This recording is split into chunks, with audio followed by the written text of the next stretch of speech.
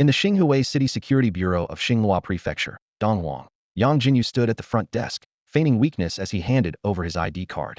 The officer was momentarily surprised when he saw the male designation on the ID, while Xiao Tianche, standing nearby, sneered. Huh. A pretty boy, neither male nor female.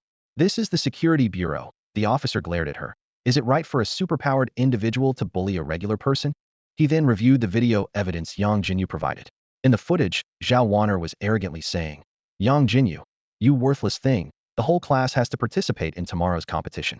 Even if Brother Tianche returns, he won't be able to protect you. Although it was only a threat without physical harm, a warning was still unavoidable. As they left the bureau, Yangjinyu's demeanor changed instantly. He slapped his cheeks in a provocative manner. Xiao Tianche, you're like a cow visiting relatives full of bull. If you've got the guts, make a move now. I dare you. If not, you're just a coward. If you hit me, I'll report you to the Security Bureau. A superpowered individual attacking a regular person? Let's see if you can still make it to the secret realm trials. Yangjinyu pressed on. Xiao Tianche finally snapped, her body surrounded by countless wind blades. Just as she was about to strike, Yangjinyu woke up from his dream. This dream mirrored his real-life predicament. As a superpower weakling, he was about to face the class competition. Xiao Tianche, who relied on her powers to act domineeringly, would undoubtedly seize this opportunity. As he fretted over this, his mother's angry shout came. It's so late, and you're still in bed. Reluctantly, Yangjinyu got up, only to find his pajamas unusually tight. Walking into the bathroom, he was completely stunned as he took off his pants. His male parts were gone, but he now had two protruding mounds on his chest. This reminded him of the wish he made during last night's meteor shower, to awaken his powers. Unexpectedly, the wish came true, but in this way. Just as despair set in, a system notification sounded. Congratulations on binding with the Goddess Gunner System. A panel appeared, Strength 5, Agility 5, Spirit 15, Constitution 5. These stats were pitifully weak. Even more frustrating, the system required practical skill training. As soon as the prompt, please practice the back kick 1,000 times appeared, Yangjinyu was pulled into a training space. Any slight imperfection in his movements resulted in electric guidance. After a round of torment, Yangjinyu collapsed on the table. The system issued a task, improve constitution, with rewards of life potion, magic potion, and shiny Remy assistance. She opened a safe, retrieving her father's relics, a handgun, and the spiritual source body refinement technique. This manual, capable of doubling attributes, was finally about to be useful. Watching his mother busy in the kitchen, Yangjinyu had a thought. Since he needed herbs for cultivation and was short on money, he approached her with a flattering tone. Mother dear, can we discuss something? As Yangjinyu walked down the street to buy medicinal herbs, she felt a bit confused. She glanced down at her phone, where the 5,000 yuan her mother had just transferred was still glowing on the screen. This unusual generosity left her puzzled. Her mother was usually reluctant to part with even a 100 yuan bill, yet today she had transferred a large sum without hesitation, simply saying that girls need some money to buy things, without inquiring about its purpose. Yangjinyu shook her head, deciding not to dwell on it. She looked down at her body, which had returned to its original shape, and felt uncomfortable in her tight-fitting clothes. The summer heat was oppressive, especially with a heavy jacket on. Nevertheless, she was determined to stick to her decision. She would never admit she was a girl. She was still a guy. If it weren't for this damn system being a goddess sniper system, she would have found a way to revert to her original form long ago. Soon, Yangjinyu arrived at her destination, Tianyang Mall, the largest chain store in Donhuang. It sold various items related to ability users, especially battle weapons, which were specially designed for them. The herbs she was buying were not ordinary herbs, but spiritual herbs, also used by ability users. Hello, could you please get me these spiritual herbs? Yangjinyu handed a list of herb names to the girl behind the counter. The girl took the list, studied it for a moment, and then asked tentatively, Little sister, are you sure you want these herbs? Red lotus grass, blood snake flower. These are all low-level spiritual herbs typically used by physical ability users. Yangjinyu felt a bit speechless. I'm sure. And by the way, miss, I'm a guy, she said, as she expertly pulled out her ID card. The girl behind the counter looked at Yangjinyu's ID, then back at her, clearly finding it hard to believe that this delicate and pretty girl was actually a boy. Just as Yangjinyu was about to remind the girl not to dawdle, a shrill voice suddenly interrupted. She turned to see a flamboyantly dressed girl approaching with two boys in tow. Not only that, but she likes to follow boys around all the time, the girl said sharply. Yangjinyu instantly frowned, recognizing the troublemaker from school, Xiao Tianche, the one responsible for causing her problems. This self-important girl always had a lot of admirers trailing after her, and there were two right behind her now. Xiao Tianche, why does your mouth smell so bad? What have you been eating? You open your mouth, and the stench travels for miles, Yangjinyu said, waving her hand dramatically with a look of disdain. She continued without hesitation. Don't think I don't know what you're up to. You like Xiao Tianche, but he's not interested in you and often hangs out with me. So you come to mess with me. Who are you trying to fool?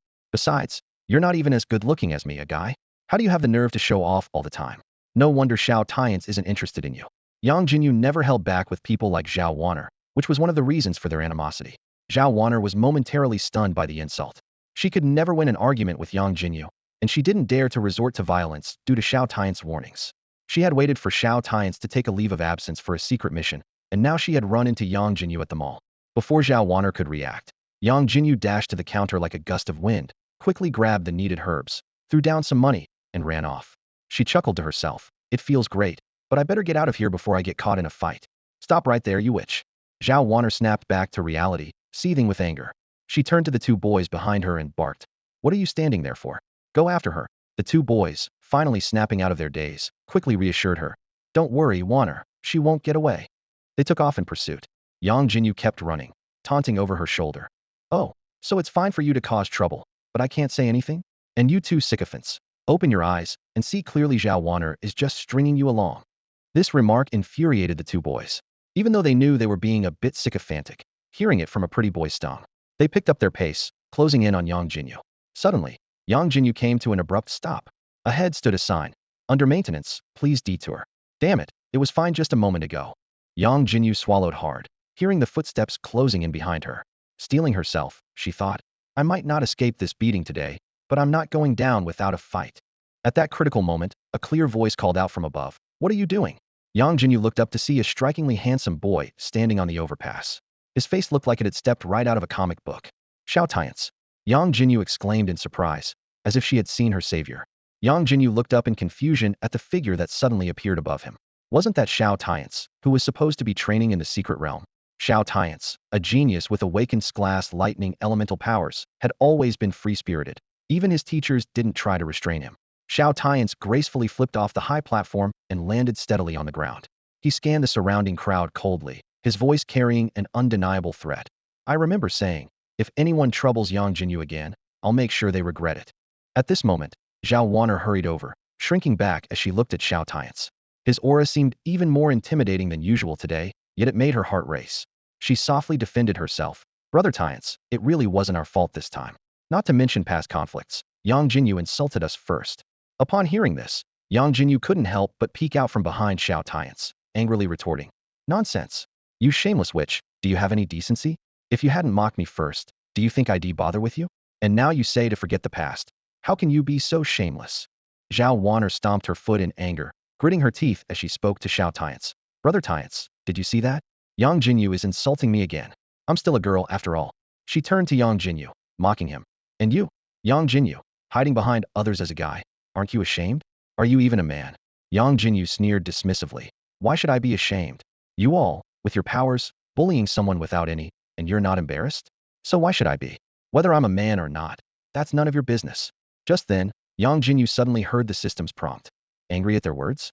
Want to prove yourself? Challenge them at the class competition. Winning will unlock the store feature.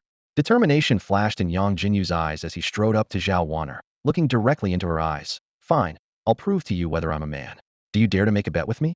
Bet 10,000 bucks, and I'll beat you in the class competition the day after tomorrow. This challenge wasn't just about proving himself. It was about settling things with Xiao Wanner. After all, he knew he couldn't always hide behind Xiao Tianche. Plus, he needed money for spiritual medicine, and with such a wealthy target presenting itself, he couldn't miss this chance. Xiao Wanner heard Yangjinyu's challenge and couldn't help but show a contemptuous smile. She thought to herself, has this loser been provoked into losing his mind? With her level elemental abilities, practicing a nearly a level technique worth millions, and having reached the first stage at the first level, how could she possibly take an ordinary person seriously? Feigning nonchalance, she said, all right, Brother Tian, this is Yangjinyu's own doing, nothing to do with me. She then turned to Yangjinyu, a sly glint in her eye. Yangjinyu, I'm not really interested in that 10,000 bucks. How about this? If you lose, you have to kowtow 3 times to me in class. Xiao Wanner was secretly pleased, wanting Xiao Tianche to witness the humiliation of the person he was protecting, to make him realize he was merely safeguarding a worthless individual. Yangjinyu frowned slightly at her words but quickly relaxed, responding calmly. All right, but I want to up the stakes. This concerns my dignity, so the bet has to be bigger. Xiao Wanner scoffed, chuckling. Whatever, you can't escape this anyway. They immediately signed a legally binding contract. In this perilous world, Such wagers were astonishingly recognized by law. Xiao Tianche silently watched Yangjinyu, offering no words of discouragement. He knew well that persuading him would be futile. Zhao Wan'er left with a confident smile. In her view, this bet was as good as won. Being one of the top 3 first-level strong individuals in the class, dealing with an ordinary person was a piece of cake. Long time no see, Jinyu, Xiao Tianche suddenly spoke. Yangjinyu instinctively replied, long time no see. Then he realized and reached to feel Zhao's forehead. Wait a minute. Lao Xiao, we've only been apart for less than half a month, right? Also, why are you calling me Jinyu? It's creepy. Xiao Tianche smiled slightly, saying, let's just say I'm still waking up, Lao Yang. With that, he gave a light punch, internally surprised. Strange, why does it feel like this buddy's skin got softer? He pondered, maybe it was like this before. After all, he hadn't seen him in over 20 years. As one of the 3 overlord-level ability users of Donhuang, Xiao Tianche had surprisingly been reincarnated a day ago. Back to his senior year in high school. This meant he had the chance to right all past wrongs, especially to save this dear friend who died young. Want to get stronger? Xiao Tianche suddenly asked. The reason he didn't stop Yangjinyu from accepting the challenge was that he had a way to make him stronger. Only by becoming stronger could one survive in this world. Although he couldn't make him stronger immediately, he planned to secretly assist in the upcoming contest. If Xiao Wan'er, as an ability user, bullied an ordinary person, she couldn't blame him for bullying her back. Even though he was now only at the first stage, 7th level, interfering with a little girl using mental power would be easy. Get stronger? Of course I do, Yangjinyu said excitedly. Oh right, I've got good news for you. Bro, I've awakened an ability. He was completely unaware that he had turned into a girl and naturally put an arm around Xiao Tianche's shoulder. Feeling the unexpectedly soft touch, Xiao Tianche was startled and blurted out, Yangjinyu, have you gained weight? Then he realized, wait, did you say you've awakened an ability? This was news to him. In his past life, since he awakened his ability, especially after going to college, their meetings became few and far between. Then, in his sophomore year, he suddenly learned that his friend had unfortunately died in an alien invasion. At this moment, Yangjinyu felt something unusual in her chest, and suddenly realized her current female identity. She discreetly let go of Xiao Tianche and nodded, saying, yes, I've awakened a special ability related to firearms. But I need to temper my body to enhance my physique. This was the excuse she had prepared in advance to explain her abilities. She knew that after the system fusion, specialized equipment could only detect that she had abilities but couldn't determine the specific type. This would be classified as an unknown ability, which happens every year. Although the level could be checked, whether she was a genius or a waste depended on her own development. All right, let's not talk about it now. I need to go home and temper my body, Yangjinyu said, turning to head home. Xiao Tianche hurriedly followed. Wait, why are you in such a rush? Even if you've awakened an ability, you don't have a cultivation method yet. Once home, Yangjinyu took advantage of her mother being out at work and stirred the red tempering liquid in the bathtub. As she prepared, she conversed with Xiao Tianche. You said you have a powerful cultivation method? Yangjinyu knew that normal ability users needed to use cultivation methods to slowly improve their levels. However, due to the system, she could directly absorb monster inner cores or energy crystals to level up. The system informed her that generally, new skills were unlocked every 5 levels, but if the attributes met the requirements, they could be unlocked earlier. Except for body technique type and enchantment type skills, all other skills required consuming inner cores or energy crystals for the first activation. The system also revealed that if skills were used in a physical form, it could significantly save spiritual source consumption and even unleash 150 of their power. This meant she would need to carry an arsenal with her, which seemed a bit outrageous to Yangjinyu. Despite being able to absorb inner cores to level up, Yangjinyu was still interested in the cultivation method Xiao Tianche mentioned. After all, she couldn't always be in the secret realm and needed to cultivate regularly. All right, let's talk about this later. I need to take a bath now. Please leave, Yangjinyu said, pointing outside the bathroom. Xiao Tianche didn't mind. It's fine, I don't mind your skinny arms and legs. You bathe, and I'll keep talking. He sat on a stool nearby. Get out. You're the one with skinny arms and legs, Yangjinyu shouted angrily. In the end, Xiao Tianche had to stand outside the bathroom. Yangjinyu locked the door and took a good look at her body for the first time. Standing at 1.75 meters, her figure had curves where it should and none where it shouldn't, with fair and tight skin that many would envy. Yet, she felt conflicted inside, wondering why this body was hers. Pushing aside distracting thoughts, Yangjinyu stepped into the bathtub. Instantly, a piercing pain coursed through her, and she couldn't help but cry out. Old Yang, what's wrong? Xiao Tianche's voice came from outside as he fiddled with the lock. I'm fine. Yangjinyu quickly stopped him. She gritted her teeth and stepped fully into the bathtub, thinking, in this world, without strength, it's better to be dead. Living would only be a burden. As the intense pain swept over her, Yangjinyu forced herself to focus. Old Xiao, Weren't you going to tell me about your impressive cultivation method? Speak up. She needed a distraction. Level cultivation method, spirit transformation method, Xiao Tianche said nonchalantly. In reality, this was only half. The full version was called the Heaven and Earth Spirit Transformation Method, supposedly SS level. It could refine the power of heaven and earth to enhance an ability user's 4 attributes. However, due to his insufficient strength, he couldn't pass the Secret Realms test, and this incomplete method could only be cultivated up to the 6th level. Yangjinyu was completely stunned. And level cultivation method, was that something they could access? She remembered that because of his high ability level, the nation's top university had already set its sights on him, promising only one level cultivation method. Xiao Tianche continued, "You don't need to worry. This isn't the method promised by the Imperial Capital University. I'll write the method down and leave it in your room. I have other matters to attend to, so I'm leaving."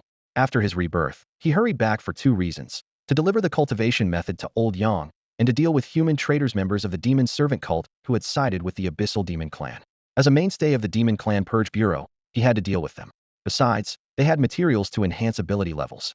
He needed to improve his ability level to gain more resources in the university for the increasingly dangerous future. Hearing no movement outside, Yangjinyu knew he had left, so she focused on her tempering. An hour later, the water in the bathtub cleared, and she opened her eyes. The system displayed. Host, Yangjinyu. Level 1, unranked. Strength, 30 agility, 5 spirit, 15 constitution, 30. Traits, strength and constitution attributes double with each level up. Inventory, unlocked. Skills, floating bullet, back kick. The tempering effect was quite good, with strength and constitution each increasing by 20 points. More importantly, she gained a buff, doubling strength and constitution attributes with each level up. However, she still couldn't learn new skills and needed to find a way to level up. But if she cultivated diligently, even with level cultivation method, it was impossible to reach level 5 in just a day. Buying inner cores was out of the question, not to mention the lack of money. Normal people wouldn't choose to directly absorb them. Energy crystals were easier to obtain, but even more expensive. Never mind, I'll take the risk. It's just going to the secret realm, right? Even the lowest level slimes don't have higher attributes than me. Yangjinyu muttered to herself, having made up her mind about her next steps. Yangjinyu stood before the entrance to the secret realm, contemplating her plan for leveling up. Her gaze swept over the 6 towering stone pillars, a blue vortex shimmering between them, radiating an aura of mystery. This was the outskirts of Xinghui City, home to the entrances of the 3 most basic secret realms. I'll have to settle for the lowest level realm, she muttered to herself. I can handle slimes, but goblins are a bit too much. Thinking of the goblins' hideous appearance, Yangjinyu couldn't help but frown. Although the goblins in the secret realm weren't interested in anything inappropriate, their looks were certainly off-putting. Back in her room, she reopened the safe and took out the grade battle weapon Lingyuan handgun. Although the gun wasn't high grade, it was enough for her. After all, it was a standard issue for many newly ranked ability users and worth tens of thousands. Yangjinyu toyed with the handgun, feeling the Lingyuan energy flow through her palm. She quickly mastered the skill of dual gun dance. Even though she only had one gun, it didn't hinder her from grasping the essentials. I have to reach level 5 this time, she resolved. I can't let Zhao Wanner, that annoying woman, get the upper hand. Leaving a note behind, Yangjinyu shouldered her backpack and set off towards the secret realm. She glanced helplessly at her backpack, thinking, this darn system only accepts system-recognized items. Nothing else fits. Storage rings are ridiculously expensive, costing 100,000 for just 1 cubic meter. It's daylight robbery. The bus slowly came to a stop, and Yangjinyu stepped into the bustling marketplace. Various cries filled the air. Slime jelly, don't miss out. Buying slime gel at high prices, fair trade. Need a bodyguard? Prices negotiable, guaranteed strength. Her attention was caught by a stall selling blue slime jelly, and she couldn't help but twitch her mouth. Isn't that just slime gel mixed with honey? Can you really eat that? Shaking her head, Yangjinyu refocused on her task at hand. The secret realm, a mysterious place that descended alongside the abyss, was full of unknown dangers and opportunities. According to legend, it might be a projection of civilizations destroyed by the abyss, with its monsters acting like mindless puppets that respawn after being killed. Of course, there were also the civilization remnants, real secret realms where the monsters had their own consciousness. Although they wouldn't come back to life, they were intent on invading the human world. There seemed to be some connection between the 2 types of secret realms, with civilization remnants potentially being assaulted by the abyss and transformed into more dangerous civilization projections. Yangjinyu took a deep breath and tightened her grip on the Lingyuan handgun. These complex secret realm intricacies were irrelevant to her for now. The most important thing was to quickly enhance her strength. With determination, she stepped towards the secret realm entrance, ready to embark on her adventure. Yangjinyu, with a backpack on her shoulders, cautiously surveyed her surroundings. Her novice demeanor quickly attracted the attention of a muscular man. "Hey there, little miss. I see you're holding a spirit source pistol. You must not be very good at combat, right?" The man approached Yangjinyu, deliberately flexing his muscles. "Choosing our Iron Shield mercenary group for training in the secret realm is definitely the right move." Yangjinyu replied expressionlessly. "Thanks, but I'm broke." She then walked around him and continued on her way. The muscular man, unwilling to give up, wanted to say more. Suddenly, Yangjinyu stopped, pulled out an ID card from her backpack, and said calmly, "Sorry, I'm a guy." She turned and left, leaving the man standing there stunned. A moment later, the muscular man snapped back to reality and shouted eagerly, "Hey, little brother, that's fine too. Our Iron Shield mercenary group offers affordable prices. Don't venture into the secret realm alone. It's dangerous. Even though the highest level here is only a level 3 secret realm, plenty of novices die here every year." Yang Jinyu ignored him and quickened her pace. The muscular man could only sigh. "Ah, there goes another customer." At that moment, a red-haired woman with a lollipop in her mouth walked over and teased, "With your looks, which newbie would dare choose us as bodyguards?" "Boss lady." The muscular man scratched his head. "I know I'm not much to look at, but you don't have to say that. I'm only 22. By the way, that newbie just now, even though he's a guy, he's quite pretty and has a weapon. Do you think those bastards might target him?" The red-haired woman glanced at him. "Why the sudden compassion? Our Iron Shield mercenary group can barely make ends meet, and you want to worry about that?" She walked away as she finished speaking. The muscular man stood there awkwardly, deciding it was best to hunt monsters and earn some money first. He suddenly noticed the red-haired woman was heading in the wrong direction. "Boss lady, that's not the Minotaur's secret realm. What's the difference?" She didn't turn back. "There are also rank-equivalent monsters at the slime area. Go call Su Su and the others, and let's take on a slime secret realm task." Meanwhile, Yang Jinyu had already entered the secret realm. The scene before her transformed from a steel forest to a lush green landscape. She checked her map, confirming she was on the outermost edge where the monsters were below the 3rd rank, just right for her level. Suddenly, she heard a bouncing sound. Looking up, she saw a 2-meter-tall blue slime appear in front of her. Yang Jinyu was surprised, thinking, "This isn't what I imagined a slime would be like." Before she could think more, the slime leapt high, casting a large shadow as it came crashing down. Back jump. Yang Jinyu instinctively activated a skill while firing her gun. With a bang, the slime exploded instantly. So it was just bloated. That was easy. Yang Jinyu sighed in relief, only to feel an unpleasant stickiness all over her body. Looking down, she saw slime clinging to her. Damn, cursed slime. She struggled to clean it off, and then picked up the orb on the ground, the monster's core. System, absorb the core. System prompt, absorption successful, host gains 10 experience points. Yang Jinyu pouted, "That's it? Not even a special effect?" In the time that followed, Yang Jinyu continued to hunt and kill slimes, carefully avoiding their sticky attacks each time. Finally, after defeating the 10th slime, she felt a warmth flow through her, growing stronger. The system showed her new attributes. Host, Yang Jinyu. Level 2, below rank 2. Strength, 5,030-102. Agility, 15. Spirit, 25. Constitution, 50. Trait, strength and constitution attributes double with each level up. Inventory, unlocked. Skills, aerial bullet, back kick. Strength and constitution doubling. This buff is amazing. Yang Jinyu was delighted. Her physique now rivaled that of a normal below rank 5 ability user. Thinking about learning techniques after reaching level 5, where attribute points would increase even faster, she became more eager to hunt more slimes. However, she was also aware that cultivating techniques usually came with restrictions, such as needing to generate a spiritual source within and having a spirit attribute of at least 50 points to avoid backlash. This was why she hadn't started cultivating techniques immediately. As time passed, Yang Jinyu tirelessly hunted one slime after another until her legs felt weak. She couldn't help but wonder why other girls could shop for hours without getting tired, while she was exhausted after just 2 hours. Finding a place to sit, she opened a bottle of blue potion and drank it all. Ah, blueberry flavor. Yang Jinyu held the Lingyuan pistol, carefully observing the blue potion in her hand.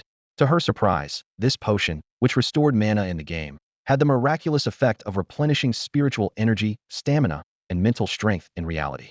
This is really something, she marveled to herself, though she considered that the life potion might be even more potent, but she had no intention of using herself as a test subject.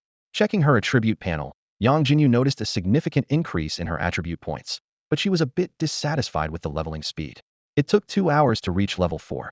That's a bit slow, she complained, unaware that if others heard her, they might be infuriated. After all, even with top-level abilities and skills, it usually takes a day or 2 to level up once.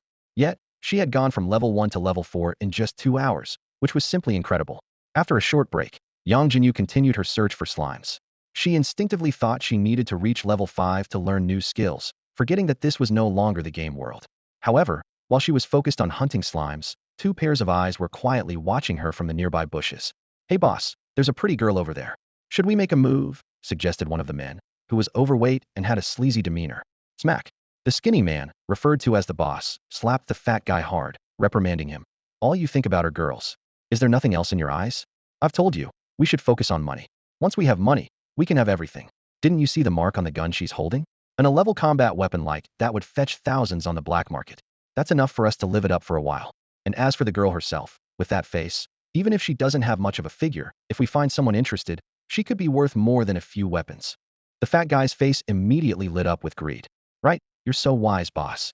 But once we take care of her, can I have a go first?" "Shut up," the skinny man snapped. "Behave yourself for now. She still seems to have plenty of energy. Let's wear her down a bit more before we make our move."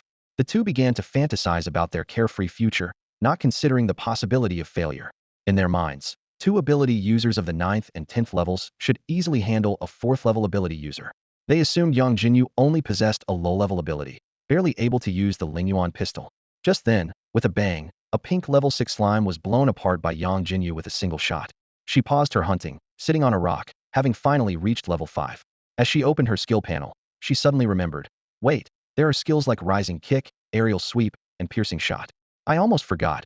In reality, I just need the right attributes to learn them. Yangjinyu glanced at her panel, noting her strength and constitution had both surpassed 100 points, stronger than most 10th level ability users.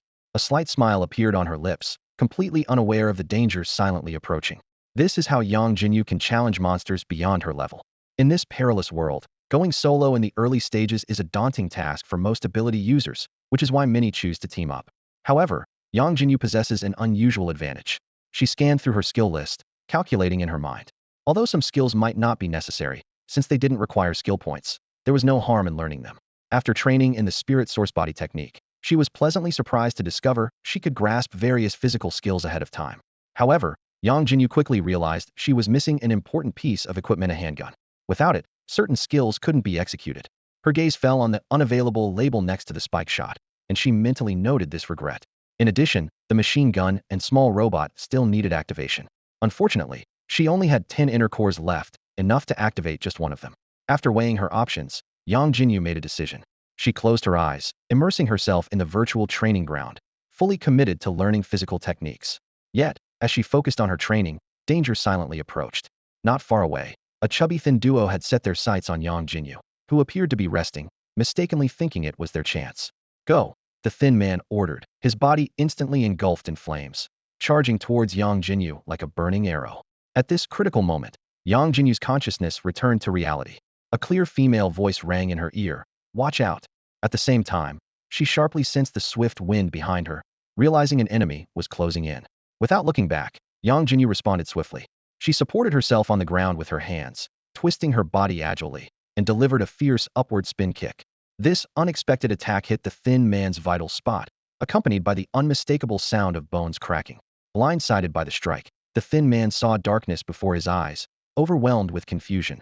This strength isn't right.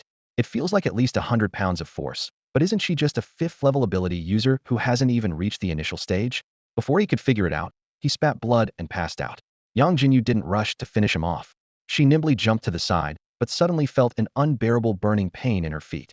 "Oh no, it's burning my feet," she shouted, shaking her feet, her face a mix of surprise and slight embarrassment. Flames blazed from her opponent's body, and Yangjinyu, caught off guard, kicked out instinctively. Fortunately, her physical strength had improved, and she was wearing shoes, which prevented a severe burn. Even so, a small part of her pant leg was scorched, revealing a glimpse of her pale calf. Before the heat subsided, a round figure charged at her like a cannonball. "Iron armor impact," a voice shouted, a combat technique using the level ability, iron armor. Typically, this move is for ramming, but this particular sphere seemed to have found a new use for it. Yangjinyu instinctively responded with a knee strike. Perhaps she hit a vital spot, as the round figure flew up and spat out blood. At this moment, the plump man, feeling intense pain, was even more bewildered than a skinny person might be. As a genuine physical ability user, he possessed the strength of the 9th tier, and with his ability, even higher-level opponents might struggle to penetrate his defense. Yet, this young ability user, who had just reached the 5th tier, managed to send him flying and spitting blood with a single kick. It was unbelievable. Just then, a striking red-haired woman appeared before Yangjinyu. She wore a black tank top and pants, with a jacket casually tied around her waist, wielding a broad sword about 20 centimeters wide. "Little sister, your martial skills are impressive," she said. "But in a fight, don't hold back. Use your abilities, and don't forget the finishing blow." With that, she swung her sword, flattening the plump man into a bloody mess as he flew towards her. A crimson scene filled Yangjinyu's vision, and she instinctively swallowed hard. Was she too young to witness such a scene? Although she had heard that life was cheap in the secret realm, encountering such a bloody sight for the first time made her feel uneasy. In her mind, just smashing the head should suffice. Yangjinyu then turned her gaze to the unconscious, skinny man nearby. With a gunshot, his head exploded instantly. She never showed mercy to enemies, as her father had taught her. As soon as the duo appeared, they didn't even have a chance to utter any threats before Yangjinyu and the woman in red swiftly defeated them. Yangjinyu felt a surge of gratitude for the woman's warning and instinctively glanced at her chest to ensure it was still securely bound and hadn't come undone during the action. She quickly crouched down to search the two fallen individuals, but found nothing on them. Frowning slightly, she thought this was not typical of amateurs, especially since they appeared to be in their 30s. Suddenly, her eyes caught sight of a storage bracelet on one of their wrists, and a smile crept onto her face. Even though it was the lowest grade, it was worth 100,000. Indeed, crime does pay. Yangjinyu mused to herself, then added, "But I'm a good kid and wouldn't do such things unless they come to me voluntarily." At that moment, the woman in red approached, raising an eyebrow at Yangjinyu. "A boy?" she asked, scrutinizing the young man, in loose clothing with a deliberately masculine gait. Despite the disguise, the unmistakable curves and delicate features gave her away. The woman in red chuckled. "All right, you're a boy. But if you want to hide your identity next time, at least mess up your face a bit." She said this while pinching Yangjinyu's naturally beautiful face. Annoyed, Yangjinyu swatted her hand away. "I told you I'm a boy. I appreciate your warning, but don't overdo it." The woman in red withdrew her hand, her smile undiminished. All right, a boy. So, little brother, what's your name? Do you realize you're almost in the depths of the secret realm? It's already 5 in the afternoon. Do you plan to spend the night here?" Her tone carried a hint of surprise, clearly not expecting someone without advanced skills to venture so deep into the secret realm. "My name is Yangjinyu, and yes, I do plan to stay overnight." "What?" Yangjinyu scratched her head in confusion, explaining that she had brought food, water, and even bought beast repellent powder. As for a tent, she thought it was safer to climb a tree in a monster-infested secret realm. The woman in red shook her head helplessly. "You've got guts, staying here alone overnight? Are you planning to become monster food in your sleep? That repellent powder isn't foolproof. Many monsters aren't affected by it. For instance, in this slime secret realm, there are 2 or 3 types of slime that it won't repel. Haven't you noticed the different slime colors here?" Yangjinyu was taken aback, recalling that she had indeed encountered slimes of different colors but hadn't paid much attention since she could defeat them easily. Realizing she had been duped by the vendor selling the repellent powder, she felt a surge of frustration. As darkness approached, Yangjinyu found herself in a dilemma. Should she tough it out for the night or head back and return later? After hesitating for a moment, she looked up at the red-haired woman, her eyes pleading. "Big sister, you're so strong. Could you take in this little brother for the night?" Hongling glanced at the young woman in front of her, quietly assessing her abilities. Although she couldn't determine the woman's exact level, the fact that she could flatten a non-tier 10 level physical ability user with one hit indicated at least a tier level strength. In this secret realm, such power was enough to be unstoppable. With a soft sigh, Hongling admitted to herself that while she wasn't afraid of the creatures here, constantly staying on guard would mean no restful sleep. She turned to the young woman, a hint of exasperation in her voice. "All right, come along. I really wonder where you newcomers get the courage to venture into the secret realm alone." After a brief pause, she continued, "By the way, my name is Hongling. You can call me Sister Hongling. Also, what's your ability?" As soon as the words left her mouth, Hongling realized she might have been too forward. Asking a stranger about their abilities was indeed a bit intrusive, considering in this world, you never knew what someone might do with that information. Hongling pondered silently. The use of a spirit source gun usually suggested a weaker ability, but the physical skills displayed earlier hinted at an exceptional physique. Could she be pretending to be weak while actually being strong? Was this young girl really so cunning? Yangjinyu, unaware of Hongling's wild speculations, answered candidly, "My ability? What I just used was my ability. I'm a special type ability user and need the spirit source gun." She didn't feel the need to hide anything. After all, she wasn't some top-tier genius, and her abilities seemed quite ordinary, so she wasn't worried about being targeted. It was people like old Xiao, with great abilities, who needed to be cautious, as many had their eyes on him.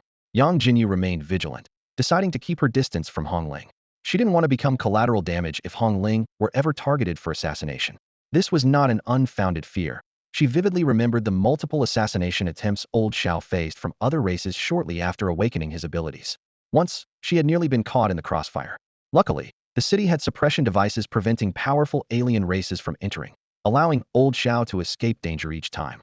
Reflecting on this, Yangjinyu suddenly realized a problem. Why did old Xiao's experiences resemble those of a protagonist? Could it be that despite obtaining a system, she wasn't the main character? Damn, she cursed internally. It must be that way. What kind of protagonist has to undergo a gender change after getting a system? A casual remark from Hongling sent Yangjinyu spiraling into deep thought. She suddenly stopped in her tracks, and as she turned, a soft sensation made her freeze in place. She jumped back as if shocked by electricity, her cheeks instantly turning a shade of pink. Sorry, Sister Hongling. I didn't mean to. I was just a bit distracted. Yangjinyu stammered, still adjusting to her female body despite 18 years of being male. The unexpected contact left her feeling extremely awkward. Hongling, however, remained unfazed and casually pinched Yangjinyu's arm. A flicker of surprise crossed her eyes. Beneath the fair, firm skin lay an unusual muscle density. A special type of ability user?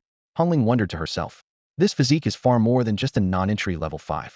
Little Goldfish, Hongling silently gave Yangjinyu a new nickname. Your appearance is deceiving. Carrying a spirit source pistol, you look like easy prey, but your true strength is far from what it seems. Yangjinyu sheepishly scratched her head, completely unaware of the change in Hongling's address towards her. It's not that bad. After walking for half an hour, Yangjinyu couldn't hold back any longer and asked, Sister Hongling, why are we going deeper and deeper? Where exactly is your camp? As soon as she spoke, she realized her predicament. Following a stranger into an unknown camp in a secret realm. Am I walking into a trap? Her internal alarm bells were ringing. Damn, beauty really is a trap. But then she reconsidered, thinking that with Hongling's displayed abilities, she wouldn't need to go through all this trouble if she meant harm. We're here, just ahead, Hongling pointed out. As for why we chose a spot deep in the secret realm, it's obviously to make money. Although her initial reason for entering the secret realm was concern for this tomboy's safety, it didn't stop her from making a profit on the side. However, Hongling added, in this slime's secret realm, only the Slime King is valuable. But that creature is interested in human food and roams all over the secret realm, making it quite hard to find. Yangjinyu followed the direction and indeed saw 3 tents standing not far away, one large and 2 small. Looking around, she noticed 2 men and a woman. One of the men happened to glance her way, and Yangjinyu blurted out, are you the muscular guy from outside the secret realm? This shout drew the attention of everyone around the tents. The young man standing next to the muscular guy patted him on the shoulder and laughed. Congratulations, Iron Gate. You've got a new nickname. At least this one isn't as bad. Iron Gate's face turned dark as he recalled the embarrassment of being called bald uncle last time. He silently protested in his heart. That wasn't bald, just a bit of a short haircut. Besides, he's only 22. How could he be called an uncle? The young man turned to Yangjinyu, greeting her warmly. Big sis, you're back. We've got some clues about the Slime King, but it doesn't look like it's happening today. He added, hello, little sister, I'm Haya. Cool name, right? I came up with it myself. Yangjinyu didn't comment on his name, but instead pulled out her ID from her backpack. Hi, I'm Yangjinyu. Also, here's my ID mail. She emphasized the last 2 words. Haya took the ID, examined it closely, then looked Yangjinyu over, his face turning bright red in disbelief. Mail? His crush ended before it began. Get lost. Hongling mercilessly kicked Haya aside. This guy falls for everyone he sees, never has the guts to confess, but talks endlessly. She turned to Yangjinyu. I don't know why your ID says male, but at least it saves you from harassment. Hongling pointed to the gentle woman walking over. That's Bai Susu. You can call her Sister Susu. Susu, this is Yangjinyu. Bai Susu waved with a smile. Hello, Jinyu. I'm Bai Susu. Hongling then introduced the other team members in detail. Iron Gate, who served as the vanguard, Bai Susu, responsible for both healing and mage duties, and Haya, who handled reconnaissance. As the sun set, everyone began preparing for the coming night. Beast repellent powder, fire, and warning traps were essential defenses, especially fire, which was crucial in low-level secret realms. With the addition of beast repellent powder, most monsters wouldn't dare approach easily. In the evening, everyone gathered around the campfire to prepare dinner. Yangjinyu suddenly volunteered. Let me do it. I often cook at home. She didn't want to just be protected and freeload. No one objected, as filling their stomachs was the priority in the secret realm. However, when Yangjinyu pulled out various cooking utensils and ingredients from her backpack, everyone was stunned. Salt, pepper, a large piece of meat frozen with her abilities, and a small pot. Hongling's eye twitched. Little Goldfish, are you here on vacation? Isn't dinner in the secret realm supposed to be compressed biscuits with jerky soup? Yangjinyu retorted. How could anyone come here for a vacation? Yangjinyu was completely unaware of the others' astonishment around her as she swiftly set up a small pot to boil water. She found a clean, flat stone and expertly sliced the meat with precision. The meat on the grill sizzled, and the water in the pot bubbled, filling the air with a tantalizing aroma. She added onions and carrots to the soup, intensifying the fragrance even more. The onlookers were dumbfounded. Hongling couldn't help but whisper, "Susu, do we ever eat like this at home?" Bai Susu gently shook her head, a hint of sadness in her eyes. "How could we? It's been so long since we've had a hot meal." These young individuals were all orphans who grew up together and formed a mercenary group to barely get by. After one of them got injured, they had to take risks exploring secret realms and even work as bodyguards to cover medical expenses. Despite their efforts, their income was still inadequate, and even daily meals became a struggle. The youngest member was still in school, but already worried about supporting the household. Can we skip the carrots?" Haya cautiously raised his hand, his voice tinged with hope. Without turning her head, Yangjinyu asked, "No carrots?" Feeling the piercing gaze of Hongling behind him, Haya quickly changed his tone. "I was just joking. Do whatever you think is best. I'm just here to eat." He stood stiffly, breaking out in a cold sweat as Hongling's eyes silently conveyed a warning. "You're talking too much for someone who's just eating, aren't you?" Finally, after a period of anticipation, the aromatic dinner was ready. "All right, dinner is served," Yang Jinyu announced. Haya was the first to stand up, having been so scared earlier that his legs were nearly numb. The others quickly gathered around the campfire, eyes fixed on the steaming soup and sizzling grilled meat, swallowing involuntarily. Taimin eagerly accepted the meat soup Yang Jinyu handed him, gulping it down without regard for the heat. Hongling took a sip and turned to Bai Susu, whispering, "Susu, Jinyu's cooking skills are even better than yours. Any thoughts on that?" Bai Susu shook her head and sighed softly, savoring the soup in front of her. The long mist flavor made her close her eyes in delight. Seeing everyone enjoying the meal, Yang Jinyu smiled with satisfaction. "How is it? Not bad, right?" she asked. Taimin eagerly gave a thumbs up, swallowing his food and exclaiming, "Delicious. Can I have another bowl?" Before he finished speaking, Haya couldn't wait to chime in. "Me too." He pushed Taimin's bowl aside, not wanting to miss the chance to taste the delicious soup. At that moment, Bai Sushu's voice turned stern. "Focus on your meal and behave. Besides, Jinyu hasn't eaten yet. You two should be more considerate." Her words were like a bucket of cold water, instantly damping their enthusiasm. Everyone knew that when Bai Sushu got angry, she was even more intimidating than Hongling, and she wasn't afraid to take action. The two didn't dare to act up, as Bai Sushu always played the role of the older sister, and they wouldn't easily defy her. Seeing this, Yang Jinyu quickly intervened. "Sushu, it's fine. There's plenty here, and there's also grilled meat." She explained that she always took eating seriously, so she brought plenty of food. Upon hearing this, Haya and Taimin's attention immediately shifted to the grilled meat, and they began competing to see who could grab more. As Hongling slowly savored the grilled meat, she asked in surprise, "Little goldfish, how did you get so good at cooking?" She paused and continued, "Next time you go into the secret realm, come find me. I'll take you for free. Don't go in there alone. Even though it's a low-level realm, the monsters can be quite strong. You're only at the 5th level of non-entry. If you get hurt, I'd be heartbroken." While serving herself a bowl of meat soup, Yang Jinyu smiled and replied, "My mom is usually busy with work, so I do most of the cooking at home. I've gotten pretty good at it over time." She added, "But Hongling, don't underestimate me. I might be low level, but I can handle a few slimes. My physical strength isn't low either." As she spoke, she flexed her right arm, showing the defined muscles she had developed from practicing the spirit source body refining technique. Just then, Taimin, who was competing with Haya for the grilled meat, suddenly flexed, revealing a large bulge of muscle on his arm. Yang Jinyu was momentarily taken aback by the sight. Damn it. She just said she could handle a few slimes. No need to be sarcastic about it. Yang Jinyu's heart surged with resentment and anger. Those were the muscles she had dreamed of having, only to turn into a girl's body before she could even build them. She gritted her teeth, determined to prove to them that those muscles were just for show. "Just wait and see. Even with small muscles and a low level, I can still beat those slimes senseless." Yang Jinyu vowed silently to herself. At that moment, Haya casually asked, "By the way, Xiaoyang, you mentioned your mom works a lot. What about your dad?" Yang Jinyu's expression froze instantly, her eyes lowered, her voice deliberately calm. "He worked at the Demon Purge Bureau, but he passed away several years ago." Haya immediately realized he'd touched a sensitive topic and quickly apologized. Yang Jinyu waved it off, maintaining her composure. "It's been a long time. I'm okay." Despite her words, the atmosphere grew heavy. Hongling gave Haya a sharp look, as if blaming him for not reading the room. After dinner, the group prepared to rest, but the distribution of the 3 tents became a problem. The 2 boys each took a small tent, while Hongling and Baisu shared a large one. Yang Jinyu found herself in an awkward situation. Her ID said she was male, she identified as male, but her current body was female.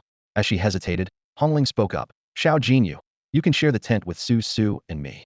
Haya and Tai Min exchanged puzzled glances, unsure of what to do. Although Yangjinyu claimed to be male, her delicate face made it hard to believe. They couldn't exactly have her share with one of them. Thinking quickly, Yangjinyu suggested, Sister Hongling, isn't there a need for someone to keep watch? I'm not sleepy yet. I can do it. She thought to herself, afraid that being in close quarters with two beauties would test her resolve. Even though she no longer had the means, her will was unchanged. However, Hongling disrupted her plan. You all go ahead and rest. Xiao Jinyu and I will take the first watch tonight. As night fell, by the campfire, Yangjinyu and Hongling engaged in casual conversation. Suddenly, Hongling leaned closer to Yangjinyu and asked softly, Xiao Jinyu, doesn't your chest feel constricted? Yangjinyu instinctively replied, a bit. Before she realized and looked at Hongling warily, Sister Hongling, what are you talking about? Hongling put an arm around Yangjinyu's shoulder, chuckling. Come on, stop pretending. Staying wrapped up like that isn't good for you. And your voice, don't force it to be deeper. It's such a lovely voice, why change it? Nobody's around, you can relax. Yangjinyu was completely bewildered, her mind racing. How did she find out? Wasn't she wrapping herself up enough to look like a guy? As if reading her mind, Hongling continued. There's a big difference between guys and girls, like the way you walk. She whispered a few words in Yangjinyu's ear, causing her to blush deeply. Ho, Hongling, how do you know all this? Yangjinyu stammered, her flushed cheeks more pronounced in the firelight. Hongling shrugged nonchalantly. It's nothing. You just have to pay attention. No matter how much you try to walk like a guy, there are differences, except for those blockheads like Tai Min. Plus, if they were caught observing people's walks in public, they'd probably end up in trouble. With that, she suddenly stood up, the fire's dying down. I'll get some firewood. If you're tired, feel free to rest in the tent. Then Hongling headed off in one direction, leaving Yangjinyu by the campfire, deep in thought. Yangjinyu frowned, pondering how to avoid being mistaken for a girl, as it was a matter of her dignity. However, unable to come up with a solution, she quickly abandoned the thought. Suddenly, an idea struck her. She remembered the cultivation technique she had yet to read. Eagerly, she retrieved the level manual from her backpack, sat cross-legged, and began practicing according to the instructions. To her amazement, her experience points began to soar at a rate of about 7 per minute, rivaling the efficiency of consuming a Niden. She couldn't help but marvel at Lao Zhao's generosity. I definitely have to treat him to some sweet and sour ribs when I get back, Yangjinyu decided to herself. Although she was aware that this rapid leveling might be due to her low current level, she couldn't hide her delight. After half an hour, she contentedly checked her attribute panel. Host, Yangjinyu. Level, 7. Strength, 211. Agility, 91. Spirit, 106.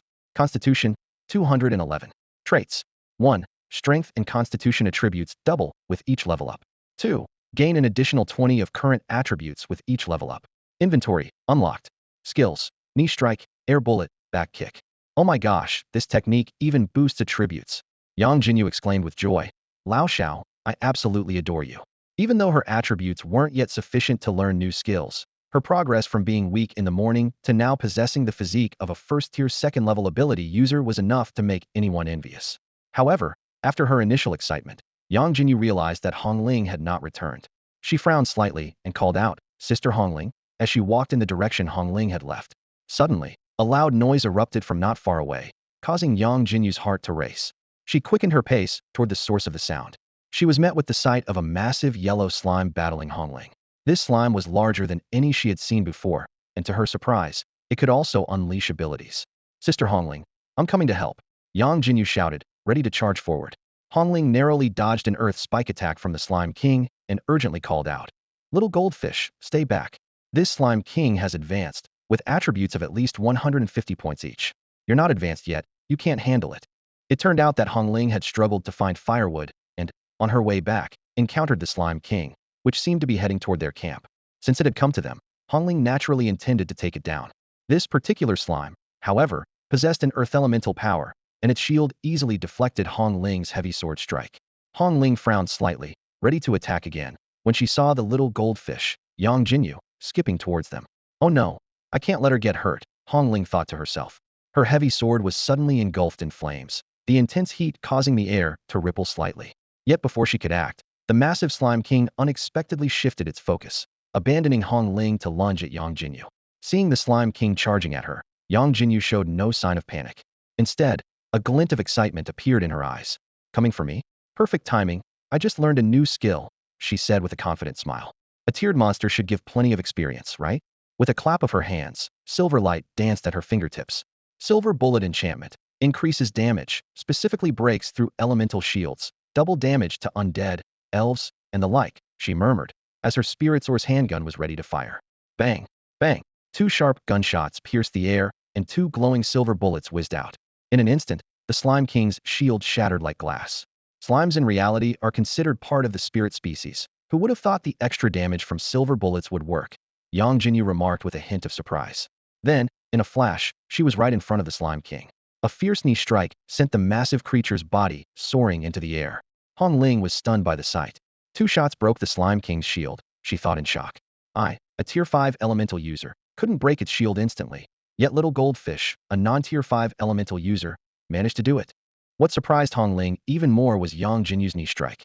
To send a nearly 3-meter turtle Slime King flying. How strong is she? Isn't she supposed to be a special type elemental user? Before Hongling could recover from her shock, an even more astonishing scene unfolded. Rat-a-tat. The rapid sound of gunfire erupted, and Yangjinyu, now wielding a machine gun, was relentlessly firing at the airborne Slime King. Even if I can't pre-learn non-physical skills like barbecue, reality isn't so rigid. A knee strike followed by a leg sweep and a Gatling gun. Why not? Yangjinyu mused, her hands working tirelessly.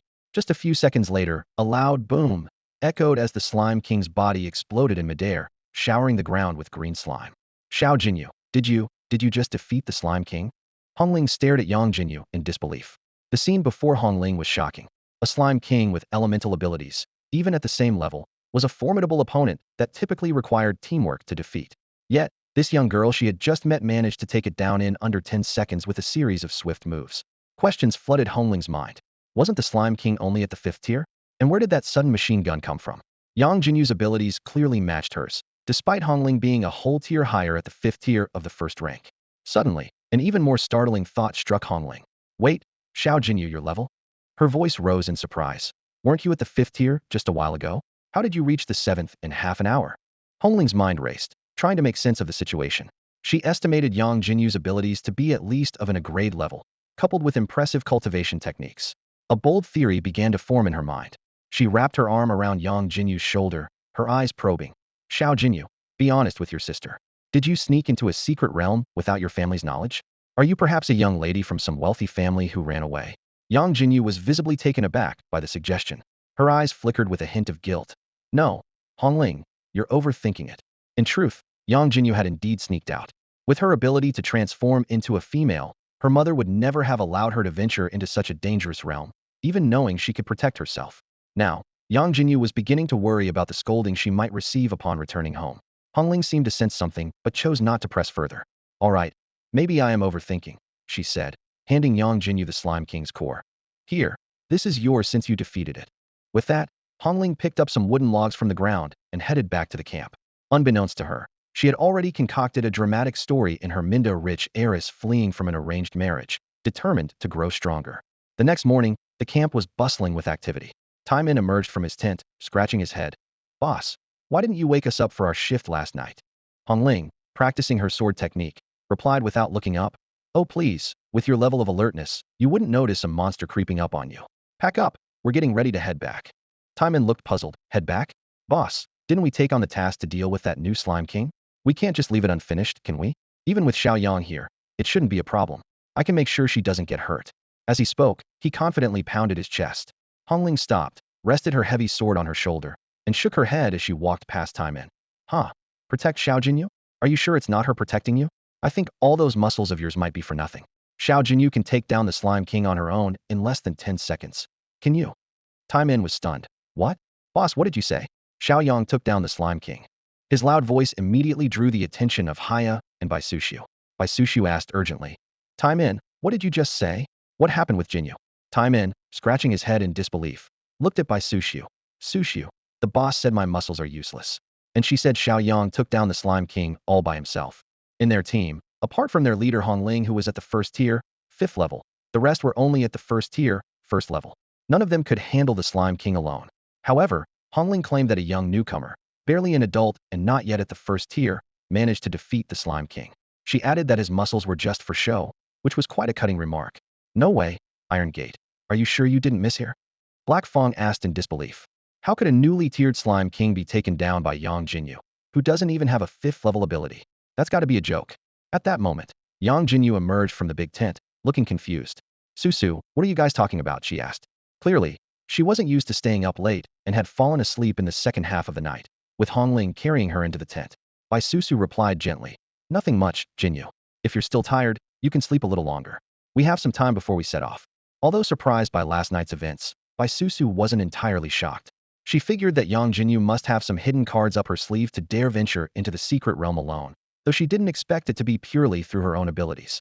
This led both her and Hongling to suspect that Yangjinyu might be a runaway heiress. Iron Gate and Black Fong exchanged a peculiar look. They thought it seemed inappropriate for a boy to share a tent with Bai Susu, but given Yangjinyu's appearance, it seemed somewhat reasonable. No need, Susu. I've had enough sleep, Yangjinyu said, shaking her head. She thought to herself that her level was about right now, and it was time to head home to face the music. Just then, Hongling walked over with a smile and said to Yangjinyu, Little goldfish, since you're rested, why not show those two fools your strength? Black Fong eagerly interjected. Boss, did little Yang really take down the Slime King? He couldn't believe Hongling would lie, but it was hard to accept. How could someone not yet at the first tier accomplish something he, as a tiered ability user, couldn't? What? You don't believe it? Do you need little goldfish to give you a beating? Hongling challenged. With Hongling's encouragement, Yangjinyu and Black Fong soon faced off in an open area. Black Fong grinned mischievously and said, Don't worry, little Yang. Even though you're a guy, I'll go easy on you. He was a shadow-type ability user, confident in his invincibility. Even their leader couldn't handle him. However, he failed to notice the subtle expression on Hongling's face, as if she was suppressing laughter. Bai Susu worriedly asked Hongling, Aren't you afraid Jinyu will get the worst of it? Black Fong's ability, even you can't handle. Hongling crossed her arms and smiled, explaining, You know I sparred with little goldfish yesterday, right? Her ability is different from the usual. Ability users below the 3rd tier often lack wide-range attack methods and suppressive power. But little goldfish is different. Her suppressive power is strong, capable of firepower coverage regardless of where you hide. Plus, she has a strong internal energy source that can sustain her ability for a long time.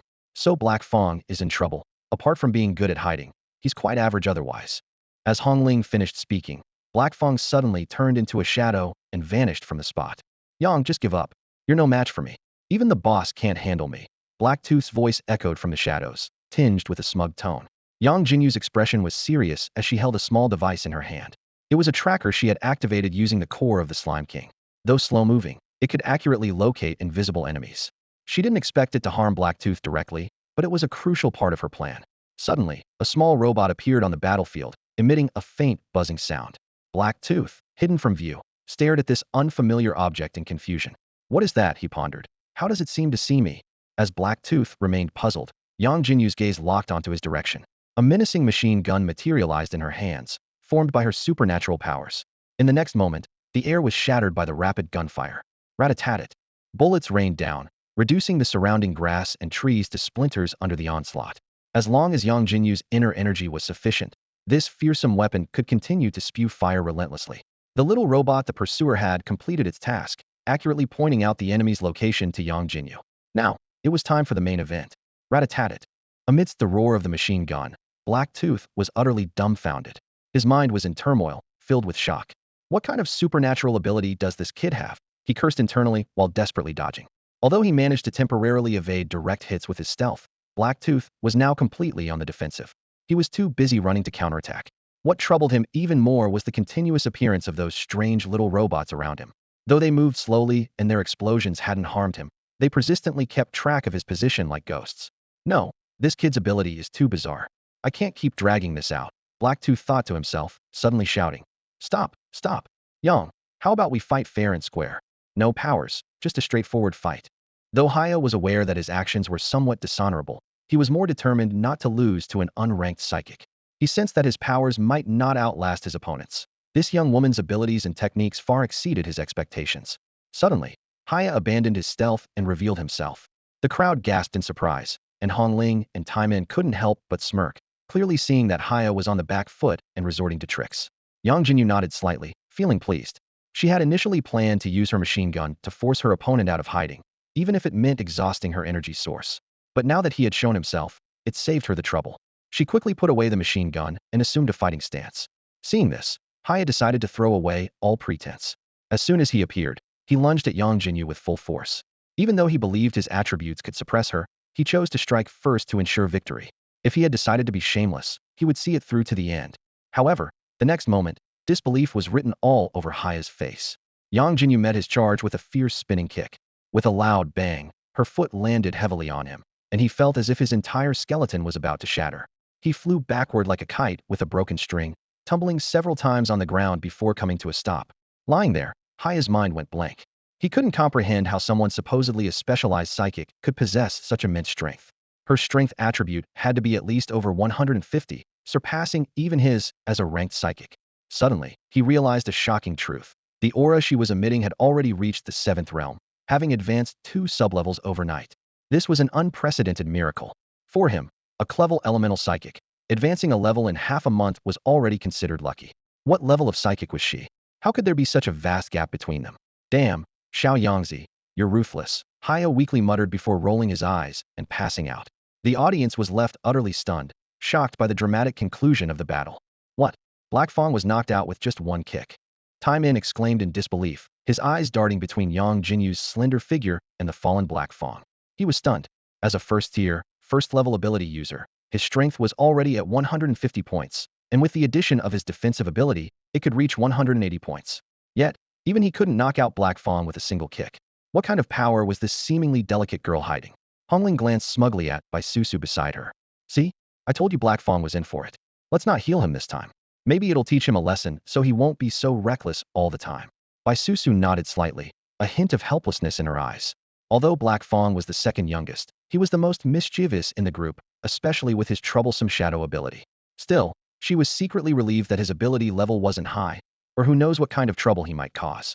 Yangjinyu finally snapped back to reality, looking worriedly at Bai Susu. Susu about Black Fang. Her voice carried a trace of apology and unease, clearly not expecting her restrained kick to have such an impact. Bai Susu gently patted Yangjinyu's head, comforting her in a warm tone. It's okay. He's used to getting knocked around. He'll be fine after a while.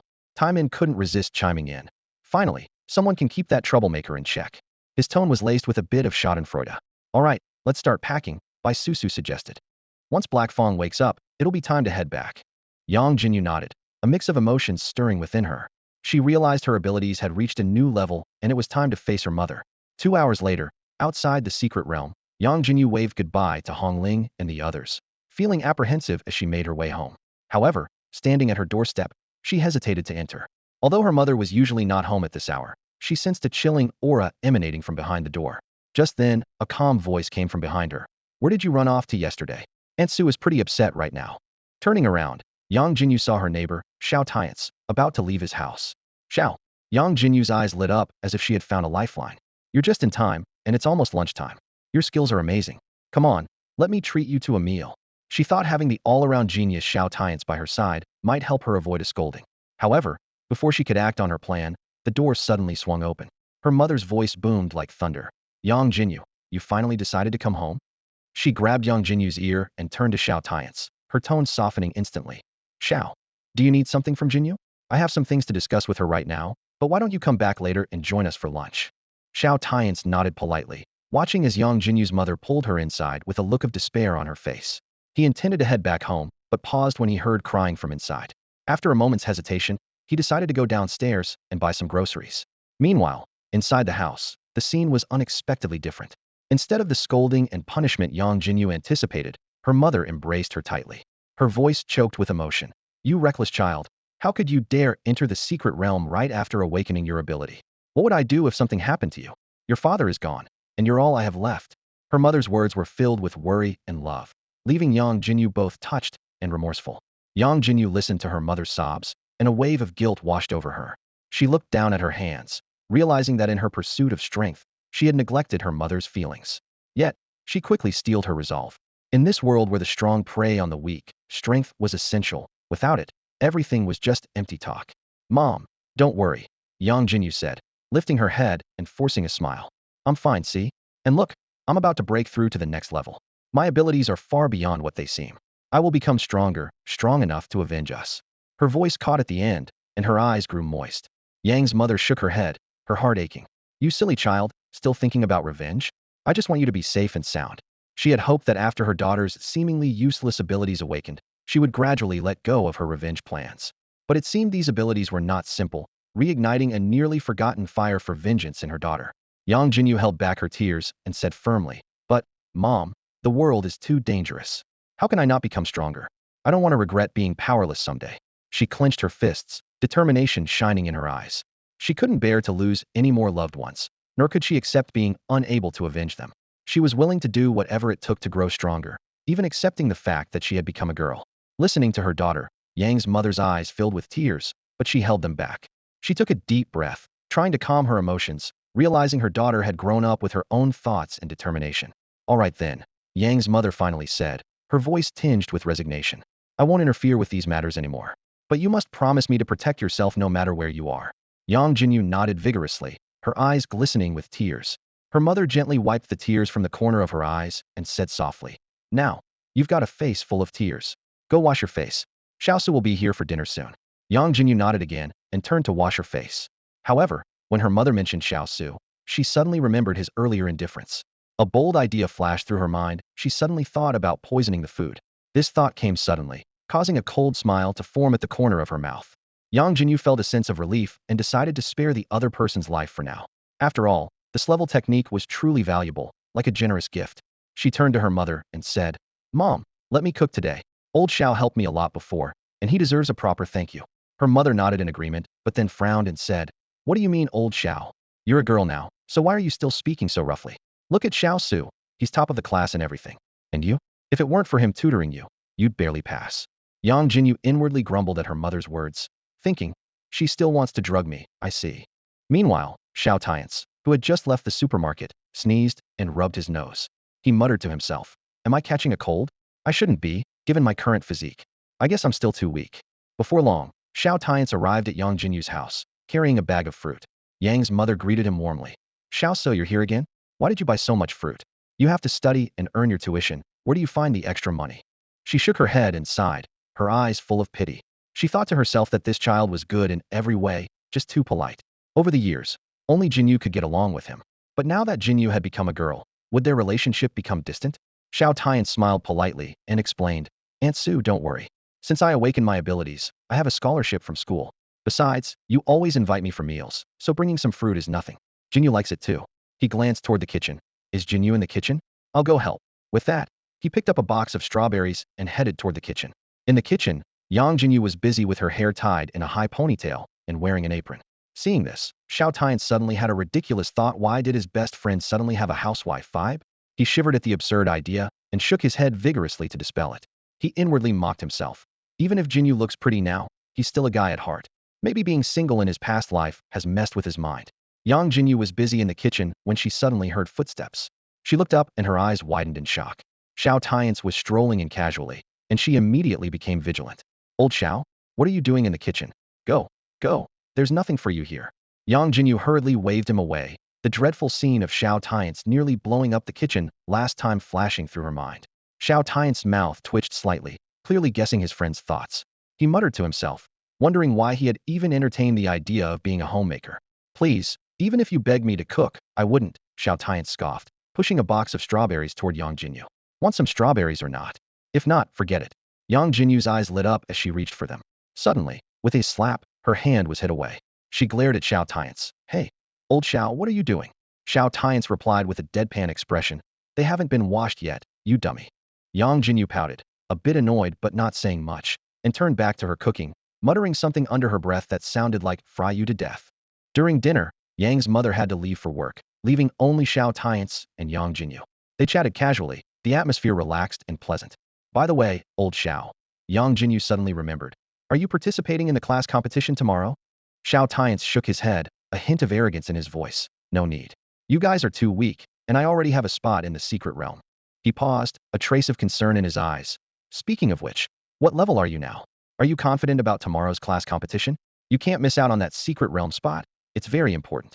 As a reborn individual, Xiao Tianche knew that this secret realm trial was actually a special recruitment exam by the Eastern Huang 7. Students who passed would receive top-level training. Although he wasn't sure of Yang Jinyu's current strength, as long as she secured a spot in the secret realm, he had a way to help her gain a special recruitment spot. Yang Jinyu, hearing his words, immediately protested. "Hey, what do you mean we're too weak? Old Xiao, you've become so arrogant after visiting the secret realm. Let me tell you, I'm definitely getting that secret realm spot. Xiao Tianche was taken aback for a moment, then sneered, oh, so confident. Let's hope you're not just bragging. Yangjinyu immediately got riled up and circled behind Xiao Tianche, wrapping her arms around his neck playfully. Oh, you doubt your best friend. Take this chokehold. Well, old Xiao, apologize quickly, or don't blame me for being ruthless. Xiao Tianche shook his head helplessly. All right, I apologize. How old are you now? Still love to mess around. He recalled how Yangjinyu had always been so lively, except for the quiet period after Uncle Yang passed away, which had scared him and Aunt Sue.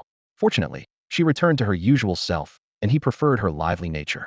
Suddenly, Xiao Tianche felt a faint, soft sensation on the back of his head. Before he could think further, Yangjinyu released him and returned to her seat, her eyes darting around with a guilty look. Please, you're not that old to act so mature, Yangjinyu muttered, though inwardly she was a bit troubled. She and Xiao Tianche were so familiar that she often forgot she was now a girl. Luckily, he was a straight guy. Otherwise, she'd have to consider keeping her distance, or she'd eventually be found out. However, she knew this wasn't a long-term solution. With only 3 months left until the college entrance exam, Yangjinyu was overwhelmed with anxiety. She realized that when the time came, she wouldn't be able to take the test with her old ID. Furthermore, Sister Hongling's reminder made her aware that her current identity couldn't be concealed from too many people. Worries flooded her mind like a tide. Why had she turned into a girl? Suddenly, she shook her head frantically, leaving Xiao Tianche momentarily stunned, his earlier confusion quickly forgotten. What's wrong with you? Why the sudden outburst? Xiao Tianche asked with concern. Lately, his best friend seemed a bit unstable. Yangjinyu didn't answer directly. Instead, she threw out a remark and went straight back to her room. Xiao Tianche was left baffled, thinking, no more strawberries. In the evening, Yangjinyu lay on her bed, looking helplessly at her mother standing beside it. Despair filled her heart as she thought, why did I have to come to this? She had gotten her period. Wasn't that normal? Her mother smiled and said, you're a girl now, and you're lucky. At least you're not in pain. You know, for many girls, it's quite painful when their relatives visit. Her mother felt content, basking in the pride of motherhood, believing her life was complete. However, Yangjinyu found dealing with this situation incredibly awkward. She squirmed on the bed like a worm, feeling extremely uncomfortable using sanitary products for the first time. You'll just have to endure it. Do you want to end up with stained pants and let everyone see? Her mother said softly but firmly. Yangjinyu shook her head frantically, thinking, no way. Then just bear with it. Of course, when you reach a higher level, your relatives won't come anymore. Her mother comforted, gently patting her daughter's shoulder. With that, she picked up a pair of stained pants from the floor and prepared to leave the room. Become stronger? Mom, what level do I need to reach for that? Yangjinyu quickly asked, seeing her mother about to leave. Yang's mother's voice rang out. 3rd tier, huh? So for now, this is the only way you can go. Yangjinyu's expression turned bitter instantly, thinking to herself that she wasn't even at the 1st tier yet. However, her eyes soon filled with determination as she silently vowed to break free from her relatives' restraints. The next day, Xiao Tianche glanced at Yangjinyu, who looked pale and unwell beside him. Although he didn't know the reason for her condition, he thought it best to remain silent. So, they quietly made their way to Xinhui No. 2 High School, which was considered a decent school in Xinhui City. Decent, in the sense that it was relatively good compared to the cities surrounding counties and villages. Despite this, Yangjinyu only managed to get admitted because of Xiao Tianche's influence. She couldn't understand why Xiao Tianche, whose grades were good enough for the better Xinhui No. 1 High School, had messed up during the entrance exams, ending up in Xinhui No. 2 with her. As they approached the classroom door, a clamor could be heard from inside. Have you heard about the bet between Yangjinyu and Zhao Wanner? A bet? What kind of bet? I know, let me explain. They bet on a class competition. The loser has to pay money, and the other has to bow down. A classmate's voice rang out, tinged with mockery. Isn't Yangjinyu crazy? She's bound to lose, right? How can someone without any abilities compete with Zhao Wanner, who's already at the 1st tier? Another classmate questioned in confusion. Who knows, maybe she's just greedy. If she wins, she'll get 20,000 yuan. Considering her single-parent family, maybe she's desperate for money. The classmate speculated. But she can't win. She probably won't even pass the 1st round. She's the only one without abilities in the class, really dragging us down. Listening to her classmates' discussions, Yangjinyu felt rage boiling inside her, gritting her teeth and cursing silently. A bunch of bastards. She felt indignant, knowing that when Xiao Tianche was around, no one dared speak like this. Yet now he was oblivious to it all. She grabbed the no-cold-faced Xiao Tianche, determined to handle it herself. Bang! Yangjinyu kicked open the classroom door with a loud thud and shouted angrily. What kind of dogs are you that you bark so much? Do I need to get a dog trainer for you? All you do is gossip behind people's backs. Are you someone's lapdogs? Obviously, if I'm calling you out, you know who you are. The classmates were stunned, unable to react in time, and ended up being scolded by Yangjinyu. When they finally came to their senses and wanted to retaliate, they saw Xiao Tianche standing behind Yangjinyu, which immediately silenced them. They could only mutter under their breath. Humph, she's just acting tough because she has someone backing her up. Despite their whispers, Yangjinyu heard them and continued. Let me tell you, you're just looking down on me because I don't have any abilities, right? In today's class competition, every single one of you who gossiped about me won't stand a chance. I will be the champion. Dare to bet on it? If I lose, I'll apologize to each of you. But if I win, you owe me 2,000 each. Do you dare? Upon hearing this, the students in the class started discussing again, thinking Yangjinyu was being reckless. But since she proposed the bet, giving them a fair reason to demand an apology, they were eager to accept. Yangjinyu, you're crazy, aren't you? This is reckless behavior. After the competition, they'll make sure to record your apology, someone commented. Just then, Xiao Wanner walked into the class, overheard the chatter, and couldn't help but laugh, surprised that Yangjinyu had placed another bet. What's all this noise? I could hear the commotion from far away. Do you know we're the loudest class in the hallway? A stern-looking middle-aged man walked into the classroom just as everyone finished signing the bet. The class immediately quieted down. His gaze fixed on Yangjinyu. He thought to himself, this kid never settles down. Old class, it wasn't us. They were the ones being mean, and I just talked back. Yangjinyu said, looking elsewhere, knowing the man was their homeroom teacher, Yanming. Yanming was a fair person who, despite knowing she had no abilities, never discriminated against her, earning her respect. Mr. Yan, Xiao Tianche greeted respectfully. Yanming nodded slightly, but his eyes remained on Yangjinyu as he spoke sternly. You troublemaker, I don't know what happened, but I'm not blind. Is that a bet in your hand? Hand it over. Yangjinyu obediently gave the bet to Yanming. As he read it, his brows furrowed. This is nonsense. How can you, someone without abilities, make a bet with half the class? He rubbed his temples. No, this bet is invalid. Those with abilities can't make bets with those without. To prevent powerful ability users from causing serious harm due to personal vendettas, the government had to establish laws regarding bets to protect the weak and ensure fairness. High-level ability users couldn't bully lower-level ones arbitrarily. As Yanming finished speaking, before any students could protest, Yangjinyu cautiously raised her hand. Mr. Yan, I've naturally awakened an ability. Yanming was taken aback, staring intently at her. What kind of ability did you awaken, and what level is it? He thought to himself, did this kid awaken some powerful ability, and that's why she's acting up? Yangjinyu answered nervously. It's a special type of ability, but I'm not sure about the level. It requires a spirit source gun. Yanming fell silent again, thinking, if it needs a spirit source gun, the ability must be average. He could only shake his head helplessly. Since she had an ability, the bet stood, and he couldn't intervene. You troublemaker, fine. It's almost time. Head to the battle simulation room. With that, Yanming walked out of the classroom, resigned. Are you sure about this? Xiao Tianche asked quietly, following closely behind Yanming. Her actions were beyond his expectations, and he was considering how to help Yangjinyu. In his current state, he could only interfere with 1 or 2 people, but for her to aim for first place, he wasn't confident, especially with a simulated space in between. Don't worry, when have I ever bragged? Yangjinyu reassured him with a pat on the shoulder and a confident look. Seeing this, Xiao Tianche decided to trust her, ready to go all out if necessary. Soon, the group, led by their teacher, arrived at a futuristic-looking place. Before them was a huge screen, and behind it was a closed room with the words, Battle Room, boldly written above. This was the gateway to the real-world simulation, where both sides could fully unleash their abilities without holding back. There was only one rule for the class competition, Yanming stated sternly. Winners advance to the next round, losers are eliminated. Competitors are randomly selected by AI. If you face a strong opponent first, it's just bad luck. After all, luck is part of being strong. That's all I have to say. The competition starts now. When your name appears on the screen, enter the battle room. With that, Yanming moved to the console in front of the screen and began operating it skillfully. The screen quickly flashed 2 names, Zhang Ming versus Zheng Long, 2 ordinary students from the class. Once they entered the battle room, the screen outside began to change, showing their figures on a stage. Unfortunately, no one was interested in their match, which ended with Zheng Long's victory. Then, the next round's participants appeared on the screen, exciting the surrounding classmates. Yangjinyu versus Du Dahai. Everyone thought Yangjinyu was in for a beating. An unranked level 6 physical ability user. Let's see how Yangjinyu handles this. Moreover, Du Dahai was Xiao Wanner's follower, albeit the weakest one, but still enough. Yangjinyu, you should just forfeit. At least you won't get beaten, and it won't waste time. Most agreed that Yangjinyu would lose. After all, how strong could an ability that required a spirit source gun be, especially since she had just awakened it? Could it even be above level 2? Yangjinyu ignored the chatter around her and walked decisively towards the battle room. Just as she was about to step through the door, she suddenly stopped, turned around, and flipped the middle finger, coldly saying, "Trash. A gentleman doesn't seek revenge overnight." With that, she strode confidently into the battle room. Inside, 2 helmets were set up. She picked one up and put it on, and the scene before her eyes transformed instantly. Large words appeared, "Choose your weapon."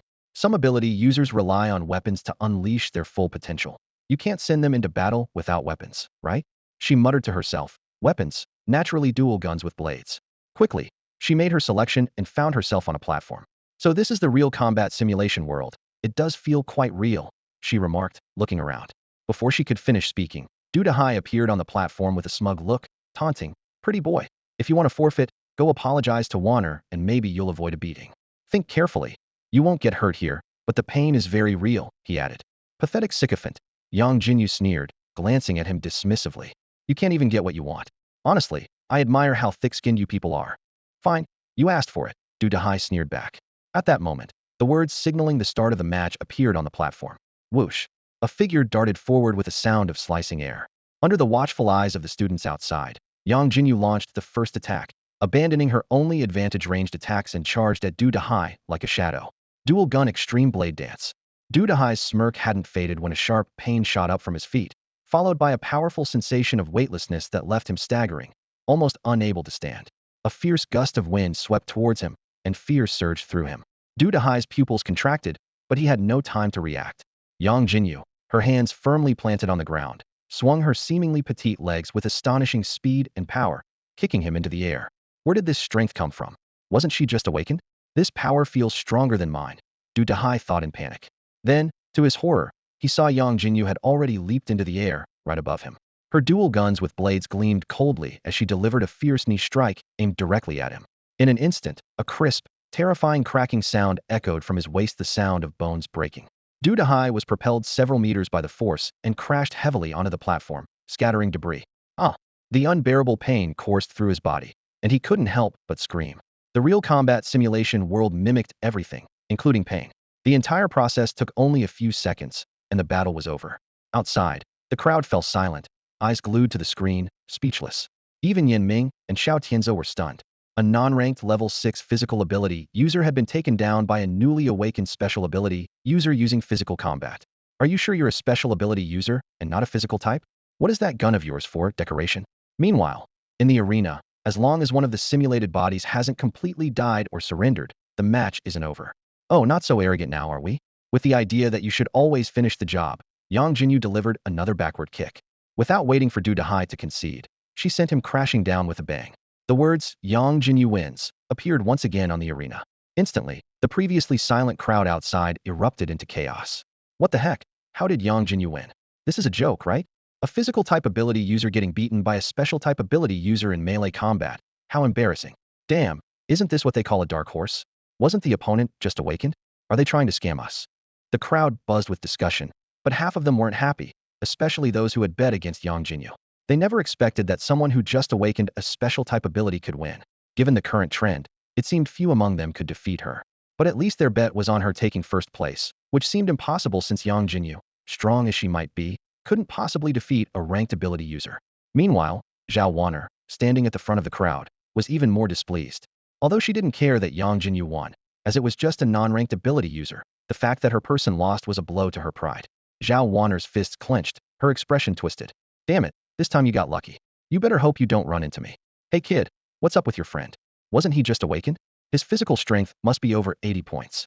You didn't teach him the techniques the Imperial University promised you, did you?"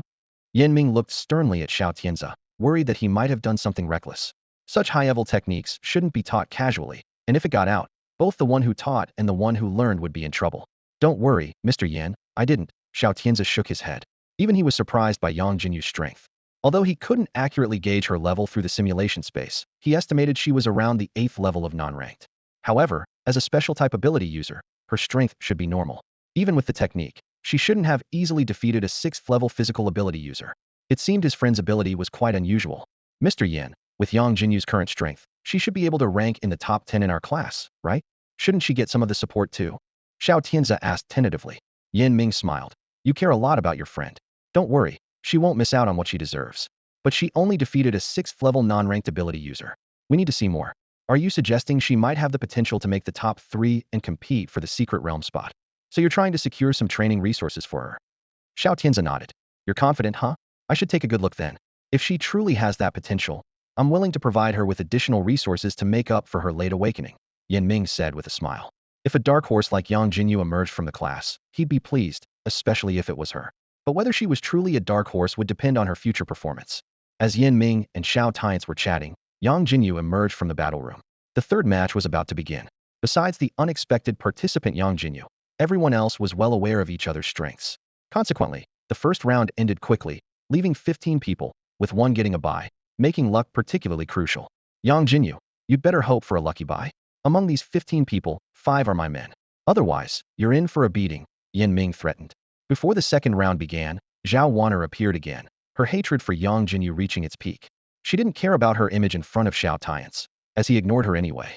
She just wanted to see Yangjinyu submit. What's so great about having a bunch of sycophants? Do you know why they fawn over you? Yangjinyu retorted mercilessly to Xiao Tianche's provocation. Because dogs like to eat shit. Got it, Miss Shit? With that, she confidently moved over to Ming and Xiao Tianche, showing no fear. Xiao Tianche was furious, gritting her teeth, but she didn't dare act out in front of Ming. She could only glare angrily at Yangjinyu. The second round started quickly. Not only did Yangjinyu not get a bye, but she was also in the first match. However, Xiao Tianche wasn't pleased because her opponent was the one who got a bye in the previous round and was not strong at all. Once on stage, her opponent immediately surrendered, admitting defeat within 3 minutes. Yangjinyu smoothly advanced to the third round, with 8 people remaining. Luck favored her once again as she faced another bye opponent. This opponent had some skills, but wasn't strong, comparable to Donhuang, and ultimately chose to surrender. At this point, Xiao Tianche and others could only twitch their mouths in frustration. After 3 rounds, they only knew Yangjinyu's physical skills seemed decent, but her specific abilities remained a mystery. Teacher, Yangjinyu has won 3 rounds, Xiao Tianche reminded. Ming felt helpless, thinking to himself, I wanted to see more of Yangjinyu's abilities, but I ended up seeing nothing, and she just advanced to the 4th round. It's ridiculous. However, since he had spoken, he couldn't go back on his word. The energy crystal would be hers. By now, Yangjinyu had started her 4th match. Again, she was the first to go up against a non-rank 10-level elemental ability user, one of Xiao Tianche's loyal followers, colloquially known as the 2 Great Guardians. The spectators buzzed with chatter. Wow, Yangjinyu is up against a tough one this time. How long do you think she can last? You should ask how many moves she can withstand. Her opponent is one of the top 5 in the class, practicing level techniques worth millions. Isn't it a bit harsh to belittle Yangjinyu like this? Someone nearby countered. Get out of here. She brought this on herself, insulting us from the start, another responded. But isn't that something you guys deserved? A cold voice suddenly interjected. Everyone turned to see the speaker, who was one of the top 3 in the class, someone they couldn't afford to offend. At this point, on the stage, the match was about to begin. You can't escape this time, pretty boy. No one can save you. Ganyi sneered, flames roaring in his hands. He was eager to avenge the embarrassment he suffered in front of Xiao Tianche last time. Yangjinyu felt a wave of disdain, thinking, another flame power user, how unoriginal. She recalled the first person she ever killed was a 10th tier flame wielder. She hadn't expected to encounter another one now. Whoosh. Before Yangjinyu could react, Ganyi launched his attack, 2 blazing fists hurtling towards her. She quickly leaped back, evading the assault. The arena erupted into a deep crater, dust swirling in the air. A ranged attack? That's somewhat novel. She smirked, crouched down, and released a small robot. The surrounding students looked baffled, whispering among themselves. What on earth is that thing? Is it an ability too? Could she be a special summoning type ability user? Although no one had seen Yangjinyu use her powers before, Ganyi dismissed the slow-moving robot with a contemptuous glance, not taking it seriously. He even approached it, intending to kick it away. Boom. A deafening explosion rocked the arena, leaving a deep crater, with Ganyi lying on the ground, missing half his body. He stared in horror at his mangled lower half, and a wave of searing pain hit him. The words, Yangjinyu wins, flashed across the arena. What the heck just happened? That little thing was a bomb. The students erupted into chaos. While the world is full of wonders, such bizarre abilities were rare at their school. Yangjinyu's prowess earned newfound respect, and even without the robot, she was estimated to have an 8th tier strength, making her formidable in her class. However, winning the first round didn't guarantee she'd go far. Xiao Tianche smirked confidently, arms crossed, saying, You lucked into the top 4, but there's no escaping the final round. She headed to the battle room for her match against another classmate with awakened abilities, confident of her victory. At that moment, Yangjinyu emerged from the battle room, while Ganyi was dragged away unconscious. Due to the realism of the simulation world, the pain could harm one's mental state, so those entering had to take it seriously. Xiao Wan'er paused as she passed Yangjinyu, sneering. Yangjinyu, you might as well admit defeat now. I won't hold back in the final round. Yangjinyu merely curled her lips in disdain, uttering two words, bring it. She ignored Xiao Wan'er's provocation and walked away. Since her opponent was so confident, she was ready for the challenge. On the platform, Xiao Wan'er faced a simply dressed girl with a cold demeanor, Chu Qingshuang. Chu reminded her, Xiao Wan'er, don't forget what you promised. Chu Qingshuang was one of the ranked ability users in the class and usually outperformed Xiao Wan'er. However, this time, she intended to concede voluntarily because she needed the money Xiao Wan'er had offered. Xiao Wan'er scoffed, lifting her chin, and said, just admit defeat, and I'll keep my word. She thought to herself, what was so special about being an aloof top student? Didn't they all have to listen to her in the end? Especially that Yangjinyu, who dared to disrespect her. The more she thought about it, the more pleased she felt, anticipating the moment she would make her opponent pay. Even though the match was only 3 minutes long, she intended to make Yangjinyu regret crossing her. Time flew by, and Chu Qingshuang conceded as agreed, surprising all the students. After all, she usually dominated Xiao Wan'er, so why would she give up so easily? However, everyone's attention quickly shifted to the final round, Xiao Wan'er versus Yangjinyu. Xiao Wan'er cursed inwardly, thinking Yangjinyu had gotten incredibly lucky to make it to the top 3, and she was bound to lose. Xiao Wan'er calculated, I don't want to waste $2,000. What if Yangjinyu wins? Someone nearby sneered, win? How? With that useless little robot? I doubt she can last a few minutes. 1 minute maybe? No way, she has some martial skills. Yet, Xiao Wan'er wouldn't let her opponent leave the platform easily. Students speculated, but no one believed Yangjinyu would win. Yin Ming and Xiao Tianche were worried, though. Yangjinyu's performance exceeded Yin Ming's expectations. Despite the little robot's obvious flaws, its power was considerable. He had asked Yangjinyu about her level, and it was as he guessed, not yet at the 7th level. Such rapid advancement, even with top-tier methods, meant her ability level couldn't be low. Perhaps in the future, as her level increased, some changes could compensate for the current shortcomings. But for now, Yangjinyu was no match for Xiao Wan'er. That little thing was useless. She could only rely on her martial skills. But could she get close enough? Her only hope was that Spirit Source pistol. While Yin Ming worried about Yangjinyu, Xiao Tianche was ready to intervene if things went wrong. After all, the strongest in the school was only at the 2nd tier, and they wouldn't detect his methods. Everyone had their own thoughts as the final match began. Xiao Wan'er stared arrogantly at Yangjinyu, a mocking smile on her lips. Yangjinyu, now that you're in my hands, do you have anything to say?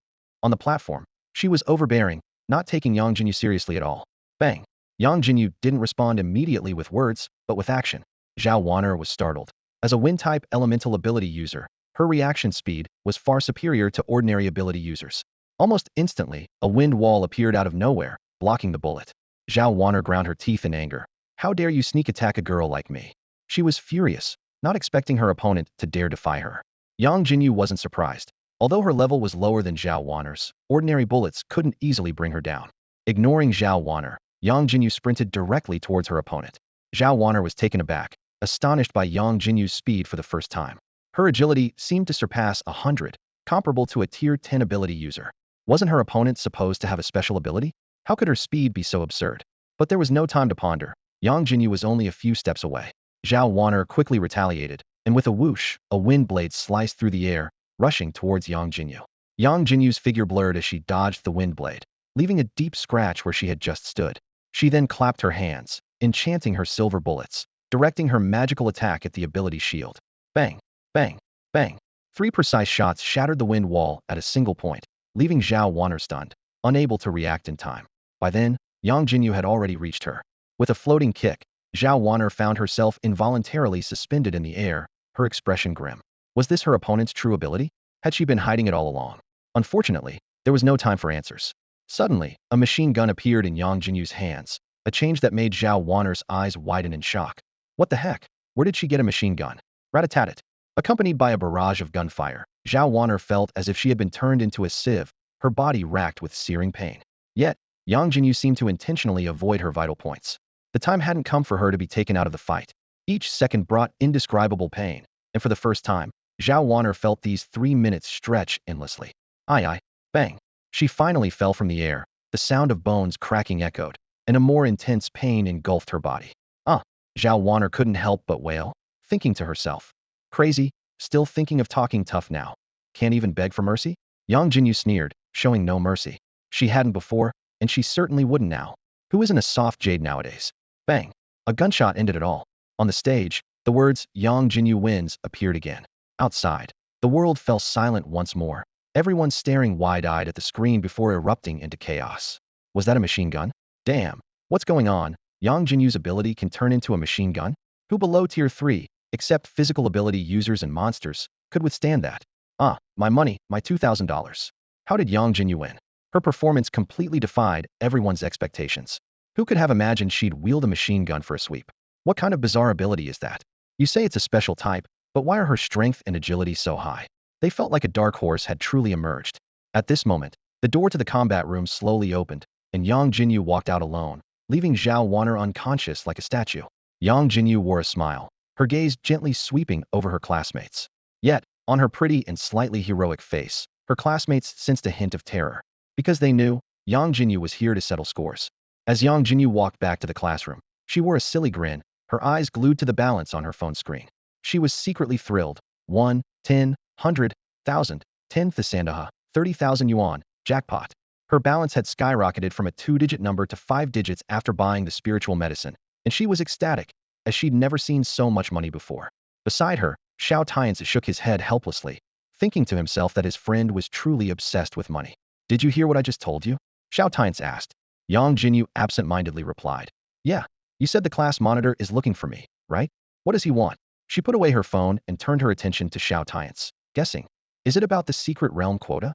Xiao Tianche shook his head.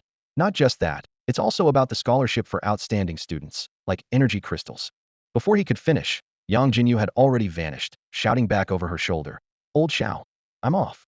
Xiao Tianche could only sigh, thinking, this friend of mine is really blinded by money. Soon after, there was a knock on Yan Ming's office door. Knock, knock. Come in, said Yan Ming.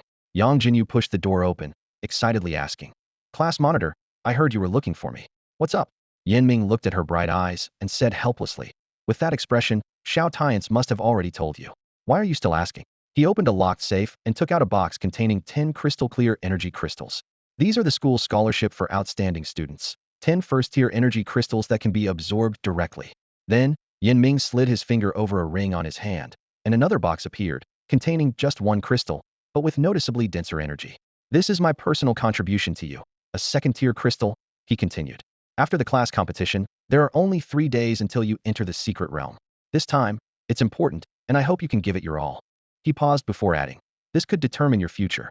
I don't know all the details yet, but you need to level up as much as possible in the coming days. With your speed and the help of these energy crystals, reaching the next tier shouldn't be an issue. As for other matters, you'll find out in due time. But be careful, you've really offended Xiao Tianche this time, and there might be trouble. What happened before was just small squabbles, but this time someone got hurt. That's all I have to say. Yang Jinyu nodded, sincerely thanked Yan Ming, and was then ushered out. As she left, Yan Ming suddenly said, if you run into any trouble, come find me. Without turning around, Yang Jinyu waved her hand and said casually, don't worry, class monitor. Yan Ming shook his head helplessly, muttering to himself, Old Yang, I can't help you with your grudge, but Jinyu, I'll keep an eye on you. At noon, newly liberated from school, Yang Jinyu decided to skip class and head home to train. On the way, she finally had time to check out the new mall feature. But when she saw the only item available, a hint of silence crossed her face. The clay pot's speed potion. Is this mall run by the clay pot? She thought, recalling that the potion came with the pot. But the mall only had the pot? And it's 10,000 each? That's crazy, she thought. Then another thought struck her. Wait, there's a newbie discount, 1,000 each. I can buy 5? Yang Jinyu checked her phone balance again, over 30,000. Yang Jinyu stood in front of the scattered jar fragments, her brow slightly furrowed. She had just smashed open a storage jar, only to find 3 bottles of magic juice inside. $1,000 for this, she muttered to herself. Even worse than a game. Though she was a bit disgruntled, she consoled herself with the thought that at least the juice could restore mana without cooldown. Carefully, she put away the remaining 2 jars, deciding not to open them for now. With my luck, it'd be a waste to open them, Yang Jinyu thought wryly. Better save them for the protagonist. Beside her, Xiao Tianche looked puzzled as he watched his friend suddenly stop and smash a jar from her storage ring. Old Yang, what are you? Nothing. Yang Jinyu replied listlessly, waving her hand as she quickly gathered up the fragments. Just then, a commotion erupted ahead. Yang Jinyu's eyes lit up. Come on, let's check it out. There are 2 girls having a showdown up there. Girls? Are they good-looking? Xiao Tianche asked, intrigued. Absolutely eye-catching. Yang Jinyu exclaimed, eagerly pulling Xiao Tianche forward. Let's go join the fun. Xiao Tianche hesitated for a moment. Nah, let's go home. But faced with Yangjinyu's exaggerated look of protest, he eventually relented. As they approached the crowd, they quickly recognized familiar faces Chu Qingshuang and Zhao Wanner. Zhao Wanner, you broke your promise. Chu Qingshuang accused angrily. I conceded defeat, but the money still hasn't been transferred. Before she finished speaking, several sharp ice spikes formed out of thin air, aimed directly at Zhao Wanner. Zhao Wanner scoffed. Huh, I'm the untrustworthy one. You were foolish enough not to sign a bet agreement with me. With a wave of her hand, a wall of wind rose swiftly, deflecting the oncoming ice spikes. In the midst of this tense standoff, a sudden whooshing sound came from behind Zhao Wanner. Take this flying kick from me. With a roar, a powerful force suddenly struck from behind, catching Zhao Wanner off guard and violently throwing her to the ground. Pain surged through her body from all directions, causing her to gasp. Startled, she almost forgot where was her money. The attacker was none other than Yangjinyu. Zhao had gone to the office for a moment, and upon returning, Yang was gone. If it weren't for the bet they had made, she would have worried about Yang defaulting. Now that they had met again, she couldn't let Zhao Wanner escape. She had to get her money. It's you again. Zhao Wanner looked up, glaring at Yangjinyu standing before her, gritting her teeth. Furious, she snapped. You owe me money and still have the nerve to insult me? How shameless can you be? Before she could finish, Yangjinyu crouched down and slapped Zhao Wanner twice across the face, the sharp sound echoing in the air, causing blood to trickle from Zhao's mouth. The bystanders shivered at the sight of this violent newcomer. They ignored Yang's initial little lord remark, assuming it was just a quirk after all. Who had ever seen such a pretty boy, albeit with a flat chest? However, among ability users, unless severely injured, the authorities wouldn't intervene. Otherwise, they would be detained for a few days. Of course, this didn't mean street fights were allowed. Those caught would be punished. Zhao Wanner wanted to say more, but Yang Jinyu didn't give her the chance. Smack. Another slap landed, as Yang threatened. Pay up or keep quiet. Trembling with anger, Zhao Wanner dared not speak further. Yang was serious. Reluctantly, she took out her phone to make a transfer. Account XXX received 20,000 yuan. Satisfied, Yang Jinyu nodded at the message on her phone. All right, you can get up now. Zhao Wanner struggled to her feet, eager to leave this place as soon as possible. She planned to settle the score once inside the secret realm. Wait. Yang Jinyu called out again. What about her money? You haven't paid her yet, pointing to Chu Qingshuang, who was one of the few in the class who had ever spoken up for her. Zhao Wanner was furious at this demand, her face darkening ominously. But one payment or two, it was better than another beating. Internally cursing Yang Jinyu, she reluctantly transferred another 20,000 yuan to Chu Qingshuang. Only after confirming the transfer on Chu's phone did Yang Jinyu allow Zhao Wanner to leave. Before leaving, Zhao Wanner's venomous glare seemed to promise retribution. Thank you, I'll repay your kindness. Chu Qingshuang approached to express gratitude, but left before Yang Jinyu could respond. Yang Jinyu didn't mind. It was just a small favor, and Chu had spoken up for her before. All right, Lao Xiao, let's go. Xiao Tianche nodded, having completely forgotten Yang Jinyu's earlier promise, content to just watch the spectacle. You want me to break this pot? Xiao Tianche was puzzled. As soon as they got home, Yang Jinyu dragged him to her room, handing him a previously broken pot to smash. She claimed there might be something valuable inside. Had her friend received a legacy after awakening her powers? But what was with the pot smashing? Stop dawdling. Hurry up. Let's see how your luck is, Yang Jinyu urged. She believed Xiao Tianche's luck would bring something good. Seeing her insistence, Xiao Tianche stopped questioning. Whatever legacy she received was her business, as long as she was fine. Without hesitation, he smashed the pot, and a purple light flashed. Yang Jinyu exclaimed, Purple, isn't that rare? Though she didn't know what it meant, their luck couldn't be that different, right? She cursed inwardly, having scrimped and saved to contribute to Brother Ma, while Xiao Tianche hadn't. But now wasn't the time to dwell on that. Lao Xiao, quick, open another one, she said, handing him the last pot to smash, resulting in another burst of purple light. Once it faded, Yang Jinyu stared at the two items on the ground, her eye twitching. In a game, they might be interesting to wear, but in reality, they looked awkward. Meanwhile, at the Zhao house, Zhao Wanner returned home battered and upset. Weren't you supposed to have a class competition today, miss? Didn't you settle things with your rival? A man tending to his plants asked without looking up, recognizing his sister's foul mood by her footsteps alone. But Zhao Wanner didn't respond, prompting him to turn and see her swollen cheeks and teary eyes. Who did this? The man's eyes turned cold, his voice low. Gritting her teeth, Zhao Wanner replied. Brother, you must avenge me. Zhao Mingyang, a top student at Xinghua High, had reached the 8th level of the first tier a month ago, with a grade A physical ability. After hearing his sister's story, he narrowed his eyes, muttering, Someone dared to touch my sister, and by ambush no less. Zhao Wanner had explained everything, but she still believed Yang Jinyu couldn't have beaten her in a fair fight. In the combat room, Unfamiliarity with Yang's ability and underestimation had led to her wind wall being breached, giving Yang the upper hand. Otherwise, how could someone not yet in the tier beat her, already a tiered ability user? As for the earlier encounter outside, Yangjinyu had taken advantage of surprise to win, leaving Xiao Wanner indignant. After hearing her account, Zhao Mingyang had a plan. He took out his phone and made a call. Set up a task for me. Teach someone a lesson. Make sure she stays in bed for a few days. She's not tiered, but capable. The task requires at least a first tier, third level taker. He hung up, gently ruffling Zhao Wanner's hair. I've arranged for someone to teach her a lesson. She won't be able to join the secret realm trial now. Happy. In the meantime, focus on your training. Don't waste the resources you have, he advised his sister, whose high potential was hindered by her lack of dedication. Zhao Wanner nodded. Although she blamed her defeat on underestimating her opponent, she knew that with proper training and the Zhao family's resources, she could have reached at least the third level of the first tier by now, giving her a significant advantage. Even if she was unfamiliar with Yang's ability, she wouldn't have ended up like this. In the evening, at Yangjinyu's home, after dinner, she eagerly took out all her energy crystals, ready to level up. Ding! The system's mechanical voice chimed in. Host gained 100 experience points. Ding! Host gained 100 experience points. Ding! Host gained 1,000 experience points. Hearing the notifications, her eyes lit up. A total of 2,000 experience points, which was equivalent to the results of defeating hundreds of slimes. Now that she had advanced a stage and was close to reaching the second tier of the first stage, she was determined to break through tonight. This way, she could learn new skills, and if Xiao Wanner dared to bother her again, she could give her quite a surprise. So, Yangjinyu pulled an all-nighter. The next day, she excitedly checked her data panel. Host, Yangjinyu, level 12, first stage, second tier, strength, 929, agility, 420, spirit, 458, constitution, 929. Traits, 1. Strength and constitution attributes double with each level up. 2. Gain an additional 20 of current attributes with each level up. Oh my gosh!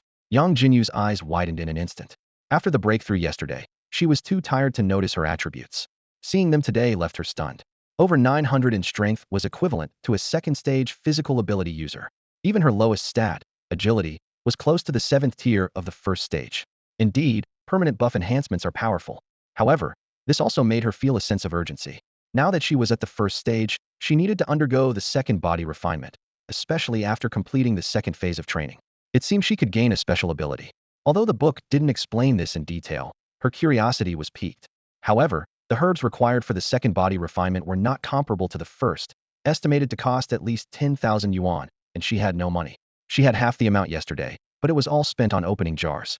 Unfortunately, her luck was absurdly bad. The last 2 jars yielded 1 ordinary item and 1 advanced item, with 1 being a fake coin. She didn't dare use that in reality. Indeed, you should open jars with Lao Zhao's help. Thankfully, he helped her get something. Otherwise, she wouldn't even have battle armor when entering the secret realm. Battle armor and weapons are a series of defensive equipment, but they cost 10 times more than other weapons of the same tier. With 900 strength, reaching the second stage at level 20 meant not just new skills, but also the opportunity for a job change. But is a job change really necessary in reality? Yangjinyu mused to herself, glancing at the data panel where a job change button had appeared. The requirements for changing to a Wanderer Gunner were 1. Constitution and strength of at least 450 points. 2. Level 15. 3. Defeat a level 20, first stage, 10th tier physical ability user using martial arts. Yangjinyu thought to herself. Not looking at the rest, the requirement of level 15 alone blocks my way. Better to focus on learning skills first, as other skills require a job change. But in reality, can you only choose one profession for a job change? Yangjinyu murmured.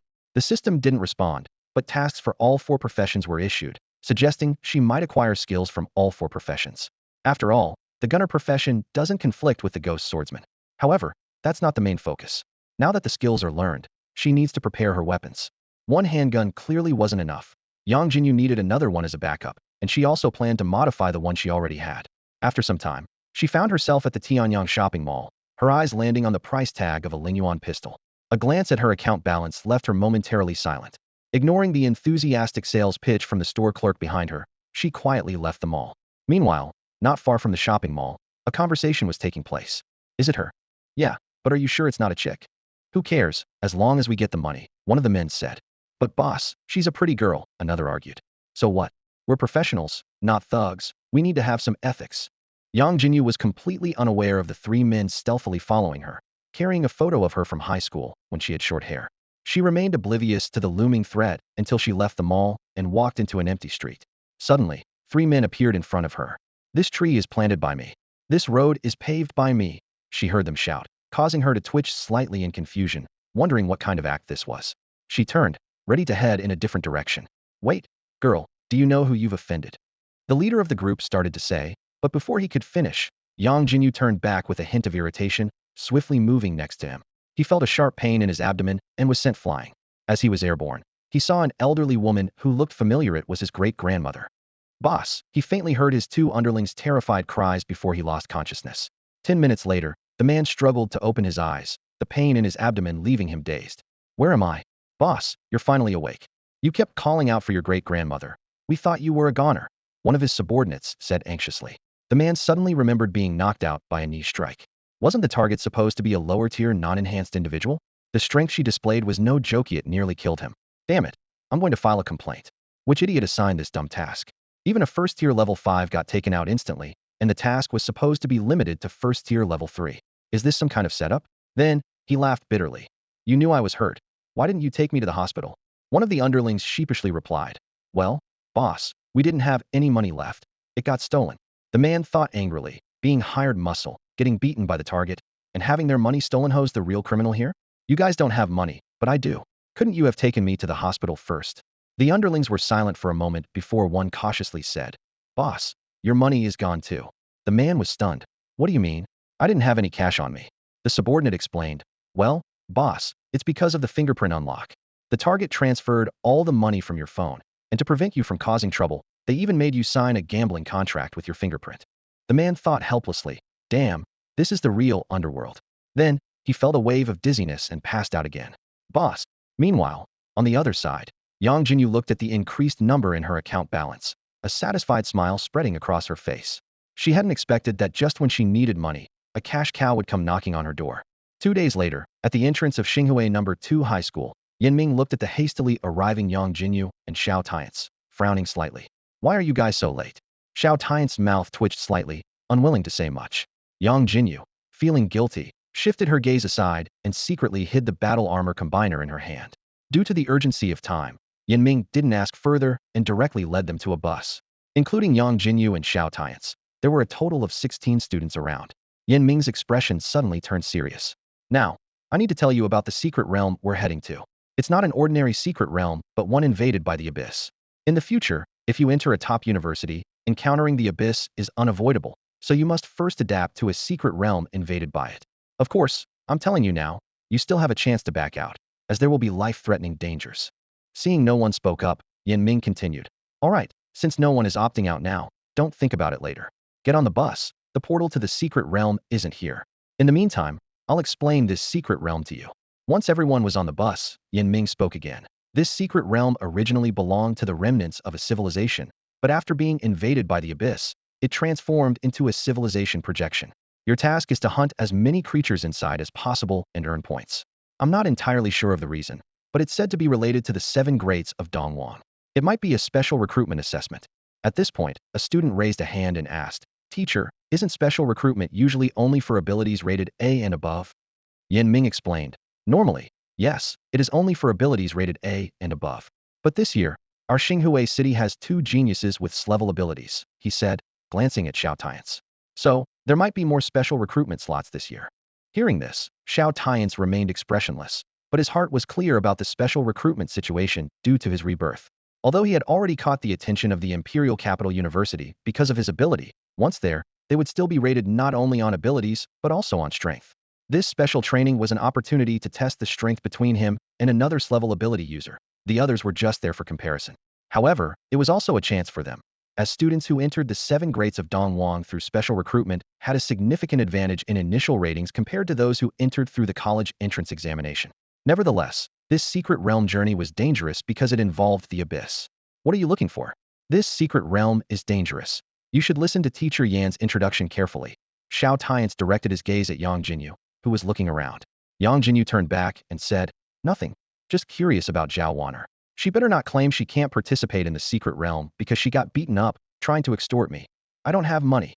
She regretted not getting a signature from her opponent after the fight. The incident outside wasn't included in their previous bet, so they needed a new agreement. She didn't want to be reported and fined because of this.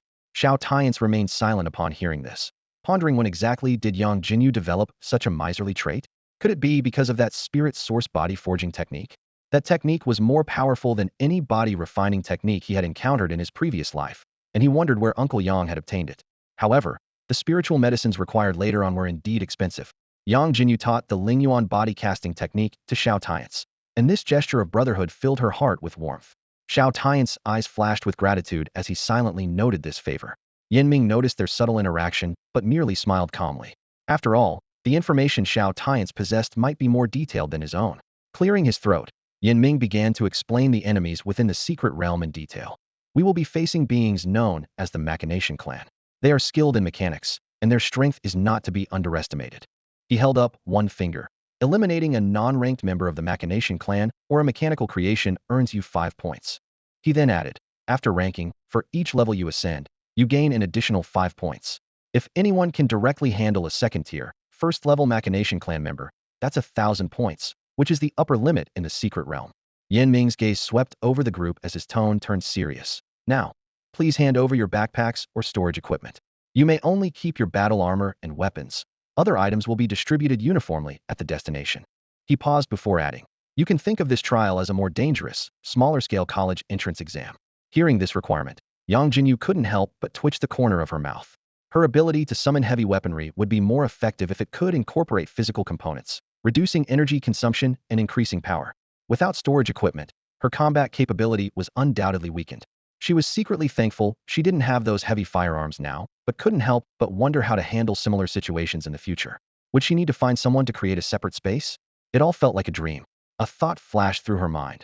Gayboja from the male gunner was related to space-time, but what about the female gunner? She tried to recall, but couldn't quite remember. An hour later, the group passed through 2 strict checkpoints and arrived in a remote suburb. There was no market built around the secret realm here, only soldiers patrolling with firearms. Yanming explained, secret realms invaded by the abyss, even outside of a riot period, are still prone to monster appearances. We must remain vigilant at all times. His tone grew heavier. A secret realm riot is the second most dangerous event after the abyss. If these so-called civilization projection secret realms are not cleared of the continuously spawning monsters in time, it will lead to a riot and eventually invade the human world. The bus finally stopped in a designated area, and the doors opened as everyone filed out. Not far away, a temporary stage came into view, with a blue and black portal between 2 stone pillars behind it. About 50 or 60 people had already gathered at the scene. Yangjinyu exclaimed in surprise. Is this all the people from Xinhui City? She looked around incredulously. After all, Xinhui City, along with its counties and towns, had quite a few high schools. Yanming was the last to step off the bus and explained, what do you think? This is actually only people from the 3 major high schools in the city. Other high schools can hardly find even one A-level student, and there probably aren't many B-levels, so naturally, they can't participate in the trial. Yangjinyu cautiously asked, does that mean our school has the fewest students? Yanming's mouth twitched involuntarily, and he frowned. Kid, are you doing this on purpose? You know our school's faculty is the weakest among the 3 major high schools, so why ask? His gaze instinctively shifted to Xiao Tianche, as if contemplating something. Before advancing to high school, each school conducts a test to assess students' innate attributes. The higher the innate attributes, the greater the chance of awakening advanced abilities. Therefore, before the high school entrance exams, all the major high schools in Xinhui City try to attract outstanding students, with most of them ending up at School 1. The experimental class comes next, followed by their School 2, while other schools don't even have the qualifications to compete.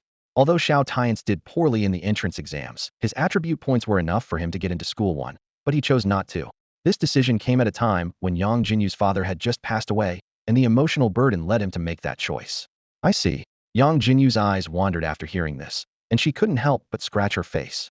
She hadn't known that School 2 was the weakest among the 3 major high schools, as she was originally considered a talentless student and didn't pay attention to such matters. Also, I almost forgot to mention, during this trial, as long as you don't cause serious injury, you can compete with each other for points, Yanming added. Everyone was taken aback, realizing the trial's harshness surpassed that of the college entrance exams, requiring them to not only face the threat of monsters, but also be wary of competition among themselves. Just a heads up, among you students, there are 2 S-level ability users, more than 10 A-level ability users, and the lowest are B-level ability users, Yanming said gravely.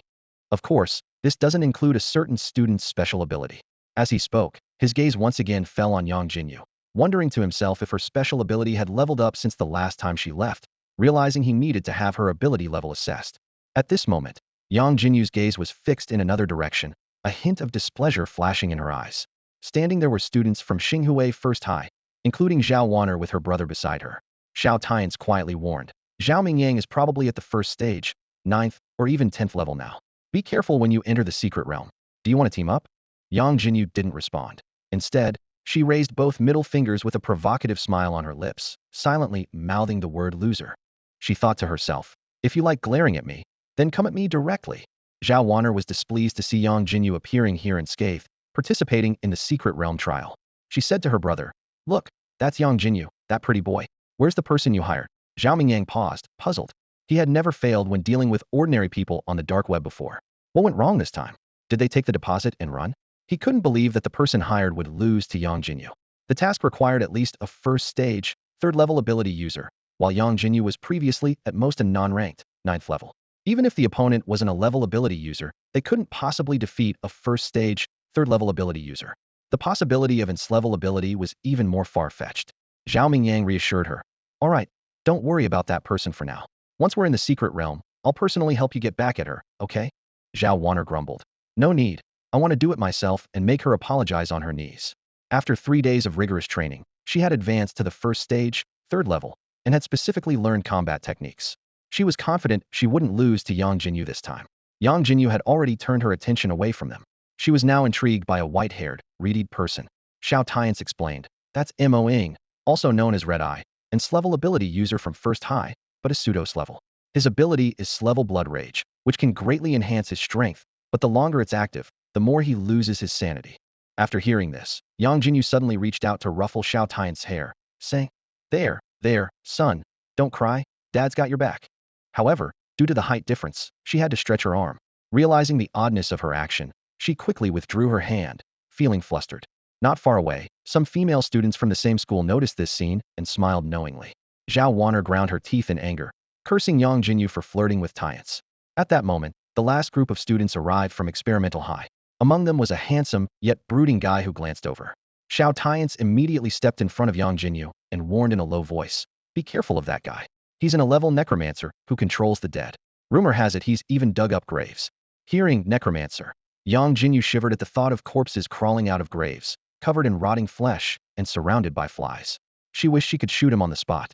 Yan Ming announced, now that all the students are here, the military personnel will soon distribute basic resources. You can activate your battle armor and prepare to enter the secret realm. As his words fell, everyone activated their battle armor combiners with their abilities. Several flashes of light followed as students donned various battle armors.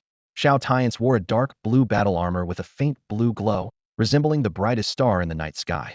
It was the Level Thunder Tungsten battle armor, the strongest of the Level series from Tianyang Mall. However, the real attention wasn't on Xiao Tianche, but on the person beside him. Yangjinyu's entrance was truly jaw-dropping.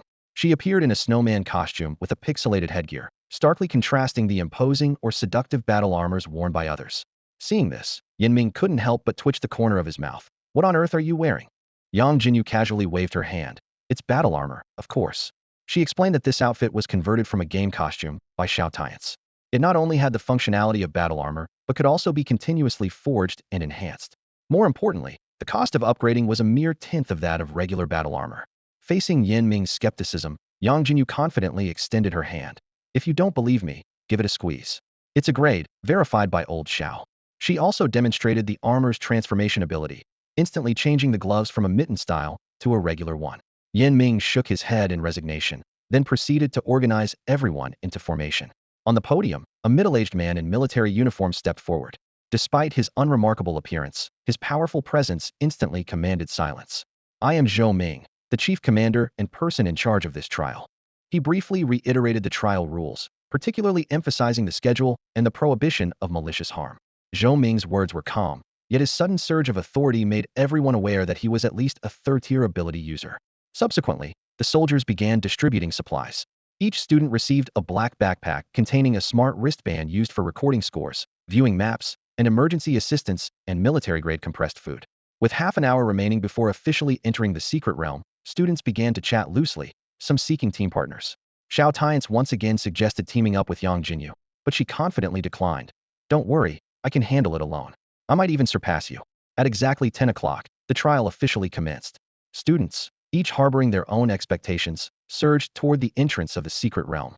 Yangjinyu's snowman pixel headgear was particularly eye-catching among the crowd as she shouted, "Charge!" with great enthusiasm. As the students entered the secret realm, the outside world grew quiet. Inside, cameras and mechanical devices activated, preparing for the live broadcast. These visual materials would be available for major universities, education bureaus, and participating high schools to view, influencing future talent recruitment and educational resource allocation. Xinghua High School, in particular, attracted numerous outstanding students due to its abundant educational resources. As Yang Jinyu entered the hidden realm, her surroundings suddenly expanded before her eyes. This was no ordinary slime dungeon, but a strange metallic forest. Dense vegetation climbed over rusted mechanical remnants, creating an atmosphere that was both desolate and mysterious. The air was thick with silence, compelling her to hold her breath. Despite its small population, the mechanical tribe's town was surprisingly vast. The arrival of 100 trial participants was like a grain of sand in a desert, barely causing a ripple. The students quickly oriented themselves, forming teams or venturing solo, each embarking on their own adventure. Unwilling to lag behind, Yang Jinyu had a sudden idea. She tossed a bottle of water into the air, watching carefully as it fell. East, she thought joyfully. The sun rises in the east, and I am invincible. Doesn't this mean I'm destined to be number one? With that, she ignored the bemused look from Xiao Tianche beside her and, dressed in her conspicuous snowman outfit, strode confidently towards the east.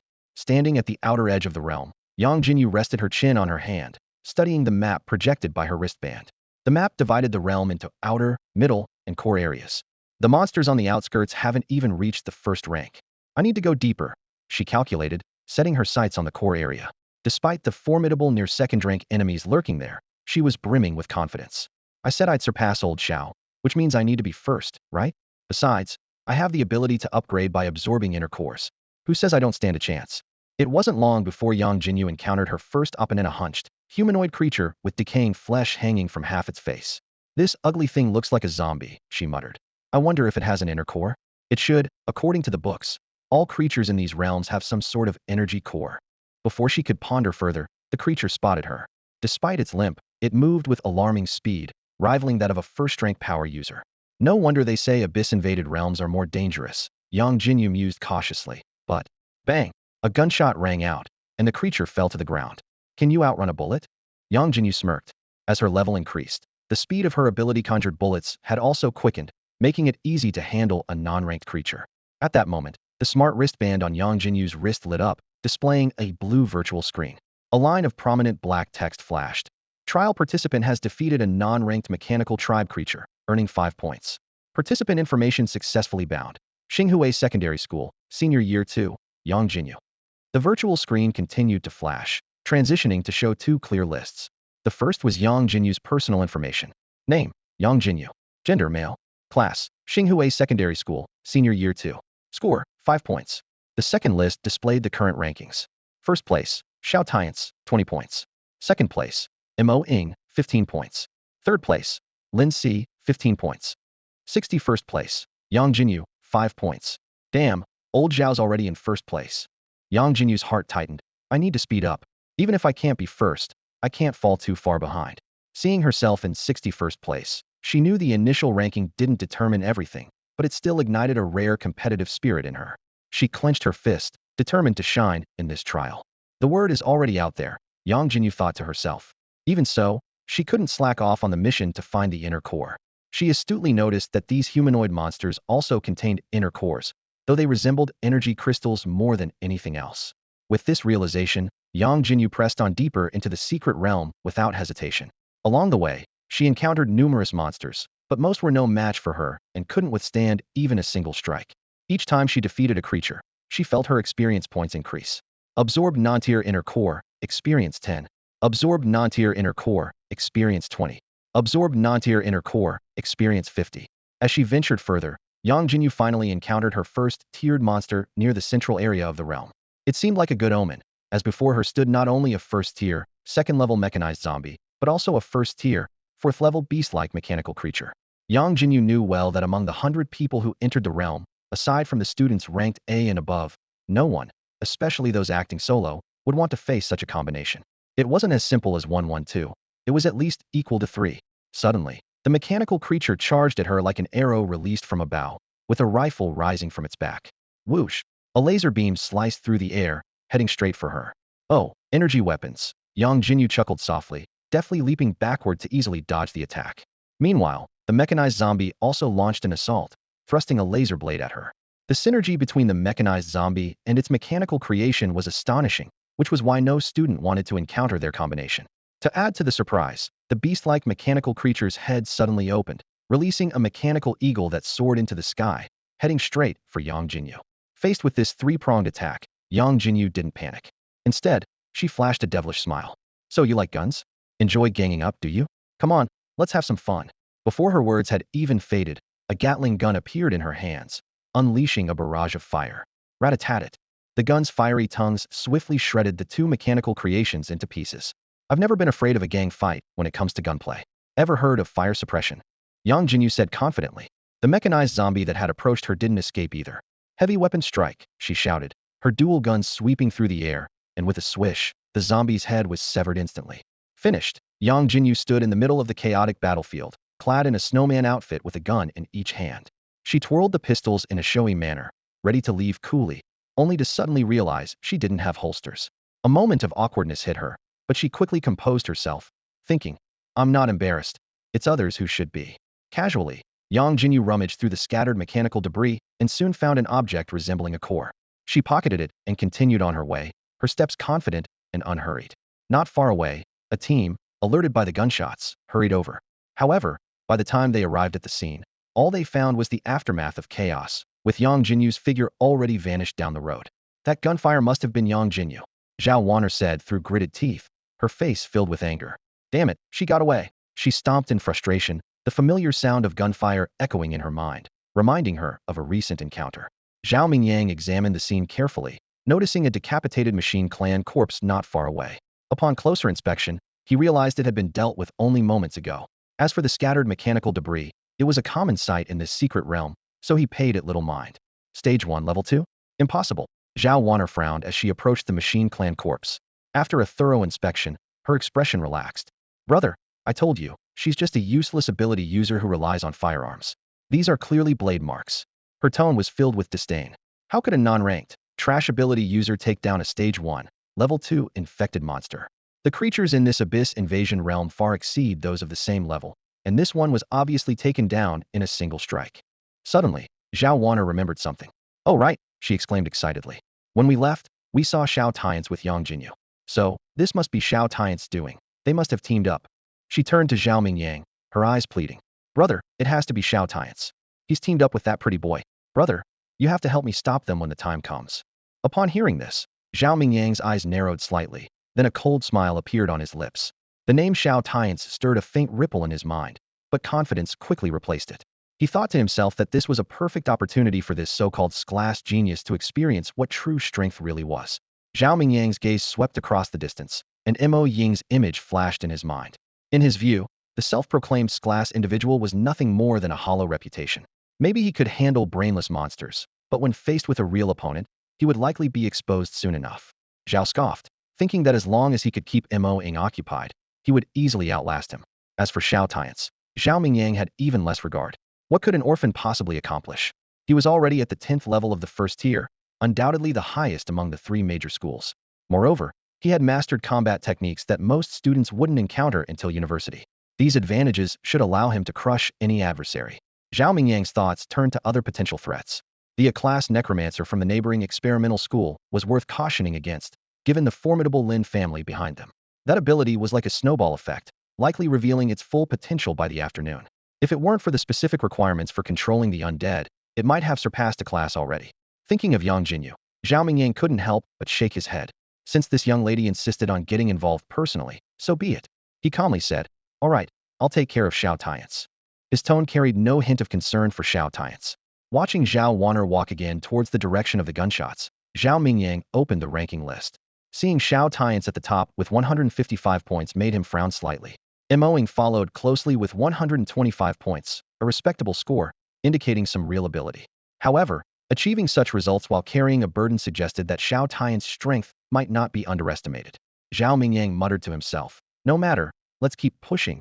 The more, the better, it will all be mine in the end. He was not worried about not being on the leaderboard for now, as the points could be seized. The real contest would begin in the afternoon. Just then, Zhao Mingyang's peripheral vision caught another name on the ranking list. In 31st place, Yangjinyu, with 70 points. This pretty boy, often mentioned by his sister, was about to break into the top 30. Together, their scores even surpassed the second place by over 100 points. Surprised, Zhao Mingyang acknowledged that Yangjinyu seemed to have some skill, contrary to what his sister suggested.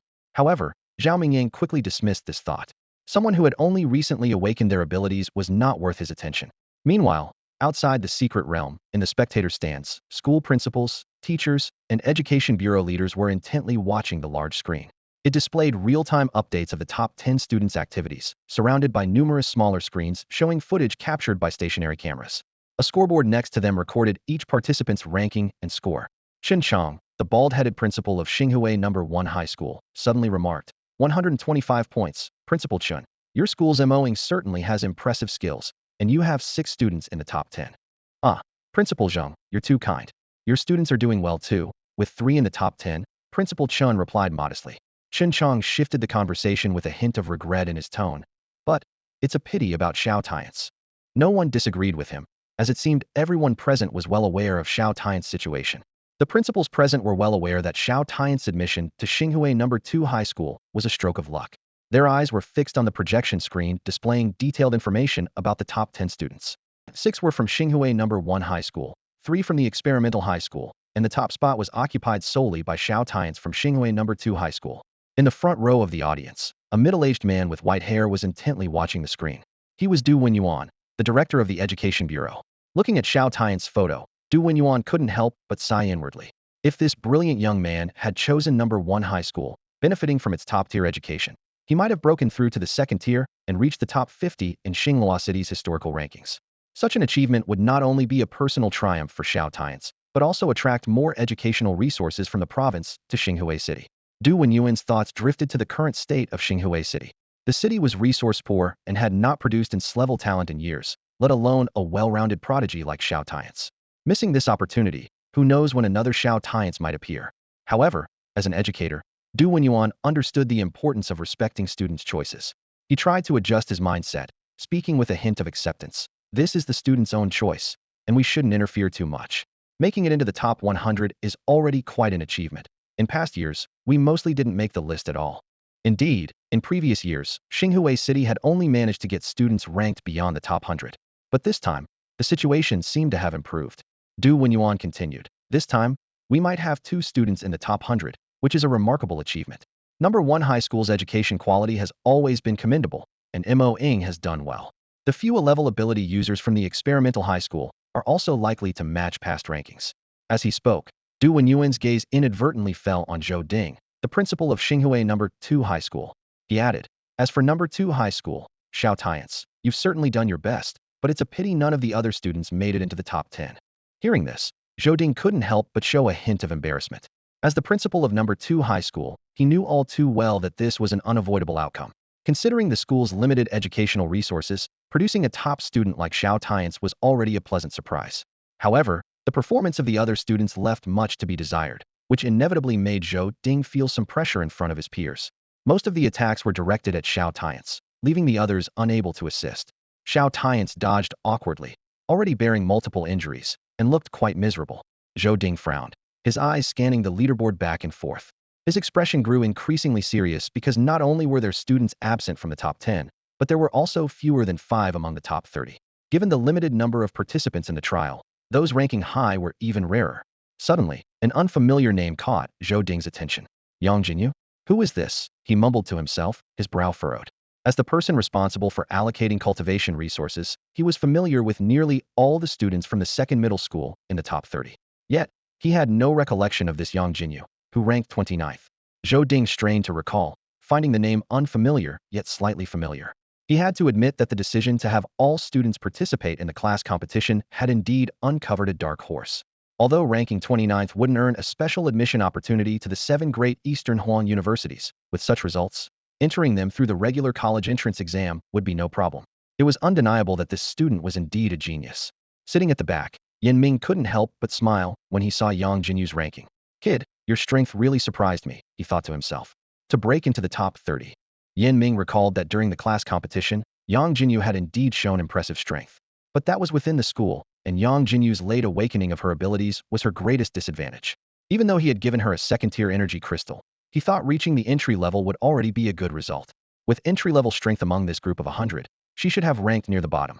However, Yang Jinyu had surged into the top 30, her strength likely equivalent to the third or fourth level of the first tier. Yin Ming was taken aback. This kid has really been hiding her abilities. In Yin Ming's view, Yang Jinyu might have concealed her true strength. Perhaps she awakened her abilities much earlier than he knew. After all, he had never truly confirmed her level. Otherwise, none of this made sense. Could she really have gone from not being at the entry level to reaching it, and then advancing to the third level of the first tier in just 3 days? Yin Ming shook his head. That's simply unbelievable. Bang! The sound of a gunshot shattered the silence, and a solitary mechanical creature fell to the ground. Yang Jinyu quickly approached and absorbed its core. She checked her experience points and couldn't help but smile. Level 15. She had finally reached it. A system notification sounded in her mind. Host, Yang Jinyu. Level, 15, Tier 1, Stage 5. Strength, 2041. Agility, 944. Spirit, 1010. Constitution, 2041. Traits, 1. Strength and Constitution attributes double with each level up.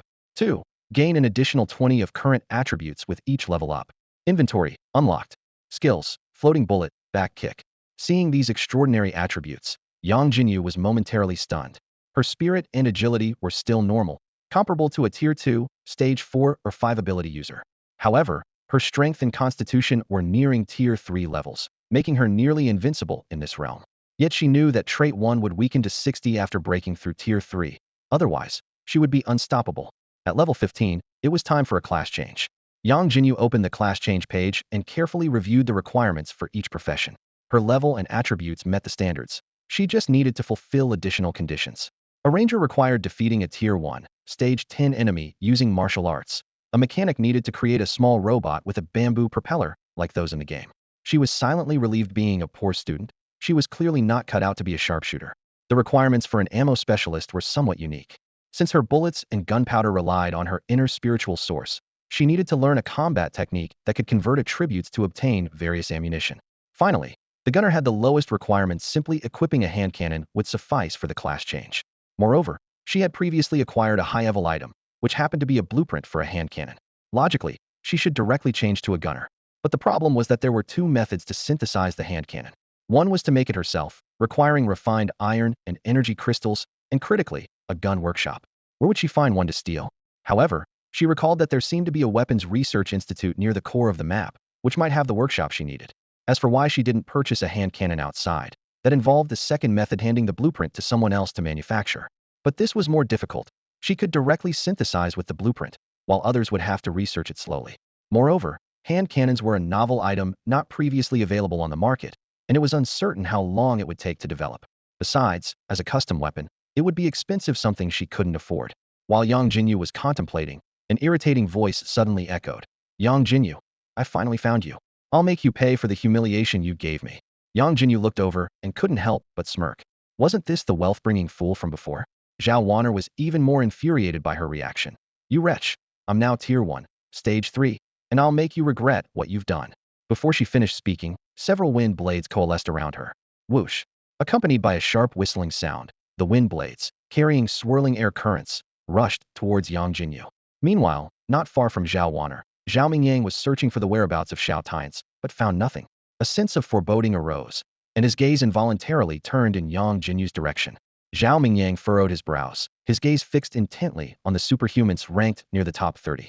He calculated silently, estimating that their strength was likely around the 4th tier of the first rank. Though it didn't concern him much, he worried that his sister, Xiao Tianche, might struggle to handle them. Just then, a comical snowman figure caught his eye. It was Yang Jinyu, calm and composed, slowly raising her uniquely designed bladed handgun. Zhao Mingyang suddenly realized that it was she who had single-handedly dealt with the previous mechanical clan. A series of crisp gunshots rang out abruptly. Zhao Mingyang's surprise hadn't even faded when he saw the fierce wind blades being shattered by bullets. A chill ran through his heart. If this woman wasn't of an exceptionally high ability level, then her training far surpassed his sister's.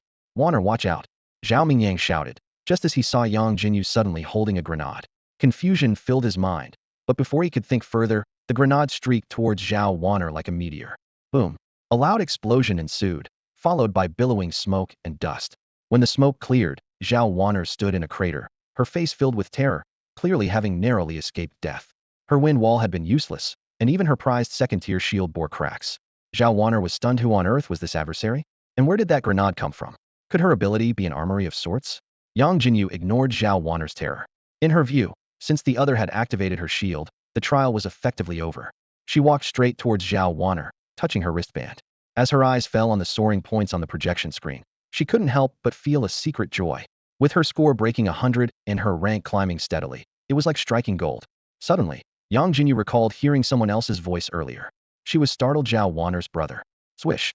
A sharp sound of something cutting through the air came from behind. Yangjinyu had no time to turn around and instinctively executed an upward spinning kick. A sharp crack echoed as the sound of breaking bones was unmistakable. Zhao Mingyang staggered back, staring in disbelief at his trembling arm. The intense pain twisted his face. He was an A-grade physical superhuman, possessing the ability Boiling Blood, which could double his strength and constitution, along with corrosive capabilities. He also wielded a quasi-A-grade technique and was at the 10th tier of the first rank, with top-tier A-grade battle armor. Yet despite these advantages, a casual kick from her had left him with broken bones. How was this possible? Wasn't she a firearm-type superhuman? How could her strength be so terrifying? Yangjinyu sensed the aura emanating from Zhao Mingyang, and a spark of excitement flashed in her eyes. The quest for the roaming gunslinger job change had practically delivered itself to her doorstep, surely a stroke of good fortune. She suddenly surged forward, her body shooting towards Zhao Mingyang like an arrow leaving the bowstring. The ground where she had been standing cracked instantly, the fractures spreading like a web. Piercing kick, Yangjinyu muttered, unleashing a powerful kick. The speed of this strike was almost beyond what the naked eye could capture. Zhao Mingyang saw a blur before him as the attack, comparable to that of a second-tier superhuman, loomed dangerously close. Staring at his broken arm, fear surged through him like a tide. He was horrified to realize he had no means to withstand the blow. The speed was terrifyingly fast. He didn't even have the chance to activate his shield before Yangjinyu's kick hit its mark.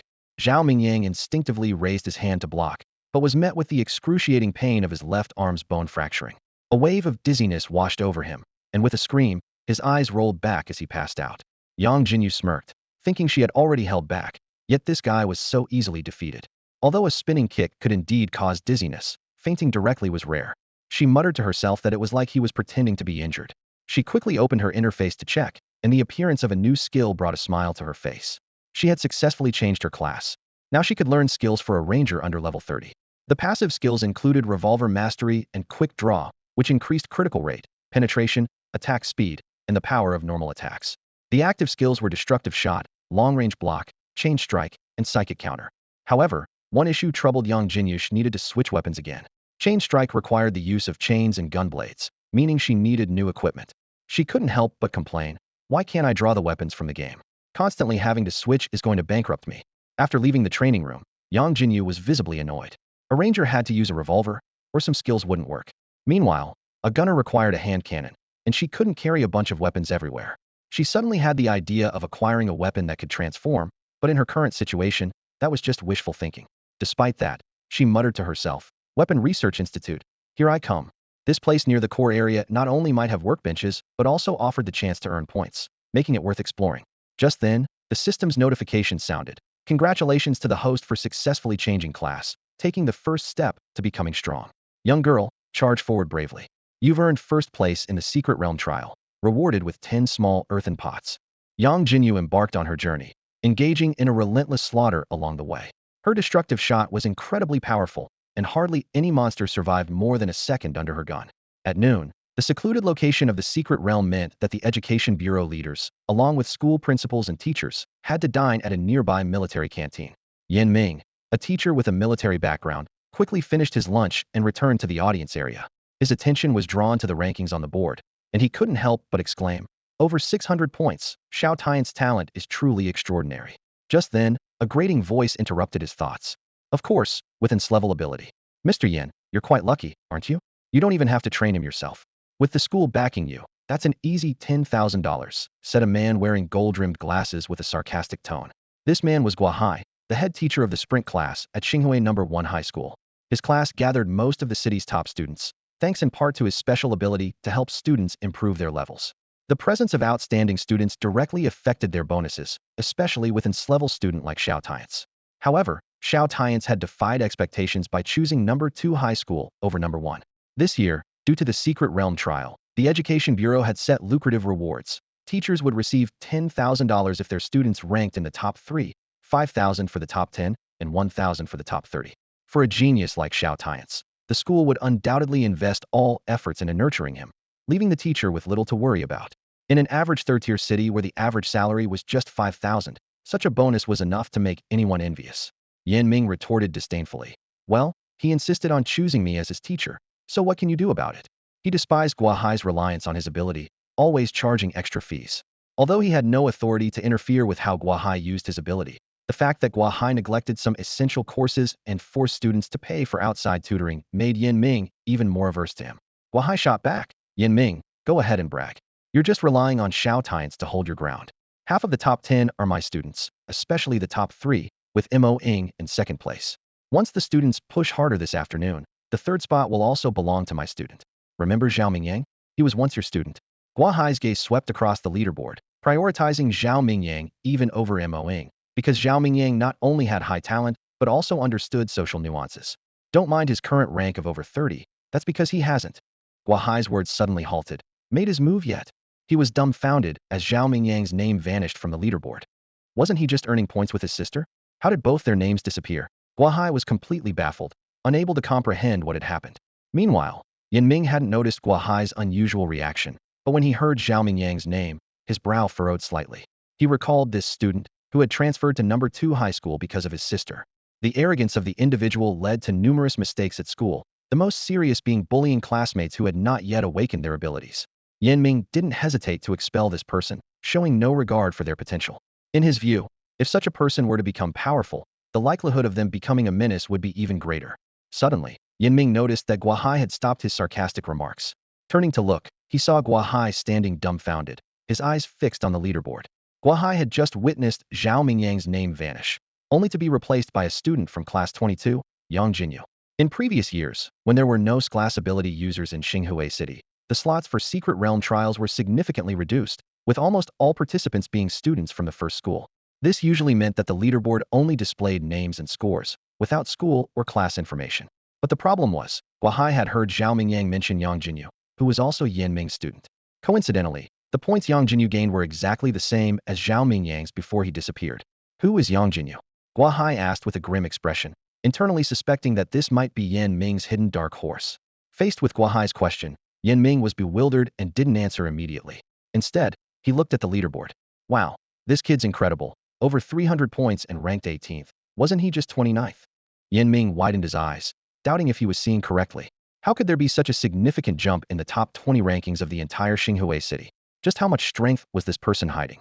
But he suppressed his surprise and feigned indifference, saying, "Oh, that's my student, so what?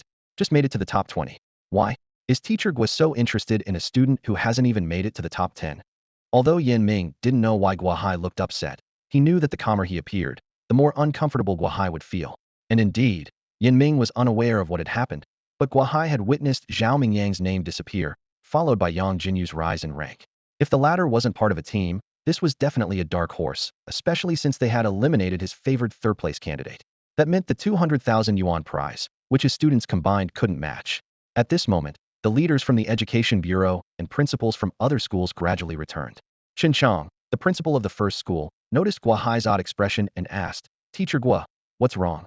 Then he looked at the leaderboard and saw that the name of one of his school's class ability users had disappeared. "What's happening?" he exclaimed internally, as that was a student he had been particularly concerned about. Yet, seeing the leaders from the Education Bureau, Chen Chang suppressed his shock, unwilling to undermine his own prestige or boost others, and returned to his seat, as if nothing had happened. Principal Zhou Ding of the second school, however, had sharp eyes and noticed a new name in the top 20 of the leaderboard. Yangjinyu? She made it to the top 20. Originally, the second school had only 2 students in the top 20, Xiao Tianche, who was ranked first, and Chu Qing, who was ranked 19th. The latter had a class ability, but not a high cultivation level, seemingly having taken her cultivation resources home. Otherwise, she might have made it to the top 10, and the second school's results wouldn't have been so dismal. Zhou Ding clearly remembered the students who ranked high in his school. Yangjinyu, wasn't she just 29th? Could the school really have a dark horse emerging? Her rank jumped so much in just the time it took to have a meal. Her strength must be significant. But which class was she in? The name was familiar, yet he couldn't quite place it. Suddenly, Zhou Ding thought of something and turned to Yanming. "Old Yan, Is that Yangjinyu from your class? Yan Ming nodded calmly, all the while stealing a glance at Guahai, who was gritting his teeth beside him. No wonder the name sounds familiar. Isn't she the lucky charm who brought Xiao Tianche in? Zhou Ding muttered to himself, his face full of disbelief. But isn't she supposed to be without abilities? What's going on here? At this point, Director Du Wenyuan of the Education Bureau also noticed Zhou Ding's unusual behavior and followed his gaze. Yangjinyu? Was this student in the top 30 before? Now she's already up to 18th. Du Wenyuan said with a hint of delight in his tone. It seems the second school might have another dark horse this time. He then looked at Zhou Ding, whose expression was also full of surprise, indicating that he wasn't familiar with this student before. That's a bit unfortunate. Not knowing what kind of ability she has, can she break into the top 10? The gap between the top 10 and the top 20 is significant. One could firmly rank among the top 150 in the historical leaderboard, even aiming for the top 100, while the other barely made it into the top 200. The provincial resources they would receive were vastly different. Thus, Du Wenyuan tentatively asked, Principal Zhou, do you know this Yangjinyu from your school? Zhou Ding looked awkward, and after a moment of silence, said, well, as far as I know, she was previously without abilities. Maybe she recently had a natural awakening. He turned to Yan Ming, with a hint of inquiry. Old Yan, isn't this your student? You should know her situation better. Come over and explain to the director. Meanwhile, Guahai from the first school was fuming, as his student Mo Ing was in second place, and he hadn't even had the chance to present himself before the director of the Education Bureau. Why should someone with just a student barely making the top 20 get noticed? He conveniently forgot the fact that his most favored student had dropped off the list, while Yangjinyu's rank had risen. However, Yinming wasn't as pleased as Guahai imagined. He thought to himself, this Principal Zhou is passing the buck. I can't even explain Yangjinyu's abilities clearly. They're special, summoning machine guns, some little robots, seemingly related to firearms, but there's no pattern to it. Before Yinming could speak, Du Wenyuan's phone suddenly rang. He glanced at the screen, and a look of joy appeared on his face. The recruitment teachers from the East Huang's 7 universities have arrived. Let's go and welcome them. It wasn't surprising for a director to act this way, as any recruitment teacher from the 7 universities was on par with his level. Moreover, since 7 recruitment teachers came together this time, he naturally had to welcome them.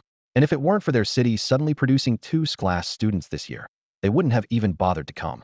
So, everyone went together to the perimeter to welcome the recruitment teachers.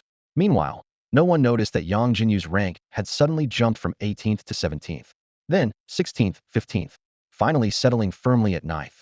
Meanwhile, near the last line of defense, the army stood as immovable as an iron wall, fully prepared. Without a personal escort or a pass, no one could get through. The 7 recruitment teachers had no choice but to wait patiently outside, each clutching a detailed list of students in Xinhui City with abilities rated a level and above. Xiao Tianche, Element Type, Lightning Series, is definitely a great fit for our Lijiao University, one teacher confidently declared. In your dreams. He's already agreed to join our Imperial Capital University, another quickly countered. Mo Ing, that kid just gets fiercer with every battle. He's practically tailor-made for us, a third teacher chimed in. Even though they hadn't witnessed the students' talents firsthand, the recruitment teachers were already fervently discussing their intentions to compete for these students blatantly obvious. Inevitably, the conversation focused on 2 S-level ability users, as S-level, being the highest known tier, was undoubtedly the most coveted. Promised another school already? Huh. With the right tactics, there's no wall you can't breach, one teacher said with a sly smile. Just as the discussion was heating up, a group from Xinhui City approached, causing the recruitment teachers to fall silent. Facing these formidable individuals who exuded an unintentional aura of power, all the principals and teachers, except for the equally 4th-tier Education Bureau Director Du Wenyuan, appeared somewhat reserved. After brief pleasantries, they all headed towards the spectator seats. Meanwhile, inside the secret realm, Yangjinyu was wielding a uniquely styled large gun, its rear end connected to a device resembling a nitrogen tank. The gun's barrel, significantly widened, was spewing intense flames, sealing a massive building door shut. A bunch of metal clunks, quite a number, but without anyone controlling them. They're just a bunch of idiots. Now they've all become my points and experience. Yangjinyu remarked with a bright smile at the mechanical creations that kept coming only to meet their demise. She hadn't expected the Weapons Research Institute to be such a natural place to rack up points. In just half an hour, she'd already taken down over a dozen first-tier, 5-stage creatures. Killed a first-tier, 5-stage rhino-shaped mechanical creation, earning 30 points. The system prompt announced, and Yangjinyu was pleased to see her score surpass the 700 mark, propelling her into the top 10 rankings.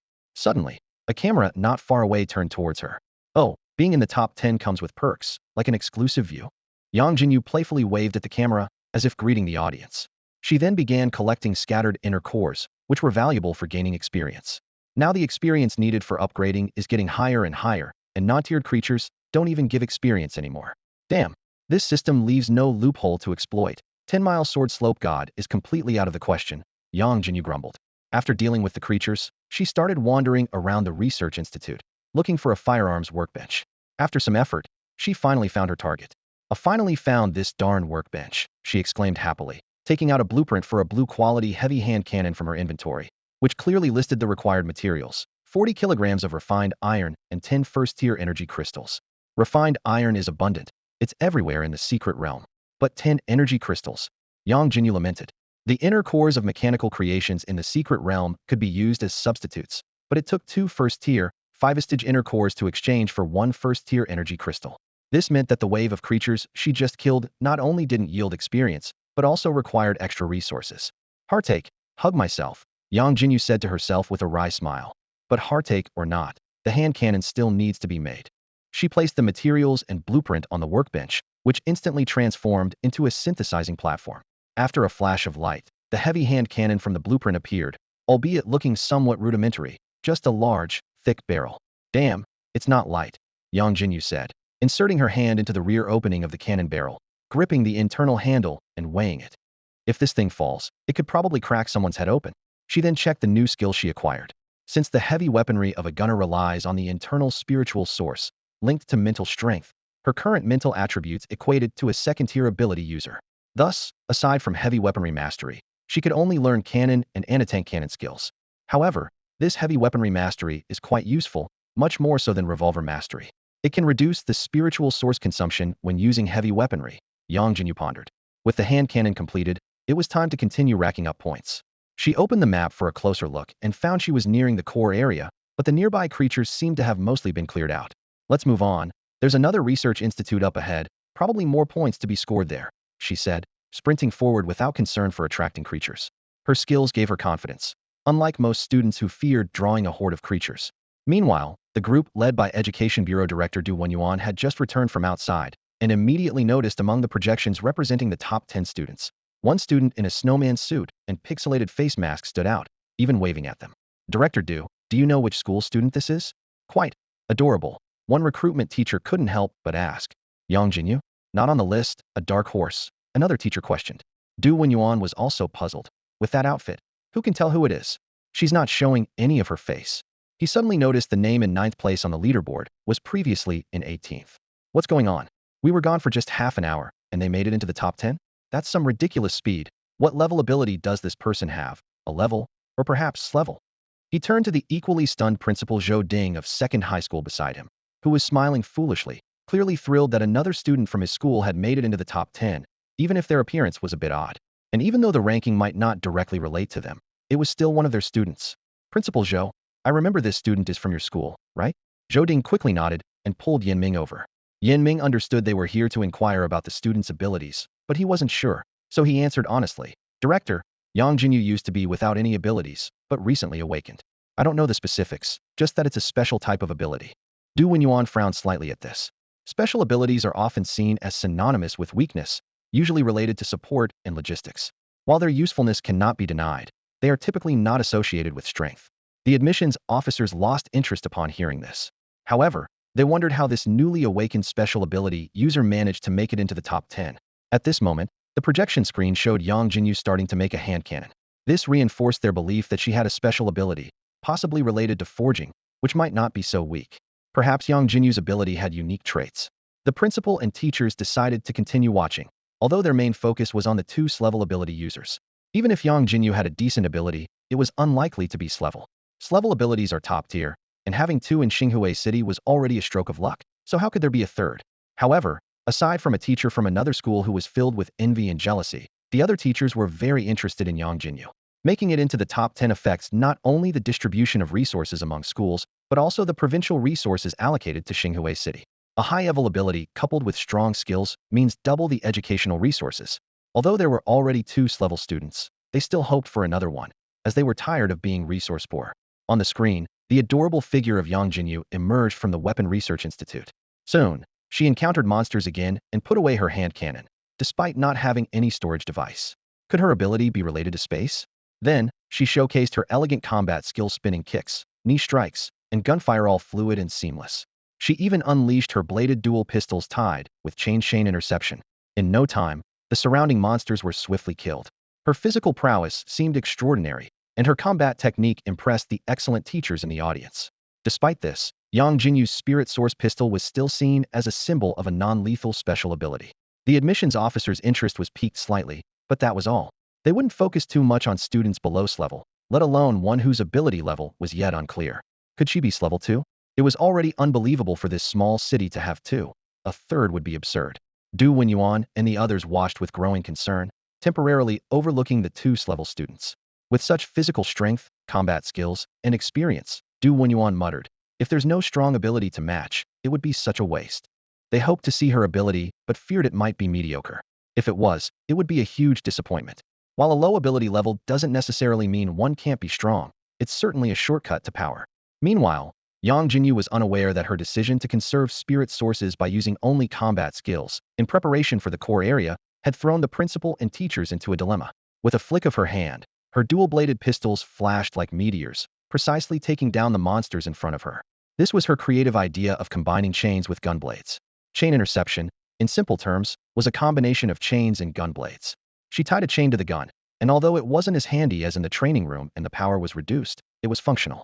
At the Mechanical Research Institute, the last scoring point before entering the core area, Yangjinyu looked at the massive building ahead and couldn't help but laugh out loud. Old Xiao, get ready to be surpassed by me. The surroundings became dark and oppressive due to the building's influence, with numerous monsters roaming outside, making even top-ranked students wary. Yet, Yangjinyu made no attempt to hide her presence as she approached. There were over 10 monsters outside. This was going to be big. 2 crisp gunshots shattered the silence, drawing all the monsters' attention. They roared and surged towards Yangjinyu like a tide, even awakening the monsters inside the building. At least 20 monsters appeared, not counting the dismantled mechanical creations. Such a number of monsters would be difficult for an average student to escape from, even with a protective shield. Yangjinyu quickly retrieved a heavy hand cannon from her inventory and equipped it. At the cannon's muzzle, a powerful energy rapidly accumulated, growing more intense over time, but not firing, even as the monsters closed in. Suddenly, she grinned, silently mouthing, boom. Cannon fire launch. As Yangjinyu finished charging, a massive energy projectile shot out from her hand cannon. When the energy projectile hit the first monster, boom. A loud explosion, and the zombies and mechanical creations caught in its range were blown to pieces, with limbs and mechanical debris raining down. The power was definitely no less than a full-force burst from a second-level ability user, possibly even stronger. EW a bit gross. Few fire in the hole. Yangjinyu's smart bracelet suddenly started frantically updating data. The constantly shifting scores on the screen made her dizzy. Killed a Tier 1 level 5 Tiger-type mechanical creature, gained 30 points. Killed a Tier 1 level 6 Artifice clan, gained 35 points. Meanwhile, in front of a dilapidated building, several sharp ice spikes sliced through the air, precisely striking a beast-shaped mechanical creature. With a crisp collision sound, Chu Qingshuang, wielding an ice sword, made a swift, nimble movement and struck instantly. The creature's head fell with a thud, exposing its internal circuits, which crackled with sparks. Killed a Tier 1 level 4 Tiger-type mechanical creature, gained 25 points. Chu Qingshuang looked expressionlessly at her bracelet's ranking, 17th place. She knew full well that with her Tier 1 level 2 strength, this rank was her limit. With 5 hours left until the trial ended, making a breakthrough would be difficult unless she took the risk of seizing others' points. Just as she was about to close the projection and continue searching for lone monsters, she caught a glimpse of a change in the top 3 rankings. Yangjinyu, the girl in class who performed average? For the first time, surprise appeared on Chu Qingshuang's calm face. In just a few days, the other had grown so strong. What level of power did she possess? Meanwhile, standing atop a small hill made of several corpses, Xiao Tianche's gaze also fell on Yangjinyu's rank. He raised an eyebrow, thinking to himself, Old Yang's strength is quite extraordinary. Just a week ago, she awakened her power, yet she's covered months of progress in days. Judging by this, she might really have its level power. Xiao Tianche smiled as he leapt off the hill, planning to head to the core area to tackle those Tier 2 monsters. With Old Yang's current strength and curiosity, she would likely head there too. As Yangjinyu cleared another area, her score soared again. The leaderboard data was astonishing. First place, Xiao Tianche 1960 points. Second place, Mo-ing 1470 points. Third place, Yangjinyu 1455 points. This dark horse that suddenly emerged caught everyone's attention in the examination field. However, the biggest reaction came from the audience outside the secret realm. Everyone fell silent, hardly able to believe what they were witnessing from Yangjinyu. Originally, they thought Yangjinyu would be like most students, hunting fewer monsters around the outskirts. After all, near the core area, most monsters were Tier 1 level 5, 6, or even 7. Even students in the top 20 could barely handle them on their own. But Yangjinyu took a different approach. She not only moved boldly in dangerous areas, but also deliberately ventured into clusters of monsters. This audacious behavior left the audience holding their breath, both surprised and eager to see what would happen next. Initially, everyone thought it would be impressive if she could handle 3 or 4 monsters on her own, given her top 10 ranking. However, Yang Jinyu's actions far exceeded everyone's expectations. Without hesitation, she charged into a group of over 10 monsters, her gunfire drawing even more of them. Du Wenyuan and his team were stunned, their hearts racing with fear that she might meet with disaster. What happened next completely shattered their understanding. Yang Jinyu was like a walking arsenal, unleashing an array of weapons. The thunderous explosions of grenades, the fiery blasts from a flamethrower, and the devastating power of an energy cannon tore the monsters to shreds. Yan Ming watched in disbelief, his eyes wide and mouth slightly open, as he stared at the screen. Beside him, Guahai, a teacher from Yizhong, clutched his chest, pale with shock at the astonishing scene. Yan Ming couldn't help but glance at him with a smug smile, secretly pleased. All 3 of the top 20 students from our school are in my class. The principal of Yizhong beamed with pride as he looked around at the other school representatives. He thought to himself, see, 2 of the top 3 students are from our school. Whether or not we train them, this is our honor.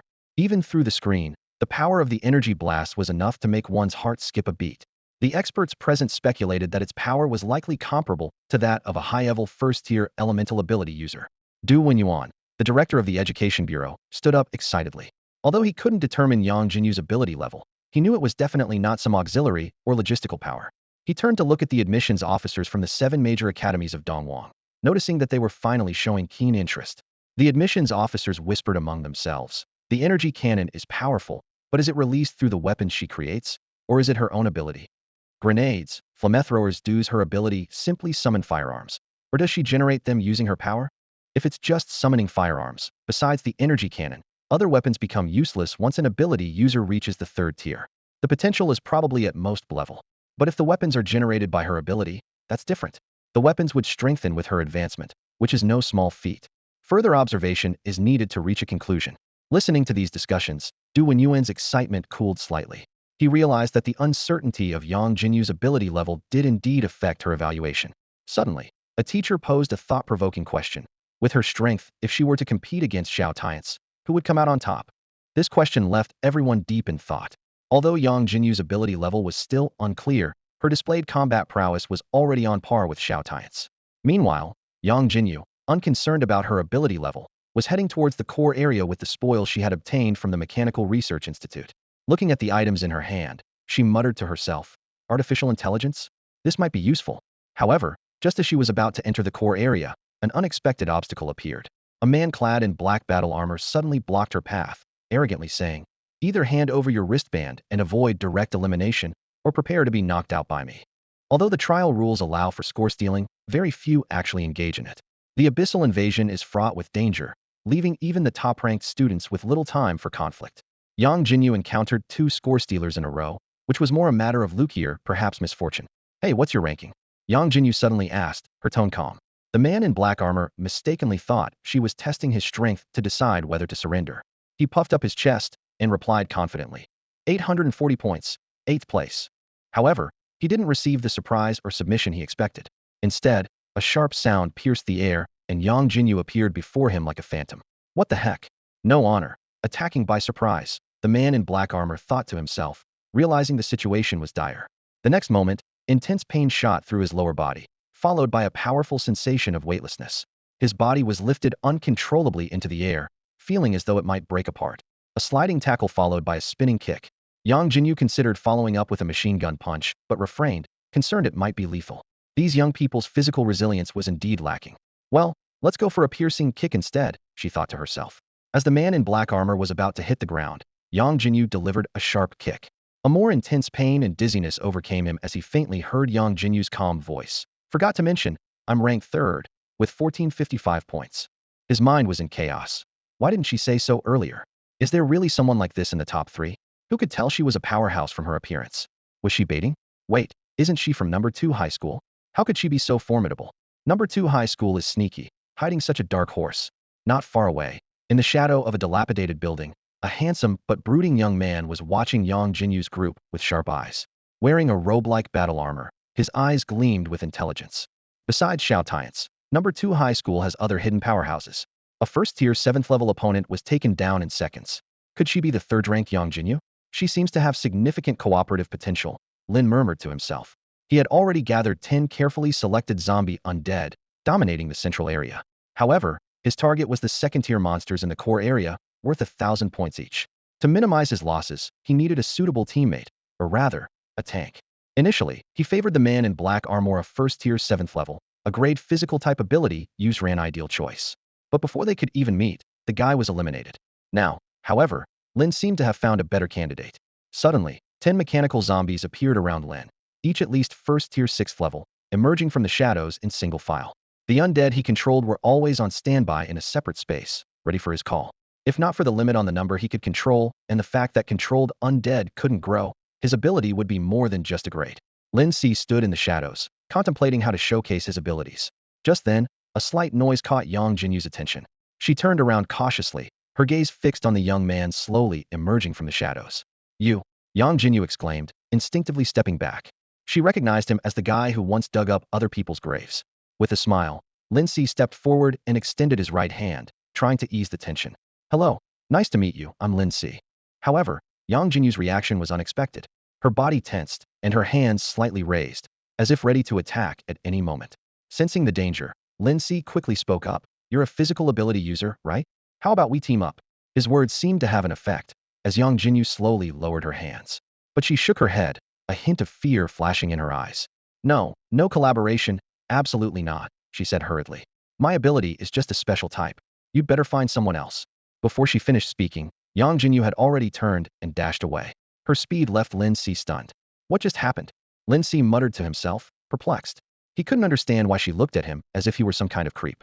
However, this confusion was quickly set aside. Special ability? Lin Si sneered. You don't want to team up, and you use that as an excuse? Well, if you don't want to, then I insist on teaming up. This was Lin Si's usual approach. The more someone resisted, the more determined he was to pursue it. Yet, when he tried to catch up with Yangjinyu, he found himself unable to match her pace. Damn tank, Lin Si cursed under his breath. Does she underestimate the dignity of a mage? Nevertheless, Lin Si didn't give up.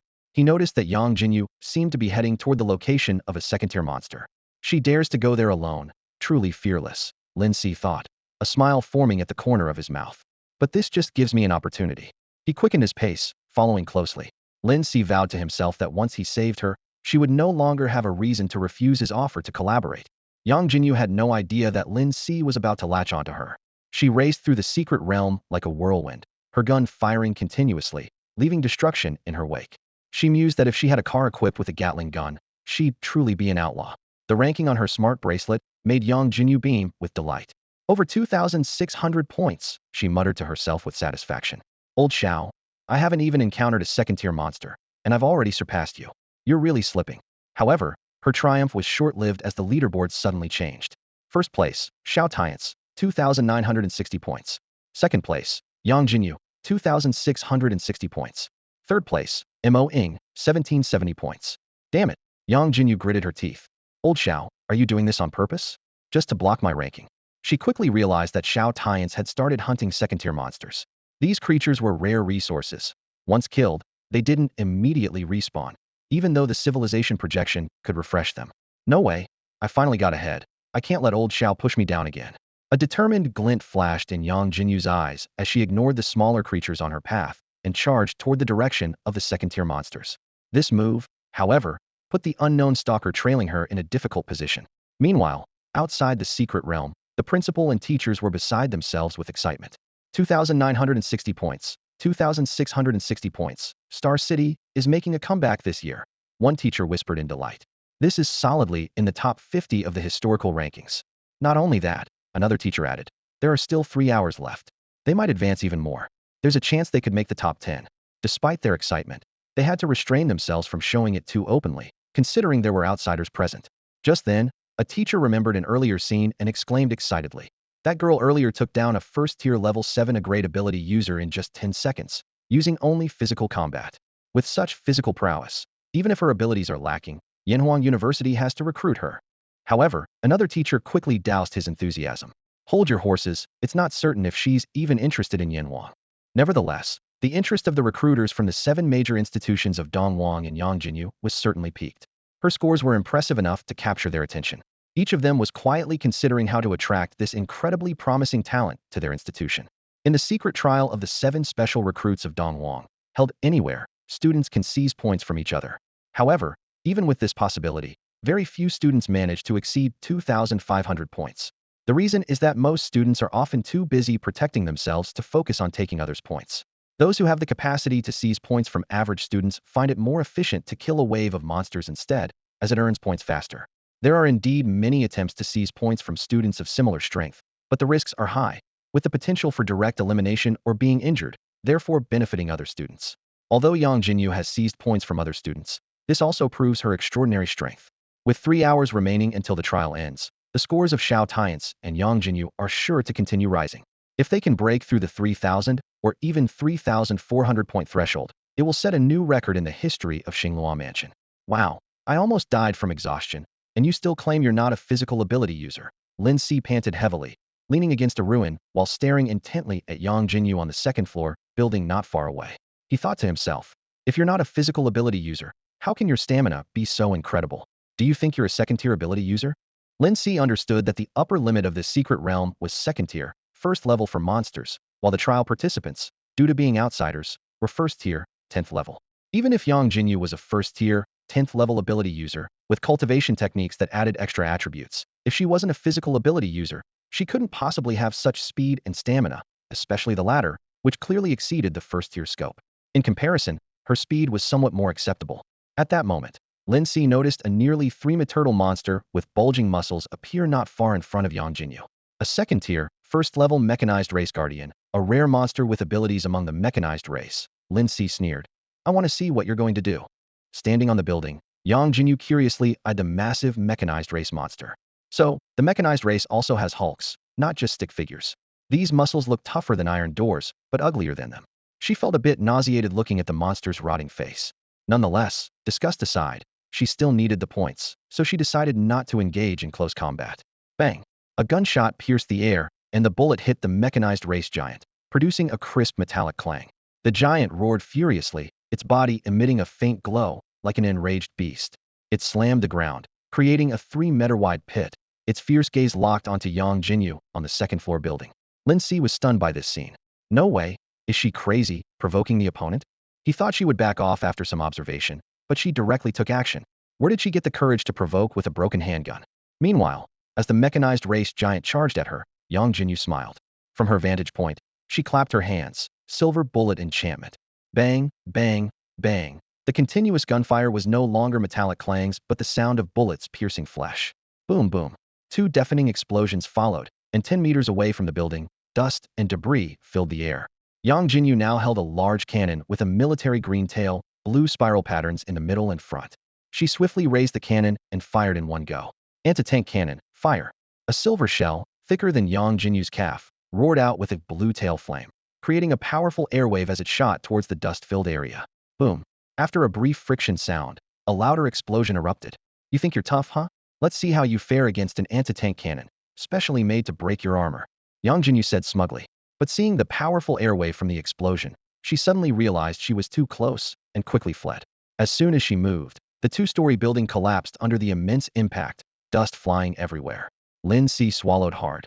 She really doesn't seem like a physical ability user, but she doesn't seem to fit any special category either. I've never heard of such outrageous special abilities. As the smoke cleared, a large crater with a diameter of 30 to 40 meters appeared. Lin Si's eyes widened. Is this damage really from a student in the same cohort? Not someone fishing with explosives? Yangjinyu hurried to the center of the explosion, where the flesh lay. This thing is really resistant to explosions, not completely obliterated. She worried the inner core might have been blasted away, though typically hard to destroy, nothing guaranteed it wouldn't be blown away. After some searching, she finally found the core, sighed in relief, and checked her score. 1st place, Yangjinyu, 3,660 points. 2nd place, Xiao Tianche, 2,960 points. 3rd place, Mo Ing, 1,770 points. Haha, 3,660 points. Old Xiao, you might as well concede. Yangjinyu laughed triumphantly, hands on her hips. Just then, a familiar voice rang in her ears. Quite a commotion. That second-tier monster couldn't withstand your shot. Yangjinyu turned to see Xiao Tianche, clad in dark blue battle armor, slowly approaching with an amused smile. Darn, caught showing off by the person involved. What do I do? This is urgent. Help me out, netizens. Yangjinyu thought in a panic. Outside, in the audience, the principals and teachers from various schools were dumbfounded by the damage shown on the big screen by Yangjinyu's cannon shot. A second-tier, first-level monster, except for a certain special ability user, was completely beyond handling. The other teachers and principals present, though capable, relied on physical abilities and had to wear down the opponent through maneuvering. After all, they were only second-tier, third or fourth level, in a third-tier city.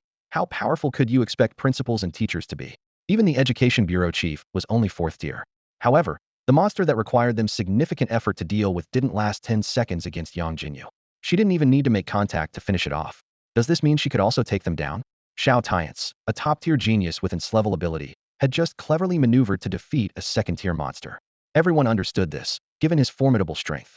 However, it was Yangjinyu's performance that left everyone stunned. She had actually managed to annihilate the monster in an instant. How is this possible?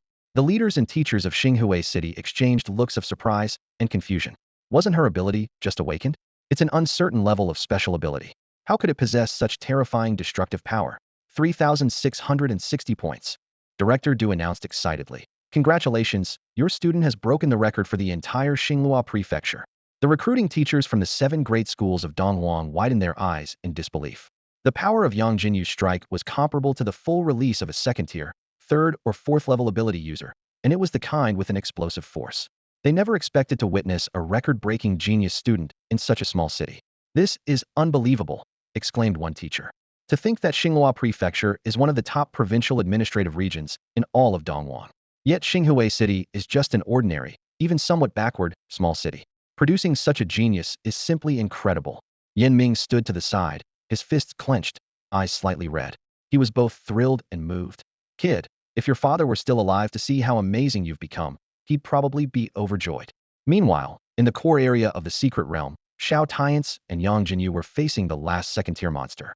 Xiao Tianche suddenly suggested teaming up, which puzzled Yangjinyu. Team up? Yangjinyu raised an eyebrow. Although the pixelated helmet hid her true expression, her cunning was still evident in her eyes. She nudged Xiao Tianche with her elbow, teasing, Old Xiao, come on, admit it. Are you afraid that you won't be able to snatch the last monster from me? So you want to team up to split the points and save some face, right? Xiao Tianche smiled wryly. You could say that. So, Old Yang, lend me a hand, will you? However, the reality was not so simple. The real reason Xiao Tianche suggested teaming up was that the last second-tier monster in the secret realm was not something they could easily handle alone. This monster, excessively invaded by the power of the abyss, had broken through the realm's restrictions, reaching the terrifying strength of a second-tier, third-level monster. More troublesome, it was not only immensely powerful but also incredibly fast. To defeat it, one of them needed to hold it off while the other attacked with full force. Logically, they should steer clear of such a formidable opponent. But Xiao Tianche had a compelling reason to deal with its secret realm core. This valuable core usually forms within monsters that break the realm's limits, replacing their inner cores. Once the secret realm core is acquired, it means controlling the entire secret realm, with all its resources belonging to the acquirer, representing a massive fortune. However, in Xinhui City, no one had yet discovered this secret. Even if someone had noticed, they lacked the capability to obtain it. No ability user had managed to defeat that monster without reaching the second tier. Xiao Tianche and Yangjinyu might just be the first combination capable of achieving this feat. Xiao Tianche stood at the entrance to the secret realm, his brow furrowed. He knew all too well that even assembling the most elite team would struggle to handle the creature within that had broken through its limits. If it weren't for Yangjinyu generously teaching him the spirit source body forging technique, he wouldn't dare to act rashly. Yet, if he let this opportunity slip away, it would ultimately benefit the demon cult. Recalling his past life's experiences, Xiao Tianche couldn't help but clench his fists. By the time he had learned of the situation then, the demon cult had already succeeded. As loyal servants of the abyssal demons, the demon cult was exceptionally attuned to creatures that broke their limits, always managing to obtain related intelligence first. More worryingly, they also possessed the secret method to temporarily lift power restrictions within the secret realm. Although the Eastern Desolation had similar means, they were last resort measures, not to be used lightly. Xiao Tianche closed his eyes, vividly recalling the devastation of his previous life. Right after the secret realm assessment concluded and the creatures were largely cleared, the military relaxed their vigilance, and the strongest commander left to report the situation. In this moment of vulnerability, the demon cult seized the opportunity, stormed the secret realm, and seized control. Their objective was clear: destroy the core of the secret realm, trigger chaos, and take the creature that had surpassed its limits. This resulted in a forced mass spawning within the secret realm, leading to the largest secret realm riot in Xinghua City's history, causing heavy casualties. Opening his eyes, Xiao Tianche's gaze was filled with determination. Given a second chance at life, he had the power to avert this disaster, and he would not allow the demon cult to succeed again. Moreover, gaining control of the secret realm would be an incredible opportunity for him. The Eastern Desolation not only allowed individuals to acquire secret realms, but also encouraged this behavior. Each creature that broke the secret realm's limits, containing the realm's core within, held immense potential. These creatures could even leave the secret realm, no longer merely existing as projections. However, they would ultimately join the abyss, posing a significant threat to the Eastern Desolation. Xiao Tianche took a deep breath, tightening his grip on his weapon. The best option was to deal with these creatures before they left the secret realm. He was resolved to change history this time, prevent the disaster, and secure a powerful ally for himself. Since you've come to me for help, as your godfather, of course I agree. Let's go, son, Yangjinyu said, quickly tapping her smart bracelet against Xiao Tianche's. As soon as the team-up notification chimed, she dashed away. Yangjinyu silently congratulated herself for her quick escape. She didn't want to be tormented by Xiao Tianche again. Even though she considered herself just a sworn father to Xiao Tianche, he always resisted this identity. Her past experiences had conditioned her to flee immediately after forming a team because those rebellions usually ended with her being overpowered. The two raced towards the location of the third second-tier monster. Although it was still summer, the sky was already beginning to darken. In the dim light, they quickly spotted their target, a tall, slender figure about 2 meters high. Even before getting close, they could feel the monster's imposing aura. Unlike other mechanical monsters, this one, aside from having iron-gray skin, had no decaying flesh on its body. Is this really a second-tier monster? Yangjinyu exclaimed, finally understanding why Xiao Tianche wanted to team up. Xiao Tianche didn't answer her question and instead said in a low voice, I'll go distract it, and you focus on attacking. Don't worry about me. I can dodge. Before he finished speaking, Xiao Tianche's body was enveloped in purple arcs of electricity, charging towards the monster like a bolt of lightning. He wore dark blue metallic gloves, clearly part of the same series as his battle armor. Xiao Tianche's swift movement immediately caught the monster's attention. Roar! The monster bellowed, rushing towards Xiao Tianche with astonishing speed. Boom! The collision created a powerful shockwave. The ground beneath them cracked open, forming a crater 2 or 3 meters in diameter. Xiao Tianche was surrounded by purple electricity, while the monster was shrouded in black mist, like a battle between light and darkness. The speed of the two figures was incredible, making it impossible for an ordinary person to follow their actions. All that could be seen was a dazzling purple lightning bolt clashing with a mass of black mist. In just a few moments, the ground around them was left pitted and in ruins. Wow! At this speed, handling it on my own would be quite a challenge. Yangjinyu frowned slightly, her eyes locked on the shadowy figure that seemed to cling to her every move. The creature's explosive speed was almost on par with hers, and even more alarming was the corrosive aura that surrounded it. Fortunately, Xiao Tianche was enveloped in purple lightning, which counteracted the creature's energy, allowing him to barely hold it at bay. Yet, despite his efforts, he couldn't completely overcome this formidable foe. Old Xiao, I won't be responsible if you get hit, Yangjinyu murmured softly, quickly pressing her hands together to enchant the silver bullets. This creature was clearly of the undead, and she needed to first break through its outer defenses with the silver bullets. Bang! Bang! Bang! A series of sharp gunshots shattered the silence, as glowing silver bullets streaked through the air like meteors, heading straight for the center of the battle between Xiao Tianche and the creature. At that moment, Xiao Tianche had his back to Yangjinyu. Just as the silver bullets were about to hit him, he seemed to have eyes in the back of his head. With a quick push off the ground, he leaped 4 or 5 meters into the air, effortlessly dodging the incoming bullets. The silver bullets hit the creature with a dull thud, embedding themselves in its flesh. Seeing this, Xiao Tianche's face lit up with joy, and he shouted, Keep going. Don't worry about me. Although she knew Xiao Tianche couldn't see her, Yangjinyu still gave an okay hand gesture. She swiftly summoned an anti-tank cannon with fluid motions, lifting the cannon, aiming, and firing. Unlike the previous massive creature, this time she included a step for aiming. The silver shell roared out, trailing a blue flame. Sensing the powerful sound and an inexplicable sense of danger from behind, Xiao Tianche's eyes narrowed, and he shouted, Lightning cage. In an instant, countless purple arcs of electricity surged from his body, forming a purple lightning cage that trapped the creature securely. This was a combat technique Xiao Tianche had learned in a past life. Although his current power was limited and couldn't unleash its full potential, It was enough to hold the creature for a second or two. This use of his abilities wouldn't arouse suspicion. Instead, it would make others think he was extraordinarily gifted. Then, Xiao Tianche transformed into a streak of purple lightning, quickly leaving his position. The silver shell followed closely, and as it made contact with the shadowy figure, the shell head drilled into the creature's body like a power drill. Boom! A deafening explosion rang out, causing the ground to tremble slightly. A massive crater formed at the center of the blast, with smoke and debris scattering in all directions. Is it over? Xiao Tianche muttered to himself. With such power, the creature should have a hard time surviving. However, the thick smoke made it impossible for him to confirm. Whoosh! Just as he finished speaking, a terrifying creature with only half its body left suddenly burst from the smoke. Surprisingly, its gaze wasn't fixed on the nearby Xiao Tianche, but instead locked onto Yangjinyu in the distance. It turned out that the moment the silver shell drilled into the creature, the cage restraining it disappeared. Desperate to survive, the creature abandoned half of its body to escape. However, the explosion was too powerful, and the creature had too little time to flee. Though it narrowly escaped death, it was severely wounded and hanging by a thread. However, as the creature, newly endowed with intelligence, faced its demise, it harbored only one thought: revenge.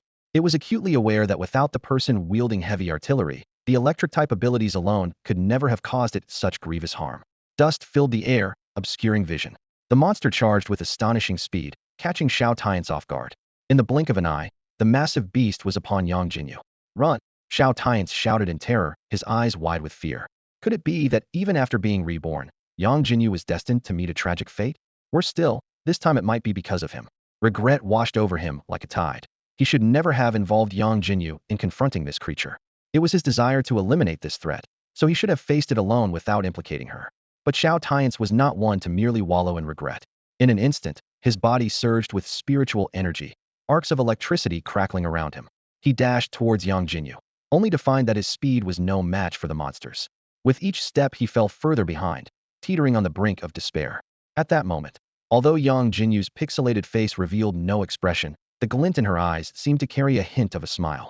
She remained calm and composed.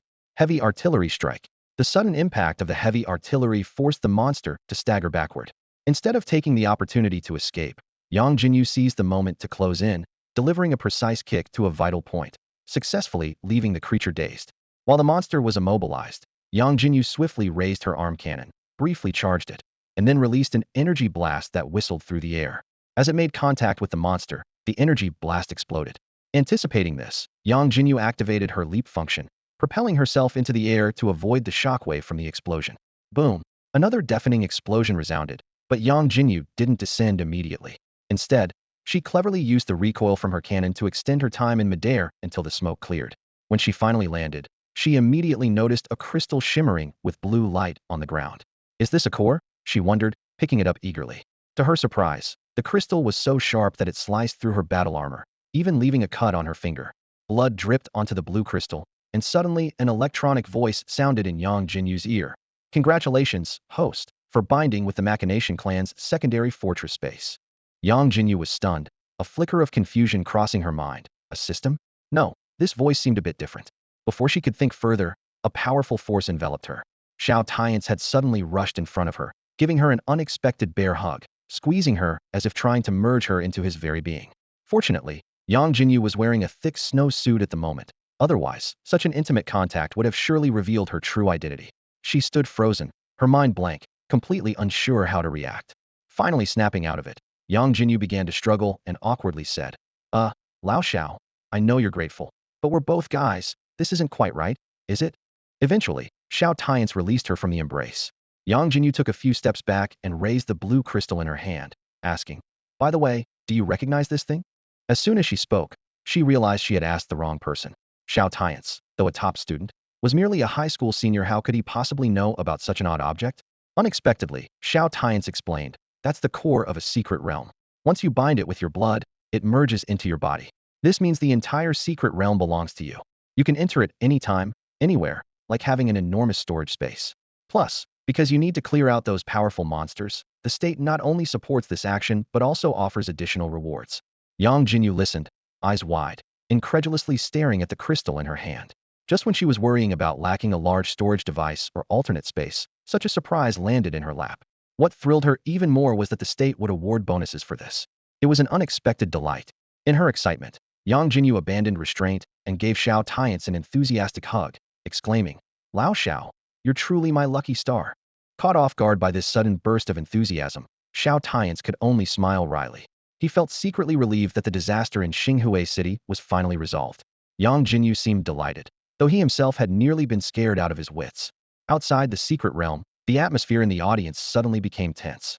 After Yang Jinyu broke the Xinghua Mansion's record, the leaders and teachers had initially felt calm, thinking there was nothing left to be surprised about. They watched the big screen with composure, eager to see how many more points Yang Jinyu and Xiao Tianche could score in the final hour.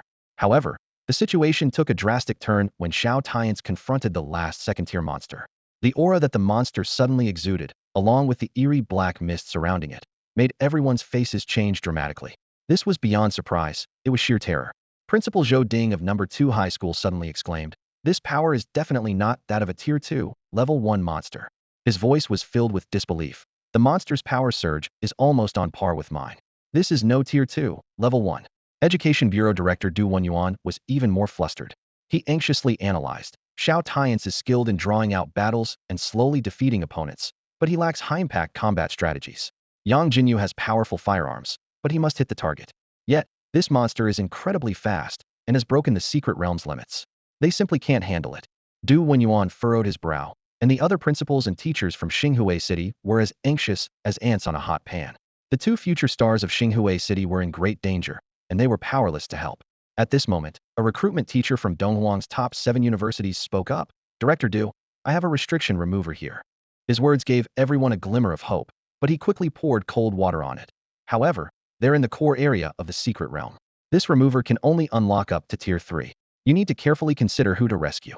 The recruitment teacher remained calm, but had a furrowed brow, clearly aware of the gravity of the situation. The loss of an S-level ability user and an unknown level ability user who broke the Xinghua Mansion's record would be immeasurable if they were to fall in the secret realm. Du Wenyuan nodded, fully grasping the admissions officer's implication. The vast distance between the core area and the outskirts meant that even a third-tier ability user couldn't arrive in time. Their only option was to find someone with outstanding speed abilities. Beyond that, they could only hope that Yang Jinyu and Xiao Tianche could hold on until help arrived. Du Wenyuan sighed helplessly, his eyes fixed on the projection before him. The rescue hadn't even started, yet the battle in the image had already reached a fever pitch. Xiao Tianche waved his hands, electricity crackling, and instantly trapped the monster in a lightning cage. He vanished from sight, and in the next moment, a silver projectile hurtled in and exploded with a roar. The Education Bureau leaders, the principal, and the teachers were dumbfounded, too stunned by the duo's seamless cooperation to speak. As the dust settled, everyone held their breath. Could it be that it was over so quickly? Suddenly, a monster missing half its body lunged out from the smoke, grotesque and terrifying. Everyone's hearts tightened, regretting their momentary lapse in vigilance. But then, Yang Jinyu appeared. Her movements were fluid, her weapon switching deftly in her hands. Finally, an energy cannon hit the monster squarely, completely obliterating it. The scene fell silent. Moments later, two numbers flashed on the scoreboard: 4,160 points and 3,460 points. Two record breakers. Zhou Ding, the principal of the second high school, suddenly stood up, his voice trembling with excitement. Since he became principal, he had never seen such outstanding students, let alone two at once. This time, he truly felt a sense of pride and accomplishment. Zhou Ding's exclamation seemed to break some sort of spell. The other principals and teachers in the audience stood up, exclamations of astonishment echoing throughout. Heavens above, our Xinhui City is on the rise. Unbelievable. This is like a blessing from the ancestors, two record breakers. Old Yin, you're amazing, producing not just two top-ranking students, but ones who shattered previous records. The performances of Xiao Tianche and Yang Jinyu not only broke previous records, but also represented the pride of Xinhui City. Even the teachers from the prestigious Eastern Huang 7 were smiling, unexpectedly witnessing a historic moment today. It's important to note that the special admissions always included participants with S-level abilities, and the historical rankings had almost never changed. Those names represented the top students of the past. Originally, they came just to observe the potential combat abilities of two S-level ability users. Who would have thought that two students from a small, impoverished city could achieve such remarkable results? In reality, this small city surprisingly produced two students who broke records at Xinghua Academy. Not only did they achieve outstanding scores, but they also managed to defeat a monster that was clearly beyond their power level, breaching the limits of the secret realm. Such strength is considered exceptional anywhere at any time. As the trial was nearing its end, many returning students had gathered in the clearing. They looked at the leaderboard. and while they were surprised by Xiao Tianche's score, it was somewhat expected his reputation had long preceded him. However, when they saw Yangjinyu at the top of the rankings, everyone was stunned. Who is Yangjinyu? Someone whispered. No idea, never heard of them. Another student replied, shaking their head. The name Yangjinyu emerged like a dark horse, suddenly capturing everyone's attention. Meanwhile, the faces of the Zhao siblings turned grim. After being eliminated, although they realized Yangjinyu's exceptional ability, they hadn't immediately checked the leaderboard. Zhao Wanner had been stomping her feet in frustration, while Zhao Mingyang tried to comfort her. With the Zhao family backing them, they didn't consider a slightly talented individual worth much concern. However, when news came that Yangjinyu had defeated a second-tier monster and broken the record at Xinghua Academy, the situation changed dramatically.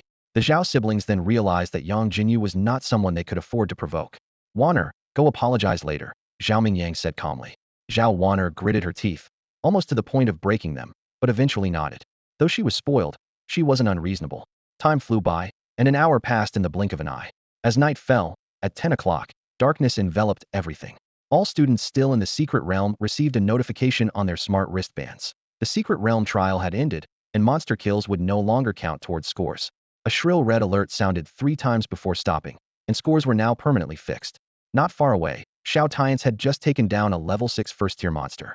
Yangjinyu waved at him, her face beaming with the joy of victory. Old Xiao, let's go? I've already secured first place, so there's no point in struggling, haha. She laughed, her eyes sparkling with excitement. Yangjinyu was already planning how to boast about her achievements once she returned, eager to show her mother who the real academic star and genius was. First place, Yangjinyu, 4,560 points. Second place, Xiao Tianche, 3,860 points. Third place, Mo Ying, 1970 points. Both Yangjinyu and Xiao Tianche defeated 1.5 second-tier monsters, creating a significant gap between them and the third place. Since the last second-tier monster broke through the secret realm's restrictions, the score should logically increase by at least 1,000 points. However, the AI in this small area isn't advanced enough, so the final tally will be manually adjusted later. Mo Ying, a necromancer, faced backlash for doing something unpopular for the first time.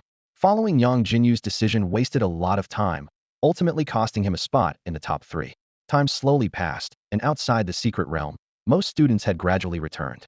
Only a few who ventured deep inside had yet to emerge. At this moment, the students were not only waiting for their remaining schoolmates to return, but were also eager to catch a glimpse of the individual who broke the Xinghua Mansion record. This year, Xinghua City would undoubtedly gain fame across the entire Xinghua Mansion. The principal and teachers stood excitedly not far from the secret realm, their expressions full of anticipation. As the secret realm rippled, everyone held their breath involuntarily. A boy with red eyes emerged, looking bewildered at the dense crowd of students around him. What was going on? Hey, isn't that Mo Ying? Someone recognized him, with a hint of disappointment in their voice. I thought it was that Yangjinyu. Mo Ying, whose intelligence had decreased after using his powers and hadn't checked the scores, was even more confused. He, an class ability user, was suddenly being disregarded? And who was Yangjinyu? With confusion in his heart, Mo Ying checked the rankings for the first time. When he saw his standing, his expression froze instantly. Damn it. He, one of Xinghua City's 2 class ability users, only managed to secure third place, with a significant gap from the first and second places. He at least knew Xiao Tianche, but who on earth was this Yangjinyu? At that moment, the secret realm rippled again. However, the crowd no longer felt the previous tension and anticipation. The person ranked first was definitely the one who ventured deepest into the secret realm, so everyone was waiting for the last person to come out. Suddenly, 2 figures appeared before the crowd. One was Xiao Tianche, so the other must be Yangjinyu? A gasp of surprise drew everyone's attention to the person whose appearance was completely different from the surroundings. The person was dressed in a snowman costume, wearing a pixelated head, with no trace of blood or dirt on them, not at all like an ability user who had been through a battle. Is she Yangjinyu? Someone whispered. Is this what a strong person looks like? Wow, not a scratch on her. Is this what a big shot looks like? Another voice exclaimed in amazement.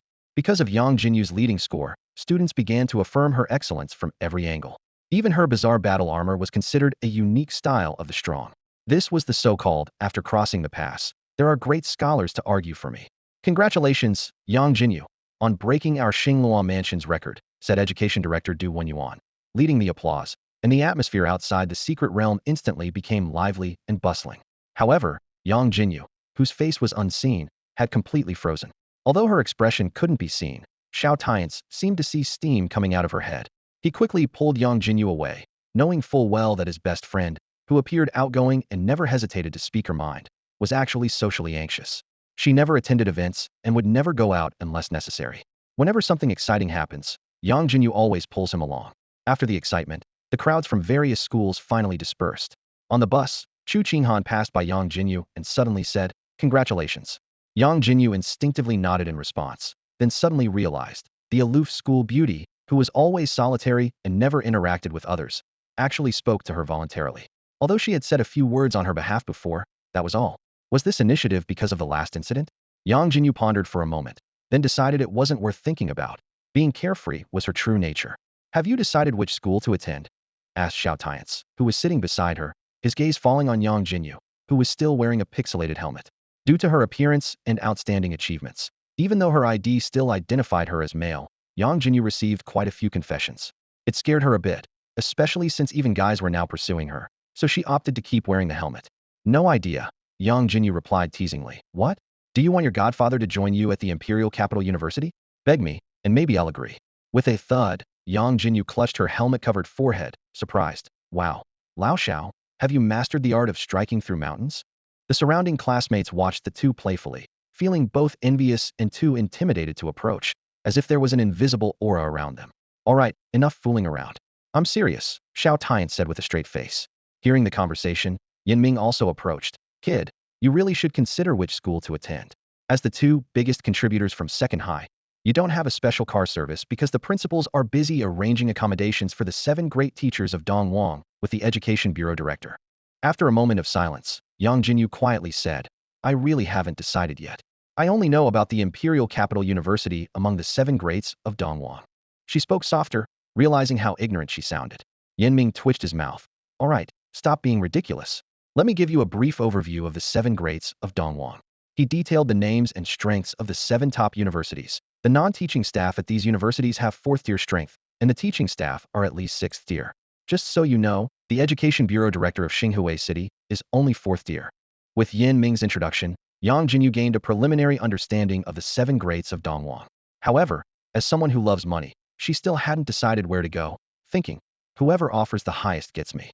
Though they didn't have the Education Bureau Director and principals personally seeing them off, as heroes who broke the Xinghua Prefecture's ranking record, Yangjinyu and Xiao Tianche enjoyed the luxury of a bus dropping them off at their doorsteps. "My dear mother, your excellent eldest son is back," Yangjinyu exclaimed excitedly as she pushed open the door. "Guess what place I got in the Secret Realm trial?" As Yangjinyu pushed open the door, a rich aroma of meat greeted her. Her eyes were immediately drawn to the table full of delicious dishes, especially a steaming plate of pig trotters that Yang's mother had just placed on the table. Yang's mother beamed with a joyful smile and warmly called out, "Xiao So, come in. Today, Jinyu and I are going to celebrate with you." Xiao Tianche responded politely, "Good evening, Aunt Su." He had already received the invitation from Yang's mother earlier that morning. However, Yang Jinyu suddenly fell silent, then couldn't help but complain, "Mom, I'm your biological daughter. Besides, shouldn't the celebration be for me? Why don't you ask about my ranking?" Yang's mother gave her daughter a meaningful look, with a hint of teasing in her voice. "Yes, yes, you're my good daughter." She emphasized the last few words. Seeing Yang Jinyu's displeasure, she continued, "But your ranking, is there really any need to ask? Don't you have a sense of your usual performance? By the way, take off that headband." Yang Jinyu stomped her foot in frustration. "What do you mean by my usual performance? What's wrong with me?" She trailed off, realizing that her past performances weren't very convincing. But soon, she rebounded. "Wait, that was the old me. I've completely transformed now. This time, I'm the top scorer." Yang's mother nodded dismissively, a faint smile on her lips. All right, you're number 1. Come on, Xiao So, let's eat." Yang Jinyu widened her eyes and said seriously, "Mom, I'm really number 1. Xiao Tianche is second this time. If you don't believe me, ask him." She turned to Xiao Tianche, shaking his shoulders vigorously. "Hurry up, tell my mom the truth." Xiao Tianche looked at Yang's mother, amusement in his eyes, and calmly said, "Aunt Su, Jinyu is indeed telling the truth. She ranked first this time." Yang's mother still seemed skeptical but urged them to sit down. All right, number 1. Come, let's eat." Yang Jinyu fell silent. She realized that her past image was so poor that her mother would rather believe Xiao Tianche was playing along with her than believe she had truly achieved good results. She resolved that once she was admitted to the Eastern Wilderness 7, or when the homeroom teacher came to congratulate her, she would make sure her mother was thoroughly convinced. The meal was enjoyed by all, except for Yang Jinyu, who was puffed up with frustration, like a pufferfish. After dinner, Yang Jinyu eagerly pushed Xiao Tianche toward the door. Go, it's late. You should get some rest." She was secretly annoyed, having intended to show off, only to have him steal the spotlight effortlessly. Back in her room, Yangjinyu immediately checked her latest information. She vaguely remembered hearing a system update notification mentioning integration with a secret realm. The system interface displayed. Host, Yangjinyu. Level 16, Tier 1, Stage 6. Strength, 2,569. Agility, 1,193. Spirit, 1,272. Constitution, 2,569. Traits, 1. Strength and Constitution attributes double after each level up. 2. Gains an additional 20 of current attributes after each level up. Inventory, Shop, Unlocked. Skills, Cannon Shot, Anti-Tank Shot, Annihilating Shot, Chain Strike. Secret Realm Space, under renovation. Gun Room, under renovation. Heavy Weapons Cache, under modification. Mechanical Vault, under modification. Yangjinyu looked at the information, puzzled. What's going on? Secret Realm under renovation? It seems to be targeting the 2 marksman professions, but I'm not sure what's happening exactly. She shook her head, deciding not to dwell on it. Never mind, it's not finished yet. I'll deal with it tomorrow. For now, sleep is more important. The unexpected visit from Teacher Yin and Principal Zhou Ding from number 2 high school disrupted the peaceful Sunday at the Yang household. Mrs. Yang was surprised to welcome the distinguished guests, her mind filled with questions. She invited them inside, offered them hot tea, and hurried to wake her still sleeping daughter, Yangjinyu. Moments later, a sleepy, disheveled girl appeared in the living room. Rubbing her eyes, Yangjinyu looked around in confusion. Teacher, Principal?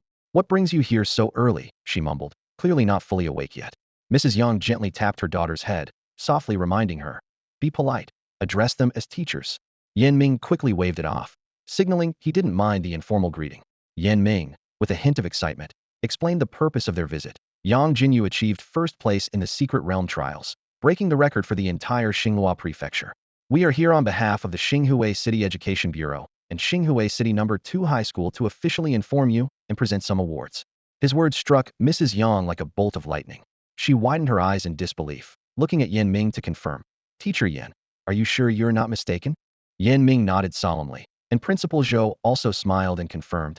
Indeed, Miss Su Wan, your daughter has brought great honor to Xinghua City. Mrs. Yang fell silent, her eyes drifting to her daughter, who was already lost in her own world. She recalled her daughter's usual behavior and found it hard to associate her with the word excellent. At this moment, Principal Zhou produced Yangjinyu's report card, further verifying the astounding news. Mrs. Yang took the report card and examined every number carefully, her emotions swirling in a complex mix. The living room was enveloped in a peculiar atmosphere. Yan Ming and Zhou Ding looked at Yangjinyu with approval, while Mrs. Yang was deeply puzzled. Meanwhile, Yangjinyu, the center of attention, seemed indifferent to everything around her, gazing absent-mindedly out the window.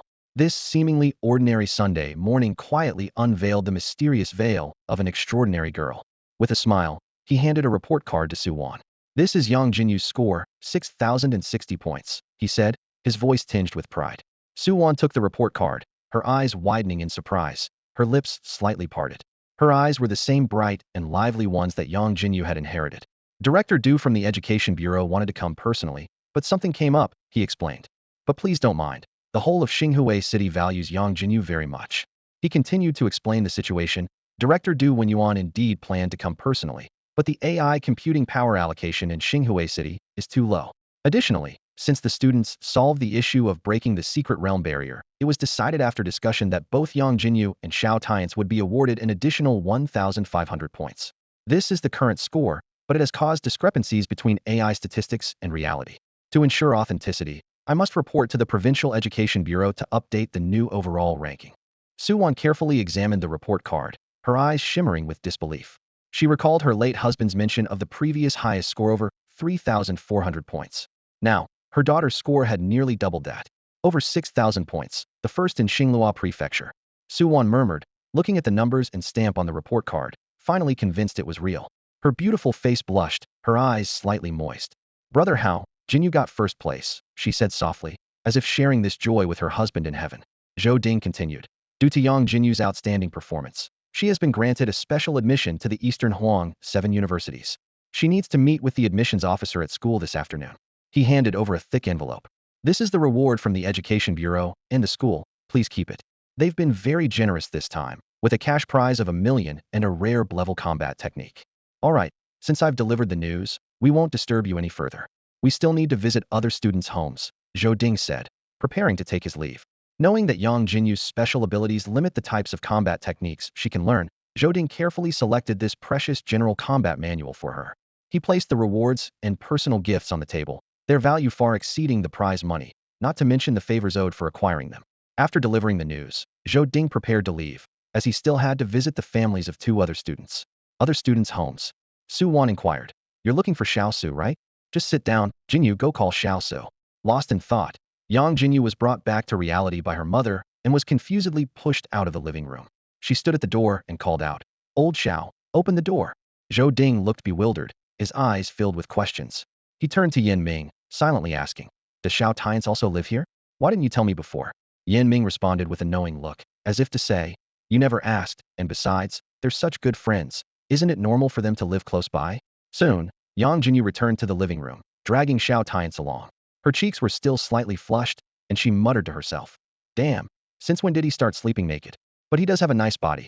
I'd like to give it a squeeze. Her gaze involuntarily fell on Xiao Tianche's abdomen, and she shivered. Damn, what am I thinking? I'm just envious. Besides, I may not have abs, but at least I have a line. If I want to touch something, I'll touch my own. Xiao Tianche seemed a bit puzzled, not understanding why his friend was reacting this way. He wasn't completely naked. He just wanted to speed up his cultivation by allowing his body to better connect with the spiritual energy of the world. Besides, they're both guys, what's there to be embarrassed about? Xiao Su, come over here. Su Wan's voice broke the slightly awkward atmosphere between them. Zhou Ding repeated a speech similar to the one he gave earlier, but with slight variations, and then once again made his farewells. Throughout the process, the room was filled with a subtle atmosphere, as if everyone had their own thoughts and uncertainties. Xiao Tianche stood downstairs, his gaze fixed on Yang Jinyu ahead. After a moment of silence, he asked, So, why are you following Teacher Yin and the others? Yang Jinyu playfully placed her hands behind her back and spun around on one foot, exuding youthful energy. She replied naturally, Of course, I'm curious about the aloof school beauty's address. She then added with a mischievous smile, Just kidding. It's not that early now anyway, so I'm following the teachers back to school and getting a ride. Plus, didn't Principal Zhou want to treat us to a meal? Her words made Principal Zhou, who was walking ahead, pause slightly. He had just opened the car door and fell silent upon hearing this. Zhou Ding understood that the students were hoping to get a free lunch from him. He recalled how Yang Jinyu had previously tried to bring her mother along, but was politely declined. Principal Zhou couldn't help but wonder how such a gentle woman raised such a carefree child. Meanwhile, Yang Jinyu continued chatting with Xiao Tianche, oblivious to Zhou Ding's thoughts.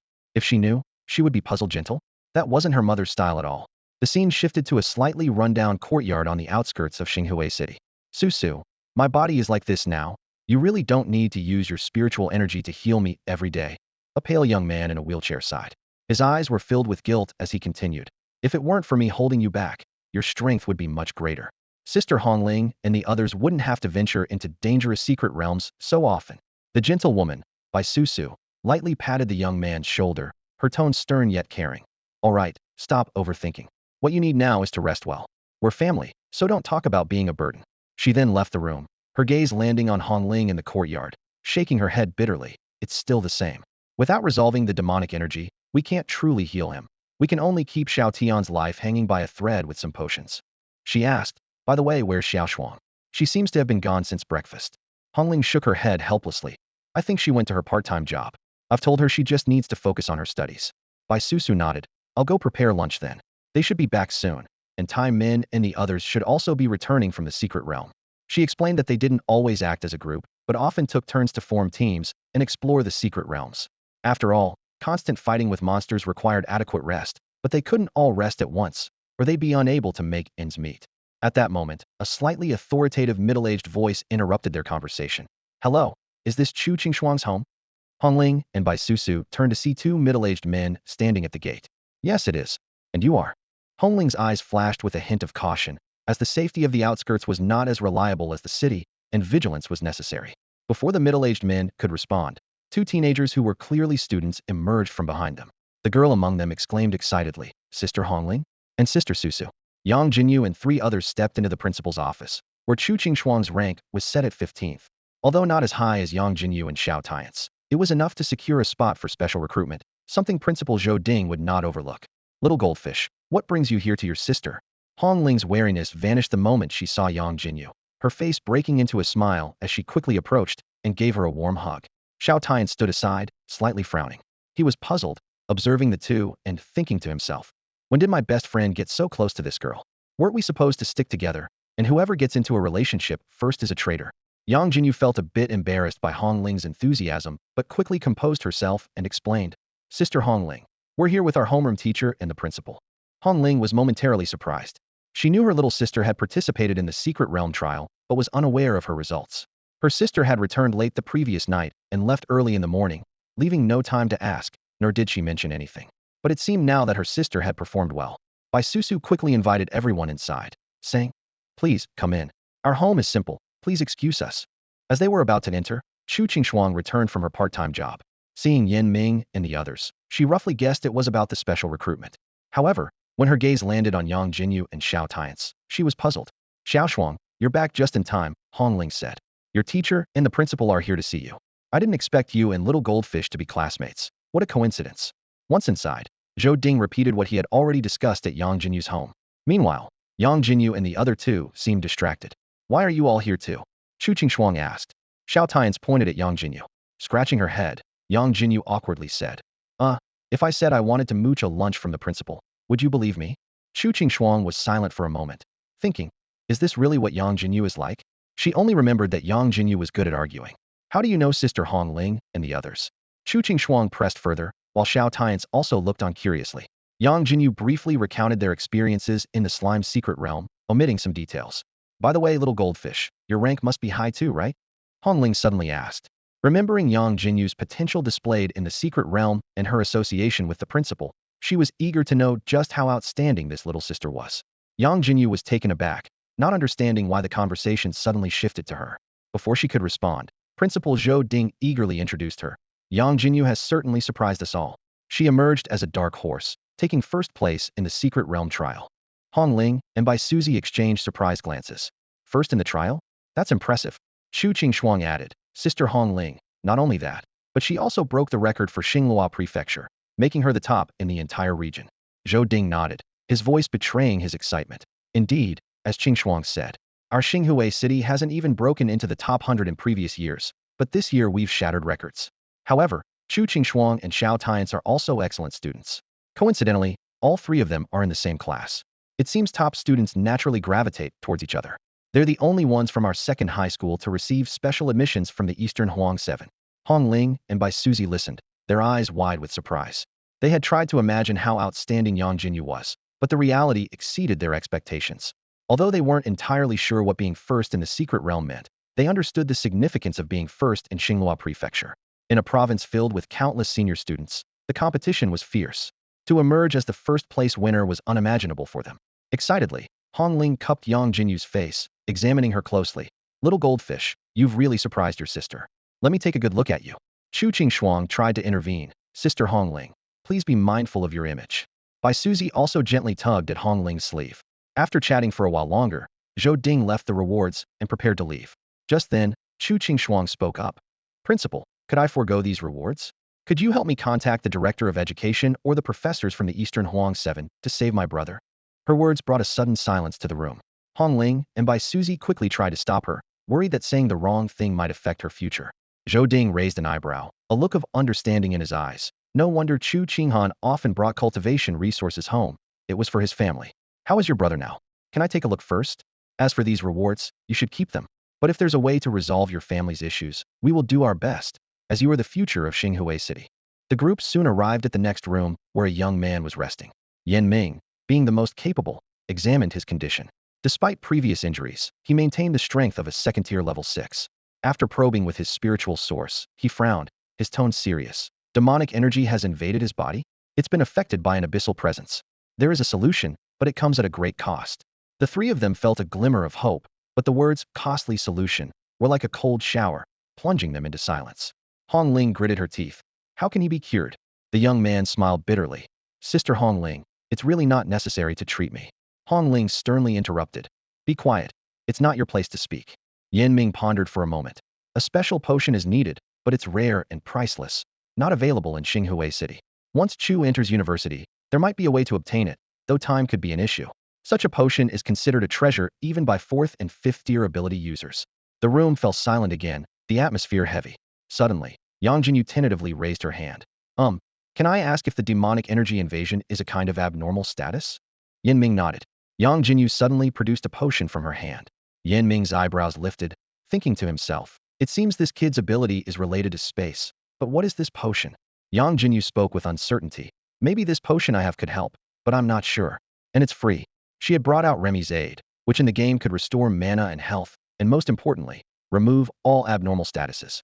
However, its real-world effects were unknown to her. Yin Ming took the potion, sensing a life-giving force within it, and his own spiritual source seemed mysteriously guided. It's definitely worth a try. I can't guarantee its effectiveness, but it's harmless. Do you want to use it? Hong Ling looked at the young man. Xiao Tianche, do you want to try it? Without hesitation, the young man nodded. Following Yangjinyu's guidance, he consumed the potion. The group held their breath as the young man was enveloped in a gentle glow. However, after the light faded, there seemed to be no significant change. Professor Yin, was it a success or a failure? Chu Qingxuang asked cautiously, her eyes filled with both anticipation and worry. Yin Ming frowned slightly and shook his head. I'm not sure. I need to check. His tone had a hint of uncertainty, and he was not very hopeful. The normal process of dispelling demonic energy would never be so swift and calm. Xiao Tianche also frowned.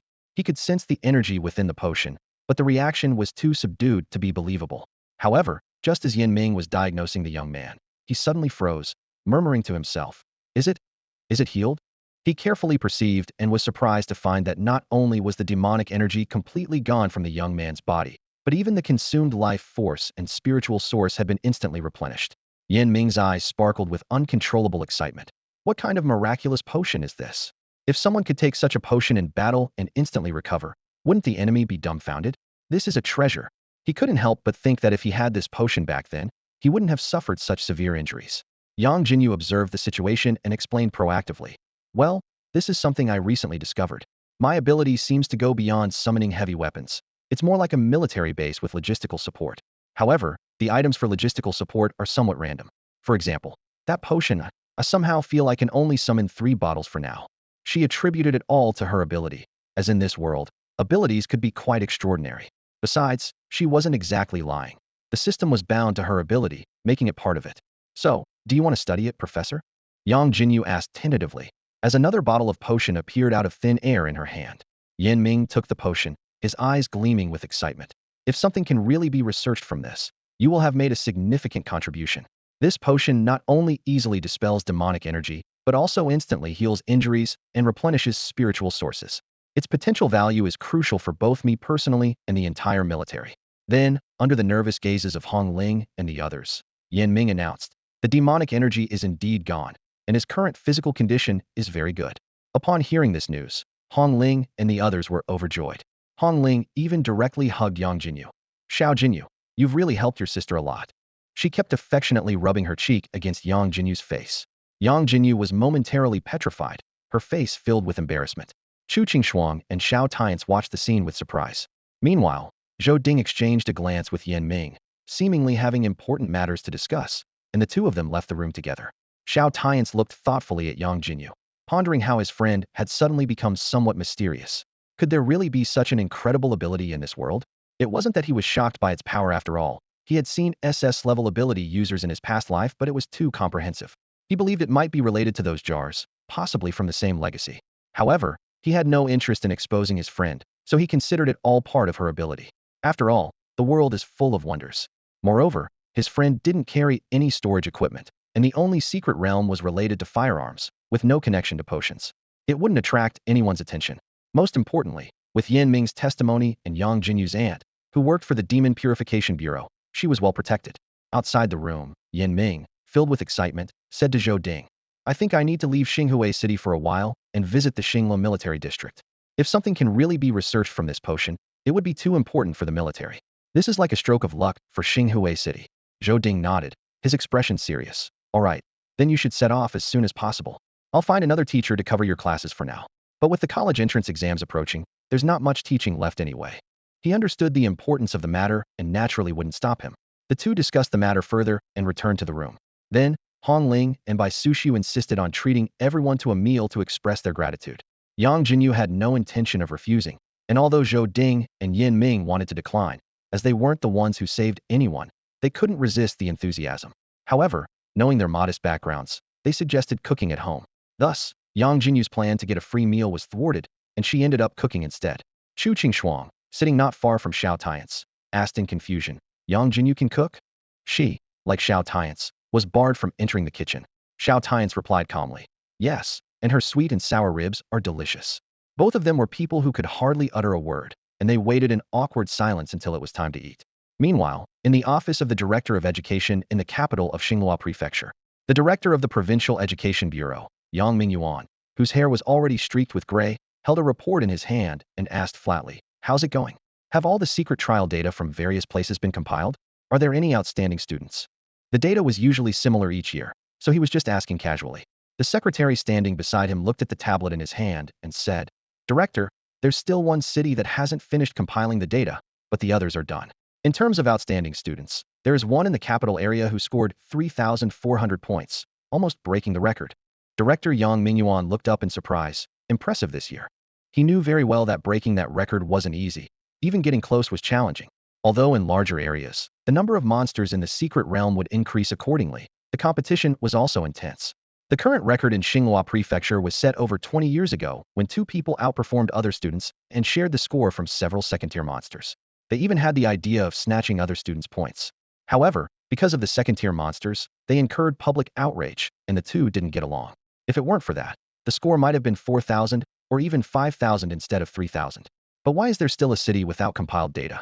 Scores and rankings are usually compiled by AI and reported simultaneously. Yang Mingyuan asked, puzzled. The secretary swiped on the tablet and explained, it seems it's Xinghua City. There was a monster that broke the restrictions in the secret realm. What? Yang Mingyuan stood up abruptly. A monster breaking restrictions in a secret realm wasn't a minor issue. If not resolved in time, it posed a potential threat capable of destroying a city. Has it been resolved? Wait, Xinghua City didn't request a restriction remover. What's going on? Before the secretary could respond, a sudden rush of footsteps echoed from outside. Knock, knock, knock. The urgent knocking on the door shattered the calm of Director Yang Mingyuan's office. Immersed in his work, Yang Mingyuan was startled and looked up. Before he could say a word, the door was flung open, and a visibly anxious man rushed in. Director, over in Xinghua City. The man said breathlessly, his face filled with excitement. Yang Mingyuan's brows furrowed immediately, an alarm ringing in his mind. Something's happened, hasn't it? He asked quickly. What's going on in Xinghua City? The man took a deep breath, trying to calm his breathing before explaining. Director, Xinghua City has broken the record for the entire Xinghua Prefecture, and not just one, but 2 records. Yang Mingyuan was momentarily at a loss, confusion written all over his face. What's the situation? Didn't they say there was a monster breaking the secret realm's boundaries in Xinghua City? It's already a relief if there weren't serious losses, so how did they break records? The man continued to explain. Director, those 2 students are incredibly powerful. They managed to team up and take down the monster that broke the secret realm's boundaries. That's why there were extra points, and Xinghua City took a bit longer to tally everything up. As he spoke, he pulled out a data drive from his pocket. This is the video, including the Xinghua City Education Bureau Director's testimony and recordings from within the secret realm. Yang Mingyuan took the data drive, starting to piece things together. He recalled that Xinghua City indeed had 2 students with S-level abilities this year, but he hadn't expected them to be this formidable. After all, even here in the capital, S-level ability users, despite having reached the 2nd tier, found it challenging to deal with monsters after the Abyss invasions, let alone those breaking the secret realm's boundaries.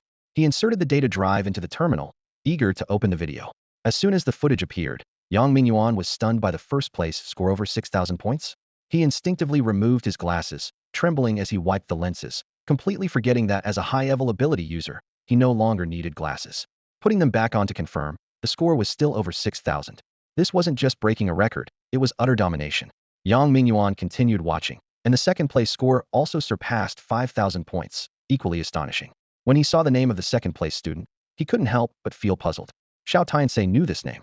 By all accounts, his potential should have been higher, so why was he second? His curiosity drove his gaze to the first-place student, and his eyes widened in disbelief. His breath seemingly arrested Yangjinyu, a name he had never heard of, with an unknown ability level, having recently awakened naturally. Yang Mingyuan looked up at the man, his eyes filled with doubt.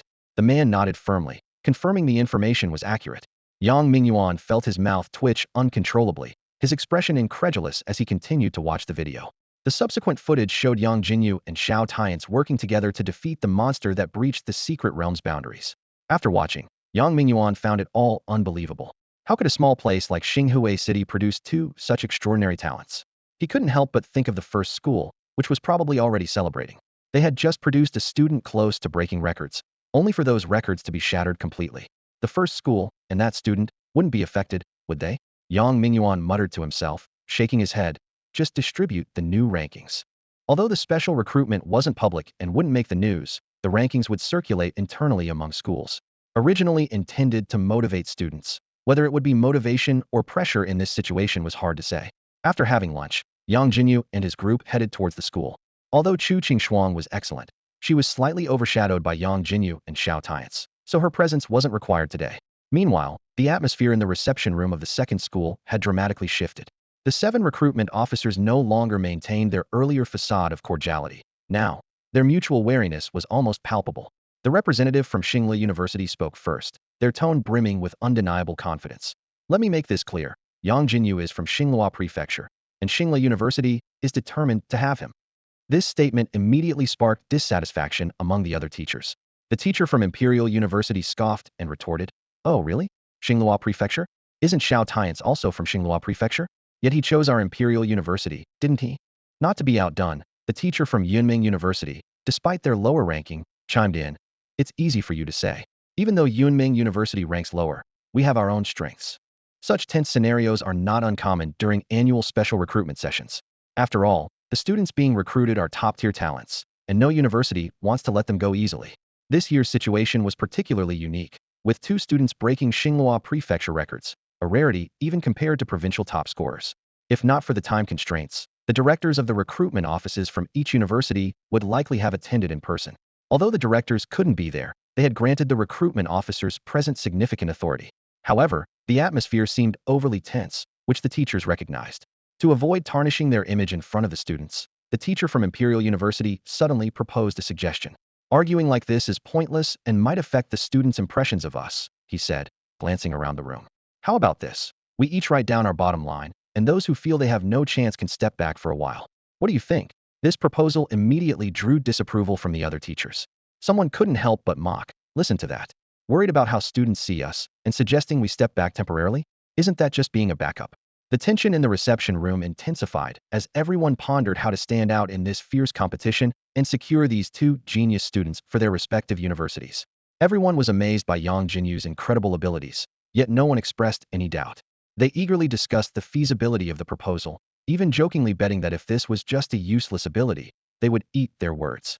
Ultimately, everyone agreed to the proposal, although each person's threshold of acceptance might differ. After a round of competition, 3 teachers remained. Teacher Jiang from the Imperial Capital University, Teacher Gua from Yanhuang University, and Teacher Wang from Lizhou University. Each of these universities had distinct strengths in their recruitment process. The atmosphere in the reception room was tense. One of the teachers spoke bluntly. "Now that the others have left, let's get straight to the point. We're all here for Yangjinyu, right?" The 3 teachers exchanged glances, each with a different expression. They watched the speaker warily, afraid of falling into a trap. Seeing no response, the teacher shrugged and continued. "All right. Even if we have the same target, we still don't know the level of Yangjinyu's ability. How about we call a temporary truce until we figure it out?" The room remained silent. Teachers Gua and Wang exchanged looks, clearly weighing the pros and cons. Meanwhile, Teacher Jiang from the Imperial Capital University smiled confidently. However, they were unaware that one of the teachers who had left was still plotting. Meanwhile, in another hallway, Teacher Sun from Xinghua University, under the guise of a bathroom break, had already intercepted Yang Jinyu and Xiao Tianche. Just in time, Yang Jinyu and Xiao Tianche, Teacher Sun said with a friendly smile. Principal Zhou Ding asked in confusion, "Teacher Sun, aren't you supposed to be in the reception room?" Teacher Sun waved it off nonchalantly, explaining, "Oh, it's part of our strategy. We're taking turns approaching them, giving the students more options." Zhou Ding was stunned. It was his first time witnessing students having the opportunity to choose among the 7 prestigious schools of Donhuang. This recruitment battle was proving to be far more intense and complex than he had imagined. Professor Sun from Xingla University stood in front of Yang Jinyu, his eyes filled with anticipation and hesitation. He no longer cared about Yang Jinyu's ability level. He just wanted to recruit this student with limitless potential. After all, even if he offered the best conditions, it would be hard to compete with the 3 wealthy individuals in the lounge. Standing beside him, Xiao Tianche's mouth twitched slightly. Having experienced similar situations, he knew exactly what would happen next. Before coming upstairs, he had discreetly informed Teacher Jiang from the Imperial Capital that they had arrived. If they didn't appear soon, those teachers would certainly come looking themselves. Professor Sun turned to Yangjinyu, with a hint of urgency in his voice. Yangjinyu, we don't know your ability level yet. How about we test it first? Rest assured, as long as your ability isn't below B level, we'll give you the highest rating. With that, he took out a faintly glowing diamond-shaped crystal from his storage ring. At this moment, Professor Sun was all in. Although he knew he couldn't win over both level geniuses, he was determined to keep Xingluo's top talent. He even secretly hoped her ability level was lower so that other schools wouldn't compete. Principal Zhou Ding couldn't help but swallow, finding the scene before him somewhat unbelievable. Offering the highest rating for a level ability? Hearing this from a teacher of the prestigious Donhuang 7 was mind-blowing. Level abilities might not guarantee admission to the Donhuang 7, but they were the most common level. When had teachers from Donhuang ever shown such interest in this level of ability? Come on, Yang, let's start, urged Professor Sun, his eyes filled with both hope and concern. Yangjinyu nodded in agreement and reached out to grasp the diamond-shaped crystal. She was also curious about the extent of her abilities. In an instant, the crystal burst into brilliant light. The light started as red, gradually changing, until a dazzling purple light erupted, illuminating the entire room.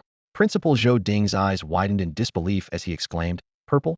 S-level?" Although he had imagined Yangjinyu might be S-level when witnessing her abilities earlier, seeing it confirmed was still shocking. In a small, resource-poor place like Xinghua City, which often ranked at the bottom nationally, producing 2 S-level talents this year was miraculous. Now, with a third appearing, it shattered provincial records. This wasn't just good fortune, it was as if ancestors were personally bestowing blessings. Just then, surprised voices came from nearby. "Purple, Professor Sun?"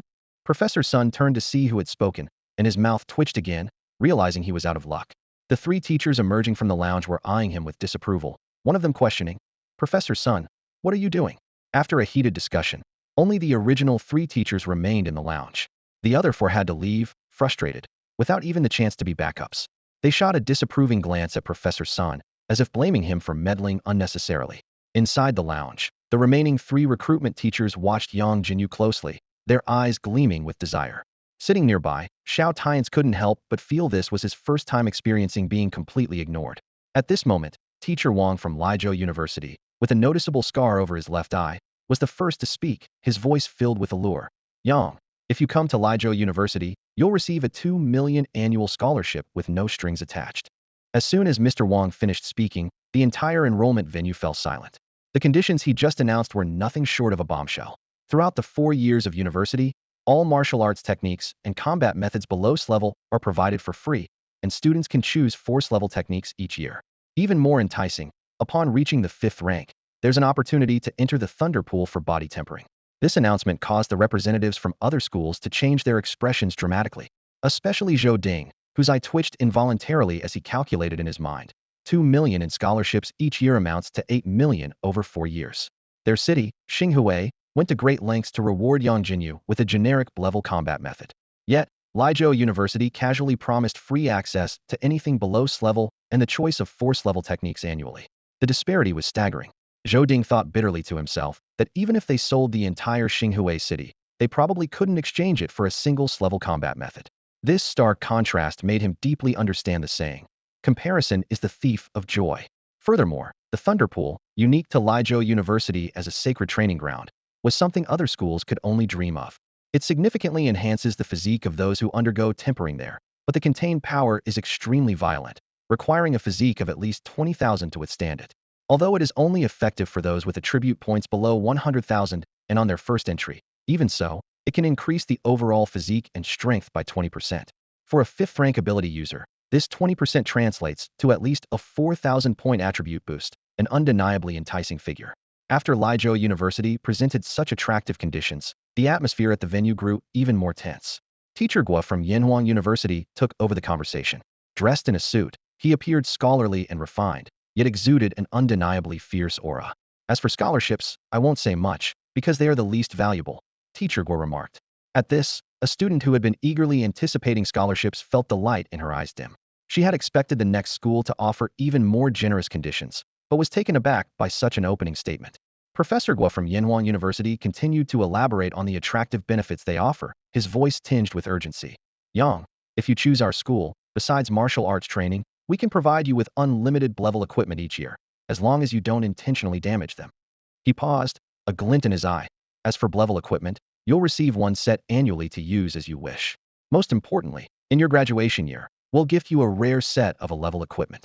There was a hint of pride in Professor Guo's tone. I can reveal that our university has been involved in the creation of top-tier equipment for the Tianyang Mall. His words were enticing, painting a picture of a brilliant future for Yang. These words landed like a heavy blow, leaving the others present in shock. Level equipment is already worth nearly 10 million, while B-level requires customization. A-level equipment is a priceless treasure, requiring the provider to supply special materials. Even high-level abilities users only wield A-level gear. Xiao Tianche stood nearby, his gaze casually brushing over the teachers from Yanhuang University. He frowned slightly, pondering to himself, as he didn't recall them offering such conditions in his previous life. At that moment, Professor Jiang from Imperial University spoke elegantly. Her voice exuded confidence and composure, as if she was certain of victory. Since both of you have finished, it's our turn at Imperial University. Her gaze swept over everyone present. We may not have a thunder pool, but we can meet all other conditions, especially when it comes to equipment. Professor John's lips curved into a slight smile. What we lack in other areas, Imperial University makes up for with wealth. This statement instantly caught someone's attention, and she continued. Moreover, we will fully support Yang's development. Before you graduate, we promise to elevate your abilities to SS level. Her words plunged the entire reception room into a profound silence. Professors Wang and Guo involuntarily swallowed, exchanging incredulous glances. Promote to SS level? The thought echoed in their minds, as if they had heard something unbelievable. It is widely known that no abilities above S level are publicly acknowledged because the awakening limit is S level. S level requires post-awakening advancement, demanding top-tier resources. Each is rare as the Thunder Pool. Even high-level abilities users covet such resources. Those present couldn't help but speculate internally. Has Imperial University gone mad? What gives them the confidence to make such an astounding promise? Xiao Tianche was momentarily stunned and furrowed his brows. He was calculating how to raid a few more demon servants' bases to elevate his powers to S level. He didn't expect his close friend Yangjinyu to get the opportunity first. Capital University promised to help Yangjinyu reach S level before graduation. This seemed like a safe bet, but Xiao Tianche knew that it would likely be achieved by the end of the first year. He quickly calculated in his mind. Even with all the resources from Capital University and the gains from raiding the demon servants, he could barely gather most of the promotion materials. In comparison, the importance Capital University placed on Yangjinyu was evident. Zhou Ding stood to the side, completely bewildered. He stood there, his mind blank. S level? Aren't those high-level ability users in the news, like level 7 or 8? Only S level? Some are even a level. S level didn't even exist in his understanding, yet now, his own student was about to become an S-level ability user. This completely overturned his worldview. Don't hesitate. Choose Capital University. Xiao Tianche nudged Yangjinyu with his elbow, afraid she might impulsively choose another school. Yangjinyu was taken aback, surprised at how valuable she was. However, she didn't have any special feelings about S-level abilities. After all, her abilities were linked to a system, and she wasn't even sure what would happen after the promotion. Seeing the expectant gazes of the three teachers, Yangjinyu suddenly blurted out, "Aren't the other two teachers increasing their offers?" Everyone was speechless for a moment. Yangjinyu didn't even know why she said that, maybe influenced by novels from her past life? In those stories, the protagonists always joined inferior schools and then made a comeback against the best students from top schools. Was she on her way to becoming a cannon fodder villain now? Yangjinyu's gaze involuntarily fell on Xiao Tianche. Which school are you choosing? Teacher Jiang from Capital University looked at the two, seemingly understanding something. Yang, rest assured, Xiao will definitely choose Capital University. The other two teachers were a bit confused, not realizing how close the two students were. Their thoughts weren't on the same wavelength as Teacher Jiang's. After all, Yangjinyu's information stated male, and both teachers were bachelors. The teachers from Yanhuang University and Lizhou University didn't think Yangjinyu's demand was unreasonable. And S-level ability with such power at the first stage was certainly top-notch among S-levels. But they really couldn't offer more. Yang, it's not that we don't want to, we've just reached our limit, Teacher Guo from Yanhuang University said with a wry smile. Capital University is the wealthiest in Donhuang. They hold patents for nearly a third of the potions on the market, and the AI used in schools is developed by them. We pay them tribute every year. How can we compete? So, Yang, have you made your decision? Teacher Jiang from Capital University asked again, eyes full of anticipation. The other two teachers were anxious but held a glimmer of hope. What if Yangjinyu chose them? Sorry, both teachers, but I'll choose Capital University. Yangjinyu finally made her decision. Teachers Guo and Wang sighed but also felt relieved, as if the guillotine hanging over their heads had finally fallen. Since Yang has made the choice, congratulations to Teacher Jiang. But if in the future Yang wants to transfer, feel free to contact us. Finally, the two left the reception room under Teacher Jiang's unfriendly gaze. Naturally, Xiao Tianche chose Capital University, but this feeling of being overlooked was quite novel. All right, Yang, welcome to Capital University. Teacher Jiang clapped his hands, taking out an admission letter from a storage ring and handing it over. Here's your admission letter. You'll need it for registration. Of course, if you lose it, it's fine. Your information is already recorded. Yangjinyu was puzzled. She had just made the choice. How was it already recorded? And what was her actual gender? Yang, you need to sign these 2 contracts. Teacher Jiang took out 2 copies of a contract. Yangjinyu read them carefully, finding only the promises made by Capital University, with no penalty fees. This was normal, as Capital University didn't care about such fees, and having them might make students think the school was petty. Congratulations to you both for officially becoming students of Capital University. Teacher Jiang beamed, taking out 2 cards. These are access cards to the virtual space at Capital University, similar to the combat simulation space you've experienced before, but more advanced. There are many ways to earn credits inside. Although the school promised you a lot of resources, you'll have to earn the extra ones yourselves. Our school term starts on September 1st, but you can come early after the college entrance exam. Accommodation will be arranged by then. Teacher Jiang continued, handing over his contact information. Here's my contact info. Just reach out to me when you get there. Yangjinyu and Xiao Tianche took the items, expressed their gratitude, and prepared to leave. At that moment, Teacher Jiang called out to Yangjinyu. Yang, could you stay a bit longer? I have something else to discuss. Seeing that it didn't concern his friend's safety, Xiao Tianche left the room directly. I'll wait for you downstairs. After Xiao Tianche left, Teacher Jiang looked at Yangjinyu, a hint of warmth in his eyes. Yang, I've seen your profile. You're from a single-parent family, and your performance in the middle school test was average. I guess you're dressing as a boy to avoid bullying from other students, right? But now that you've been admitted to Capital University and are quite outstanding, there's no need to hide your identity anymore. Yangjinyu was bewildered. Although she guessed that the teacher had figured out her gender issue, what was he talking about? She couldn't understand. However, she had only one question. Teacher, when you said my information is recorded, the gender field isn't marked as female, is it? Mr. Jiang smiled and nodded, explaining gently. Of course, since the college entrance exam requires you to revert to your true gender. Naturally, your true gender is recorded in the school's files. But don't worry, this won't affect how you and Xiao interact. I know he has been taking care of you all along, and the school will make proper arrangements. Yangjinyu was utterly confused, her brows furrowed. What arrangements? Affect what? The more she listened, the less she understood. Filled with questions, she left the reception room looking bewildered. Under the teaching building, Xiao Tianche noticed her unusual expression and asked with concern, what's wrong? Yangjinyu shook her head, still puzzled herself.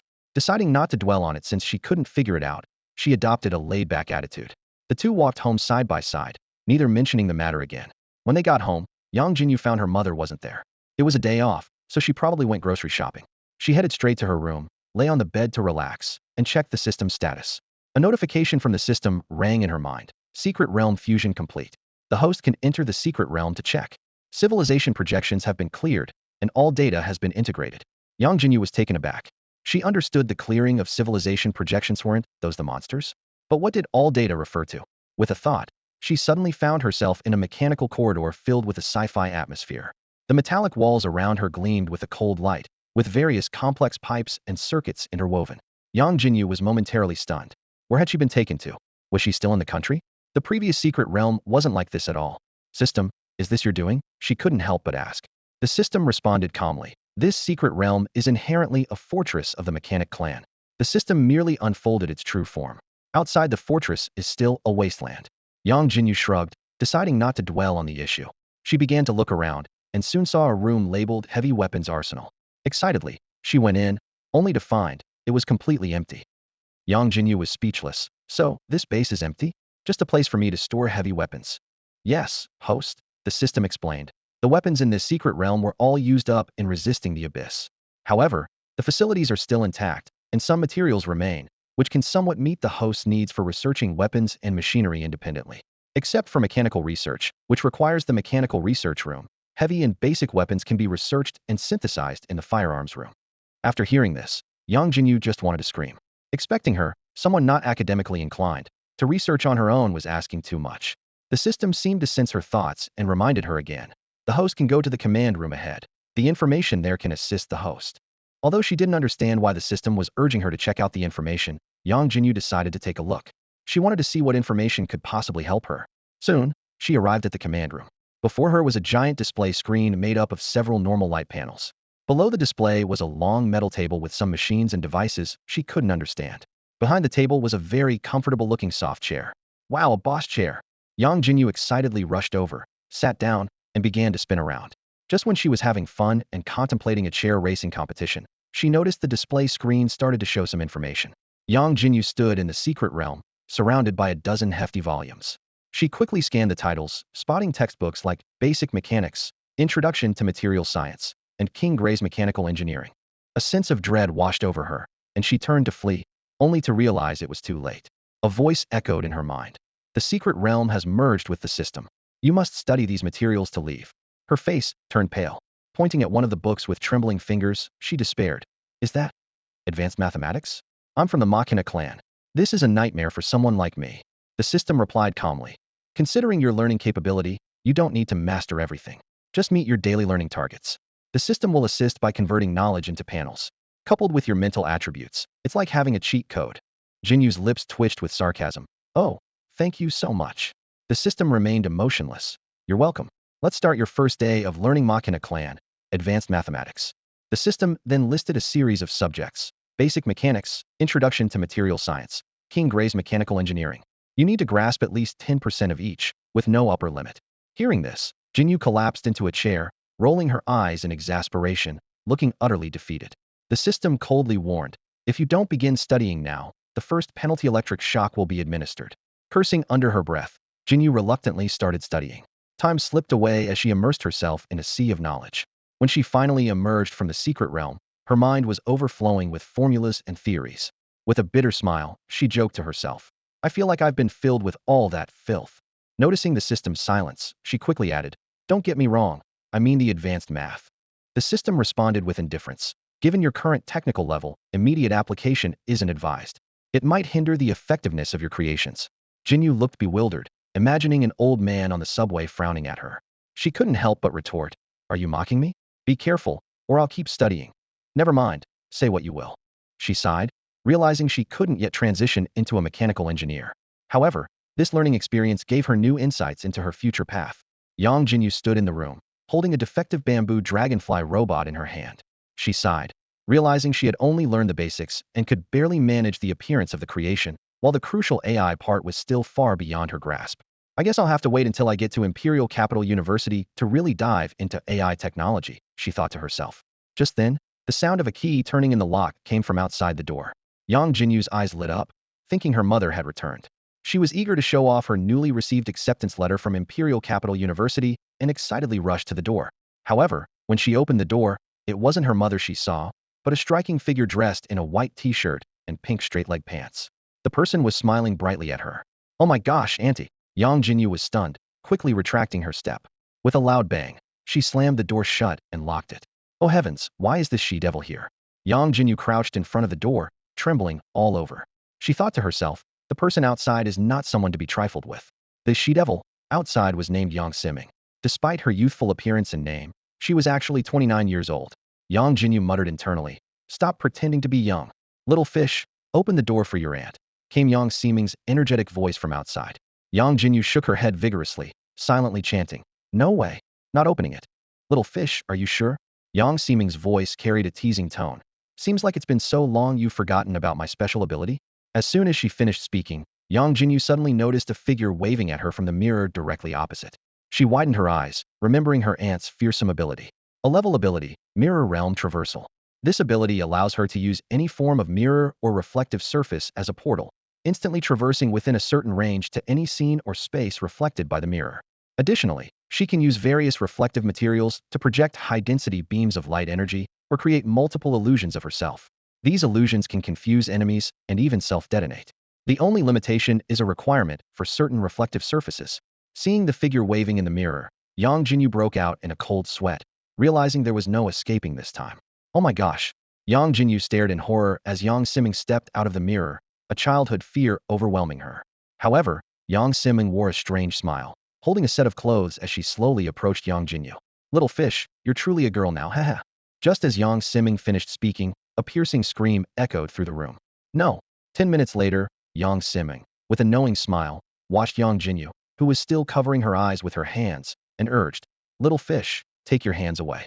Take a good look at yourself now and accept reality. No, absolutely not. Yangjinyu protested defiantly. It was her last shred of dignity. and even if it was shattered, she would defend it to the end. Seeing Yangjinyu's continued resistance, Yang Siming gave up trying to persuade her with words and decided to forcefully pry her hands away. Yet, as she exerted her strength, a puzzled expression crossed her face. This girl has quite some strength, Yang Siming thought to herself. As a 4th-level superhuman, she possessed 7 to 8,000 points of strength. Even using just a fraction, she shouldn't have struggled to move the other's hands. How could this 1st-level girl have strength surpassing that of an average 2nd-level superhuman? Could it be some extraordinary physical ability? Yang Siming shook her head, deciding not to delve into this mystery for now, as there were more important matters at hand. Come on, little fish, accept reality. Yang Siming continued to persuade.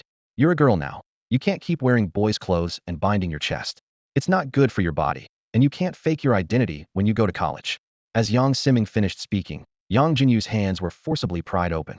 Whether she had given up resisting or was moved by something Yang Siming said, she opened her eyes to see her reflection clearly in the mirror. The girl in the mirror had a single ponytail, a delicate face, and skin so clear and smooth it seemed to glow. Her features held both the innocence of a young girl and a hint of spiritedness. Her long eyelashes framed a pair of lively eyes, inherited from her mother, Suwan. She wore a simple, fresh white t-shirt that highlighted her slender, yet shapely upper body. Paired with pink straight-leg pants, the soft color added a touch of girlish charm, perfectly accentuating her long, straight legs. Her figure was undoubtedly a masterpiece of nature, with a supple waist and smooth lines, neither too thin nor lacking in feminine grace and strength. And if anyone dared to test her strength, she would show them what girl power truly meant. Little fish, you're naturally beautiful. In this outfit, we look like sisters, Yang Siming said excitedly, eyeing Yangjinyu.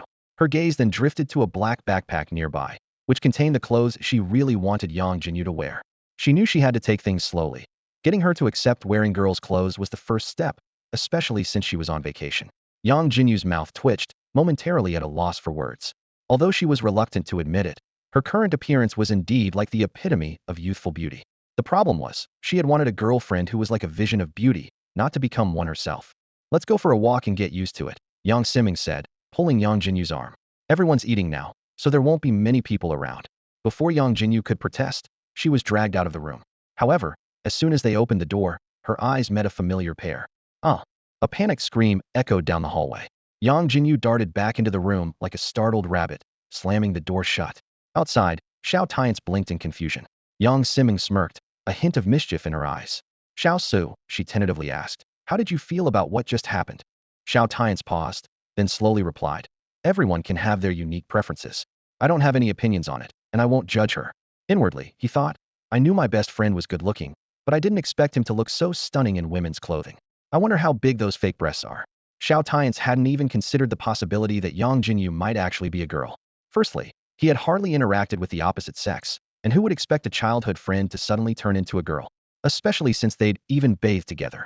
Although strange things happened in a world of abilities, this was something he had never encountered.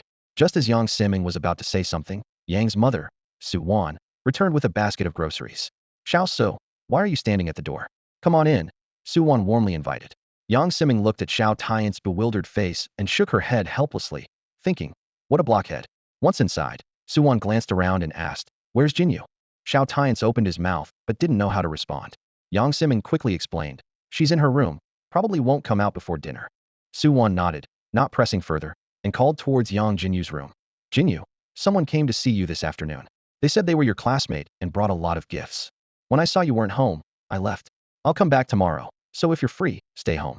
Inside Yangjinyu's room, it was silent. Under the covers, Yangjinyu's cheeks were flushed, her heart pounding like a drum. The first time she wore women's clothing, and her best friend caught her, shame washed over her like a tide. She squeezed her eyes shut, the image of Xiao Tianche's surprised expression flashing in her mind. What will he think of me? Yangjinyu bit her lip, torn with anxiety. Will he think I'm a crossdresser? Or has he already figured out my true gender? Meanwhile, Xiao Tianche, unaware, was chatting with Yang Siming. Aunt, the first training session of the Demon Clan Purge Bureau is starting this year, right? Xiao Tianche asked casually.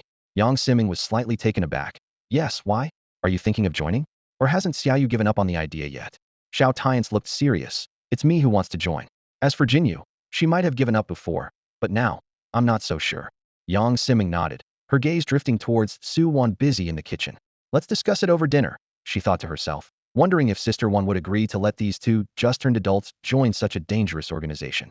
After all, her brother had sacrificed his life on a mission. Soon after, The atmosphere at the dining table was subtle.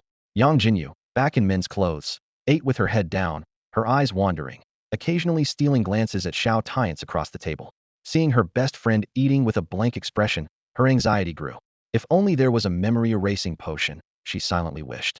I must make him forget today's incident. Yang's mother looked puzzled at the two children, while Yang Siming shook her head helplessly. At that moment, Xiao Tianche suddenly spoke, breaking the silence. Aunt Su, I want to join the Demon Clan Purge Bureau. This statement was like a bomb, instantly shattering the calm at the table. All eyes turned to Su Wan. Even Yangjinyu momentarily forgot her embarrassment and looked at her foster mother. Su Wan had cared for Xiao Tianche for many years, treating him as her own. Such an important decision naturally required Xiao Tianche to seek her opinion first. Yang's mother glanced between Yangjinyu and Xiao Tianche, and after a moment of silence, she spoke slowly. You should discuss this matter with Xiaoming. I've already told Jinyu that I won't interfere with her cultivation in the future. But no matter what, you must prioritize your own safety. Although she respected the children's decisions, she couldn't entirely suppress her maternal concern.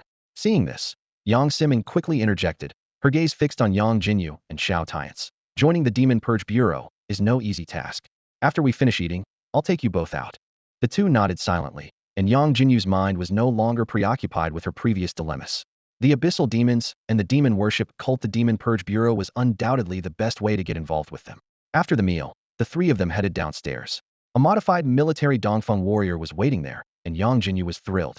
With her limited mechanical knowledge, she examined the vehicle, exclaiming repeatedly, Donhuang warrior. And a modified version. It's so cool. Yang Siming interrupted her excitement. All right, stop making a fuss. The Demon Purge Bureau is part of the military, so a Donhuang warrior is nothing special. Get in. She opened the door, gesturing for them to take their seats. Inside the vehicle, Yang Siming wore a serious expression. To join the Demon Purge Bureau, you need at least second-tier strength. You two are still a bit lacking. However, Sister Wanner mentioned your impressive performance in the Secret Realm assessment. In a place like Xinghua City, the scale of trial secret realms is limited. I wonder how you managed to score so high. Did you snatch from the other students? Never mind. I need to assess your abilities personally. If you're not up to par, forget about it and head back to school. As the warrior drove out of the city, Yang Siming activated a device.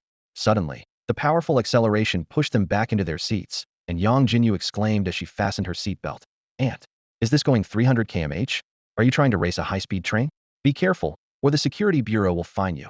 Yang Siming was unfazed. What's 300? If we were in the countryside, I could make this warrior fly. Enough chatter, get ready. Joining the Demon Purge Bureau is no joke, don't get scared later. Half an hour later, the warrior stopped in a remote area. Yang Siming's expression was serious. Get out of the car.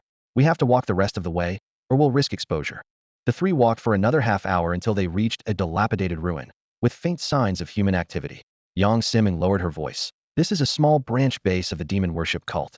The strongest inside is only second tier, the rest are first tier or unranked. The Xinghua City branch just received this intel and hasn't had time to deal with it. She paused, her tone suddenly turning cold. Your task is to completely clear this place. Leave no one behind. As for why, you'll understand once you're inside. Then, she continued. Yang Siming's voice cut through the tense atmosphere like a cold blade. If I have to step in, it means you're not qualified to join the Purification Bureau. She waited quietly for the response from the two young individuals, her gaze intense. Though she recognized that these youngsters had some skill, Yang Siming wasn't optimistic about their prospects. They had been sheltered all their lives and had never faced true brutality. Her niece, in particular, with her innocent curiosity and slight social anxiety, seemed ill-prepared for the current situation. The secret realm trials were merely projections of civilization, lacking real bloody scenes. Here, however, was stark reality, filled with nauseating imagery and merciless opponents. Yang Siming knew this could be a significant psychological shock, potentially affecting their combat effectiveness.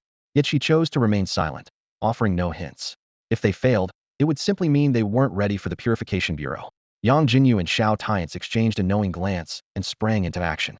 Not skilled in stealth, they opted for a bold approach. After a few crisp gunshots, the hidden sentry's unranked ability users fell. Intruders. Chaos erupted within the ruins. Quick, grab weapons. Release those creatures.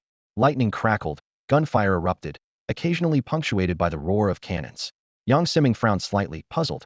Although she knew her niece's academic achievements, she was unaware of her abilities. The special recruitment videos were not public unless specifically requested. But hearing the sounds from the ruins, could it be related to firearms? As for Xiao Tianche, she was aware of his abilities, but his extraordinary strength was unexpected. In a flash, Yang Siming leaped to a higher vantage point in the ruins. The sight was chilling. Creatures reminiscent of mechanical zombies were everywhere, but they were not projections and lacked inner cores. This meant they were not only grotesque in appearance, but even more revolting when killed.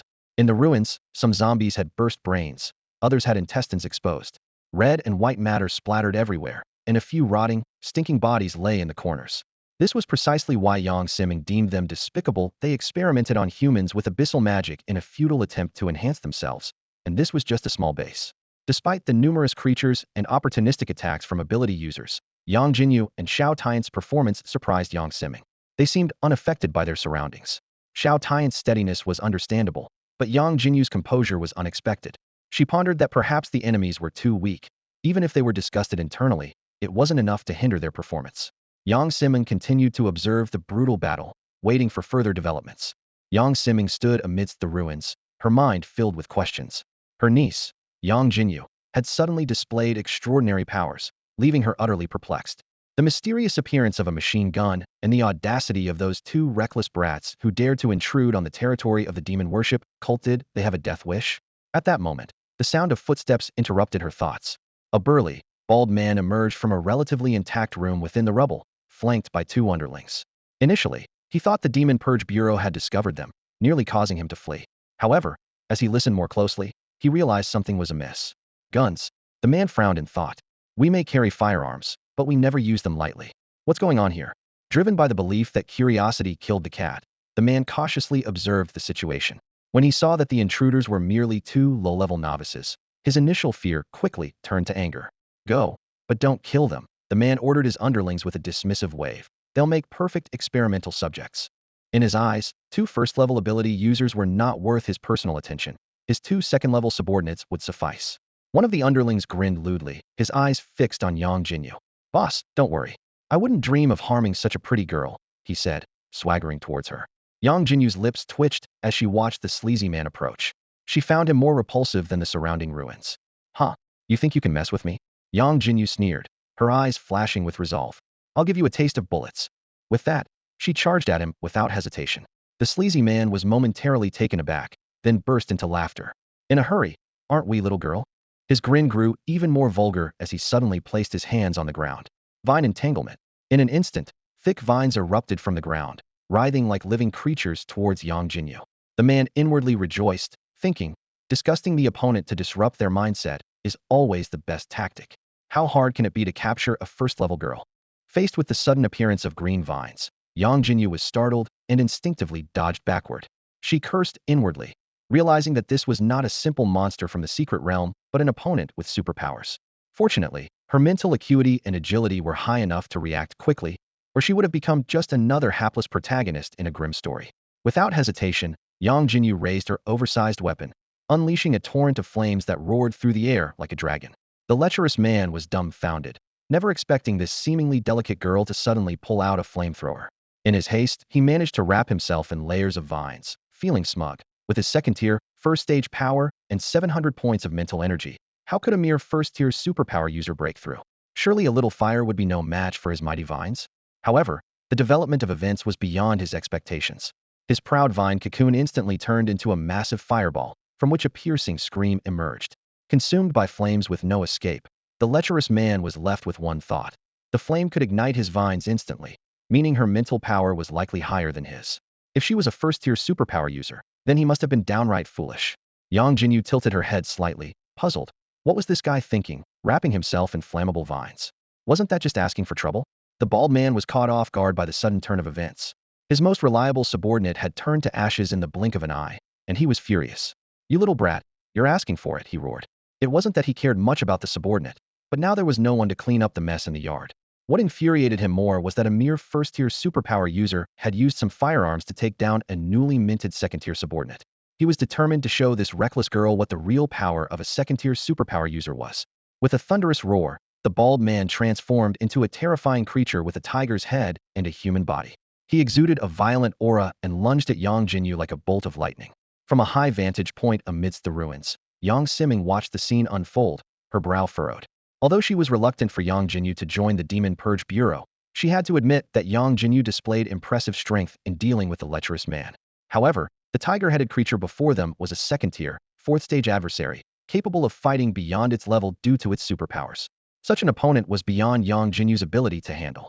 Worse still, her primary weapons, the Gatling gun and flamethrower, would likely struggle to hit such a swift target.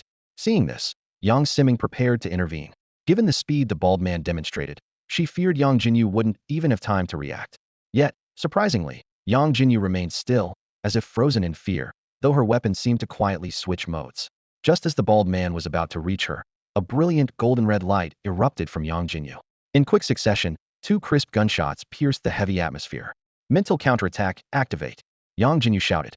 The bald man suddenly blacked out, overwhelmed by a severe bout of dizziness, so intense that it overshadowed the pain of the 2 gunshots. In his daze, he barely glimpsed the girl before him executing a powerful upward spin kick.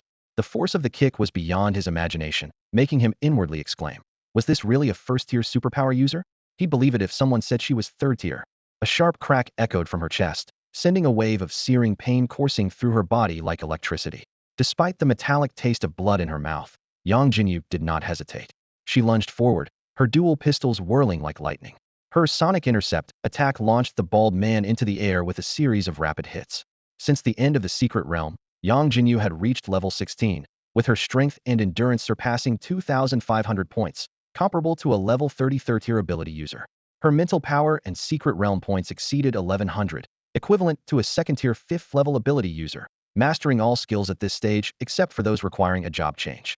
2 gunshots pierced the night sky, as her shattering shot concluded the battle. The bald man crashed to the ground, his fate uncertain. Yang Siming was left speechless, thinking, was that an instant kill? That bald guy could hold his own against a second-tier 5th or even 6th-level ability user, yet he couldn't last 10 seconds against my niece. And she used physical skills, not her heavy weaponry abilities. However, as Yangjinyu prepared to finish him off, the situation took a drastic turn. The bald man suddenly emitted black smoke, revealing himself as an ability user who had injected the Abyss Serum. Yang Siming disappeared in a flash, but the lack of reflective surfaces in the ruins prevented her from reaching Yangjinyu immediately. The bald man transformed quickly, his body covered in tiger fur, with sharp claws extending, resembling a half-beast as he lunged at Yangjinyu, his eyes filled with malice. You damned girl. You forced me to activate this half-finished serum, and now I'm going to kill you, he roared, moving faster than Yangjinyu. Although Yangjinyu was on guard, she realized she might not evade the attack. Just then, a voice shouted, watch out, and Xiao Tianche appeared before her like a phantom. Since the bald man had appeared, Xiao Tianche had sensed something familiar. When the opponent transformed, he immediately recognized him as one of the culprits responsible for the destruction of the secret realm in his previous life. Despite being the weakest, his knowledge of the local terrain led to the realm's downfall. Later, he was recognized by the high ranks of the demon cult for daring to inject the half-finished Abyss Serum, boosting his power to the 5th tier, causing significant threats to humans on the outer battlefield of the Abyss. Surrounded by a field of crackling lightning energy, Xiao Tianche entered his Thunderstorm Fusion state, a form awakened after reaching the 2nd stage of his spirit source body crafting technique. With a thunderous crash, Xiao Tianche collided fiercely with the bald man. The airwaves rolled, dust flew, and a 3-meter-wide crater instantly formed beneath them. An intense battle was about to unfold. The bald man cursed inwardly. Faced with Xiao Tianche's formidable strength, which was in no way inferior to Yangjinyu's, his face turned pale, and a flicker of fear crossed his eyes. He realized that if he continued like this, he wouldn't escape death. Just moments ago, he wondered how these 2 youngsters found him here. But now, witnessing their power, he understood that the Demon Purge Bureau likely targeted him as practice. He had to escape. Aware that the Bureau might be nearby, the bald man swiftly turned and fled without hesitation. At that moment, Xiao Tianche suddenly spat out a mouthful of blood. Although his physical power was equivalent to a 3rd-tier level, the bald man's overall strength was formidable, even including his spiritual source. Coupled with the abyssal aura surrounding him, Xiao Tianche was inevitably injured. Seeing this, Yangjinyu's heart tightened, and she hurriedly asked, Old Xiao, are you okay? Don't scare me. She hadn't expected the opponent to injure Xiao Tianche to the point of making him cough blood. In her mind, Xiao Tianche was supposed to be an unstoppable force. Quickly, she pulled out a shimmering Remi-Aid potion. Though she also had a red potion, who knew if the abyssal aura on the bald man would affect Xiao Tianche? Anger surged in her heart. What if there was no potion? Yangjinyu glared furiously at the bald man, who hadn't gotten far, her eyes blazing as if they could shoot fire. Bastard, playing dead, huh? I'll make you truly dead, she shouted, her arm swinging, and a massive blue crystal cannon appeared in her hand, glinting coldly and menacingly in the moonlight. Yang Siming, who was initially ready to finish off the bald man, paused upon witnessing this scene. The components around the crystal cannon swiftly unfolded, and she could sense a faint, yet looming danger. Laser cannon, fire. At her command, a gigantic, dazzling laser shot out from the cannon, streaking across the night sky like lightning, instantly illuminating the surroundings. Where the laser passed, the scorched soil was carved with a long mark, and the air was filled with a pungent smell. The bald man barely had time to glance back, only feeling a blinding light from behind, followed by endless darkness and void. His figure vanished in an instant, as if he never existed. Yang Ximing's mouth twitched, disbelief in her eyes. What is that thing? She was astounded by the laser's explosive power, which was simply outrageous. Her little niece wasn't even at the second tier yet, and although her previous physical skills had demonstrated her impressive ability, the laser cannon was undeniably more astonishing. The bald man's mutated strength was equivalent to a third-tier ability user, yet he was obliterated by the shot without even a moment to react. Yang Ximing took a deep breath, trying to calm herself, and walked over to Yangjinyu. You two did well. Let's head back. Others will handle this. At this moment, she was at a loss for words. The duo's strength was undoubtedly impressive, but she needed a moment to process it. In the car, slightly calmer, Yang Ximing spoke again. You two have qualified, and I'll include your names for the training camp in May. It will last about 2 months and take place in the capital of Xinghua. Once the training is over, you can head straight to school. She paused, her expression becoming serious. However, I must warn you that from the moment you start the training, you should be prepared to face danger at any time. As for the specifics, you'll experience them once you're in the training camp. Meanwhile, at the ruins, members of the Xinghua City branch who arrived to handle the scene were stunned by what they saw. Wow, is this the power of a 4th-level master? Almost flattened the ruins with one strike. They stared in bewilderment at the area, which had been devastated by Yangjinyu's laser cannon. The report didn't mention anything like this. Wasn't there supposed to be a ruin here? How did it turn into a deep, long trench? If it weren't for some remnants of the ruins in another direction, they might have thought they were in the wrong place. It must have been that master. It said her attack involves a powerful energy beam, which matches the scene perfectly. A master's move is indeed extraordinary. Let's hurry up and clean up the site so we can report back as soon as possible. The branch members discussed among themselves and quickly assessed the situation. After all, how could an ordinary ability user cause such terrifying destruction with a single attack? Thanks for earlier. Back home, Yangjinyu looked at the door Xiao Tianche was about to close, unconsciously fiddling with her nails, her voice barely audible. Although they had grown up together and she had received a lot of care from him, she never expected him to risk his life to protect her from that bald man's attack. She felt a sudden wave of gratitude.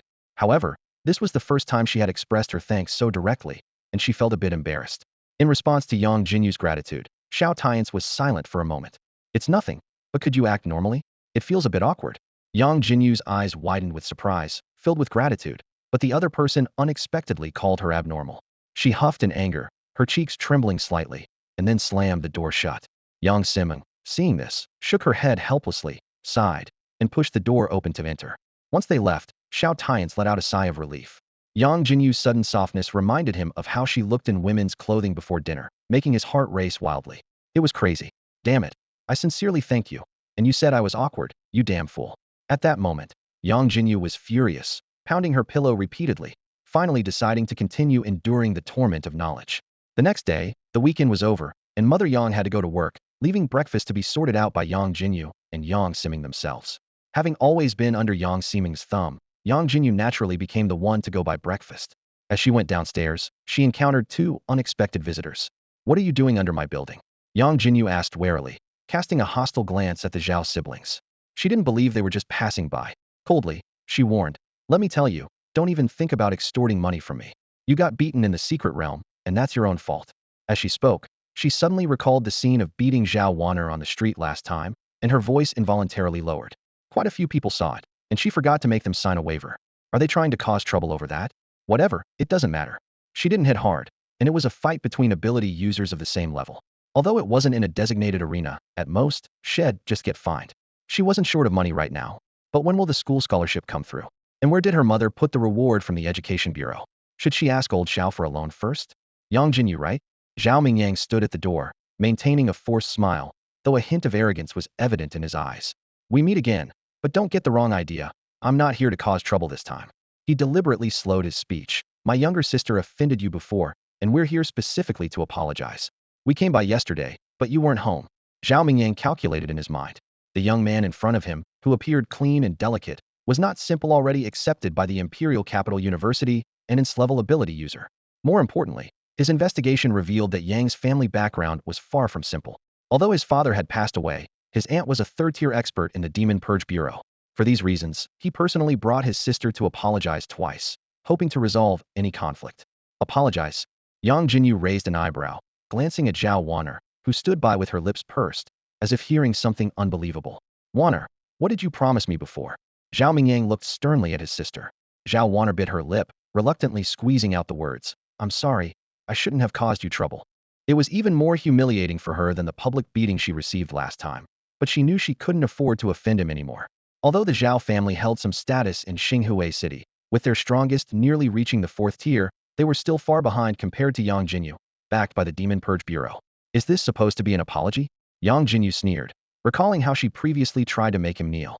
Feeling mischievous, a bright smile spread across his face. When apologizing, shouldn't you expose your belly as a sign of sincerity? That's common knowledge. Zhao Wanner's face turned ashen. Yangjinyu, what do you mean? Suppressing his anger, Zhao Mingyang maintained his composure.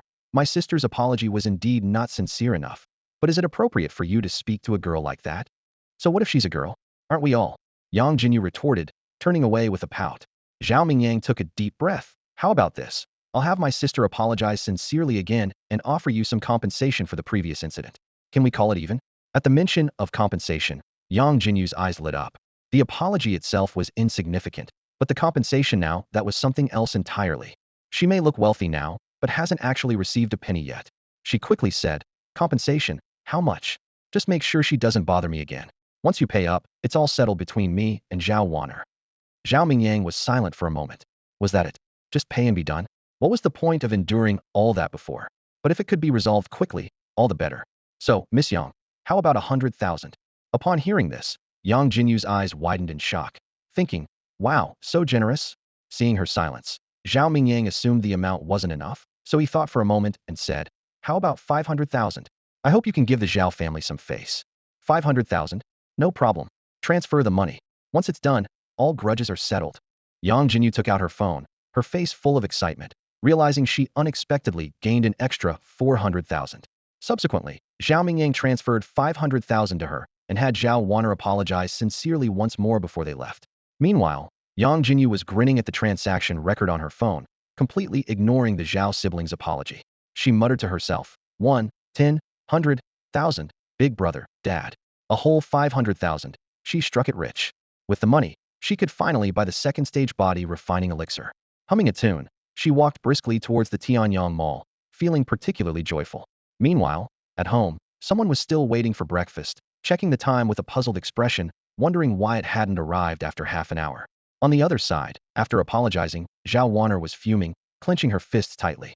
Brother, that Yang Jinyu completely ignored us when I apologized.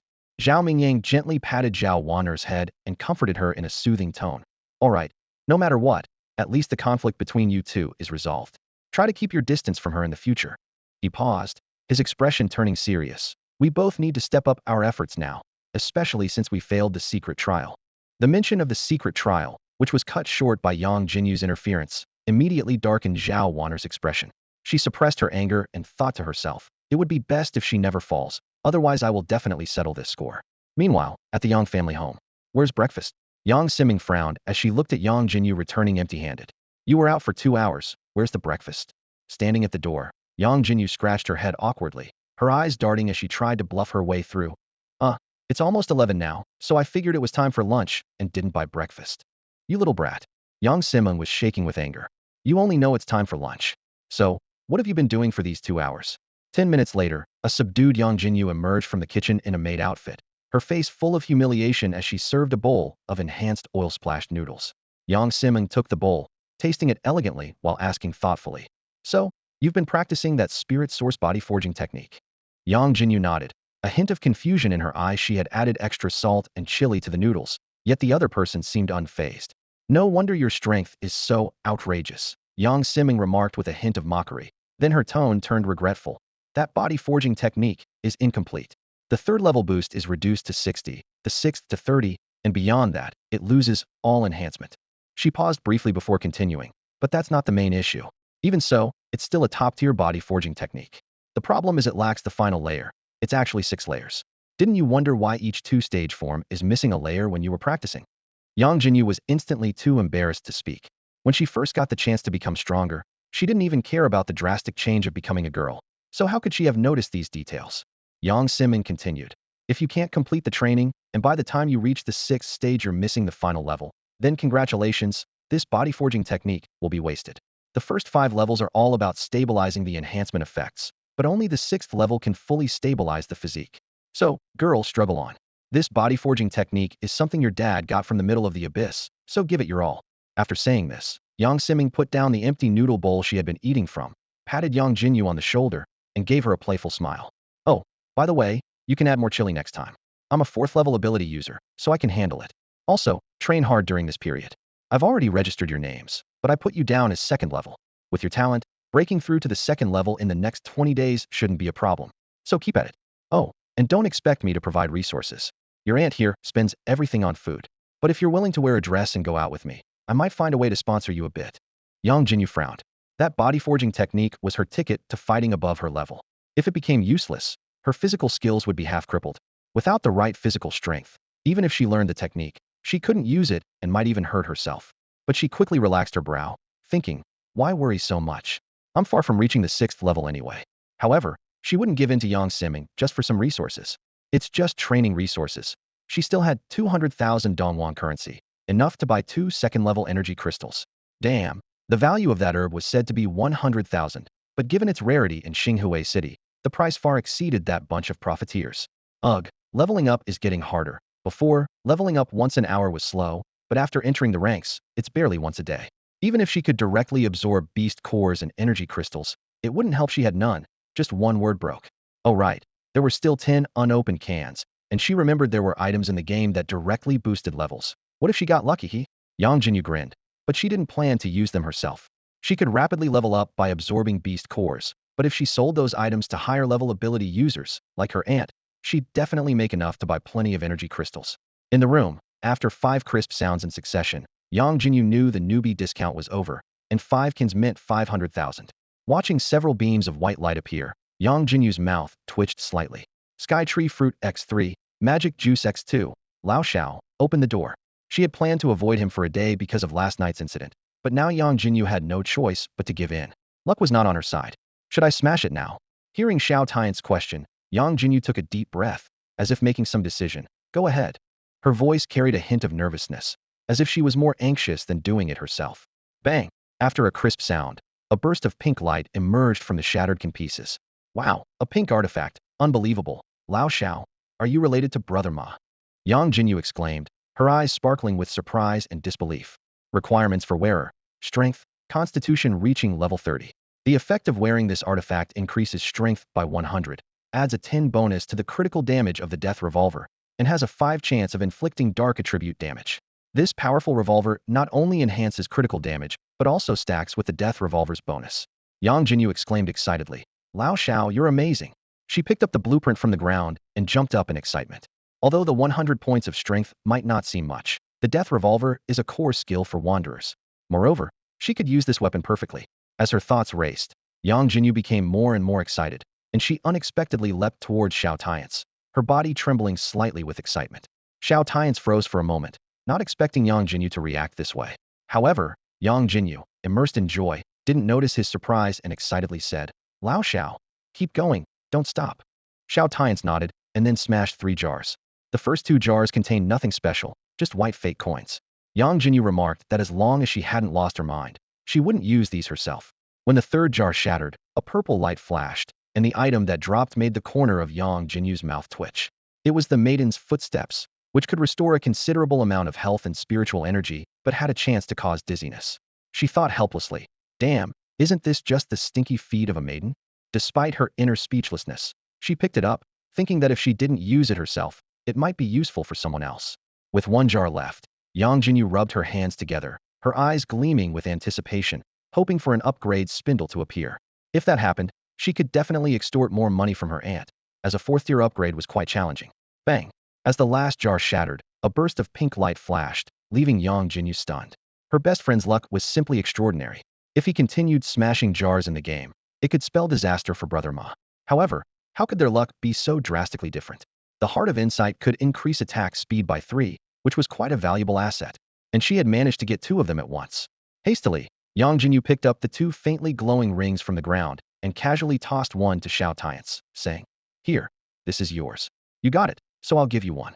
Xiao Tianche was taken aback, staring intently at the ring in his hand. Although a 3 increase in attack speed didn't seem like much, it was a percentage boost, which could be life or death among the strong. Even with his past life's experience, he had never heard of equipment that could enhance abilities by a percentage, especially such an unassuming ring. It was a priceless treasure. "You're just giving it to me?" Xiao Tianche asked, his voice filled with disbelief. Yangjinyu nodded nonchalantly. Wearing 2 rings wouldn't benefit her, as the bonus effect would only activate once. It was more suitable for Xiao Tianche. With the jars opened, there was nothing left for him. She turned cold, remembering unresolved issues from the previous day. Bang! The sound of the door closing shut Xiao Tianche out. He wasn't upset. Instead, he carefully stored the ring. Meanwhile, on the other side, after collecting all the spoils from the jars, Yangjinyu didn't rush to craft a revolver. She planned to temper her body first, as she no longer wanted to see those pills that symbolized her shame. Truthfully, she was inspired by how cool Xiao Tianche looked yesterday and wanted to see what changes she could undergo. Using her previous experience with body tempering, Yangjinyu easily prepared the solution. Becoming accustomed to her body, she undressed without hesitation and stepped into the bathtub. Immediately, a wave of intense pain surged through her. The red medicinal liquid in the bathtub began to boil, steam swirling around. Yangjinyu felt even more pain than during the last refinement. Yet there seemed to be a peculiar energy coursing through her body, as if she was undergoing a transformation. She felt dizzy and then lost consciousness. She didn't know how much time had passed before she opened her eyes again, finding herself back in her room, lying on her bed. Wasn't I undergoing body refinement? She wondered, confused about losing consciousness. If her mother hadn't returned, she might have been in serious trouble. Still a bit bewildered, she suddenly sensed something stirring inside her, an unprecedented power brewing. She instinctively whispered, "Overclock mode, activate." Instantly, the aura around her surged. Her pupils became deep and flickering, as if metallic light was flowing within. Her skin seemed to emit a faint metallic sheen, giving her a more aloof and unapproachable demeanor. This was the state achieved with the successful completion of the second phase of Yangjinyu's spirit source body casting technique overclock mode. In this mode, all attributes were boosted by 50, and the power of various heavy weapons, machinery, and ammunition could be amplified by 150, stacking with physical amplifications for a maximum increase of 225, lasting 10 seconds. Wow, isn't this like a supercharged version of potential burst, she thought. It could apply to all her professional skills. However, her exclamation broke her stern exterior, but she didn't care, focusing intently on the power within. Suddenly, a thought flashed in her mind. Could she unlock a new skill temporarily while her attributes were enhanced? Even if it was temporary, it would be another trump card. However, Yangjinyu's hopes were dashed as the system immediately rejected such an obvious loophole. Sigh. Seems like I'll have to train diligently without shortcuts, she thought, pursing her lips and sighing, before diving back into her training. To unlock the mechanic profession, she now needed to enter the secret realm daily to learn the life-threatening knowledge. Without learning, she couldn't even think about later mechanical augmentations. She wouldn't be able to change professions at all. While she could outsource the casing and some less critical mechanical parts of the little dragonfly robot, the crucial AI had to be completed by herself to count. This task was more headache-inducing than pure mechanics for Yangjinyu. Thus, she spent 2 days immersed in training. Yet, she didn't level up even once, as continuous training was mentally exhausting. Coupled with the constant onslaught of garbled knowledge, she finally couldn't take it anymore. Outside, on the bustling streets, Yang Simeng had a sly grin, like a villain coercing a damsel. Forced to wear women's clothing again, Yangjinyu was the coerced one, even though she had accepted it willingly. However, it didn't stop her from feeling stuck outside, especially with so many people staring at her. I want to go home, she thought. Yangjinyu wore a mournful expression. The gazes of those around her were terrifying for someone with social anxiety. She could face members of the demon cult without batting an eye, but these harmless looks, especially while she was dressed in women's clothing, made her feel like she was about to break down. She had no idea how to respond and wished she could just slip away. However, Yang Simeng, unbothered, smiled and pulled Yangjinyu toward the bustling commercial street. With her good looks, why should she fear being stared at? It wasn't like she was dressed outrageously or revealingly. Soon, they arrived in front of a milk tea shop on the commercial street. Chu Qingshuang and Yangjinyu exchanged glances, and the scene fell into silence. Eventually, Yangjinyu broke the silence awkwardly, saying, "You're here to buy milk tea too?" Immediately, she wished she could slap herself.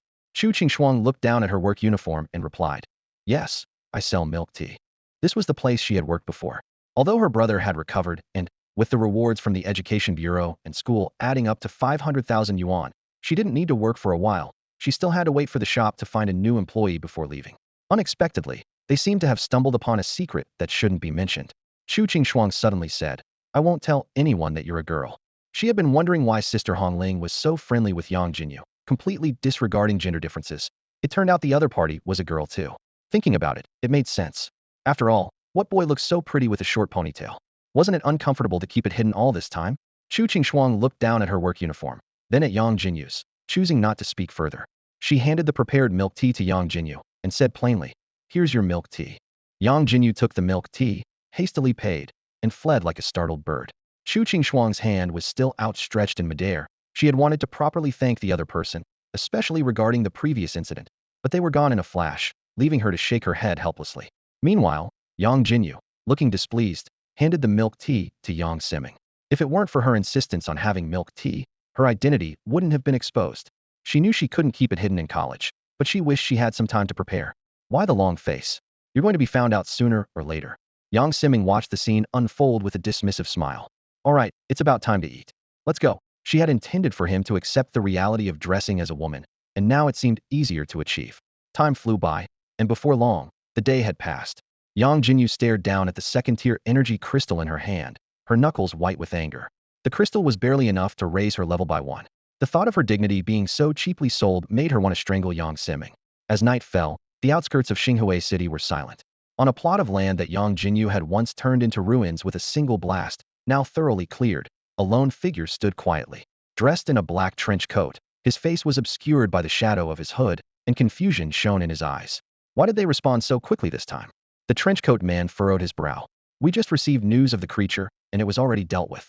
Even more surprising, they had the resources to clear several of our subbases. He murmured to himself, the Xinhui City branch of the Demon Purge Bureau only has a few people. Where are they getting such power? He rested his chin on his hand, lost in thought. Now, almost all the subbases within Xinhui City have been cleared. Although this small city shouldn't be of much concern, 2 level espers have appeared unexpectedly this year. He spoke softly. Perhaps it's worth paying more attention. Someone has offered to be an insider. Maybe we can find out what they know. Suddenly, his expression darkened. This mission was a complete failure. Thinking of the punishment he would face, he gritted his teeth. If I find the person who sabotaged us, I'll skin them alive. A moment later, his eyes lit up as if he had grasped a lifeline. Lord Guanghui seems to be making big moves in Tianjin City, gathering 3rd and 4th tier espers from Xinghua Mansion. He muttered to himself, perhaps this is my chance to redeem myself. Time flew by, and in less than 20 days, it had quietly passed.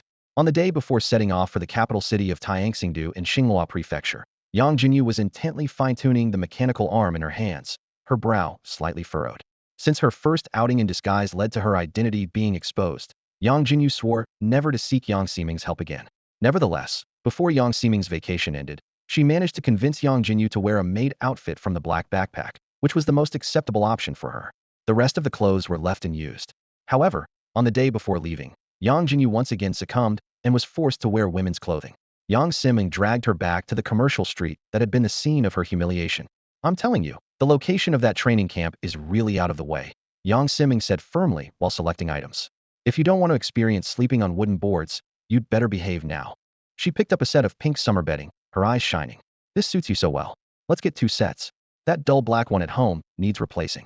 After a pause, she added, I already threw out the old set at home for you. No need to thank me. Then, she spotted some bed sheets with pink cats and unhesitatingly grabbed 2 more sets. Faced with Yang Jinyu's silence, she went ahead and picked a pink suitcase. At this point, there was no trace of Yang Siming's previous spendthrift ways. Yang Jinyu finally couldn't hold back. I have storage gear. I don't need it. Oh right. Yang Siming's eyes lit up. Then never mind. Let's go buy clothes.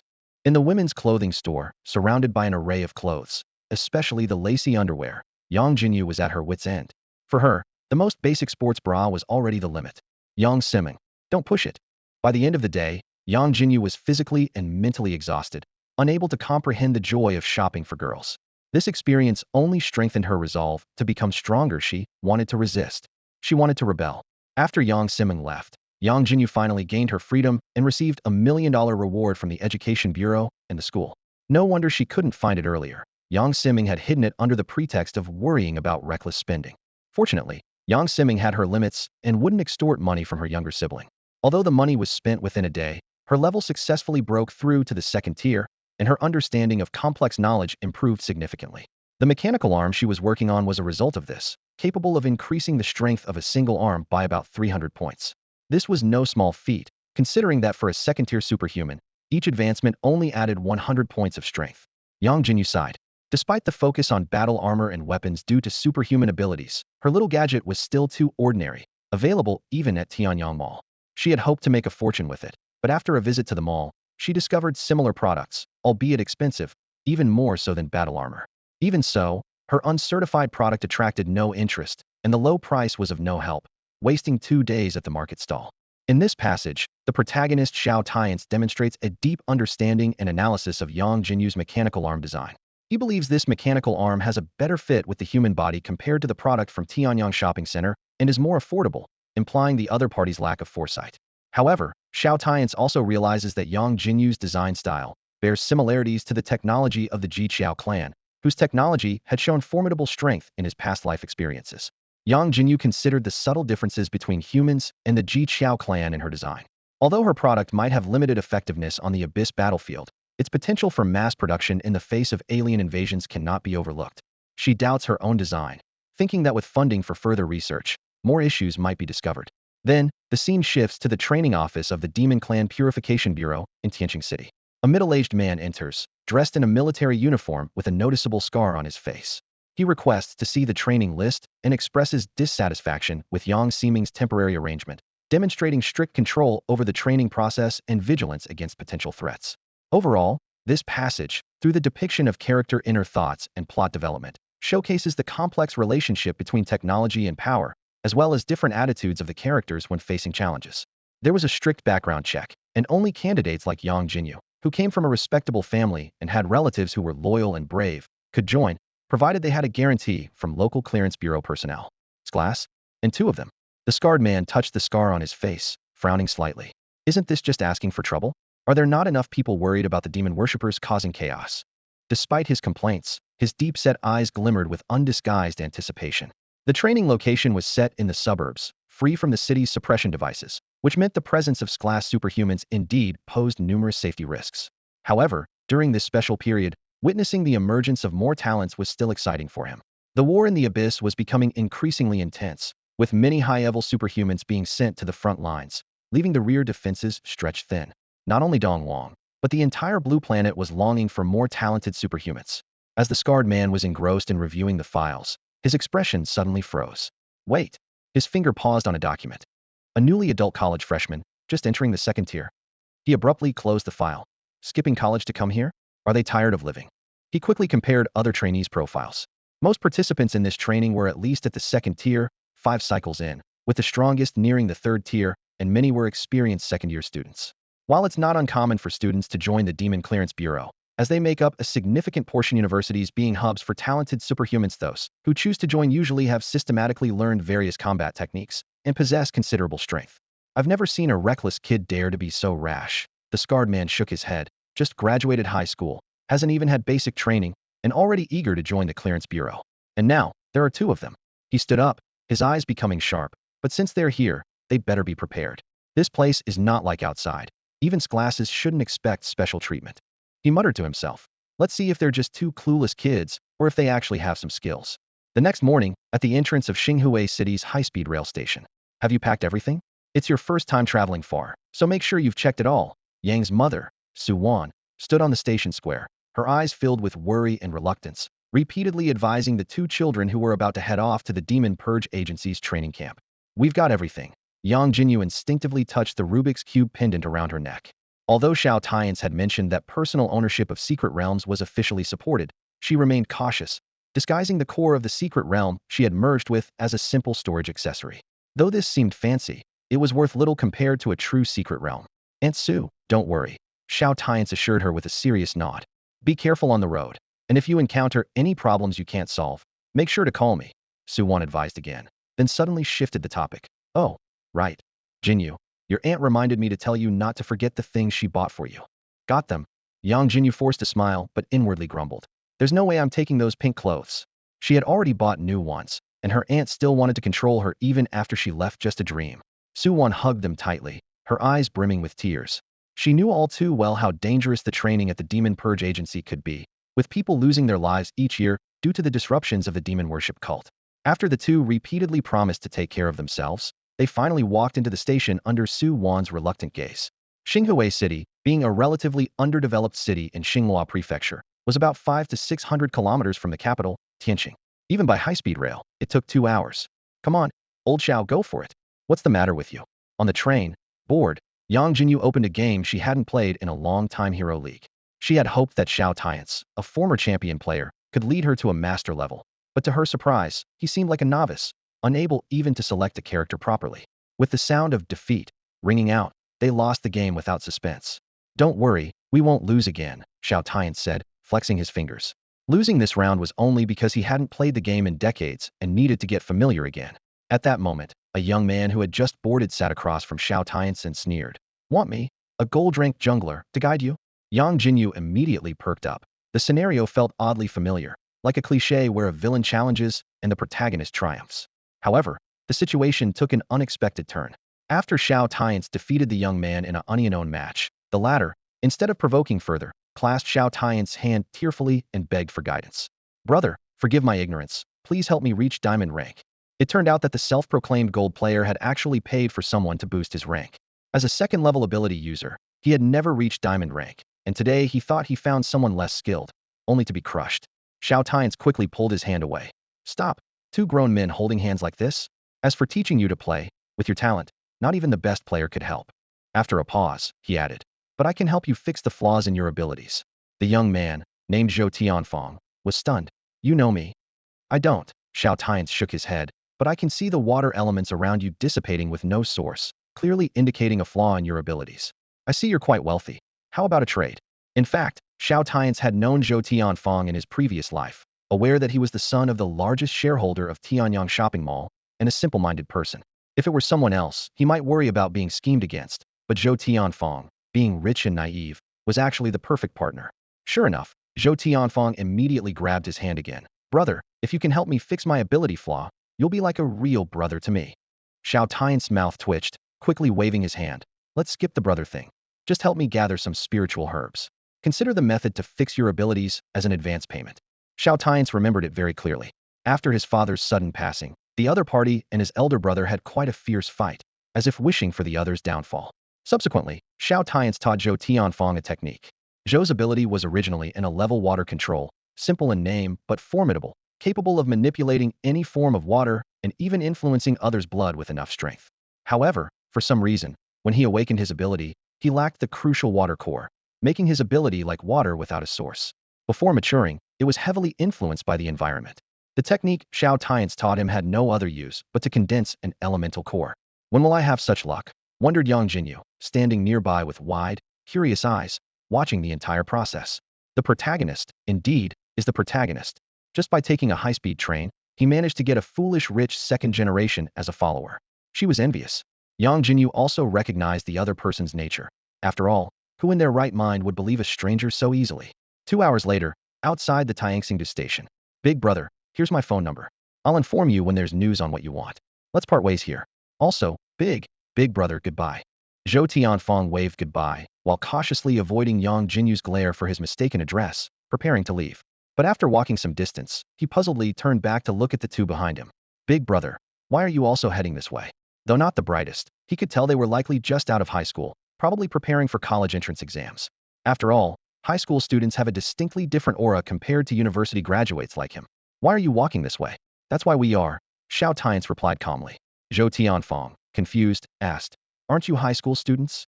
Yangjinyu thought for a moment and said, maybe. Although we've received our college acceptance letters, high school isn't technically over yet. Exactly, shouldn't high school students be preparing for entrance exams? Xiao Tianche was more puzzled. Knowing the confusion wouldn't clear up, Xiao Tianche explained directly. We're also here for training. Enough dawdling, let's go. With that, Xiao Tianche and Yangjinyu ignored Xiao Tianche and walked on. Xiao Tianche stood bewildered. Training? High school students in the Demon Purge Bureau training? Did I hear wrong? Shouldn't they be taking exams? Finally, he had a moment of clarity, thinking they must have been specially recruited. But then he was confused again. They were only at the second level, hadn't learned much, so why come to the Demon Purge Bureau? Looking up, he saw Yangjinyu and Xiao Tianche had already walked some distance. He hurriedly followed. Hey, wait for me. There was still some distance to the training location, and at a military checkpoint, soldiers clad in heavy armor and armed with guns closely watched the radar screen, showing 3 green dots approaching. Quickly, one picked up the radio. Report, radar indicates 3 individuals approaching. A hurried command came through the walkie-talkie. Deploy the drone for reconnaissance and confirm identities. If they're training members, assist them. If not, detain them for trespassing on military grounds. Investigate their backgrounds and release them after training ends if they're cleared. Handle any issues directly. The soldier immediately complied, launching a specially designed drone that resembled a common bird. Soon, the soldier's tablet lit up, displaying 3 figures on the screen. The system chimed, confirming they were all registered training participants. Xiao Tianche, male, 18 years old. Yangjinyu, male, 18 years old. Xiao Tianche, male, 20 years old. The soldier stared at the image of the delicate-looking youth, momentarily puzzled. The system indicated male, yet the appearance was unmistakably that of a girl. Report confirmed they are training members. However, there's a discrepancy. One individual's gender information might be incorrect. This is the one vouched for by Major Yang, and the actual gender should be female. There was a noticeable pause on the other end of the walkie-talkie before a response came. Understood, I'll report this to the commander. For now, bring them in. The middle-aged man on the other end massaged his temples, sighing internally. When Yang Siming submitted the application, no detailed information was provided. They had retrieved all data from the Public Security Bureau's registry. Since Yangjinyu and Xiao Tianche were late additions, they were assigned to the same dormitory. Who would have thought there was a girl among them? On second thought, the records showed these two had grown up together, childhood friends, so there shouldn't be any issues with them living together. Yang Siming, you really know how to make things complicated for me, the man muttered through clenched teeth. At that moment, a military Humvee carrying Yangjinyu and the others drove into the training base. We're here. You can go in on your own, the driver said tersely. An officer on the vehicle pointed ahead. As the 3 of them jumped out, they were greeted by a massive iron gate with the bold words Tianxingdu Training Base Area Number 1 inscribed on it. A tall and imposing instructor emerged from a small booth next to the gate, observing them with an impassive expression. You're early. Names? He asked coolly. Xiao Tianche. A young man responded first, his voice carrying a hint of confidence. The instructor's lips curled into a faint, enigmatic smile. Ah, the young master from Tianyang Plaza, quite the wealthy one, he remarked before turning his attention to the other 2. And you too, Yangjinyu, Xiao Tianche. They replied in unison, their tone calm and determined. The instructor's expression changed instantly, his eyes widening as if he had witnessed something unbelievable. His reaction wasn't due to encountering a rare treasure, but rather because he had heard that 2 level geniuses would be joining this training session. However, these young individuals seemed a bit too self-assured, bordering on arrogance. They had just graduated from high school, or rather, they hadn't even officially graduated. They had been specially recruited due to their outstanding performance in the Secret Realm trials. Yet, this did not alter the instructor's perception of them. They were still inexperienced youngsters. While they showed some courage, without the benefit of university education, they were merely novices. Their potential was far from fully realized, and their eagerness to join the Demon Purge Bureau seemed unwise to the instructors. Taking a deep breath to suppress his doubts, the instructor continued. This place is dangerous. You two are just, he caught himself before finishing the thought, quickly correcting, never mind. You're early, so let me show you around the base. Awkwardly shifting the topic, he added, by the way, my name is Wu Ming. As he spoke, Instructor Wu Ming occasionally glanced at Yangjinyu and Xiao Tianche, as if trying to discern something about them. However, the 2 remained silent, well aware of the disrespectful words he nearly uttered. Xiao Tianche, on the other hand, was completely puzzled by the situation. He looked around and noticed that several instructors were eyeing them, specifically Yangjinyu and Xiao Tianche, with the curiosity reserved for rare specimens. This peculiar atmosphere left him even more confused, unsure of how to react. Inside the training camp, Instructor Wu began showing Yangjinyu and the other 2 recruits around the facility. Most of the equipment was ordinary, similar to what you might find in a university or high school sports field.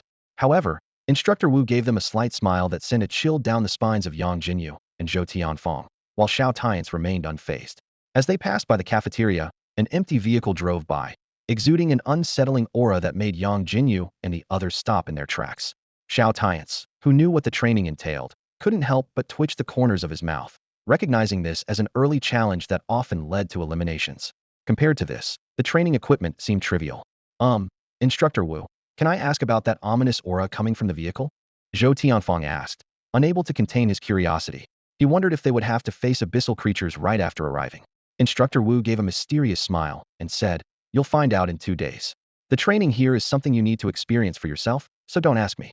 But remember, You signed an agreement before coming here, which includes a clause that if you don't pass the training, you'll have to reimburse the cost of the consumed resources.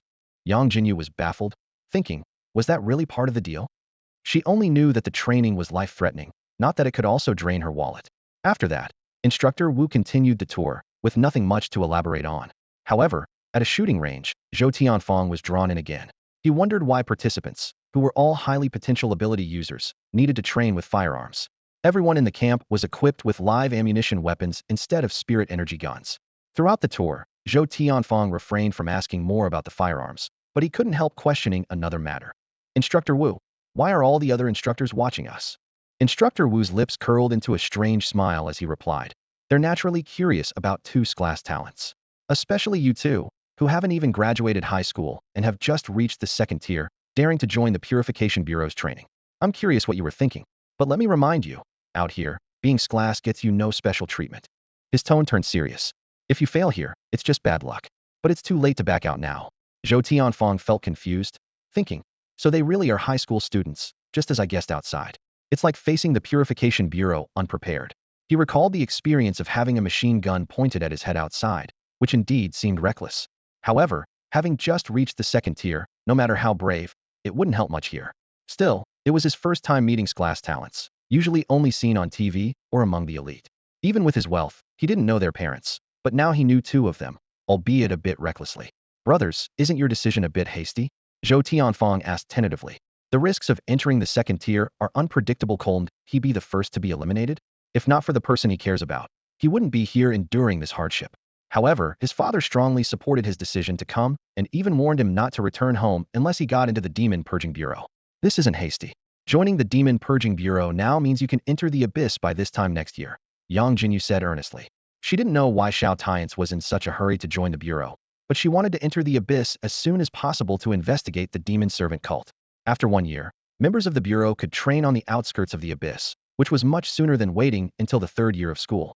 The headquarters and several key branches of the demon servant cult were in the abyss, and her father's last mission was there. He never returned. Entering the abyss next year? Instructor Wu was surprised. It seems you're quite confident. His gaze drifted to a lush phoenix tree in the distance, and his tone grew somber. That tree had been planted by an instructor after the last Xinglua mansion training, before going on a mission. It was said that phoenix trees could bring good luck. The tree had grown so abundantly since then, yet it hadn't brought luck to that instructor. Hopefully, it would offer some to them, at least enough to avoid being eliminated at the start. Instructor Wu's gaze lingered on Yangjinyu for a moment. She followed his direction, feeling a surge of indescribable emotion and a bit of melancholy. All right, you all know the layout of the base. Instructor Wu interrupted her thoughts, leading them to a large, dense complex of buildings. That's your dormitory. 2 people per room, and your names are posted on the doors. Go find your rooms.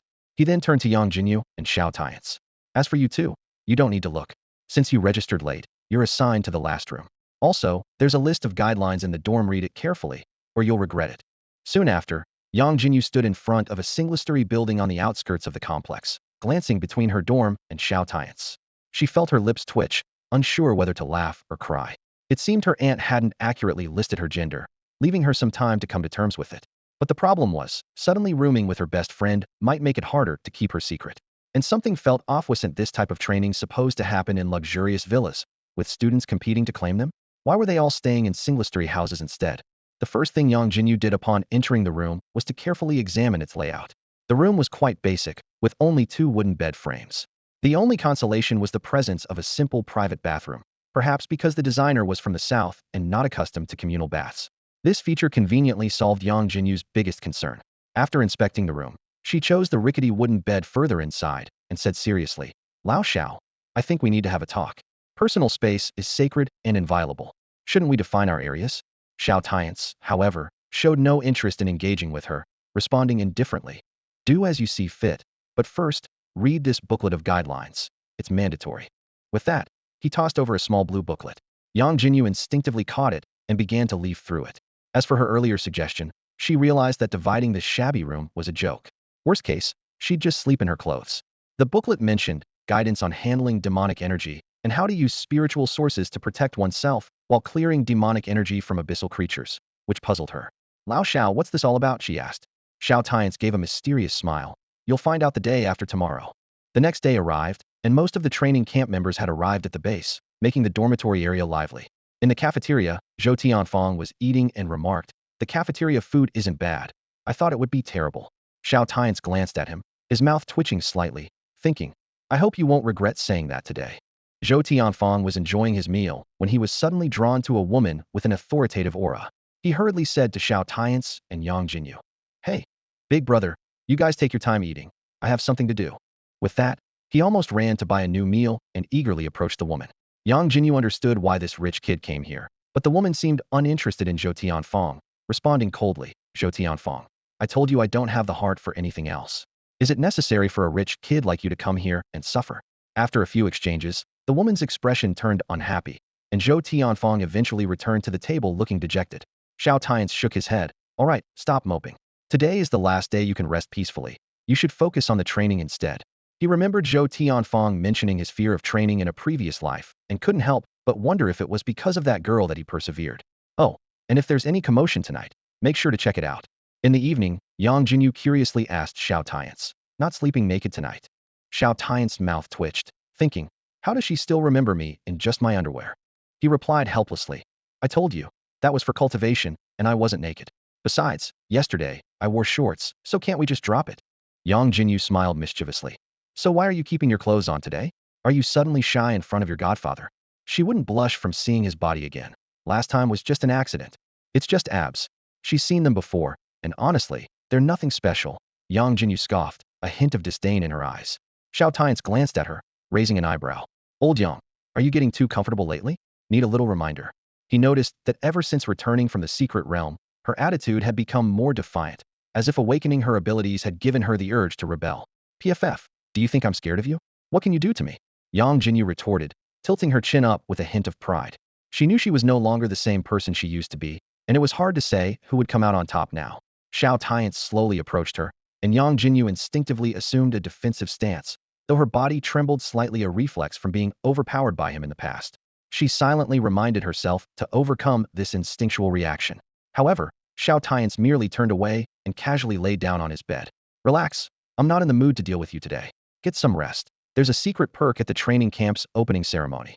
Yangjinyu was puzzled, but couldn't help the small smile that crept onto her face.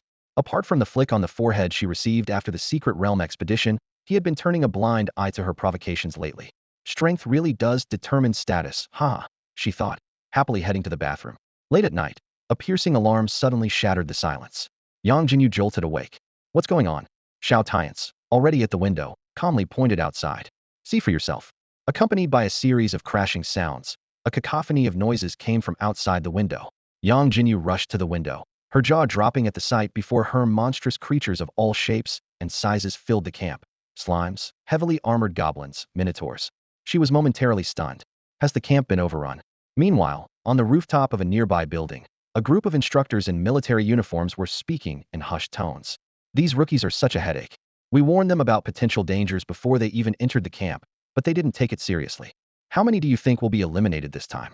"Not many. It's just a welfare exercise with second-tier monsters meant to teach them a lesson. Unless someone is too scared to leave their room, in which case, they're out. I'm curious if those two class recruits will get eliminated right away." "Doubtful. They're class geniuses, after all. It's all in their records." Before they advanced to the second tier, the two of them teamed up to defeat a mutated monster that had broken its limits. Now that they've successfully reached the second tier, they shouldn't be outmatched by these creatures. However, the reality is they still rank near the bottom here. Any random trainee seems to be far stronger than them, indicating that this opportunity might not be theirs to seize. Just then, two class trainees emerged from their rooms early, grabbing everyone's attention. Their audacious behavior was unusual for newcomers. The instructor didn't think much of it at first, but then his expression changed abruptly as he exclaimed, "What the heck? What's with that girl bringing an anti-tank cannon? What on earth is her ability?" His outburst immediately caught the attention of the other instructors. "Don't ask us, we have no clue. The files only mention the boy's ability, nothing about Yang Ji's. She didn't reveal any information, not even her gender." The instructors expressed their helplessness. Yang Siming had kept everything under wraps. Meanwhile, Yang Jinyu was excitedly muttering in the living quarters, "The welfare points are all mine." Although she wasn't sure how Xiao Tianche found out about this, she wholeheartedly believed it. He had clearly stated that these creatures were a hidden benefit of the training, and killing one earned you a point, which could be exchanged for rare items within the Bureau of Purification. Supported by the military, the Bureau's resources were on par with the 7 major factions of Donhuang. More importantly, Each point was worth at least 100,000. Plus, since this was a hidden perk, many were unaware, as the opening ceremony varied each year. Yangjinyu planned to seize this chance to make a fortune. She tightly gripped an anti-tank cannon with blue spirals, and with a swoosh, a silver-white shell with a dazzling blue trail shot out. The silver projectile spun rapidly, creating a fierce gust of wind. As it hit the first monster, it didn't explode immediately, but instead pierced straight through its body. As the shell entered the cluster of monsters, it suddenly erupted into a dazzling burst of sparks. Boom! With a deafening explosion, a crater with a diameter of 20 to 30 meters appeared on the ground. At least 20 surrounding monsters were obliterated, their shattered bodies and inner cores mixed with flying debris, drawing arcs in the air before crashing down heavily. The blast wave swept through the area like a hurricane, knocking many monsters off balance, leaving them missing limbs. Roar! Hissed the monsters, enraged, charged at Yangjinyu with blood-red eyes. Perfect! Yangjinyu's eyes glinted with gold. This was money. She had initially considered using a laser cannon, but realized its linear damage might not take out as many monsters as the anti-tank cannon, and it could even collapse the nearby buildings. She didn't want to be extorted by the training base, especially with Instructor Wu's words ringing in her ears. If you're eliminated from training, you'll have to reimburse all the potion costs. They could mess with her, but not her wallet. Since these monsters couldn't withstand her attack, any method would do the job. Meanwhile, on the buildings, the instructors, unaware they had narrowly avoided disaster, looked a bit awkward. Damn, who would have thought this girl, just newly promoted to the second tier and without having learned any combat techniques, could cause such widespread damage? This demonstration was turning into a gift. Not necessarily. This girl just reached the second tier, and such extensive damage, even without using combat techniques, was purely her ability. But she couldn't possibly release it continuously. Her mind wouldn't handle it. The instructors discussed, trying to find reasons to comfort themselves. Their intention was to give these prodigies, especially Yangjinyu and Xiao Tianche, the two level trainees, a wake-up call that joining the Demon Purging Bureau was no joke. But the training had just begun, and they didn't want too many casualties, so they chose second-tier monsters as a trial. For the trainees, these second-tier monsters weren't a significant threat. However, things didn't go as they expected. Yangjinyu could release area damage. If she could continue doing so, it wouldn't just be a wake-up call but a real benefit, which wasn't what they intended. Still, the instructors held onto a sliver of hope. Yangjinyu's file indicated she hadn't learned any combat techniques, and combat techniques weren't known to produce firearms, so that weapon must be her ability. Although ability-based attacks consume less than combat techniques, it also depends on the wielder's control over their ability.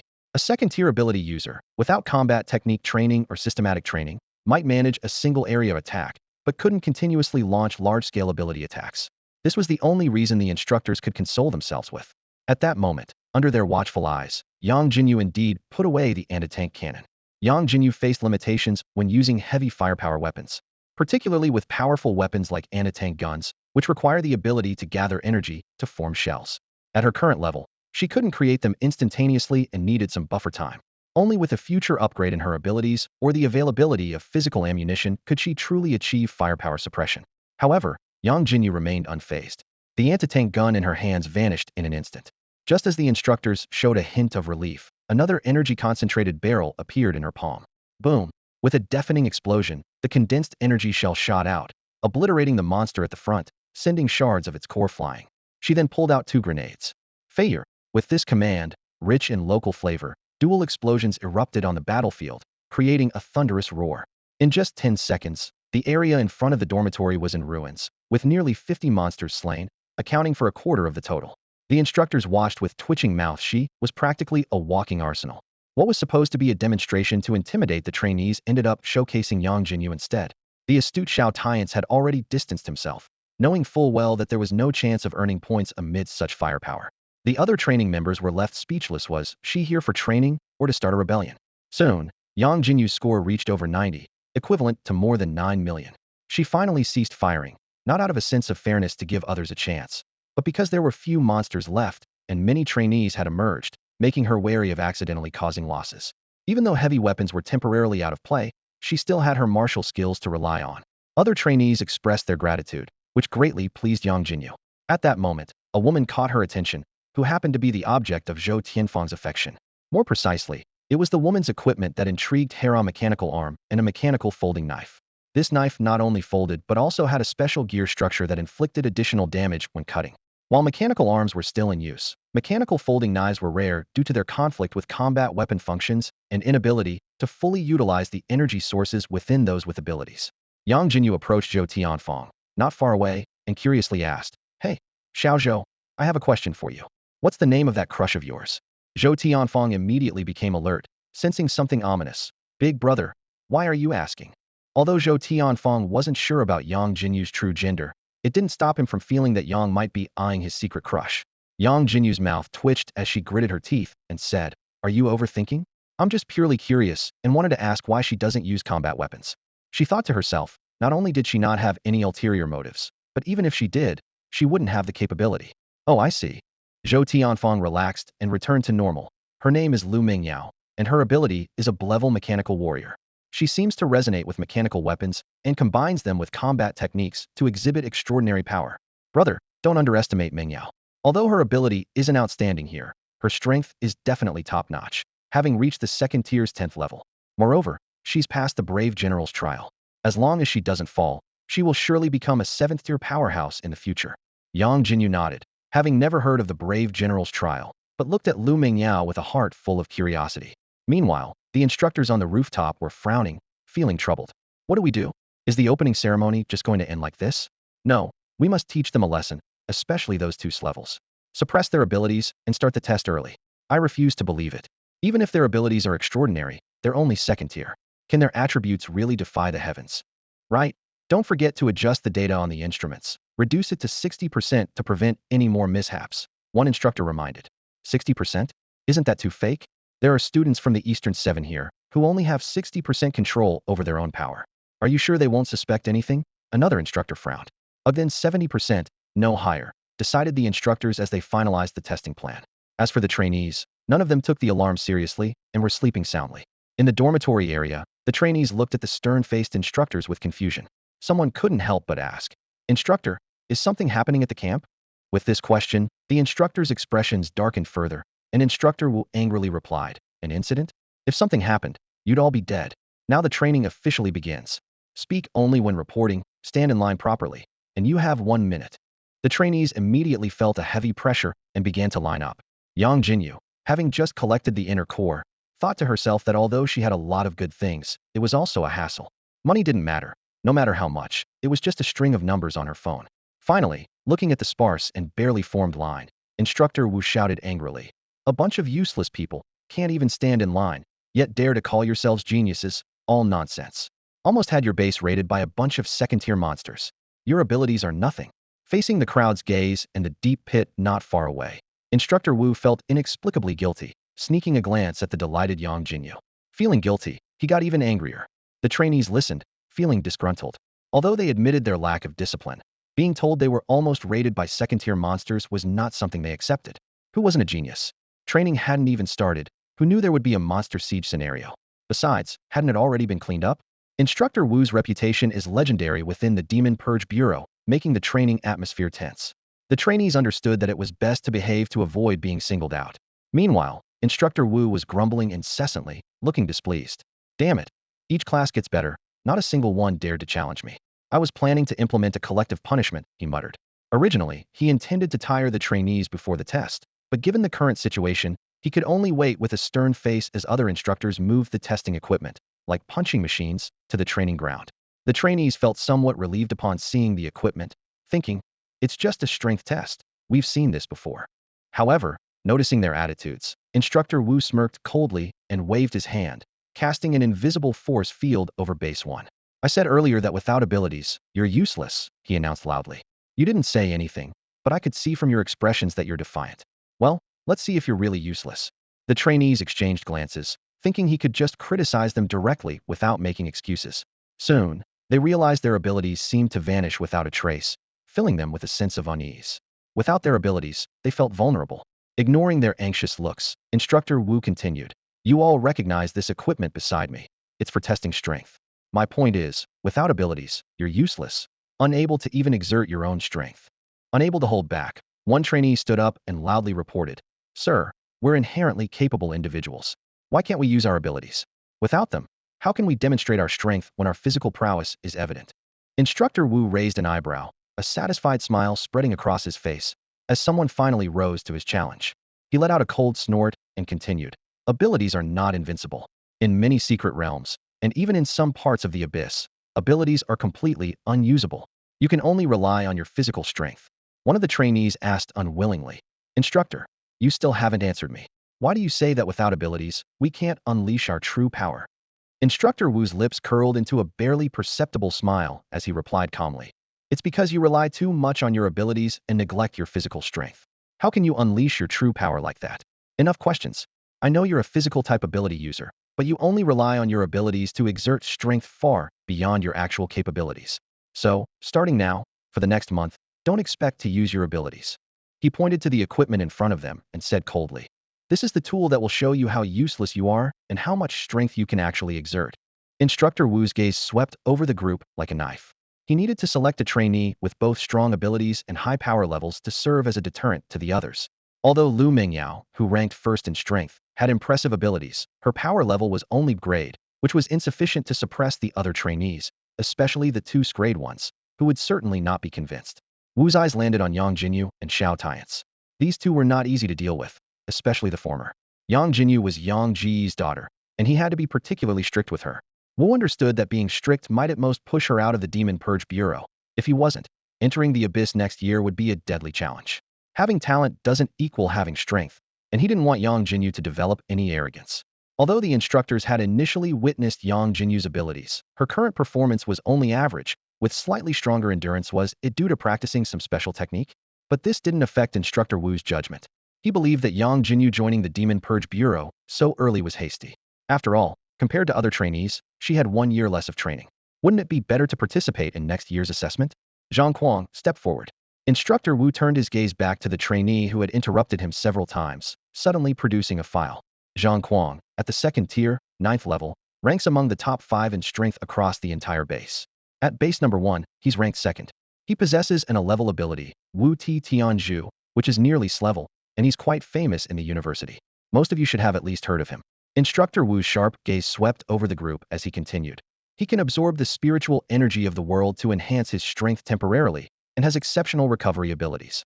Additionally, he has mastered an S-level technique that increases his attributes by 10 with each breakthrough.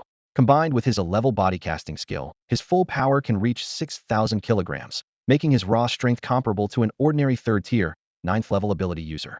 Undoubtedly, he's a genius, and you should all acknowledge his strength and ability level, right? The trainees didn't understand why Instructor Wu was explaining so thoroughly, but they nodded silently. Instructor Wu then sternly declared, I want you to see that even a genius like this is nothing without his abilities.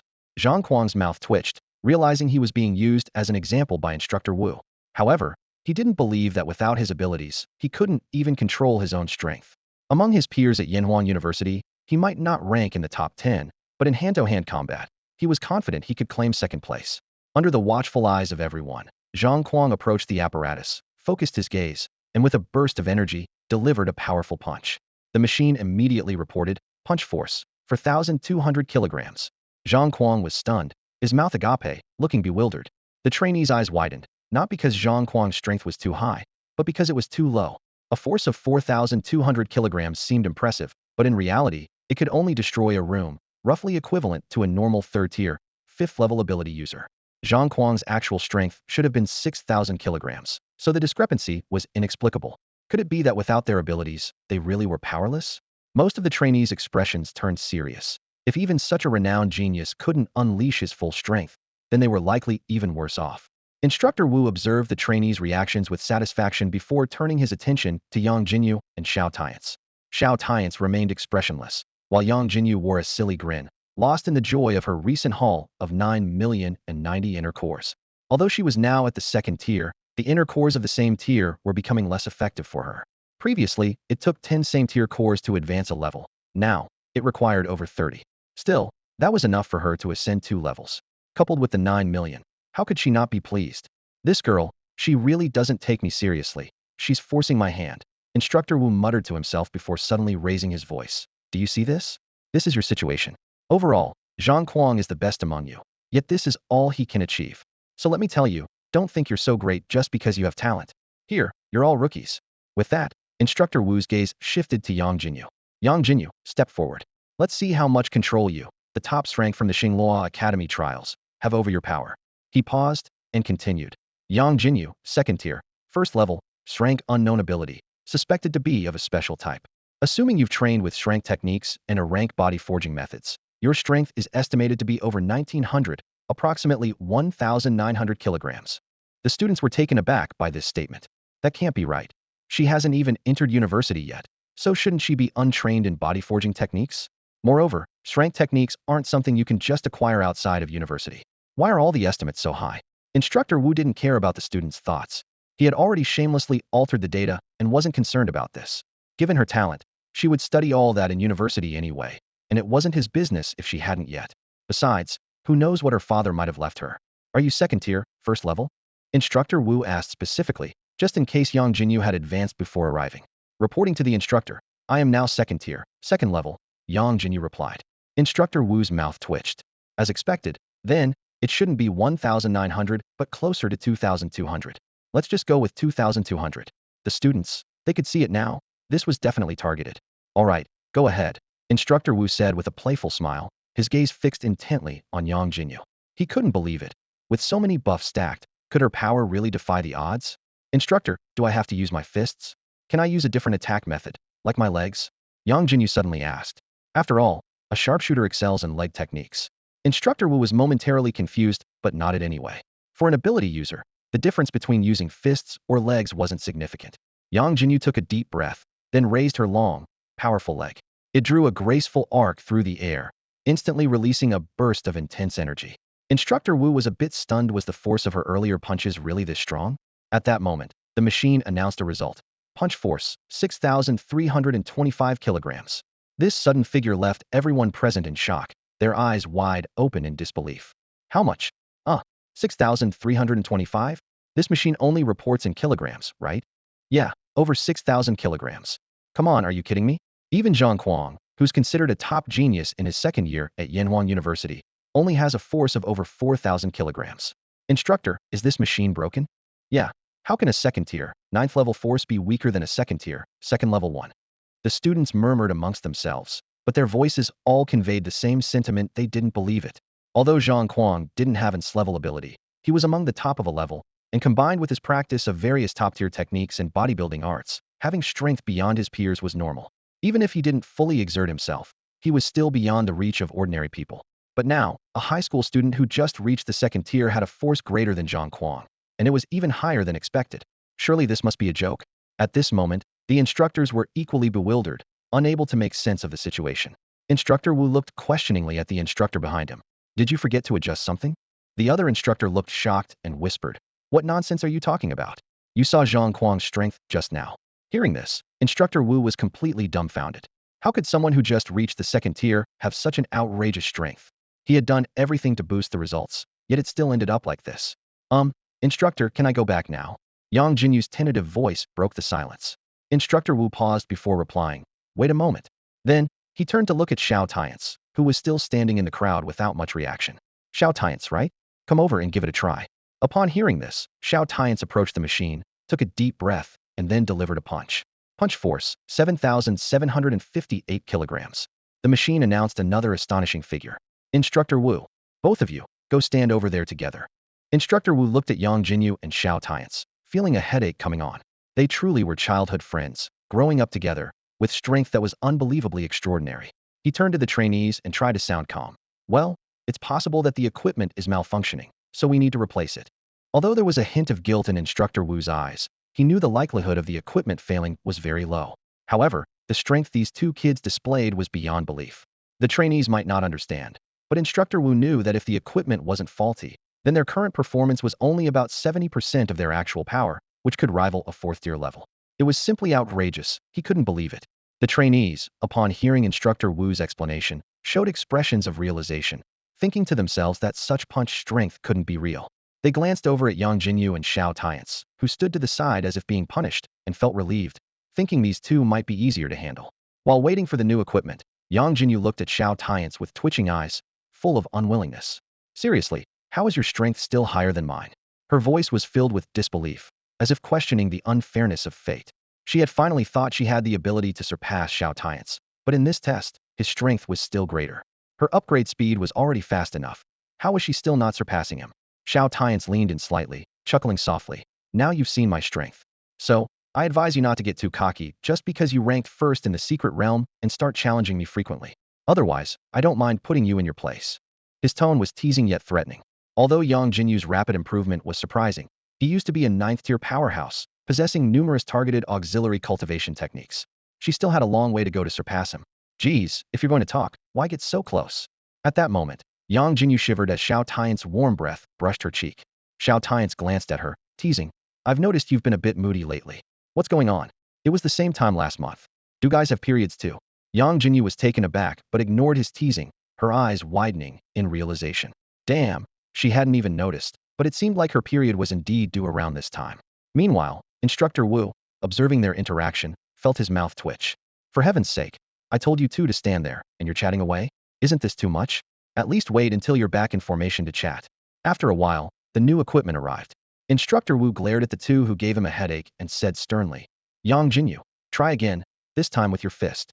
Yangjinyu approached the equipment, took a deep breath, and punched. As her fist connected, the numbers on the machine fluctuated and finally settled at 6,225 kilograms. Instantly, the room fell silent, only to erupt into chaos moments later. No way, the equipment must still be broken, right? How can the numbers be this ridiculous? Didn't she just graduate high school? Everyone looked at Yangjinyu and Xiao Tianche in shock, as if witnessing something unbelievable. What? What do we do now? One of the instructors couldn't help but ask. Instructor Wu felt a headache coming on as he faced these two outlandish trainees. With a resigned wave of his hand, he said, You two, rejoin the team. Then he turned to the other trainees, and after a moment of silence, his tone became stern. Whether the equipment was faulty or not, the results of Yangjinyu and Xiao Tianche are exceptions. Do any of you have its level ranking? No. At most, you're on the same level as Zhang Kuang, which means you're still a bunch of rookies here. Instructor Wu glanced at his watch. It was already 2 a.m. All right, let's call it a day. Go back and get some rest. With that, the instructors paid no further attention to the trainees and left, needing a break themselves. The trainees exchanged curious glances towards Yangjinyu and Xiao Tianche, with some of the guys and girls even attempting to strike up a conversation. However, having learned from the siege in the secret realm, Yangjinyu was quick to react. At the instructor's dismissal, she grabbed her close friend Xiao Tianche and made a swift exit. Xiao Tianche was a bit taken aback. Last time, after the trial, when he pulled her out during her unresponsive state, he hadn't felt much through the battle armor. But this time, he couldn't help but notice how soft her hand felt. As they watched Yangjinyu and Xiao Tianche walk away, the trainees sighed in unison. Back in the dormitory, Yangjinyu pulled out a backpack from the secret realm and began frantically searching through it. Curious, Xiao Tianche asked, What are you looking for? Yangjinyu bared her teeth and replied, Stay away. My personal space is sacred and untouchable. She continued rummaging through the backpack. Moments later, she found what she was looking for and hurried off to the bathroom with the bag. Xiao Tianche, puzzled, remarked, Looking for toilet paper? Is that why you're reacting so strongly? Acting like a cat baring its teeth, you're really pushing it. Not long after, Yangjinyu emerged wearing a loose jacket, though her expression still showed a hint of distress. Yangjinyu was down to her last supply of sanitary products, leftovers from previous use. At the normal rate of change, these would only last her a day. Lying on the bed, she thought in despair, What am I going to do? There wasn't even a place to buy anything around here. At that moment, Xiao Tianche casually remarked, You can still rest for a while. Make the most of it. His nonchalant words irked Yangjinyu, and she thought angrily, Why do I have to suffer like this? In frustration, she lunged at Xiao Tianche, covering him with a light summer quilt, determined to resist today. Yangjinyu, are you asking for trouble? Xiao Tianche was momentarily taken aback by her sudden action and was pinned down for a few seconds.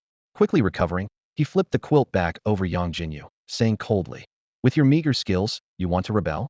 Though he was aware of her strong abilities, they were currently restricted, and he wasn't afraid of a physical tussle. However, the sensation under his hand felt off. He knew her skin was smooth, but the touch was unexpectedly different. Instinctively, Xiao Tianche gave a gentle squeeze and was surprised by the soft, slightly elastic feel. Alarmed, he thought, Whoa, old Xiao, back off. Yangjinyu exploded with indignation, taking the chance to overturn Xiao Tianche and retreating to her bed, wrapping herself tightly in a small blanket, as if trying to shut herself away from the world. Getting up from the floor, Xiao Tianche casually asked, Have you gained weight? But the sensation had been different, and he rubbed his palm, trying to recall the feeling. Then he looked at Yangjinyu, curled up in her blanket, with a mix of confusion and a hint of bewilderment in his eyes. Yangjinyu, hiding under the covers, blushed with embarrassment and frustration, exclaiming, Give me a break. I'm trying to sleep. Because she could still rest for a while, she had loosened the bandages under her clothes while in the bathroom, inadvertently exposing herself. Thankfully, the other person hadn't had much experience with women, otherwise, she would have been found out. But what about hygiene products? She was annoyed that the issue wasn't resolved and almost got herself into trouble. As her mind wandered, a thought flashed by, and she yawned and fell asleep. 2 hours later. Ding ding ding. This time it wasn't an alarm, but a piercing bell. Seriously, is there something wrong? It's only been 2 hours, and there's another disturbance. The quiet dormitory area erupted into noise. Yangjinyu jolted awake from her sleep, suddenly feeling the urge to curse. Awake! Xiao Tianche's voice sounded beside her ear. Not sleeping in for once. He raised an eyebrow in surprise. It was his first time seeing her get up without lingering in bed. However, Yangjinyu was in no mood to deal with Xiao Tianche. She was feeling irritable, having just woken up to an unwelcome surprise. She got dressed under the covers, exuding a low pressure, and walked out of the dormitory expressionlessly, heading towards the training ground. Xiao Tianche was taken aback. This familiar feeling reminded him of the saying, silence is golden. Outside the training ground, Instructor Wu glanced at the first two to come out, raising an eyebrow. He had expected the first ones to be those from the military background. Unexpectedly, it was these two troublesome individuals once again, but what was the tension between them? Young people, full of energy, easily get into conflicts. He then turned his gaze back to the dormitory area, waiting for the other trainees to arrive, though his expression was somewhat dark. After Yangjinyu and Xiao Tianche arrived, the other trainees gradually gathered. Hey boss. Xiao Tianche waved at Yangjinyu and Xiao Tianche, only to be met with Yangjinyu's sharp gaze.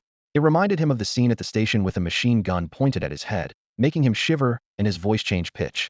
Boss, good morning. Yangjinyu simply nodded slightly and replied, good morning. Xiao Tianche looked at Xiao Tianche and whispered, what's up with her? Is she always this grumpy in the morning? Xiao Tianche watched Yangjinyu's back, seemingly pondering something, then shook his head. I don't know, but I do know it's best not to provoke her right now. Meanwhile, Instructor Wu's voice thundered across the training ground, startling the still sleepy trainees into alertness. 10 minutes. Instructor Wu's eyes were sharp as he scanned the tired-looking trainees, scolding loudly. A whole 10 minutes. If you become part of the Purge Bureau and have a sudden mission, will you waste time like this? And with this attitude, why are you even in this training? His tone grew more severe. I'm telling you, from now on, whenever you hear the bell, you must assemble within 2 minutes. I don't care what you're doing. Even if you're in the bathroom, you better hurry up. Now, everyone go run 20 laps around the training ground. The trainees were immediately dissatisfied upon hearing this, and someone quickly reported to the instructor. Instructor, I assembled right away. Why am I being punished too? Yangjinyu frowned slightly, understanding that she had voluntarily joined the clearance bureau and should accept the test. Despite this, she felt a tinge of annoyance. Instructor Wu gave the trainee a cold glance and then turned to his roommate, asking icily, why? Your roommate is from the military. Ask him why. The roommate replied in a low voice, collective punishment, an unspoken rule in the military. Instructor Wu's voice became even more severe. Did you hear that? Now, you and your roommate run 30 laps together. If you ask again, it will be 40 laps. Everyone else, get moving. Do you want extra training? The trainees were immediately frightened and quickly took action. For them, 20 laps were nothing, but if they didn't start, the additional laps could be unpredictable. However, as soon as the trainees started running, cries of anguish echoed. The first few to enter the training ground suddenly fell to the ground, in a sorry state. Someone exclaimed, there's gravity here. No, abilities are sealed, plus gravity, that's brutal. Xiao Tianche reminded Yangjinyu. The training ground starts at double gravity, but it will gradually increase to 4 times. Yangjinyu nodded and felt a heavy pressure as she stepped into the training ground. Although she was mentally prepared, her body only trembled slightly before she steadied herself. Damn, this is sheer torture. Xiao Tianche complained bitterly, thinking to himself that he had never experienced such torment. But seeing Lu Mingyao, who had already started running, he gritted his teeth and forced himself to keep up. For Xiao Tianche, who completely relied on resources, every step was particularly difficult. At this moment, Yang Jinyu tried to remain calm, walked over to Xiao Tianche, and asked, Xiao Zhou, are we friends? Can you do me a favor? She thought to herself that borrowing things was a good way to solve her shortage of sanitary supplies. But who should she borrow from? Among the girls, she only had a chance to contact Lu Mingyao. Xiao Tianche, upon hearing this, showed a mix of surprise, confusion, and fear in his eyes, stammering. No. Big brother. What do you want? A friend's wife is off limits. Yang Jinyu's mouth twitched slightly, and she gritted her teeth. Don't worry, I'm not going to steal your girlfriend, I just want to get to know her. Up ahead, Xiao Tianche noticed Yang Jinyu slowing down, seemingly talking with Xiao Tianche, and raised an eyebrow, slowing his own pace to find out what they were discussing. Xiao Tianfe, panting heavily, complained with a hint of grievance. Big brother, the big brother wants to steal my girlfriend. Yangjinyu inwardly cursed herself for the hasty thought of getting to know Lu Mengyao through Xiao Tianche. She didn't want to get entangled any further. Feeling displeased, she sped up, thinking it's better to rely on herself than on others. What's wrong with meeting strangers? After hearing Xiao Tianfeng's complaint, Xiao Tianche watched Yang Jinyu's retreating figure, feeling a bit puzzled. After a moment, Yang Jinyu finally mustered up the courage and quickly ran towards Lu Mengyao at the front of the group. She took a deep breath, trying to make her voice sound natural. Hi, I'm Yang Jinyu. Despite her efforts to stay calm, a hint of nervousness slipped into her words. It was, after all, the first time she was initiating a conversation instead of being approached by others, and she couldn't help but feel a bit socially anxious. The other trainees, who were breathing heavily, watched in silence as the girl dashed past them like the wind. They were puzzled about how someone could still feel like chatting. Lu Mengyao was slightly taken aback by the sudden approach. Hello, I'm Lu Mengyao. She didn't understand why Yang Jinyu had approached her, but it seemed like Yang knew Xiao Tianfeng. Yang Jinyu felt a bit embarrassed and stammered. Just wanted to introduce myself. I noticed your weapon is mechanical, and I know a bit about that too. I have a better mechanical arm. Lu Mengyao was even more confused, not grasping Yang Jinyu's point. Yang's cheeks turned redder, feeling increasingly awkward. She wanted to connect through their shared interest in mechanics, but wasn't good at initiating conversations with strangers. Just wanted to make a friend. Hearing this, Lu Mingyao's lips curved into a slight smile, finding the girl in front of her somewhat endearing. All right. Meanwhile, Xiao Tianfeng, who had fallen behind the group, witnessed the scene and felt both physically and mentally exhausted. He turned to Xiao Tianche. Brother, don't you think he's being a bit sneaky? Xiao Tianche glanced at him. So, you need to step up your game. But I don't think so. Xiao Tianfeng was puzzled, wondering, does he mean his character is reliable? Xiao Tianche ignored his confusion and suddenly sped up, completing 20 laps in just half an hour, leaving the surrounding trainees stunned. Dude, what's your rush? As dawn broke, most trainees had completed the course, each panting heavily. Xiao Tianfeng collapsed on the ground, muttering, I'm gonna die. If I had a phone, my step count would be off the charts. Ding. Just as he finished speaking, the bell rang again. Xiao Tianfeng was frustrated, but seeing two unfortunate fellows who had just finished 30 laps, he reluctantly got back on his feet, not wanting to face extra punishment. In the group, Xiao Tianche noticed Yang Jinyu seemed in better spirits and teased, thinking about getting into a relationship and becoming someone's pet. Yang Jinyu was taken aback, feeling helpless. Why the sudden insult? But then she remembered her recent actions and the phrase she had once said, whoever gets into a relationship first is a fool, and felt speechless. Get lost. Meanwhile, Instructor Wu at the front considered adding more laps or increasing the difficulty upon seeing some trainees still full of energy, but seeing the others looking half dead, he abandoned the idea. He sternly announced, quiet. Morning exercises are over. You have half an hour to rest. When the bell rings, gather for breakfast. Upon hearing this, the trainees dispersed with joy, finally reaching breakfast time after a long night.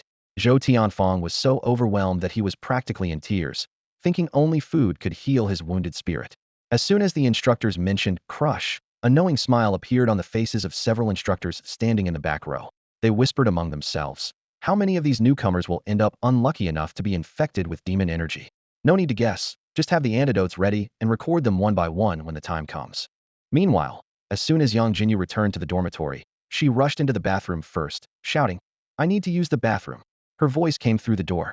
Xiao Tianche followed closely behind, standing outside and saying, go ahead, I don't mind. I just need to rinse off. I got a bit sweaty from running earlier. I mind. Yang Jinyu firmly shut the door, her voice brooking no argument. Xiao Tianche raised an eyebrow, silent and thoughtful. The assembly bell rang again, and the trainees quickly lined up. Instructor Wu swept his eyes coldly over the group and scoffed. You're all so eager when it comes to eating. From now, you have 1 hour to eat. If you're not back on time, he paused meaningfully. You know what happens. The trainees were initially stunned. Was this some kind of windfall, giving them a whole hour? However, the instructor quickly shattered their illusion. You have 10 minutes, and that's it. Upon hearing this, everyone dashed off like starving dogs, racing towards the cafeteria. But when they burst into the cafeteria, the sight before them left them all stunned. The windows that were open yesterday were now tightly shut, and each long table only had a large basin filled with unsettling food, raw meat emitting black fumes and streaked with blood. Where's the food? Xiao Tianfeng looked around in confusion. Yang Jinyu's mind flashed back to the truck exuding an abyssal aura she had seen outside the cafeteria earlier. An ominous feeling rose in her heart. She remembered that the military did have raw meat training, but surely they wouldn't make them eat meat that reeked of abyssal energy. She tried to convince herself otherwise, but couldn't fully believe it. The students gathered around the long table with a mix of expressions, some scratching their heads in confusion, others inspecting closely, and a few even mistakenly thinking the window hadn't opened yet. heading straight to the queue. The table was laden with meat exuding a heavy aura of the abyss, leaving everyone stunned. What is this stuff? Why isn't the window open yet? Weren't we supposed to eat? Questions and doubts filled the air. Once they realized the meat on the table was emanating an abyssal aura, more exclamations erupted. Has the base gone mad? Are they trying to kill us? Yangjinyu sat at the same table with Xiao Tianche, Xiao Tianche, and Lu Mingyao. Old Xiao, what's going on? Yangjinyu directly asked Xiao Tianche, who seemed to know the inside story. Xiao Tianche didn't answer immediately. Instead, he concentrated on infusing his hands with spiritual energy to ensure he wouldn't be contaminated by the abyssal aura. He then picked up a piece of meat threaded with blood and skillfully began to cleanse it of its demonic energy. Remember the precautions we discussed earlier? This is what they were for. These are the meats of abyssal creatures, and they'll be our main food source for quite some time. You must learn this skill yourself. You can't rely on others. As he finished speaking, he had already eaten the cleansed piece of meat, chewing it nonchalantly. This scene shocked the surrounding students. Several military trainees gritted their teeth and began attempting to dispel the demonic energy. They had eaten raw meat before, and they couldn't be outdone by a high school student. Seriously, can you actually eat this stuff? Xiao Tianche complained, sprawled on the table and rolling his eyes. We go through all this trouble and can't even have a decent meal? Yangjinyu bit her lip, silently encouraging herself. To enter the abyss, what's a little hardship? She decisively picked up a piece of meat and began dispelling the magic.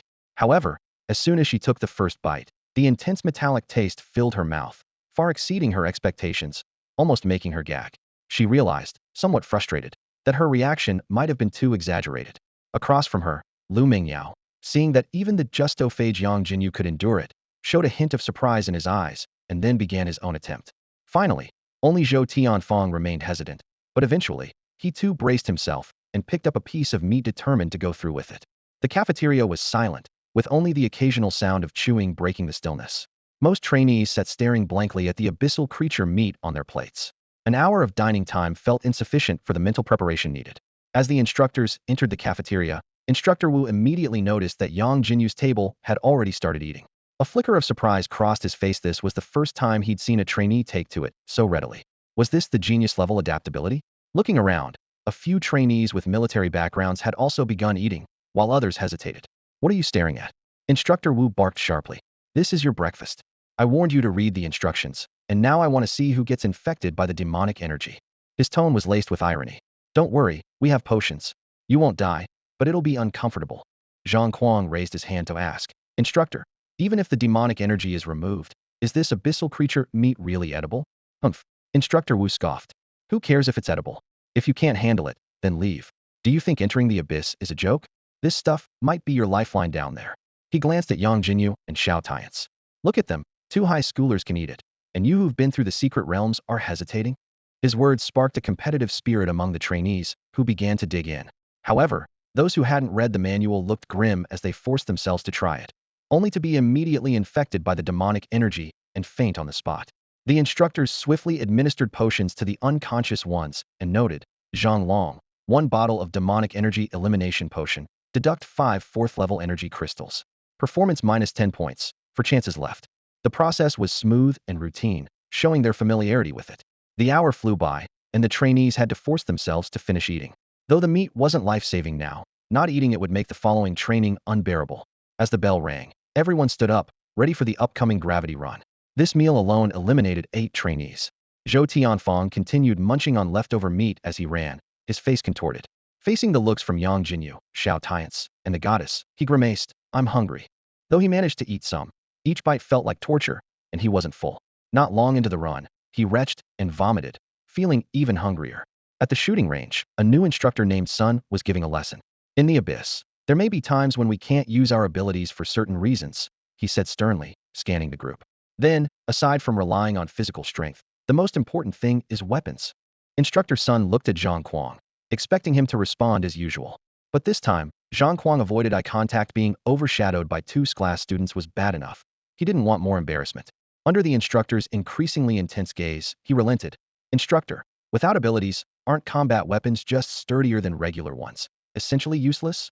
Good question. Instructor Sun nodded approvingly. Next, you'll learn about firearms. We have specially made bullets, divided into 4 levels, that can deal extra damage to creatures of different strengths. That's why every agent carries a gun. Despite material and technical limitations, making them scarce, we're all top-notch marksmen. With a confident smile, Instructor Sun looked at the trainees. As a champion of the military shooting competition, he was eager to see how these geniuses would perform in marksmanship.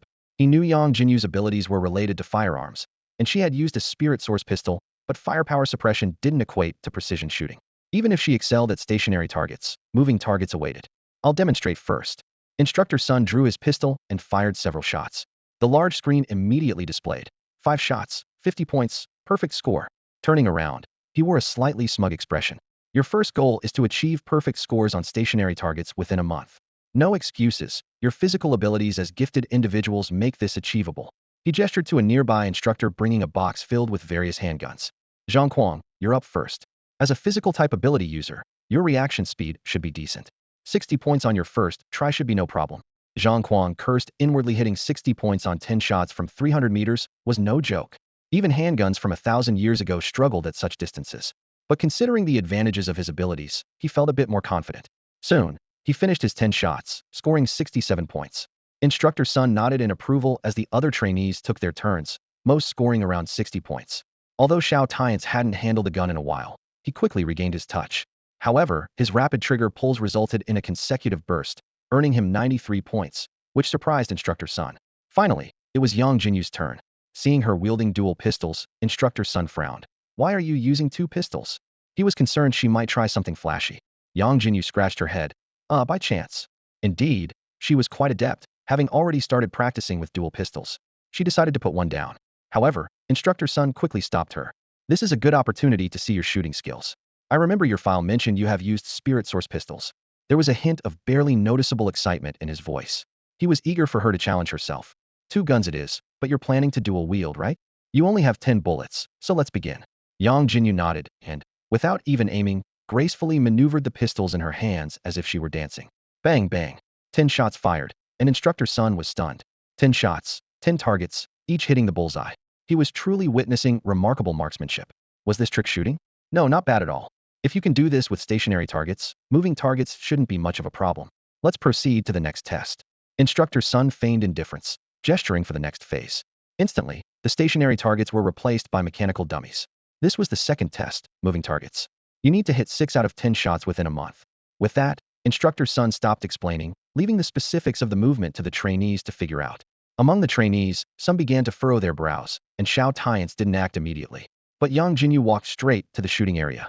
Is she really that bold? Some trainees had already noticed the mechanisms of these targets. They weren't just simple moving targets. The joints seemed capable of movement. It's likely that AI calculations predict your actions to dodge the bullets. Trainees from the military frowned, and those who initially didn't understand now realized. It meant that the moving target wasn't about predicting its actions. It was predicting yours to evade bullets. Everyone was speechless. Isn't this just cheating? Like playing rock, paper, scissors where the opponent already knows your move? All eyes were on Yangjinyu, unsure if she was overly confident or genuinely skilled. The fixed targets and these moving ones were incomparable, akin to mastering basic math and then tackling advanced calculus. Yet, Yangjinyu didn't hesitate. She raised her guns, and the first bullet was fired. Bang! Successive gunshots followed. Bang, bang, bang, bang. The dummy, 300 meters away, began to move with the sound of gunfire, dodging the first bullet. Just as Instructor Sun's lips curled into a smile, the dummy attempted to dodge the second bullet, but with a sudden ding, a crisp impact sound was heard, marking the first bullet hole on the dummy. Then came the second, third, and no matter how the dummy moved or dodged, it couldn't elude the unending crisp gunfire. Instructor Sun was left speechless. The trainees were in shock. The shooting range fell silent. Instructor, does this mean I've passed the test? Yangjinyu tentatively asked Instructor Sunday. He remained silent, then picked up a gun, fired 10 shots, but only hit 8, feeling somewhat embarrassed. After a moment of silence, he gritted his teeth and said, from now on, between 8 and 10 o'clock, you can have free time. Damn, her skills surpassed the instructor's, so what was he supposed to teach? Suddenly, he felt like quitting.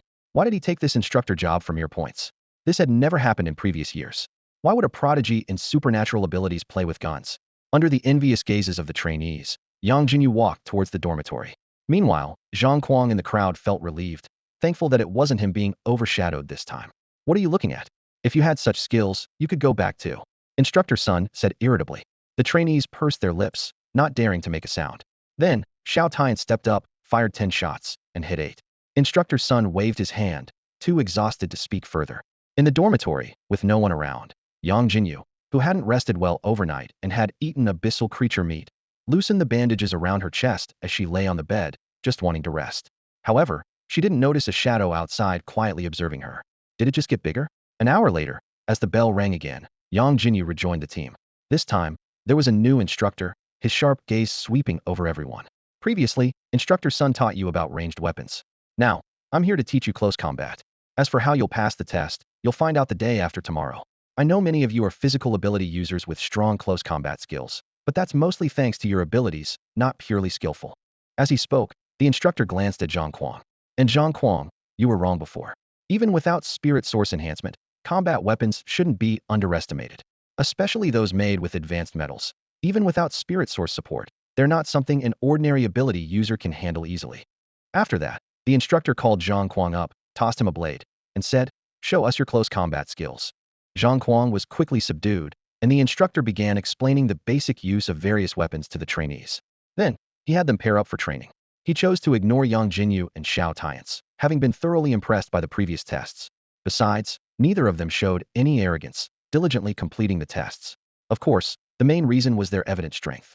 Even if they weren't skilled in combat, they could still throw a decent punch. He didn't want to get embarrassed himself. Plus, close combat was something the trainees were generally good at. So why create trouble for himself? During training, Yangjinyu looked at Xiao Tianche across from her, her mouth twitching. "Come on, man, fight back." Xiao Tianche remained silent. "I'm afraid you can't take it." Yangjinyu, holding two bladed chains, was instantly irritated. "What? You underestimate my martial arts." With that, the chains danced in the air like silver serpents. Simplified version chain strike. Xiao Tianche quickly dodged, then sprinted to Yangjinyu's side. "Are you sure you want me to fight for real?" Thrust kick. Yangjinyu suddenly kicked out with a fierce gust of wind. "Then bring it on." Xiao Tianche, quick-eated and deft, grabbed Yangjinyu's lower leg. Even through her pants, he could feel the length and strength of her leg, involuntarily giving it a squeeze. In that moment of distraction, a powerful force surged through. Caught off guard, Xiao Tianche was kicked back, a strong dizziness overwhelming him. No, there was a hint of rule force, something below a 7th level ability user couldn't shake off.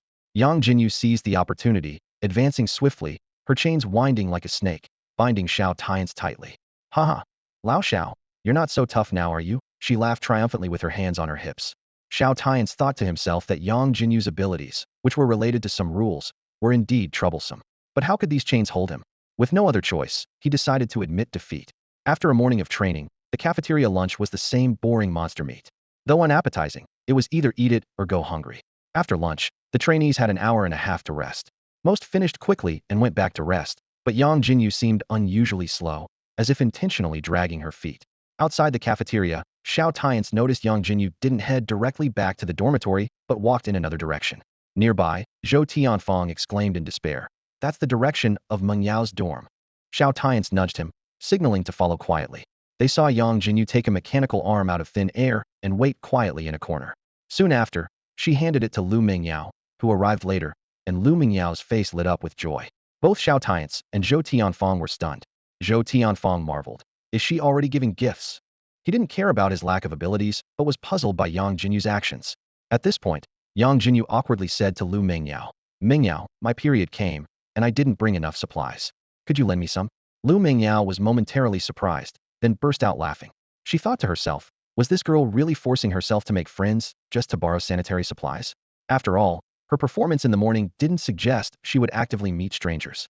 Suddenly, Lu Mingyao found Yangjinyu not only adorable, but also quite interesting, so she replied, "Wait here." Lu Mingyao returned to the dormitory and came back with a bag wrapped in black packaging, handing it to Yangjinyu. "Here, there are both day and night types, but I don't have much either." Yangjinyu took it and quickly nodded in gratitude. "Thank you, Mingyao, this is enough." No matter the quantity, it would last her a day, which would suffice for the month. As for next month, who knew if the base would be kind enough to give them a break?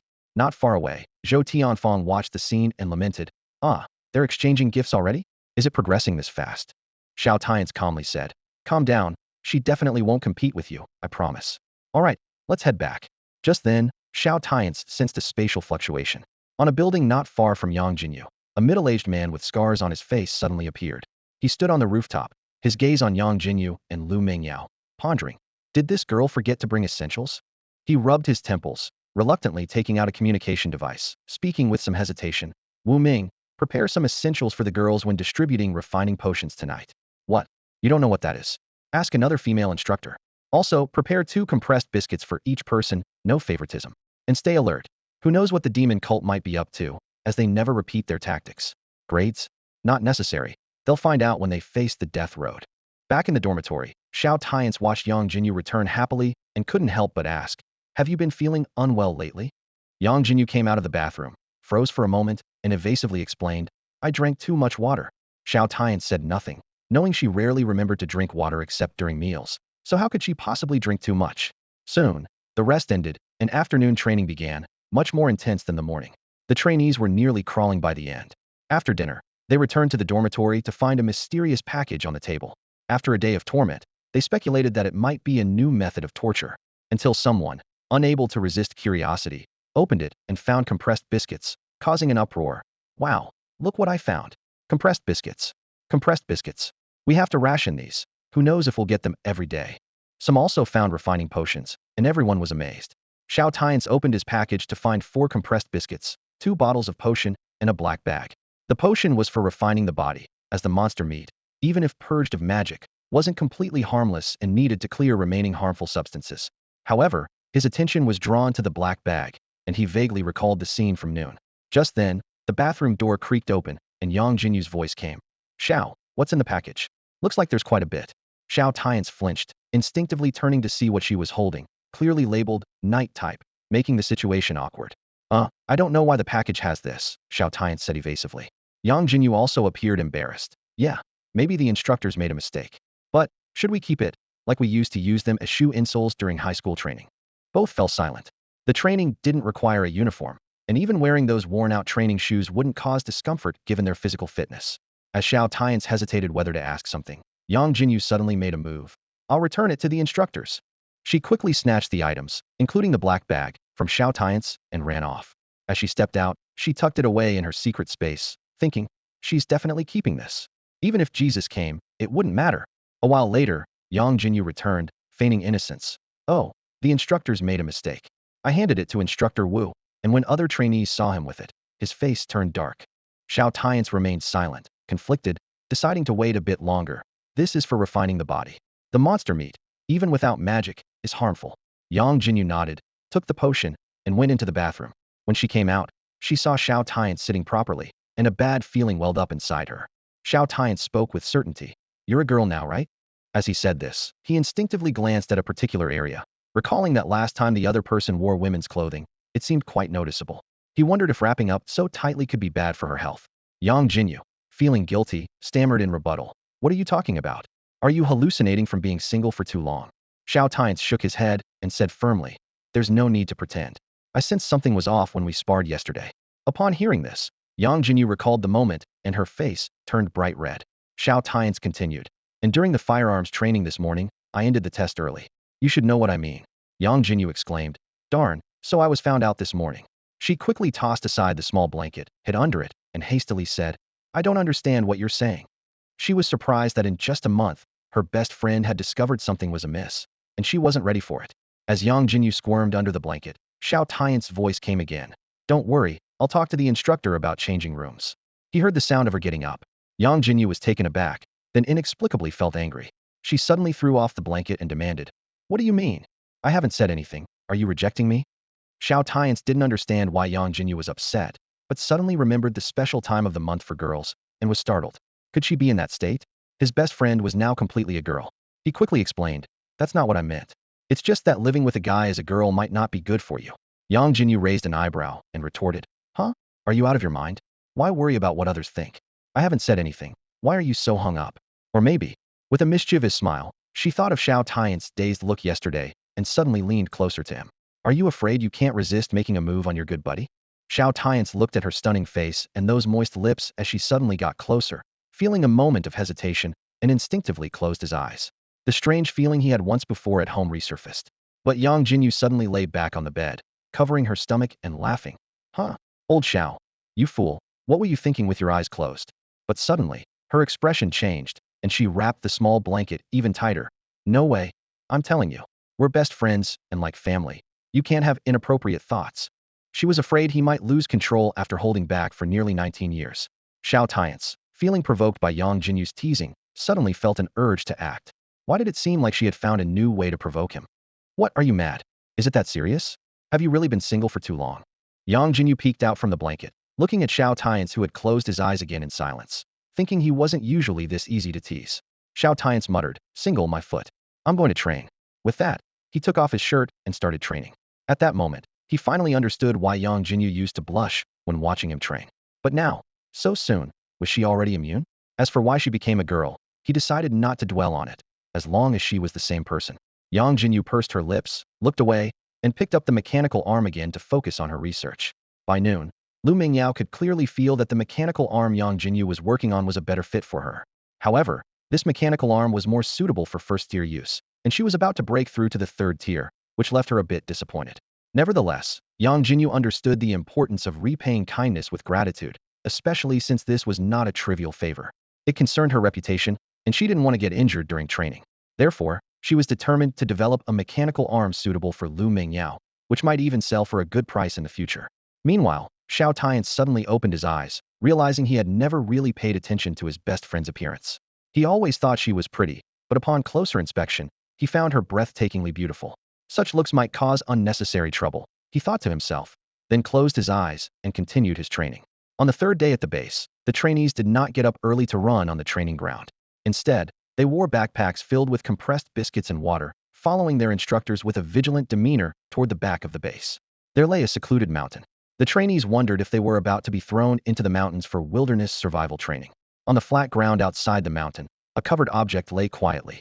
Instructor Wu spoke sternly. "You should know that in every training session of the Demon Clan Clearance Bureau, the mortality rate is not low. This mountain, known as the Path of Death, is one of the reasons. To pass the training, you are required to defeat 10 demons that are at least 2 levels above you. This is also the standard for the melee combat assessment."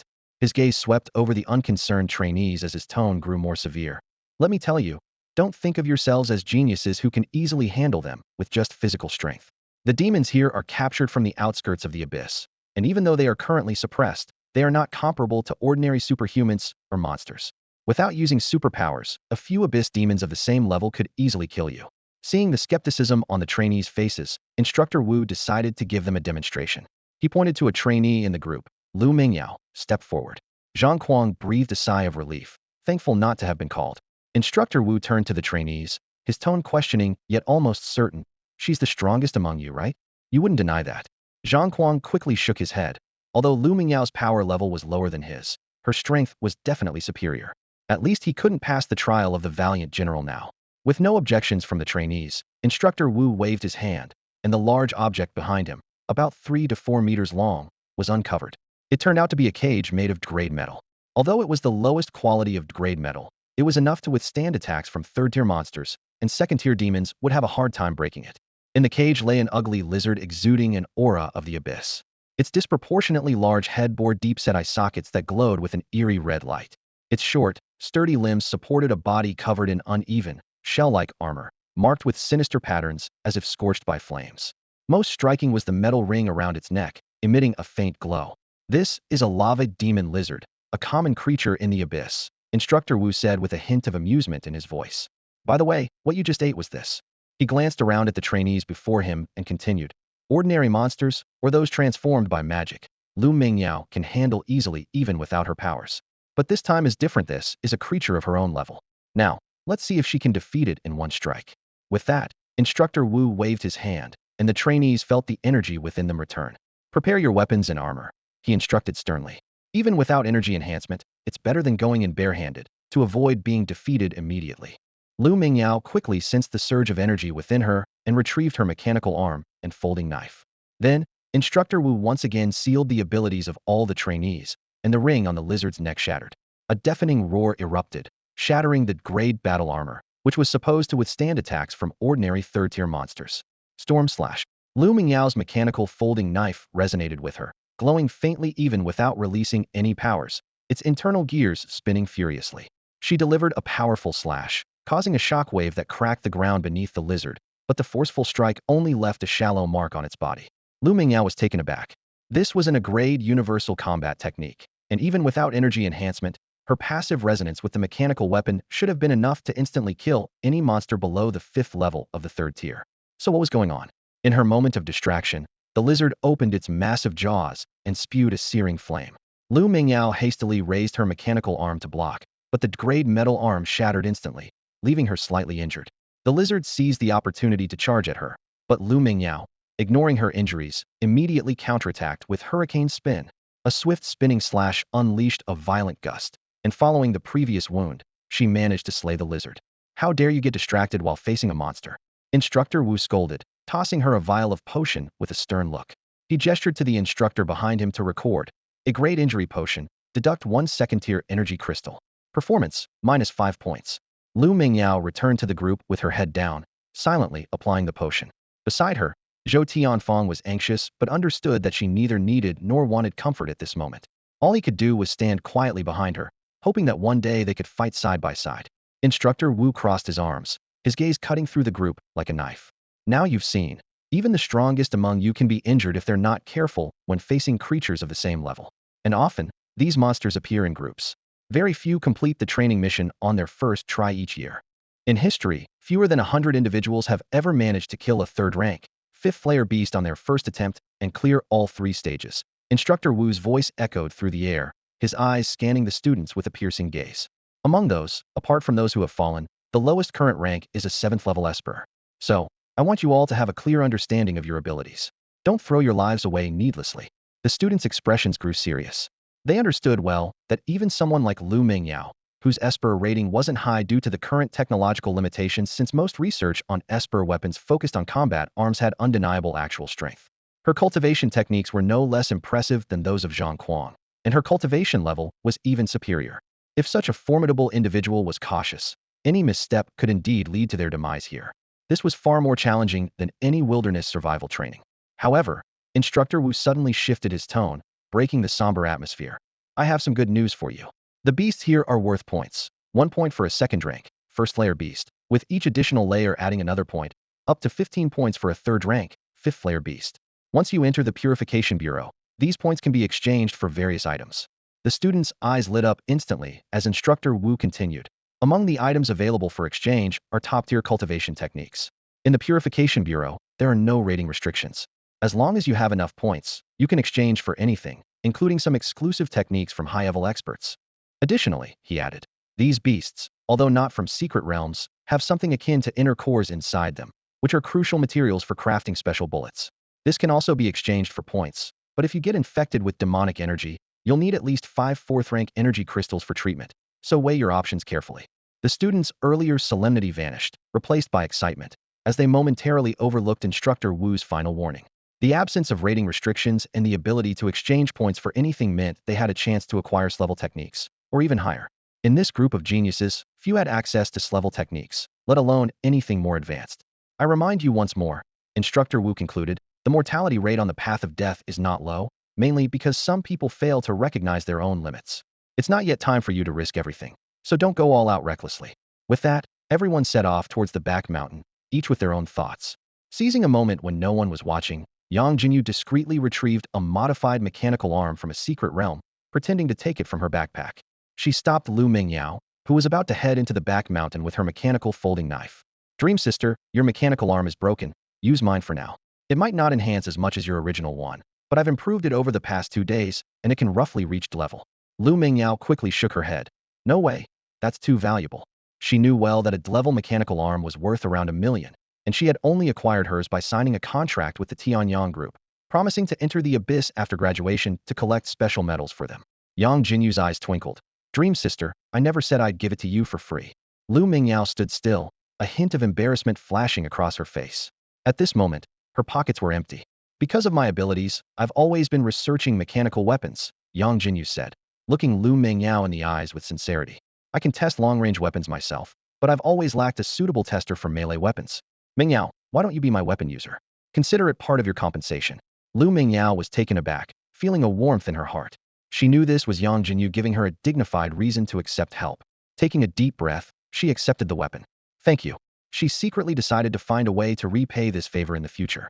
At least this was better than accepting help from that fool. There should be no entanglements between them. Mingyao, I'm not joking, Yangjinyu said seriously. I really need your help to test the weapons. Xiao Tianche said your skills are impressive. She then added with a twinkle in her eye. By the way, Mingyao, Which university are you from? Imperial Capital University, just started my sophomore year. So you're really my senior. At that moment, Instructor Wu's stern voice interrupted their conversation. Those who haven't entered the back mountain, stop dawdling, or you'll lose points. His gaze fell on Yangjinyu, somewhat unfriendly.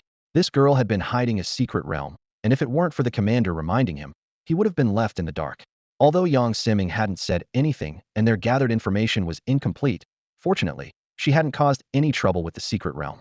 Under Instructor Wu's watchful eyes, Yang Jinyu stepped forward, hands clenched, and tentatively began. Instructor, can we discuss something? Could you give me more bullets?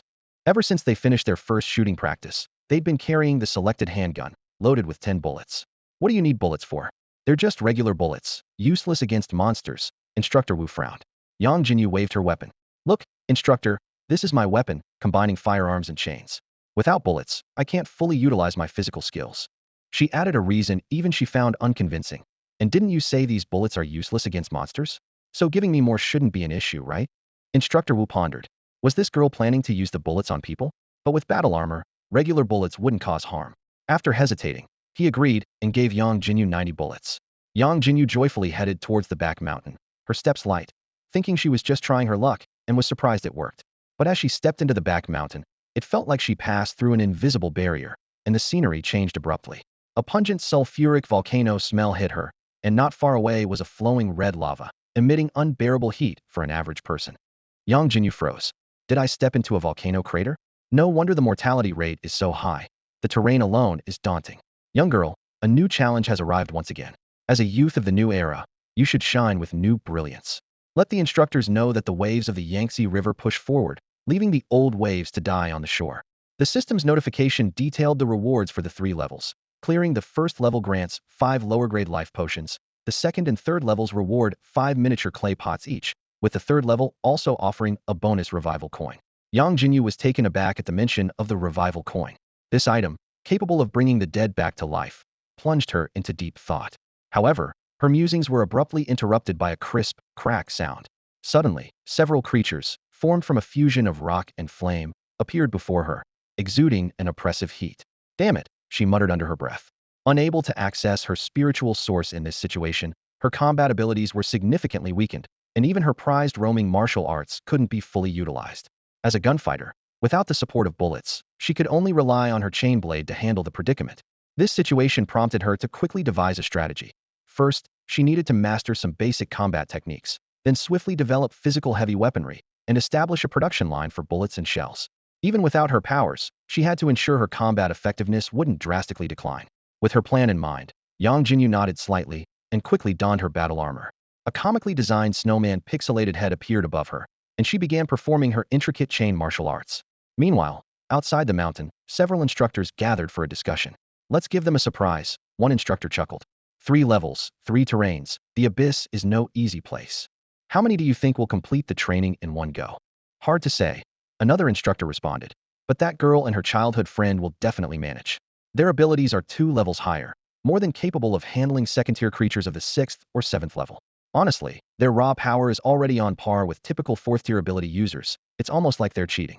At that moment, a steady voice suddenly interjected, as a scarred man appeared among them like a specter. Have all the trainees gone in? Instructor Wu immediately pulled out a tablet, skillfully tapping a few times before replying. They're all in, Chief Commander. As Instructor Wu's voice faded, a holographic projection appeared before the group, revealing the figures of several individuals. The Chief Commander nodded in acknowledgement but then paused, puzzled, and asked, "Who's the pixelated snowman head?"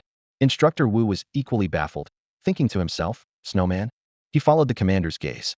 Despite the barrier preventing full loading of the participants' information, the weapon in the figure's hand was unmistakable, leaving him silent.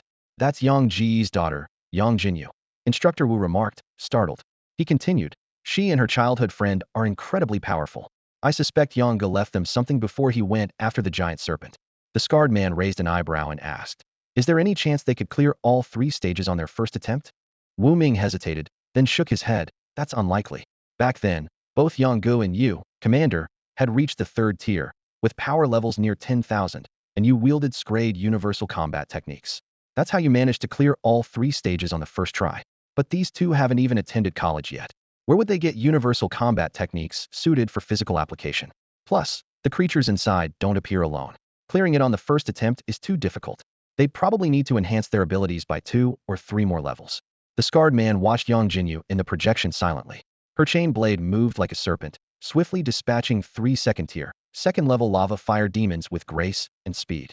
Instructor Wu wondered to himself, how can something that looks like a clumsy, comical snowman be so graceful? Then, he turned to the projection of Xiao Tianche, observing his clean, efficient movements. He delivered a punch that seemed to momentarily warp space, though it quickly vanished like an illusion. The scarred man paused, deep in thought as he watched the flickering images on the screen. I think they shouldn't have any problem getting through the 3 stages directly, especially that kid with the surname Xiao. His speed might not be slower than ours. Do you want to bet they can clear it within 2 hours? Wu Ming's mouth twitched at this. I won't bet. I never said they couldn't clear it, just not on their first try. Instructor Wu quickly caught the loophole in the other's words, thinking to himself, I got tricked back then, no way I'm falling for it again. The commander shook his head and looked at the other instructors, only to find they had all taken a few steps back in unison. Commander, we were in the same cohort. We know about your tricks back then. The commander was silent for a moment, then glared at them with a disgruntled, bunch of cowards. The instructors pretended not to hear, thinking, you're strong, you're the boss, we can't mess with you, but we can avoid you. Not worth it. The commander pursed his lips and his gaze fell on Xiao Tianche, murmuring softly, the Starfall clan's legacy seems more complete. As soon as he finished speaking, a flash of golden light enveloped him, and he disappeared. The instructors gathered again to discuss, when someone suddenly suggested, now that the commander's gone, should we place a bet among ourselves? Let's bet on who will pass the second stage first. That shouldn't be too hard for them. Everyone agreed enthusiastically. As long as the commander isn't involved. I think Xiao Tianche is faster, given his strength is evident, and it seems he's had a breakthrough recently. The instructors chimed in, I'll choose Xiao Tianche too. I'll bet on Yangjinyu. Worst case, I'll lose a bit. Eventually, they decided to bet 9 second-tier energy crystals on Xiao Tianche and 6 on Yangjinyu, totaling 15 to be split among the winners. One of the instructors tallied up and turned to the projection. These 2 kids are pretty quick. The monsters in the first stage can't stop them at all. In the projection, Yangjinyu and Xiao Tianche were swiftly heading towards the second stage. But how long would it take them to clear the second stage? Each route was crowded with monsters, and the signpost for the second stage didn't point to an easy path. All large monster groups. The monsters were increasingly troublesome, and taking a detour would take at least 3 hours, wouldn't it? Meanwhile, inside the mountain barrier, a sign made of an unknown material was stuck into a cooled lava rock, clearly stating, second stage direction, proceed 5 kilometers. A signpost? Yangjinyu was puzzled. There was a projection map during the secret realm trial, and now just a signpost? Feels a bit casual, but it seemed reasonable, considering in the abyss, even maps might be useless, and abilities might fail. Still, thinking of the recent training, Yangjinyu was cautious. Would the instructors be so kind as to provide a signpost? Was there a trap waiting for them ahead? With no other choice, Yangjinyu decided to follow the directions. After about half an hour, she came across a blue vortex portal and was bewildered. Cleared the first stage? Yangjinyu couldn't believe it. The instructors hadn't set a trap, and there were only about 20 second-tier monsters along the way. Shaking her head, she stepped into the portal. The scene before Yangjinyu shifted once more, leaving her feeling even more bewildered. The terrain was desolate and barren, shrouded in a deathly silence, with nothing but pitch-black soil stretching out in all directions. Above, countless stars sparkled, but this wasn't the kind of view one would see from inside a planet. It was as if she was in outer space. Apart from those distant stars, darkness surrounded her, though it wasn't a vacuum. Had she traveled through time or space again? Earlier, she was inside a volcano, and now was she on the planet's surface? Confused, Yangjinyu noticed a sign that read, Go left. Nearby, several 3 to 4 meter tall creatures writhed, composed entirely of slime that dripped to the ground. They had no discernible faces, but bore massive mouths filled with terrifying fangs and disgusting slime. Tier 2, Level 7, Slime Monsters. Yangjinyu's lips twitched an uglier version of a slime creature. Luckily, the first slime she encountered wasn't this revolting. Otherwise, being covered in this yellow slime might have made her flee home in disgust. The slime monsters emitted an eerie wail, writhing toward Yangjinyu. Every step left deep imprints on the ground, yet their speed wasn't slow. To the monsters, Yangjinyu, devoid of any spiritual energy fluctuations, appeared to be a rare delicacy. She glanced at the revolver in her hand, hesitating whether to attack. Just then, one of the monsters opened its mouth wide, spewing a mouthful of slimy goo. Yangjinyu quickly jumped back, barely dodging it, but watched helplessly as a few drops landed on her pristine snowman suit. Her eyes widened in anger. These disgusting creatures had to die. She swung the chain in her hand, the blade at its end gleaming coldly as it traced a graceful arc in the air, piercing the head of the foremost monster, tearing a massive gash. Yellow slime gushed out. With a swift motion, she executed a simple chain strike, tearing apart two of the monsters, spilling their nauseating yellow slime. Staring at the massive corpses leaking yellow slime, Yangjinyu fell silent. Should she take the core or not? She mused that she needed to develop a machine to clean up battlefields, preferably attaching it to that bamboo dragonfly. Gritting her teeth, she braced herself against the disgust and began searching for the core. Thankfully, she didn't have to worry about the influence of demonic energy thanks to her snowman suit. As long as it remained intact, it could immunize her against all physical negative effects a must-have for descending into the abyss. Of course, it couldn't protect against mental negative effects. Soon enough, Yang Jinyu found the demon core, relieved that it wasn't sticky. After securing it, she followed the sign's direction, heading to the left. However, after about 10 minutes of walking, she hadn't encountered any other creatures. If something unusual happens, there's always a reason. Eyeing the black thorn forest ahead, Yang Jinyu narrowed her eyes, instantly on high alert. Whoosh! Suddenly, a sharp sound cut through the air as a glinting thorny spike lunged toward her. Another similar sound came from behind, clearly indicating an attack from both sides. Yang Jinyu swiftly rolled away, dodging both assaults, and then flung two bladed guns. With a flash of cold light, the two attacking thorny vines were instantly sliced in half, their broken branches scattering on the ground. This accompanied by a sharp, piercing screech, green liquid gushed from the severed thorns. Yang Jinyu glanced down at her figure, unable to see her toes, and fell silent for a moment. She had intended to bend backward to dodge the attack, but it seemed there was little difference between standing and bending in this battle armor. Although the armor didn't hinder her movements, it did seem to present a larger target. She muttered to herself, casting her gaze toward the source of the screech. Amidst the twisted vines and dense thorns of the thicket, there hung a bizarre object resembling a fruit, its surface covered in countless eye-like spots. No, not spots, those were eyes, a multitude of eyes. A second tier, tenfold twisted thorn beast swarm. Yang Jinyu felt a wave of trypophobia and thought to herself how she wished she could just burn it all down. What an ugly thing. Compared to this, a lava lizard seemed almost charming. Taking a deep breath, Yang Jinyu focused her gaze and launched her attack, darting toward the fruit like an arrow released from a bow. She sensed that the ugly thing might be the core of this thorny forest. Even if it wasn't, she found it too repulsive to ignore. The forest of thorns naturally sensed Yang Jinyu's intent, and several thorny vines lashed out at her like venomous snakes. But Yang Jinyu didn't flinch or dodge, and when the thorns were just half a meter from her, she suddenly slid beneath them. Quickly rising, the chain blade in her hand whirled like a high-speed propeller, stirring up a silver storm. Swish! In an instant, the approaching thorny vines were shredded. The fruit seemed to sense danger and hurriedly summoned more vines to attack. However, Yang Jinyu abruptly halted, deftly throwing one revolver. Simultaneously, the chain blade of another revolver skillfully wrapped around the thrown gun. The released revolver's chain blade darted toward the eerie fruit like a dancing silver snake. Despite several thorny vines attempting to block it, they were effortlessly pierced along with the fruit by the silver snake. This was her self-created martial art, the silver snake dance, or mighty flying brick. This accompanied by a loud and mournful screech, the surrounding thorns instantly withered. It felt quite effective, though it was a pity that the synthesized hand cannon couldn't be modified, otherwise, throwing it might have had an even better effect. Yang Jinyu's eyes darted around. Then she shook her head in resignation and began searching for the inner core. Only one core in this entire forest, what a waste. She pouted, but then her peripheral vision caught a different glint. There was a token inside the fruit. What was this? A clearance token. Seeing the note on it, Yang Jinyu was taken aback. It seemed the third level wasn't as easy to enter as she thought. Yang Jinyu walked towards the thorny forest, immediately catching the attention of all the instructors.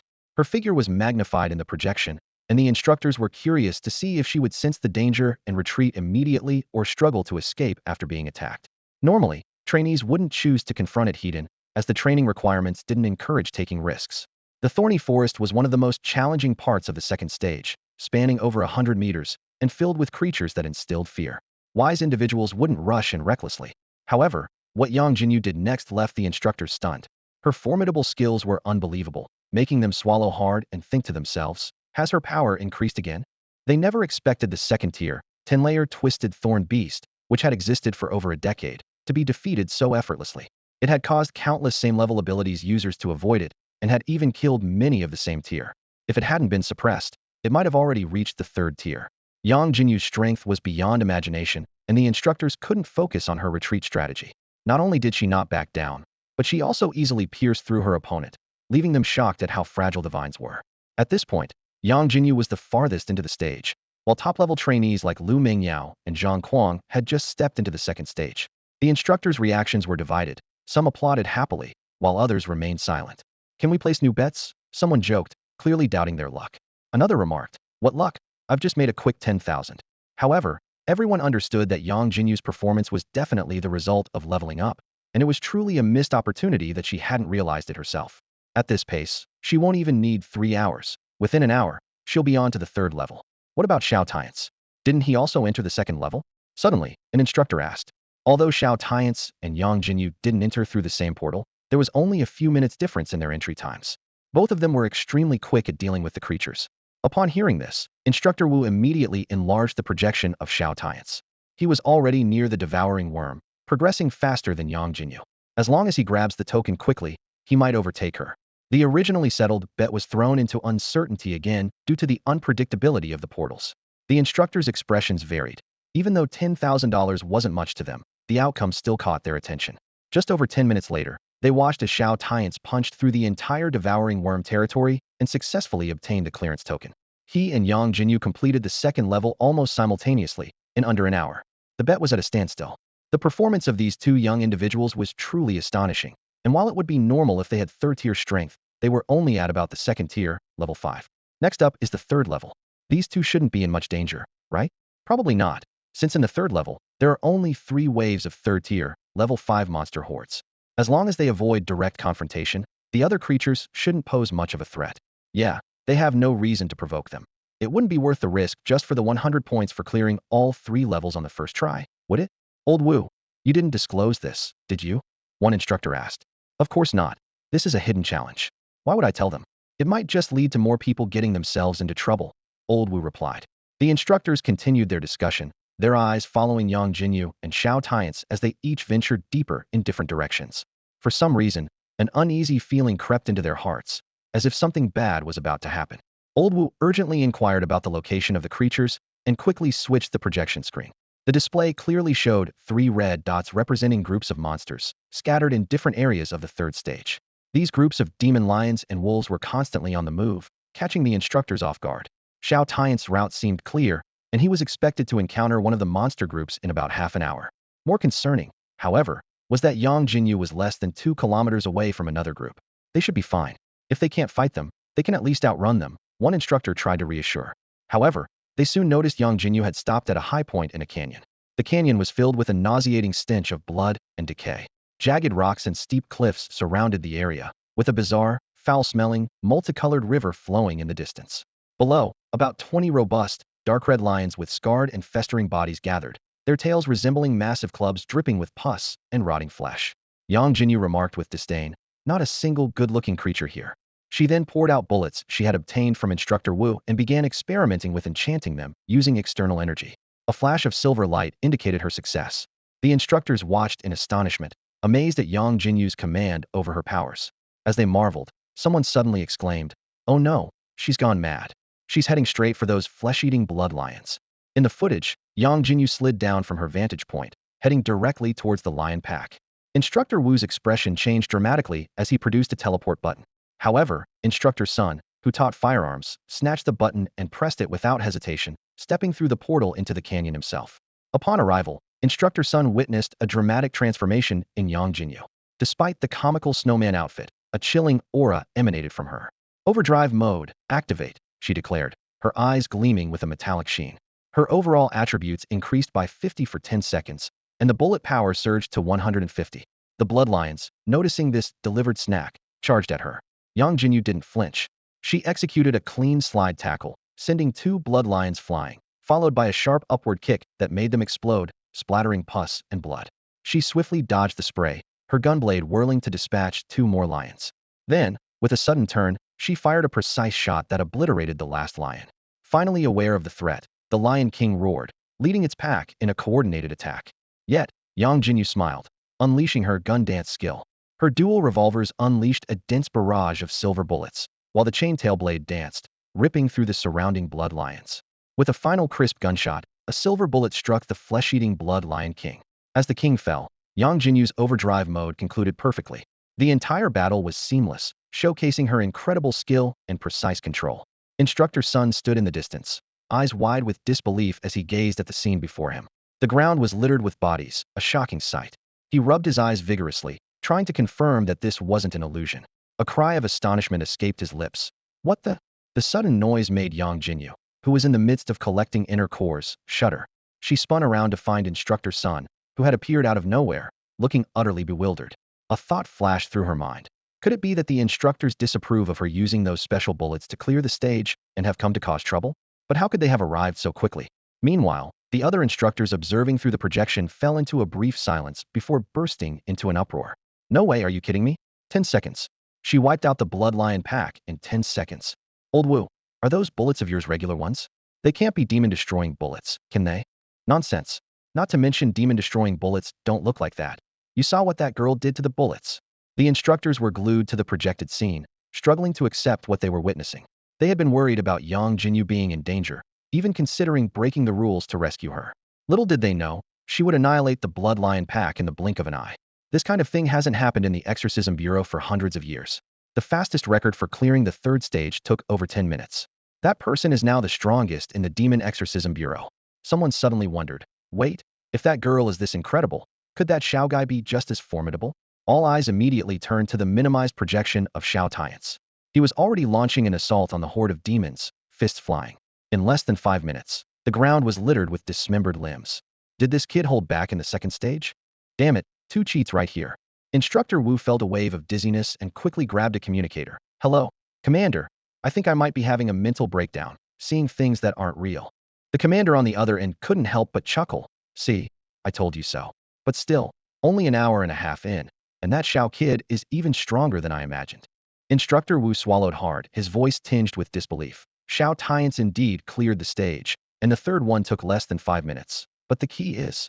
The commander interrupted. Wow, 5 minutes, are you sure? That's unbelievable. I remember it took me nearly half an hour back then. But he must have received some sort of inheritance, which makes sense. By the way, what were you about to say? Did that girl clear it too? That's also understandable. Instructor Wu was speechless for a moment, rolling his eyes. No. Can you let me finish? The commander's tone turned calm. Go ahead. I'm not stopping you. Instructor Wu took a deep breath. All right then, but don't freak out. The commander impatiently replied. Get on with it, or I'll really tie you up with a merman. Instructor Wu snorted. Yangjinyu cleared it, but it only took 10 seconds. The commander initially didn't react, casually saying, 10 seconds, that's pretty imp. Wait, what? His voice suddenly rose in shock. How much did you say? 10 seconds. Not 10 minutes? Forget it, I'll come see for myself. Get the replay ready for me. With that, the commander hung up. In less than a minute, a flash of golden light appeared, and the commander stood before everyone. Taking the tablet, the chief commander began to watch the replay. His brow furrowed, and he remained silent for a long time. Yangjinyu's performance on the screen left him utterly astonished. Damn, there's something off about this girl, he thought to himself. Are there any races out there that specialize in firearms? He recalled that within the machinist race, there was indeed a major branch dedicated to studying various weapons. However, the branch that had been absorbed into Blue Star was not that one, but rather a smaller branch focused on artificial intelligence. Still, with the technology shared among the major branches, anything was possible. The chief commander rubbed his temples, marveling at Yangjinyu's prowess, which far exceeded what was expected at this stage. Even among the 7 great schools of Donhuang, she could rival some senior students who had just entered their 4th year. She was undoubtedly a prodigy, the kind that is rare even within an entire race. Since he took on the role of chief commander of the training camp, this was the first time he had encountered such a remarkable talent. Aside from Xiao Tianche, who could match her, the rest, even those with level abilities, were a notch below. We can't let news of these 2 youngsters get out, the chief commander said with a serious expression. After the test, have them all sign a confidentiality agreement. The instructors nodded in agreement, fully aware of the gravity of the situation. Meanwhile, having obtained the 3rd round pass token, Yangjinyu was ushered out of the back mountain by Instructor Sunday. As she emerged from the portal, her gaze immediately fell upon a scarred man.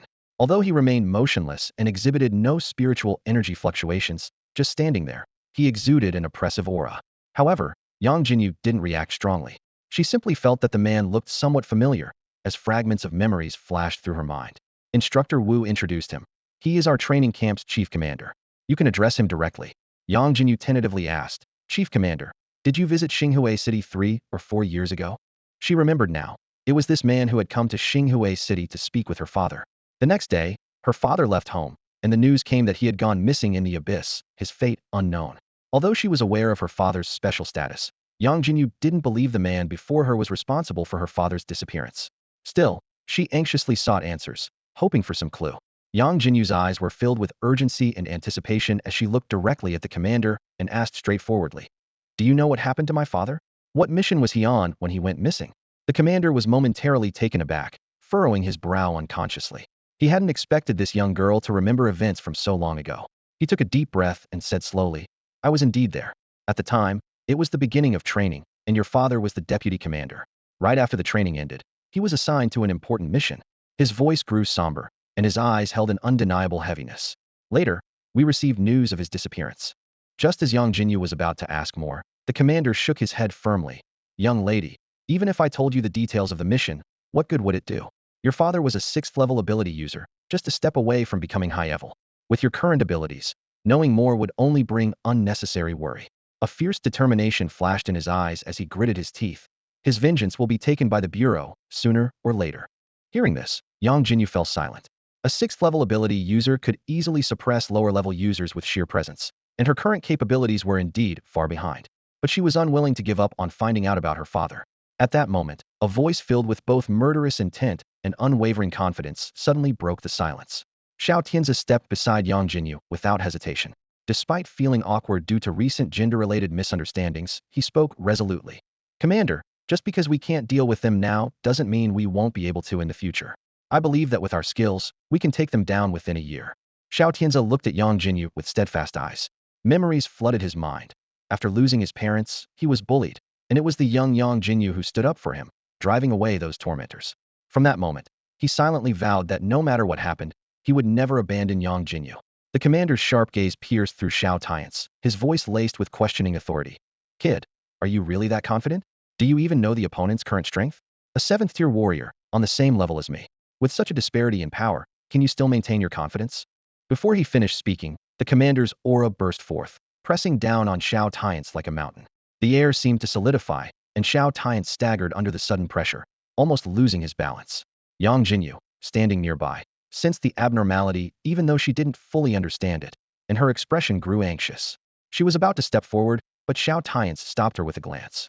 He took a deep breath, and his body suddenly shuddered as he straightened his back once more. The commander raised an eyebrow at the sight. Although he hadn't exerted his full power, the pressure was still something an ordinary 4th-tier ability user couldn't withstand. Yet, this 2nd-tier youngster managed to hold his ground, suggesting some unusual power coursing through him. The commander scanned the two with a deep gaze, then slowly spoke after a moment of silence. "I can tell you what happened to Yang Tianhao back then, but there's a condition: you must break through to the 4th tier within a year and acquire at least 5 starlight crystals. Otherwise, it's pointless. Even if you knew, it would be of no use. So, do you dare to accept?" The commander's voice faded as he awaited their response. He was hesitant to reveal the secrets from back then, as they involved the high ranks of the demon cult, posing extreme danger. Yet, seeing their determined expressions, he feared that if he didn't clarify, they might investigate on their own and encounter even greater peril. Yang Jinyu looked at Xiao Tianche, hesitating slightly. She didn't want to drag him into this, but seeing Xiao Tianche nod firmly, his gaze unwavering, she gritted her teeth and stepped forward. "We dare. Commander, it's a promise. By this time next year, we will have reached the 4th tier." She started with great resolve, though her voice softened afterward. "But, Commander, what exactly are starlight crystals?" The commander chuckled at this, teasingly saying, "Not knowing yet daring to accept. You have quite the nerve. You'll find out after the training ends. For now, congratulations to both of you for clearing the 3 trials on your first attempt, earning an extra 100 points." Turning to Instructor Wu nearby, the commander asked, "Wu Ming, what are their current scores?" Instructor Wu quickly checked the records and reported, "Xiao Tianche has 398 points. Yang Jinyu has 452 points. During the opening ceremony on the first day, they dealt with 3/4 of the 200 2nd-tier monsters." After speaking, Instructor Wu looked at Yang Jinyu and Xiao Tianche with a gaze filled with a mix of admiration and disbelief. Their performance had clearly exceeded his expectations. The enthusiastic atmosphere of the opening ceremony made the commander suspect that someone might have leaked the information in advance. His gaze fell on Yang Siming as he recalled the performances of Yang Jinyu and Xiao Tianche during the challenge. Back then, Yang Jinyu's eyes sparkled with a golden excitement, and both of them displayed remarkable strength. Over 400 points, equivalent to over 40 million. The commander pondered to himself. These two youngsters indeed have some skills. He glanced around and continued. In the military, this amount of money might not mean much, but outside, It wouldn't even buy in a level combat technique. The commander was about to explain the rules of the challenge at the back mountain when he suddenly realized something and changed his tone.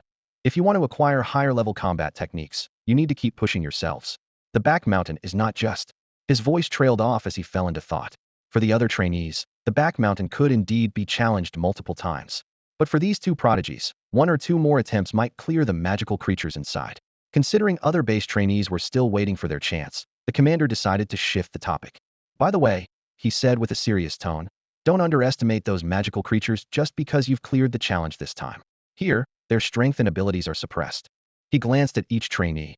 Otherwise, without your abilities, you'd be walking into a death trap, not a challenge. With this warning, the commander turned and left. Although the other trainees were important, they weren't worth his excessive attention. In the afternoon, the challenge activity concluded. Despite Instructor Wu's prior warnings, many trainees viewed this challenge as merely a trial. However, reality proved to be harsher than imagined. Some trainees nearly lost their lives due to the corrosive magical energy and had to owe the base 5 4th-tier energy crystals to escape. Others were left with varying degrees of injuries, all serving as undeniable evidence of the back mountain's dangers. In this challenge, including Yangjinyu and Xiao Tianche, 5 trainees completed the training task in one go, showcasing extraordinary strength. Their success sparked envy and awe among the other trainees and set a new benchmark for the upcoming training sessions. What was most surprising was that Xiao Tianche was also on the list, having completed the challenge. The instructors exchanged glances, momentarily bewildered. Among the 5 who completed the task, apart from the 2 who clearly had an unfair advantage, the other 2 were either first or second in strength, so their success was understandable. But how did Xiao Tianche, an average performer, manage to do it? Nonetheless, in comparison to the 2 extraordinary cases, the instructors didn't delve too deeply into this anomaly. Later, the base, in a rare show of kindness, decided not to continue tormenting the trainees and instead gave them a half-day off. In the dormitory, Yangjinyu stood in front of Xiao Tianche, her hands clasped behind her back, her gaze wavering. She hesitantly spoke. Well, this morning, even though you didn't really need to step in, thanks anyway. Seeing that Xiao Tianche didn't respond, she immediately changed her demeanor, placing her hands on her hips and leaning in closer to Xiao Tianche, who was pretending to cultivate while sitting on the bed. But let's be clear, have you been avoiding me on purpose these past few days? After training, you either go straight to rest or cultivate. What? Are you planning to break up with me just because I'm a girl now? Yang Jinyu's tone grew increasingly aggressive. Don't play dumb, speak up, or I'll strangle you. As she spoke, she placed her hands on Xiao Tianche's shoulders and started shaking him vigorously. Xiao Tianche opened his eyes helplessly and casually replied, You're overthinking it. I just feel like my skills aren't up to par, and I want to improve quickly. While this was partially true, he was indeed intentionally avoiding Yang Jinyu. However, he wouldn't dare admit it, knowing well her sharp tongue. Really? Yang Jinyu squinted, her face full of skepticism. Xiao Tianche nodded firmly. Really? Yang Jinyu, though not fully convinced, decided not to press further. I'll let you off this time, assuming you're telling the truth. With that, she turned to go wash up. Not long after, Yang Jinyu finished her routine, and, seeing Xiao Tianche had resumed cultivating, chose not to disturb him. She retrieved a golden coin from the system's inventory and began examining it closely. Yang Jinyu gazed at the golden resurrection coin in her hand, her brow slightly furrowed. This coin could bring back to life any being that had died within the last 10 seconds, provided their soul was intact, but it didn't seem as powerful as she had imagined. At that moment, Xiao Tianche, who was in the midst of training, suddenly opened his eyes, his gaze falling on the coin in Yang Jinyu's hand, his pupils narrowing sharply. This thing contains the complete power of the laws of life. Xiao Tianche thought, astonished. Even at his past peak of the 9th rank, he couldn't control such profound power. He couldn't help but marvel at how extraordinary his friend had become, silently resolving to double his efforts. Time flew by, and a month had passed. Most of the assessments were nearing completion, and the final round of testing was underway at the shooting range. With nothing else to do and having been spotted during a break, Yang Jinyu had developed a habit of watching other trainees train from 8 to 10 every day. However, both the trainees and Instructor Sun chose to ignore her presence. Especially Instructor Sun, who couldn't help but question his own shooting skills whenever he saw Yang Jinyu. What are you looking at? Instructor Sun barked. This is the last assessment. If anyone fails, they're out. Think about it. After all this suffering, would it be worth it to get kicked out now? The trainees paid him no mind, long accustomed to his outbursts. They all knew that whenever Yang Jinyu and her companion appeared, Instructor Sun would become unpredictable, as if something had struck a nerve. Damn demon cult, they haven't been quiet these past few days, driving me crazy. Instructor Sun muttered under his breath. Meanwhile, in the training office of the Demon Purge Bureau, the chief commander wore a solemn expression as he spoke to Wu Ming. The demon cult's activities have been increasing lately, and it seems they are planning something big. Moreover, this time it's different from before. Before he could finish, the communicator on the desk suddenly rang. The chief commander frowned as he answered, only to hear a hurried and pained voice on the other end. Chief Commander, the checkpoint. The checkpoint here has been breached by the demon cult. Then the communication was abruptly cut off. The chief commander's face grew even more serious. Clenching his fist, he said, "This is what's different from before. They're too brazen this time. Sound the alarm immediately and inform all trainees to start taking precautions." Wu Ming understood the gravity of the situation and turned to leave. Just then, a brilliant light flashed, and a figure wearing a white mask with gold and silver patterns appeared out of thin air in the office. "Chief Commander Zheng," the masked figure spoke with a mocking tone, "your senses are indeed sharp, detecting my presence so quickly. I didn't even dare to make a move, fearing you'd notice me. Oh, and I heard you can now sense the metal elements in the human body? No wonder you could find me." Faced with this unexpected visitor, the chief commander's brow furrowed, his entire body on alert. The aura of a 7th-level superpowered individual suddenly appeared within the base, instantly alerting the chief commander, Zheng Yuan. His brow furrowed as he felt a surge of surprise in his heart. This aura, could it be Guanghui? The audacity of the cult of the demon servants this time was entirely beyond his expectations. Previously, these petty troublemakers had never dared to be so brazen, and the Purification Bureau had even considered their disruptions as mere training exercises for their cadets.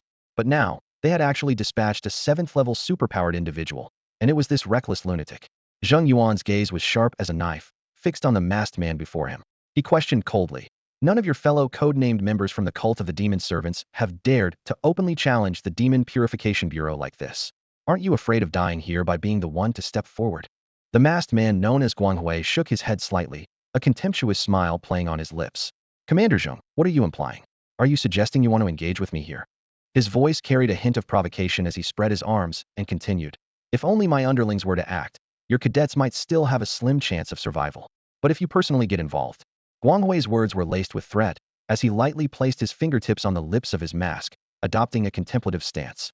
Suddenly, as if recalling something, his tone became even more flippant. "Oh, by the way, I heard there are 2 S-level individuals in your current training group. Are you willing to risk them, Commander Zheng?" Upon hearing this, the chief commander's aura exploded with intensity.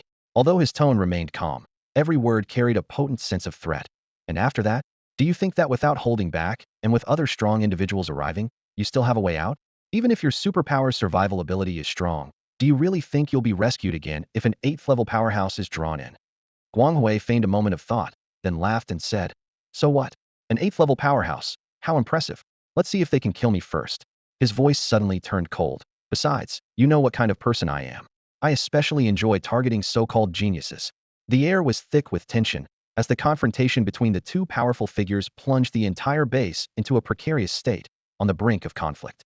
Guanghui suddenly approached Chief Commander Zheng, his eyes burning with resentment and defiance. His voice was deep and filled with anger. "Why is it that, despite being a genius, some are nurtured and protected while I am reduced to a mere resource for others' powers?" After speaking, he abruptly turned and strode to the window, sitting down heavily with his hands clenched into fists. "It feels a bit unfair, doesn't it?" he added with a hint of sarcasm. The chief commander watched Guanghui's every move with a cold gaze, having lost any interest in further conversation. To him, the man before him was nothing short of a lunatic. Guanghui had gone after geniuses from various countries due to his own grievances, which had led to him being relentlessly hunted by powerful figures worldwide. On one occasion, his actions even provoked the wrath of an 8th-level powerhouse, a rare and formidable force in any nation. If not for Guanghui's abilities and the timely rescue by his accomplices, he might have met his end long ago. Despite surviving, he had to lay low for an entire year after sustaining severe injuries. The chief commander hadn't expected him to reappear so soon, and with such audacity. The chief commander spoke coldly. "Then you'd better be prepared to die this time." Instead of getting angry, Guanghui laughed, clapping his hands. "Huh, I'm looking forward to it. How many of your strongmen are you planning to send against me? An 8th level might be a stretch since many secret realms are restless right now, right? If it's a 7th level, wouldn't that be underestimating me?" He waved his hand dismissively. "Never mind. Let's first see how your trainees perform." As he spoke, Guanghui gestured, and hundreds of black and white light dots appeared before them, each with varying brightness. "The black ones represent your bureau's trainees, while the white ones are my subordinates. The brighter they are, the higher their level," he said, squinting with a cold smile. "Let's see whose lights disappear faster."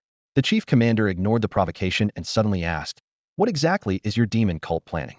He sensed something unusual about Guanghui's sudden appearance.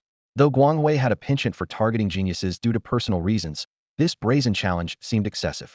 The chief commander wondered if Guanghui had truly grown tired of living. A gleam of madness flickered in his radiant smile as he spoke in a cold, menacing voice. Reason? Commander Zheng, do you think I need a reason? What you should be worried about now is how many of your trainees will survive. He paused briefly, the fervor in his eyes intensifying. I've been preparing for this operation for a long time. These so-called cannon fodder not only surpass your trainees in level, but even among their peers, they are exceptional.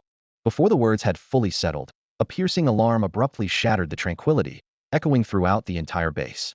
The trainees in the dormitory area were momentarily taken aback, initially assuming it was another drill. However, Instructor Wu's urgent and serious voice soon came through the loudspeaker. Attention, all trainees. From this moment, the base is under maximum alert. The cult of the demon attendants has launched a large-scale invasion, and the outer military checkpoints have fallen. The base can no longer offer any protection. Your only task now is to survive at all costs. Before Wu could finish, a violent explosion erupted through the broadcast, followed by dead silence. Yangjinyu, just leaving the cafeteria and feeling the recovery of his spiritual energy source, was momentarily bewildered. What's happening? Xiao Tianche's expression turned instantly grave and solemn. The cult of the demon attendants has invaded. He vividly recalled that from this point in his past life, the cult began frequently dispatching high-level superhumans to attack organizations similar to the Purge Bureau worldwide, particularly targeting the younger generation. Initially, it was speculated that the cult's aim was to weaken the future combat power of Blue Star. However, they seemed to have some reservations, as the 7th-level superhumans they sent mainly acted as deterrents, rarely engaging directly. Nevertheless, the cult's high-level superhumans, along with their cannon fodder subordinates, inflicted significant damage on various nations. Due to the fact that superhumans of the same level in different countries couldn't act as freely as the cult members, coupled with the opponent's various survival abilities, it became challenging to completely eliminate them. This necessitated the intervention of 8th-level superhumans. But the primary duty of these high-level superhumans stationed in the rear was to suppress high-level secret realms invaded by the Abyss or to guard against those alien races constantly plotting against humanity. Compared to the Abyss forces on the outermost parts of Blue Star, the secret realms were closer to humanity and posed a greater threat once invaded by the Abyss. To address the threat posed by the cult, some powerful individuals had to be recalled from the furthest reaches of Blue Star, which allowed the Abyss to take advantage. This chain of events eventually led to a major issue concerning Blue Star's outermost defense, the Abyss outer battlefield. The 5 large fortresses used to fend off the Abyss nearly all fell. Although they were eventually reclaimed, the nature of the incident seemed to be confirmed.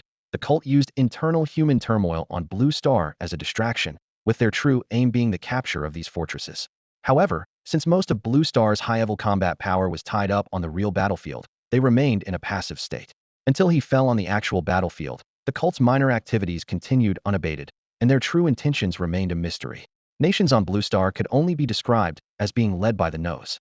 Since the advent of superhuman abilities among humans, the situation on Blue Star has become exceedingly precarious. Xiao Tianche was acutely aware of the complexity of the current situation, but these broader issues were beyond his ability to resolve or engage with.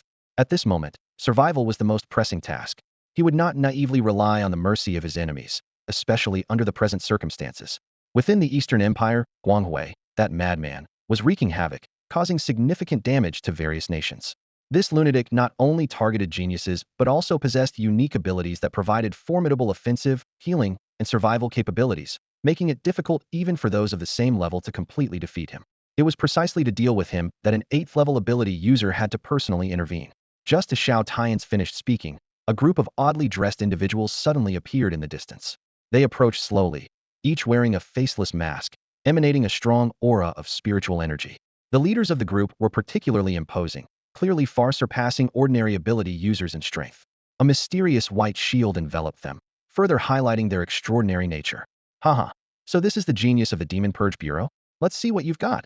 The leader laughed, casually launching an attack. With a thunderous boom, a massive crater was blasted into the ground, sending debris flying in all directions. The surrounding students were caught off guard, resulting in significant casualties. Agonized cries and terrified screams filled the air. Ami leg, the demon cult. Run, just run. The entire dormitory area descended into chaos. The students, overwhelmed with fear, scattered in all directions.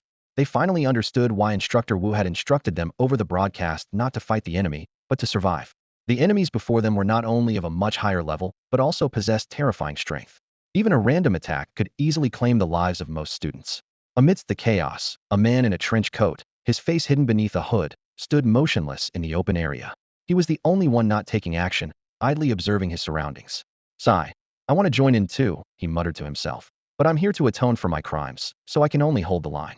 Damn Yang Siming. He paused before adding. But Guanghui sure is cruel, insisting on toying with these kids slowly. At this moment, the dormitory area was shrouded in a sense of despair. The trainees were either desperately fleeing or barely resisting, but most of their resistance was forced. They clashed with the members of the demon cult, and although they weren't completely powerless, they quickly found themselves at a disadvantage. A slight misstep could lead to someone being slain. Running away became the only option, and as the trainees fled, they hoped for the instructors to arrive. However, the sound of explosions over the broadcast indicated that the instructors might be engaged in battle with even more formidable foes. Harsh reality reminded them that they could only rely on themselves at this moment. Yangjinyu stood frozen, witnessing the surrounding carnage, momentarily overwhelmed. Although she had seen bloody scenes before, she had never faced such a passive situation since awakening her abilities. The man in the trench coat, standing on the open ground and yet to make a move, exuded an indescribable sense of oppression. It was at this moment that Yangjinyu suddenly realized she might have had it too easy recently. Just then, a member of the demon cult wielding a large axe approached Yangjinyu and her companion. His gaze was sharp, and he exuded a powerful aura, clearly not an ordinary ability user. You two must be the S-level trainees, he said, his tone tinged with disdain. Honestly, it feels like a waste to deal with you. But unfortunately, I didn't manage to snag any of the stronger talents. He shook his head as if regretting missing out on better prey. Yangjinyu ignored his contemptuous words, her expression turning serious. A fourth-tier ability user represented an intermediate level. While third-tier users could initially manage group attacks and suppress smaller battlefields, a fourth-tier user was nearly unbeatable on a normal battlefield. Only by disregarding their own casualties and using heavy weaponry could they possibly take on such an opponent. Facing such a formidable enemy, Yangjinyu couldn't help but wonder, was it necessary for the demon cult to place so much emphasis on them?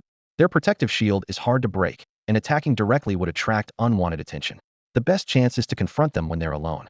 Just then, Xiao Tianche suddenly grabbed Yangjinyu's hand and turned to run without hesitation. Yangjinyu felt the warmth from Xiao Tianche's hand and heard his calm voice, which filled her with an inexplicable sense of security. She nodded instinctively, thinking to herself, so what if they're fourth tier? When it comes to physical strength, it's yet to be seen who's stronger. The man with the axe sneered disdainfully at the fleeing pair. Is this the so-called genius of the Demon Purge Bureau? Running like scared rabbits.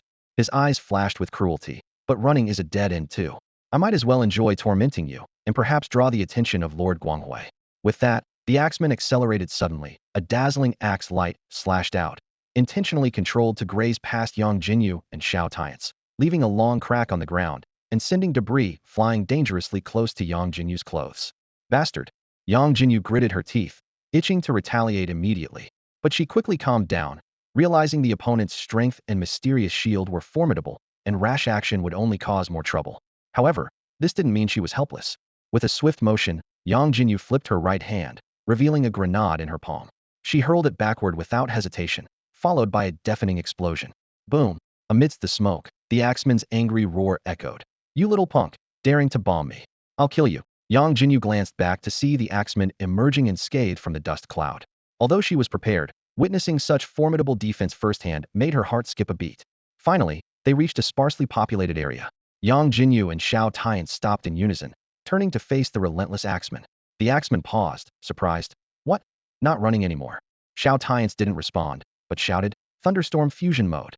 In an instant, dense lightning surrounded Xiao Tianche, resembling a miniature thunderstorm raging around him. The crackling of electric arcs was incessant, and the air was thick with a scorched scent.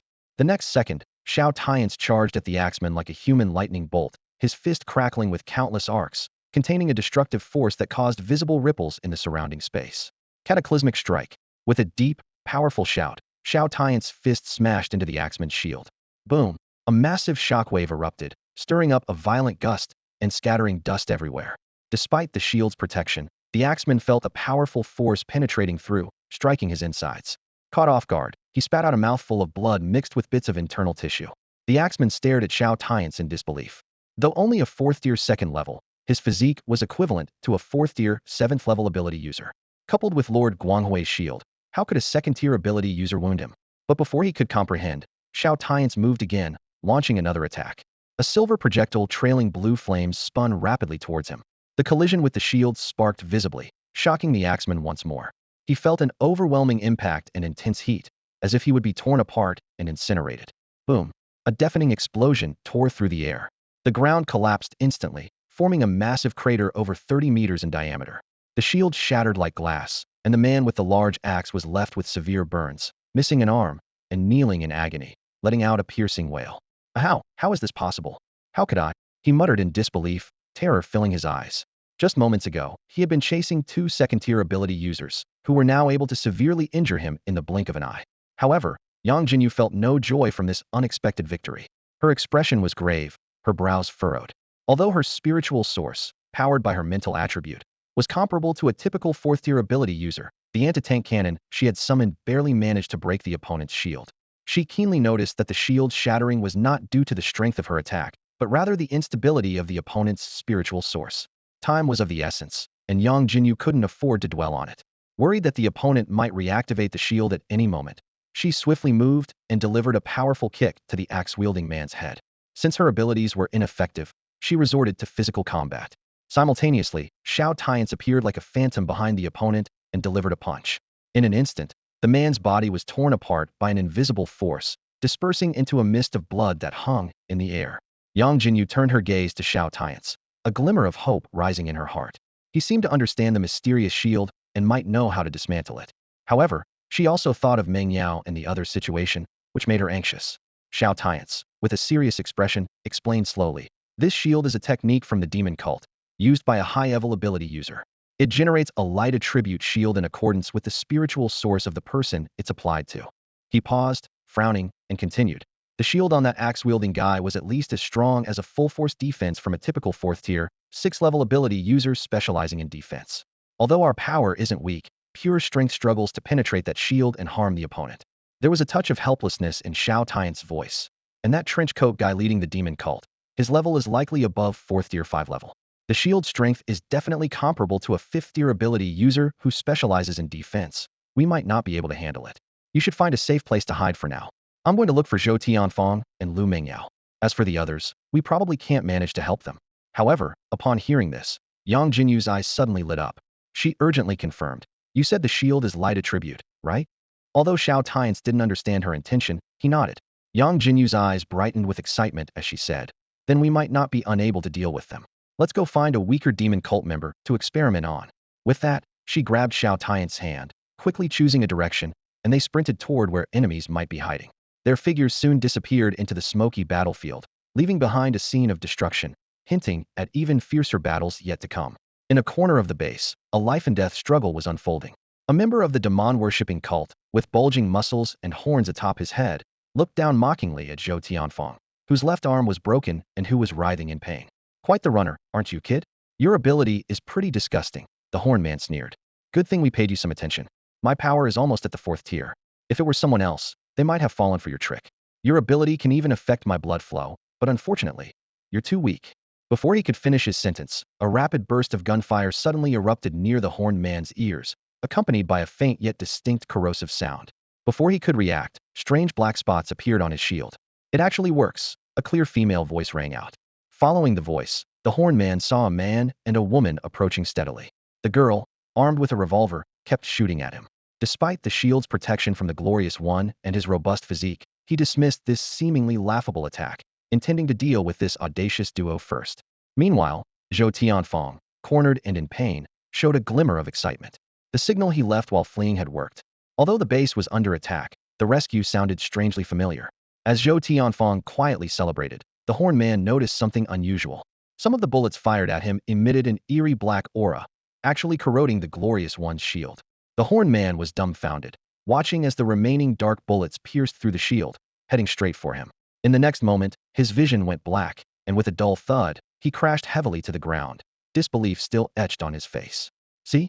I told you, there's a chance I can shoot dark attribute bullets, Yangjinyu exclaimed excitedly to Xiao Tianche.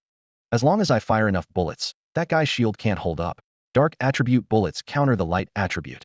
Even if the chance is low, with enough bullets, I'm sure it won't be that low. While Yangjinyu was basking in the joy of victory, Zhou Tianfang, cornered and in pain, finally caught their attention. Ignoring his injuries, he rushed towards them, his face full of grievance. Big brother, big brother, you finally came to save your little brother. I was just a hair's breadth from being killed by that damn bullheaded guy. Yangjinyu was stunned, only now noticing Xiao Tianfeng's presence. She was surprised to realize that the signal she had seen was left by him, which was quite a coincidence. Xiao Tianche decisively stepped forward, positioning himself in front of Xiao Tianfeng. With a hint of impatience in his eyes, he spoke in a slightly brusque tone.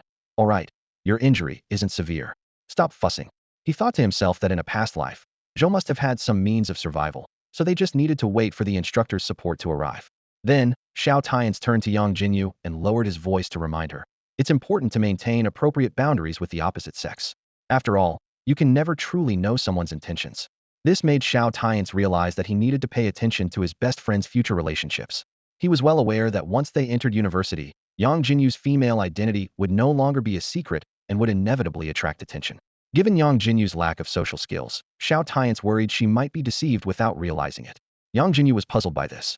She recalled how Xiao Tianche had previously avoided her because she was a girl, and now he suddenly cared about her social interactions. What puzzled her even more was that Xiao Tianche would say such things to his subordinate. Was he afraid that Zhou Tianfeng might betray him one day? Ignoring Xiao Tianche's meddling, Yangjinyu pulled a bottle of red potion from her pocket and handed it to Zhou Tianfeng. She explained, this can quickly heal your injury, but I suggest you drink it gradually. Maybe half a bottle will suffice. Zhou Tianfeng was bewildered and quickly waved his hands to refuse. No need, big brother. I have my own medicine for treating injuries. Xiao Tianche glanced at Zhou Tianfeng, a slight smirk with a hint of sarcasm appearing on his lips as he said, a wild boar can't appreciate fine grains. He then naturally took the potion from Yangjinyu's hand. Inspecting it closely, Xiao Tianche noticed it resembled the potion Yangjinyu had previously shown in Xinghui City. However, he quickly concluded that Zhou Tianfeng's injury just a broken arm didn't warrant using such a precious potion. Xiao Tianche then turned his attention to Yangjinyu, his tone becoming serious. Your bullets are indeed effective, but we need to deal with the other minor enemies first, especially the two fourth-tier ones. If they notice us and attack together, we won't stand a chance. Xiao Tianche understood Yangjinyu's character. Since she had a way to counter the enemy's shield, he wouldn't stop her. He knew Yangjinyu's approach to strangers in danger. If she couldn't help, she wouldn't get involved, but if she could, she would lend a hand. Moreover, they had been getting along well for over a month. However, Xiao Tianche also reminded himself that this didn't mean Yangjinyu was a pushover. If anyone tried to take advantage of her kindness, they better be careful, as Yangjinyu would surely make them pay the price. Xiao Tianche clearly remembered his childhood, a time when he wasn't very familiar with Yangjinyu. Although he was grateful for her help, his childish pride always made him refuse it. Once, he not only rejected her kindness, but also rudely accused her of meddling. The next moment, he found himself pinned to the ground and taught a harsh lesson. As she was hitting him, Yangjinyu muttered things like, since you don't want help, I'll just give it back. That lesson not only left him with bruises, but also forced him to apologize. After that incident, Xiao Tianche became more cautious and never dared to speak out of turn. However, it wasn't long before the tables turned, and his abilities surpassed Yangjinyu's, allowing him to subdue her instead. Still, Xiao Tianche was well aware that if anything went wrong with Yangjinyu's methods, he would be responsible for handling it. After all, he had also acquired the ability to penetrate shields and cause damage, though it was extremely draining and couldn't be used frequently. A fierce determination flashed in Xiao Tianche's eyes. It was for this reason that he chose to focus on protecting his own people while waiting for the instructors to return. Reflecting on past experiences, he knew that less than half of the trainees survived the final training session. This was because the demon cult hadn't gone on a killing spree, opting instead to torment them, which spared more lives. But now, the situation was different. Yangjinyu had developed a clear countermeasure against shields with minimal energy consumption, and her tenacious personality meant there was no need to hide anymore. More importantly, they had the advantage of being in the shadows. The hatred between them and the demon cult was irreconcilable, a matter of life and death. Plus, everyone in the base had remarkable potential, with the worst among them destined to become mid-level superhumans. Saving as many as possible was crucial. As Xiao Tianche was lost in thought, Yangjinyu's voice broke his reverie. Well, are we going or not? What are you thinking about so intently? She asked impatiently, waving her hand. Xiao Tianche snapped out of it and said wistfully, I was thinking about how you used to sit on me and beat me up when we were kids. Yangjinyu was speechless and frowned. Seriously, do you have to hold a grudge for that? Didn't I end up unable to beat you later? She urged, and now's not the time to talk about this. Let's go. The atmosphere in the Demon Purge Bureau's training office was tense. The chief commander watched the surveillance screen with a serious expression, while Guanghui lounged by the window, a playful smile on his lips.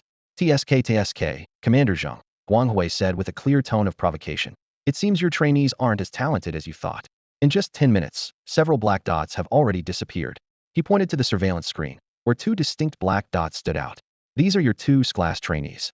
How long do you think they can last? Guang Hui's gaze shifted to a brighter white dot, and he continued. The one they're up against ranks third in my command. Although he once barely survived a fight with a 5th-level ability user, he's more than enough to handle these trainees. I'm afraid your prized students are in big trouble. With that, he burst into laughter. Despite orders from higher-ups to control the scale of the slaughter to avoid retaliation from the Purge Bureau, Guang Hui had his own plans.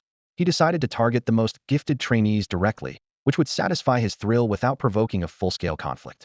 After all, even class trainees weren't worth the Purge Bureau's all-out retaliation. The chief commander heard this, and though anger surged within, he suppressed his emotions, not wanting to reveal how much he valued Yangjinyu and the others. He responded coldly.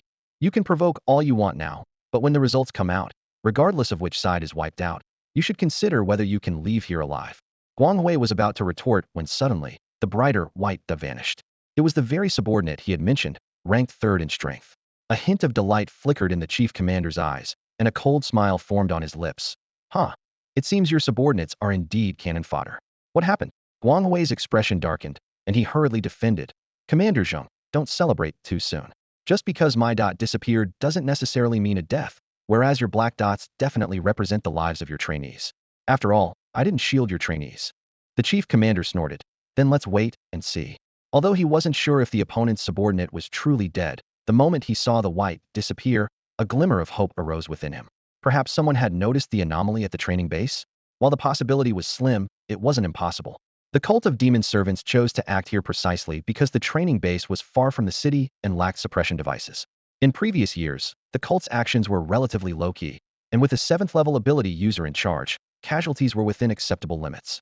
Over time, the Purge Bureau even came to view such encounters as a form of training for the younger generation. Although the cult of the demon servants always prepares shielding devices for their training sessions, they have not caused any substantial impact over the years. As a result, other high-level psychics have gradually let down their guard.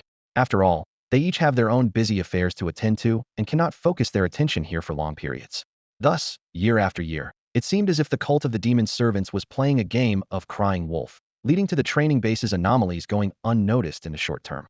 The sudden interruption quickly passed, and both the commander and Guang Hui continued to focus intently on the glowing dots before them. However, what happened next caused Guang Hui's brow to furrow deeply. A white suddenly went out. Although it was just an ordinary brightness, it seemed to trigger some sort of chain reaction as the white dots began to extinguish one after another. Guang Hui's body tensed abruptly. He could no longer remain calm and sprang up from his seat. What is happening? His voice was filled with disbelief and a hint of anger.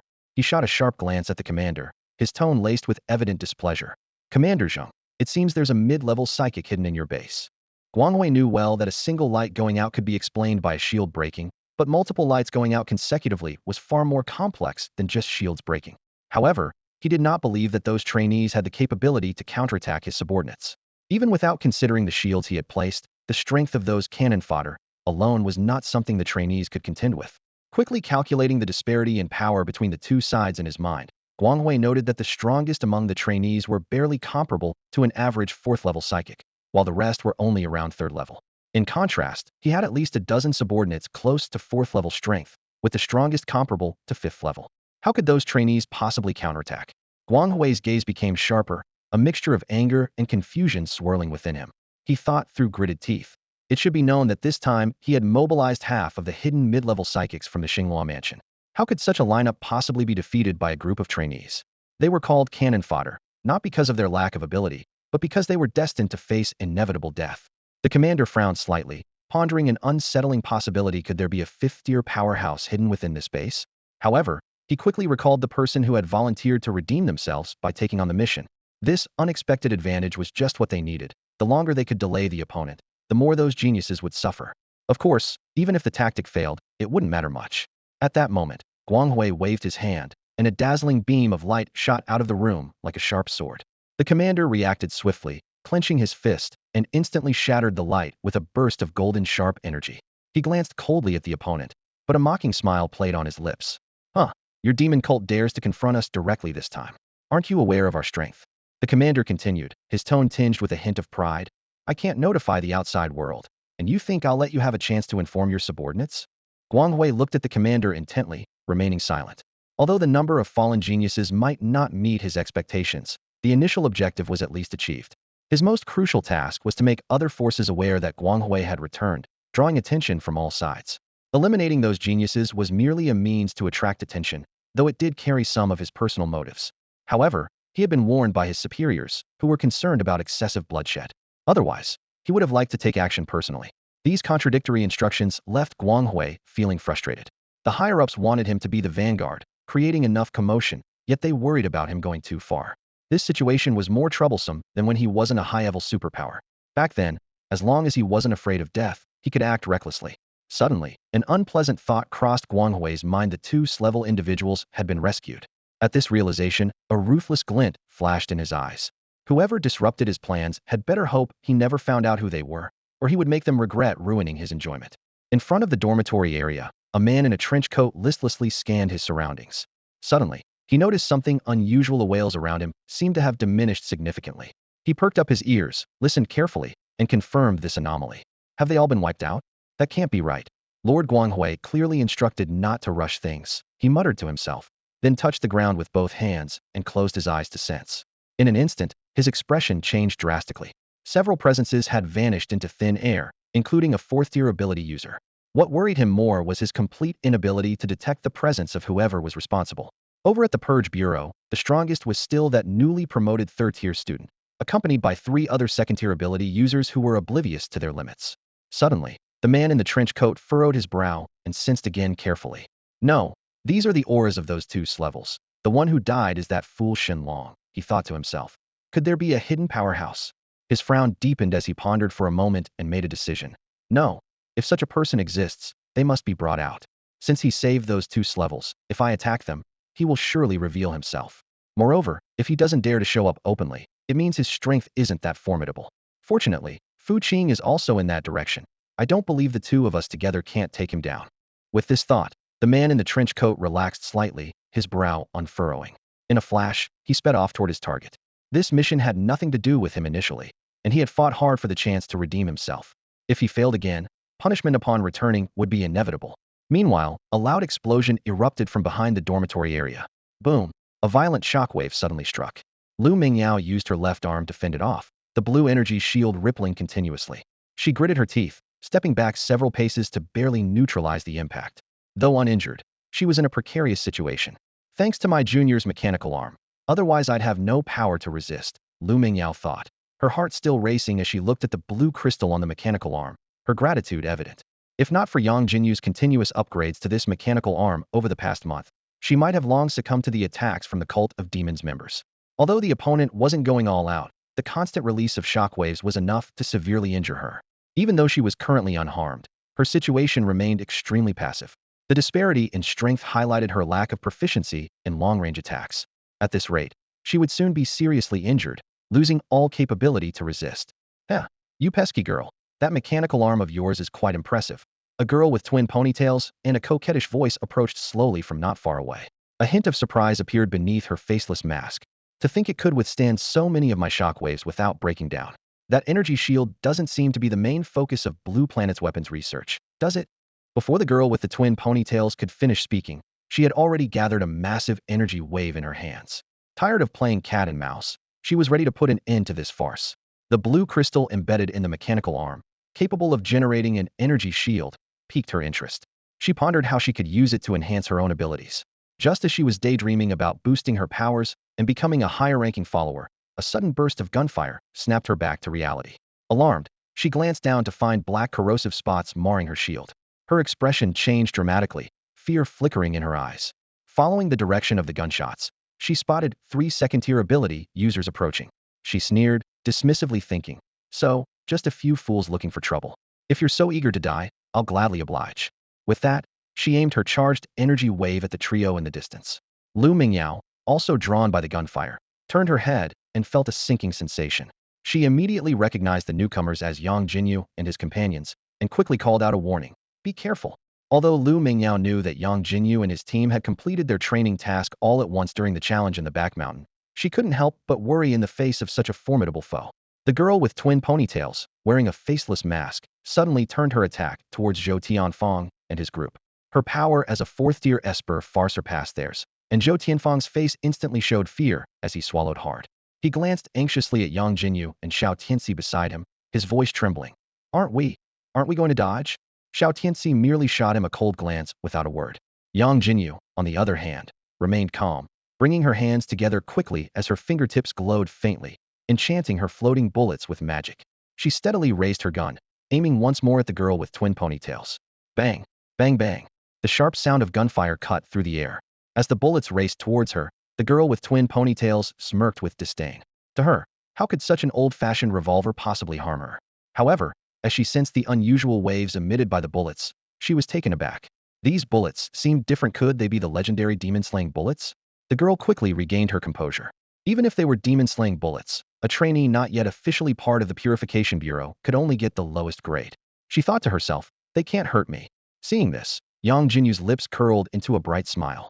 She knew well that the opponent, being a fourth-tier esper, had a protective shield, and ordinary bullets wouldn't work. But her bullets were no ordinary ones.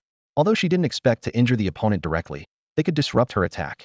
As soon as the bullets made contact with the girl, an invisible force field erupted. The girl felt her entire body filled with a compelling force, and her body repelled from the ground, launching her into the air. The attack she was preparing was abruptly interrupted by this sudden force. Yangjinyu seized this fleeting opportunity, launching a full-scale attack to break the opponent's shield. Then she quickly turned and glared at Xiao Tianche beside her, who placed his hand on her shoulder with a slightly resigned expression. Yangjinyu's face was clouded as she recalled her previous attempts at breaking shields, growing increasingly frustrated. A sudden idea struck her. She decided to hand her revolver to Xiao Tianche, hoping to test his luck. However, to her disappointment, the weapon was bound and couldn't be transferred. In a moment of impulse, Yangjinyu pulled Xiao Tianche along and fired again. Astonishingly, with each shot, if not dark attribute bullets, there was at least a 50% chance of them appearing. This incredible luck seemed as if some mysterious force was favoring Xiao Tianche. Yangjinyu disliked relying on luck, so she gripped the revolver tightly, quickly adjusting her aim. She began firing while moving, the two revolvers unleashing a barrage of bullets, interspersed with dark attribute rounds that gleamed menacingly in the sunlight. The twin-tailed girl watched Yangjinyu approach with terror. It was unbelievable that as a fourth-rank, third-tier ability user, her shield could vanish so quickly under the relentless attack, leaving her helpless and suspended in the air. Yangjinyu paused her assault, a smug smile curling at her lips. Just in time to show you my latest research achievement, she murmured to herself, as a blue crystal cannon suddenly appeared in her hands. The barrel glistened under the sun, radiating a mysterious and powerful aura. Over the past month, besides advancing 4 levels by absorbing inner cores, Yangjinyu had been studying weapons in the secret realm. Her greatest achievement was this laser cannon equipped with a blue crystal barrel. This crystal, the most precious material in the secret realm, perfectly matched the needs of energy weapons.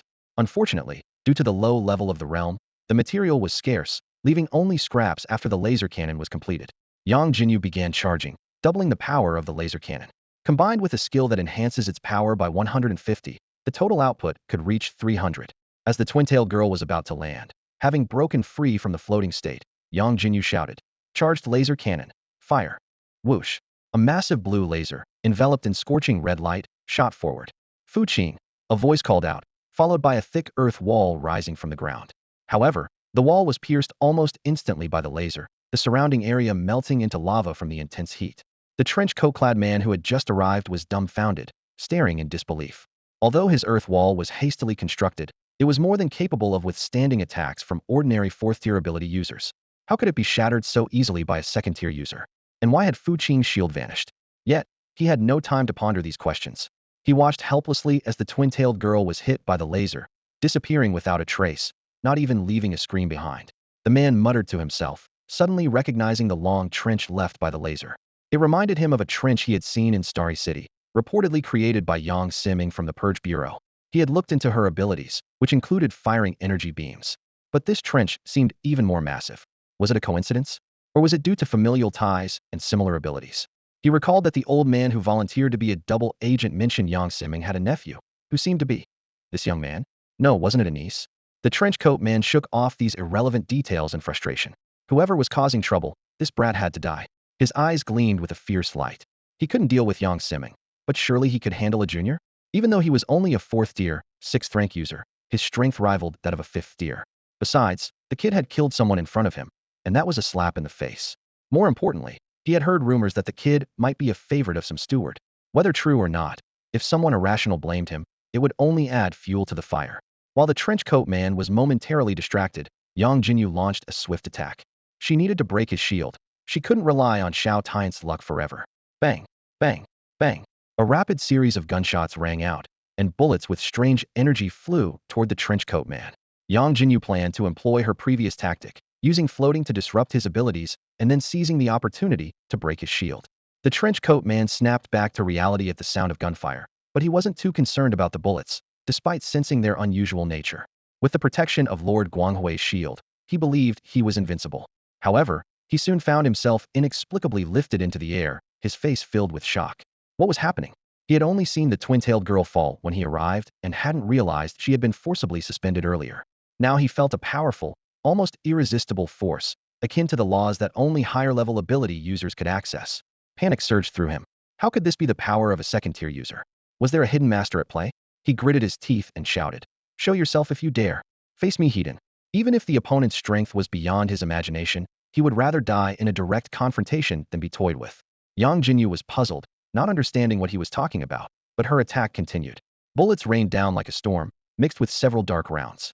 With no response, the trenchcoat man's anxiety deepened. But he quickly noticed his shield was being corroded, so that's why Fu Qing's shield had vanished.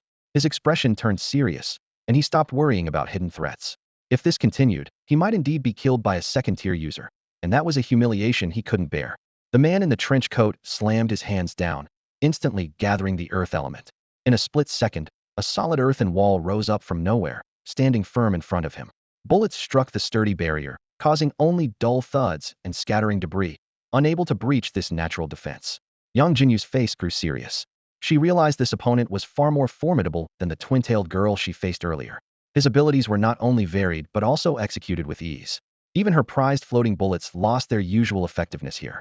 She quickly assessed the situation. Regular bullets couldn't budge the wall, silver bullets were equally ineffective against physical defenses, and even her light attribute shield struggled against his stronger spiritual source. Although her firepower coverage skill might work, he could easily create another wall. Without limiting his abilities, breaking the shield seemed nearly impossible. As Yangjinyu pondered her next move, the trenchcoat man attacked. Despite his level earth manipulation being somewhat weakened by being off the ground, it remained formidable. With a flick of his fingers, the soil responded to his call, forming sharp earthen spikes that hurtled toward Yangjinyu. Yangjinyu reacted swiftly, deploying her battle armor, crossing her arms to perform a long-range block. However, the opponent's level advantage was clear, as some spikes penetrated the light defense, even breaching her armor. Her level armor was virtually useless against near 5th-tier power. Blood seeped from Yangjinyu's arm, but she gritted her teeth, refusing to relent. In this critical moment, Xiao Tianche stepped forward from behind her, unleashing his Thunder Blast skill with a powerful punch. The violent arcs of electricity formed a ball lightning, shattering the incoming spikes with a deafening explosion. Yet, the trenchcoat man's assault was far from over. The ground erupted with a loud rumble as another wave of sharp spikes burst forth like hidden beasts, targeting Yangjinyu and Xiao Tianche. Under the sunlight, the spikes glinted menacingly, exuding a lethal threat. Xiao Tianche acted decisively, slamming his fist into the ground. Instantly, the earth seemed to tear apart, with countless cracks spreading like a web, creating a powerful shockwave to counter the spikes. Seizing the moment, the trenchcoat man ended his floating state, landing steadily. His first instinct was to raise another earthen wall. While this defense couldn't stop Yangjinyu's laser cannon, it was sufficient to block regular bullets. He calculated that his opponents likely couldn't continuously unleash such extraordinary abilities. At that moment, a voice broke the stalemate of the battle. Their power counters your bullets. Now that most of the minor threats are dealt with, I'll handle breaking their shield. This statement injected new dynamics into the intense fight, hinting that the tide might soon turn. Xiao Tianche looked gravely at Yangjinyu and said, "Recover from your injuries first, and then support me if you can." Before he finished speaking, arcs of electricity surged around him, and he dashed towards the man in the trench coat like a bolt of lightning. Even though there was still a 4th-tier enemy to deal with, Xiao Tianche chose to confront the mini-boss directly. This decision could lead them into a predicament, surrounded by enemies, and he might exhaust his energy. But since the opponent had come to them and Yangjinyu's bullets were ineffective, he had no choice but to fight desperately. He was willing to bear the consequences of Yangjinyu's decision alone. If he couldn't even do this, what was the point of his rebirth? Bang! Xiao Tianche shattered the earthen wall of the man in the trench coat instantly, and the two stood face to face. "Kid, You really have a death wish, the man in the trench coat exclaimed, surprised that a lower-tier lightning ability user dared to engage him in close combat. The man in the trench coat swung his fist, covered in rock, colliding with Xiao Tianche's lightning-infused punch. However, at the moment of contact, he sensed something was wrong. A powerful force surged forth, shattering the rock on his fist instantly. A strong shockwave spread from the point of impact, forcing both of them to step back and regain their balance. The man in the trench coat stared at Xiao Tianche in astonishment. Although Xiao Tianche had blood at the corner of his mouth and seemed at a disadvantage, it was clear that the young man's strength was actually greater, and the man was merely relying on his higher level. At that moment, a barrage of gunfire interrupted the man in the trench coat's thoughts. The girl who had earlier donned an absurd snowman outfit was now glowing red, shooting at him wildly. Concerned that the bullets might have special effects, the man in the trench coat quickly summoned an earthen wall for defense. However, this time the earth wall failed to withstand the fierce attack. Bullets rained down like a storm, shattering the wall into pieces.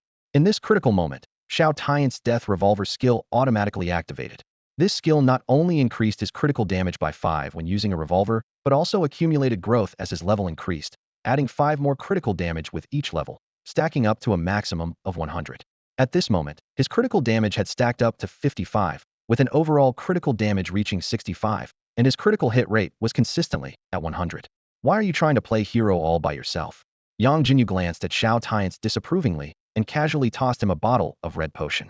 As Xiao Tianche seemed about to speak, she immediately cut him off. Just drink it, stop dawdling. Then, Yangjinyu turned her attention to the trench coat-wearing man who was meticulously checking his shield, her brow furrowed. Despite using a buff skill to barely break through his earth wall, his light attribute shield remained a troublesome issue. She silently cursed her bad luck for not having dark attribute bullets available. However, relying solely on Xiao Tianche was risky, as the trench coat man's strength in close combat was clearly formidable, and his previous injuries might just be the tip of the iceberg.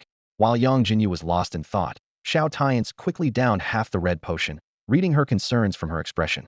I told you I'll handle that shield. You just focus on dealing damage.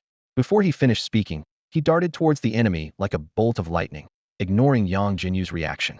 Cataclysmic strike. With a low shout, Xiao Tianche became enveloped in wild arcs of electricity, his fists emanating a destructive aura that made the surrounding space tremble. The trench coat man instantly became alert, sensing a hint of danger. He realized that even against a second-tier ability user, he had to employ his battle armor. In an instant, a black armor made of grade metal covered his entire body. His right fist, encased in hard rock, swung fiercely. However, this time, the situation was different. An overwhelming force pierced through his shield and armor, striking directly into his body. Xiao Tianche smirked coldly, ignoring the blood continuously trickling from his mouth, and relentlessly continued his barrage of punches. This battle was far from over. The man in the trench coat turned pale instantly, cold sweat running down his back. He realized the young man before him had been deliberately hiding his true strength, not using this combat technique immediately to lure him into close combat. Realizing this, the man in the trench coat quickly turned to flee. Even though he was more skilled in close combat, his long-range abilities were not weak either. However, just then, Xiao Tianche sneered. Trying to run? Not a chance. Before the words were fully out, energy surged through his body, and blood began to seep from his eyes as a powerful wave of energy rapidly gathered in his right fist. The man in the trench coat felt a strong gravitational pull binding him, preventing his escape. Black hole calamity, Xiao Tianche shouted, and a black singularity seemed to appear on his fist, wildly devouring everything around it. The black dot vanished as quickly as it appeared, as if it never existed, yet the gravitational pull remained. Xiao Tianche wiped the blood from the corner of his mouth, weakly smiling. It was forced, but it was enough. The man in the trench coat felt an overwhelming gravitational force pulling at him, and even more terrifying, it seemed to be consuming his energy source and shield. What is this thing? What kind of monsters are you two? He exclaimed with a hint of fear in his voice. He felt on the verge of collapse. This was merely a task targeting young talents of the Eastern Empire, yet he encountered these two monsters. Even in class mission shouldn't be this absurd. At that moment, Xiao Tianche suddenly vomited blood, feeling as though all his strength had been drained. He barely managed to support himself, creating some distance before signaling an okay to Yangjinyu and collapsing unconscious. Witnessing this, Yangjinyu was filled with rage, her face showing a mix of anger and self-blame. This was the second time Xiao Tianche was injured because of her, and this time it was due to her suggestion. Overclocking mode, activate. Potential burst, activate. Yangjinyu shouted, unleashing a strong, chilling aura. Something seemed to manifest in the void. The man in the trench coat immediately sensed a deadly threat, his face showing terror, but he couldn't escape. He could feel that this unknown power could kill him, perhaps even a fifth-tier ability user. He frantically manipulated his powers, causing the earth to surge and envelop him in a solid sphere of earth elements. Just then, a missile appeared in the sky. Lu Mingyao and Xiao Tianche couldn't help but swallow nervously, feeling that Yangjinyu and Xiao Tianche were each more outrageous than the other. Were they really peers? Xiao Tianche, get Xiao Tianche further away, Yangjinyu commanded coldly. Xiao Tianche quickly complied, moving at his fastest speed in years, carrying the unconscious Xiao Tianche and running, pulling Lu Mingyao along with him to a distance several kilometers away. Quantum bomb. Yangjinyu clapped her hands, causing the missile to rapidly descend while her energy source was being rapidly consumed. Boom. The moment the missile hit the ground, a massive explosion ensued. At the center of the explosion, a small blue mushroom cloud rose, shaking the earth. Although the man in the trench coat couldn't see outside, he immediately felt the powerful shockwave. The stone sphere started to crack, revealing blinding light and extreme heat. The excruciating pain swept through his body, as if it would destroy him completely. He couldn't believe he was about to die at the hands of two second-tier ability users, feeling utterly unwilling. He tried to struggle, but was soon engulfed by the explosion. Intense heat and shockwaves, along with countless stones of varying sizes, swept the surrounding area for kilometers. Even Xiao Tianche and Lu Mingyao, who had run away, had to use their defenses to withstand the explosion's aftermath. Meanwhile, Yangjinyu had already cast a leap, using aerial shooting to temporarily stay aloft and evade. After the explosion, a 100-meter-wide crater appeared at the original site, with arcs resembling radiation coursing through it. To Yangjinyu's surprise, something remained at the explosion's center. It was a tattered, scorched mass resembling a mixture of flesh and rock, exuding an abyssal aura. Another abyssal concoction? Yangjinyu frowned, now familiar with this substance. It was the cause of Xiao Tianche's previous injury, and she wouldn't let it happen again. Damn it, if one shot isn't enough, keep firing. Bring down the house with you. She couldn't believe that a barrage wouldn't finish the opponent. Instantly, 8 grenades whistled out, followed by another series of loud explosions. But it wasn't over. Yangjinyu's laser cannon appeared once more, charging before unleashing a powerful blast. A wretched wail emanated from the crater's center before finally falling silent, leaving no further movement. Waiting for a resurrection? Not a chance. Yangjinyu sighed in relief, seeing that the opponent was truly obliterated. However, she soon felt a wave of weakness, nearly collapsing. The continuous use of skills had almost depleted her energy source.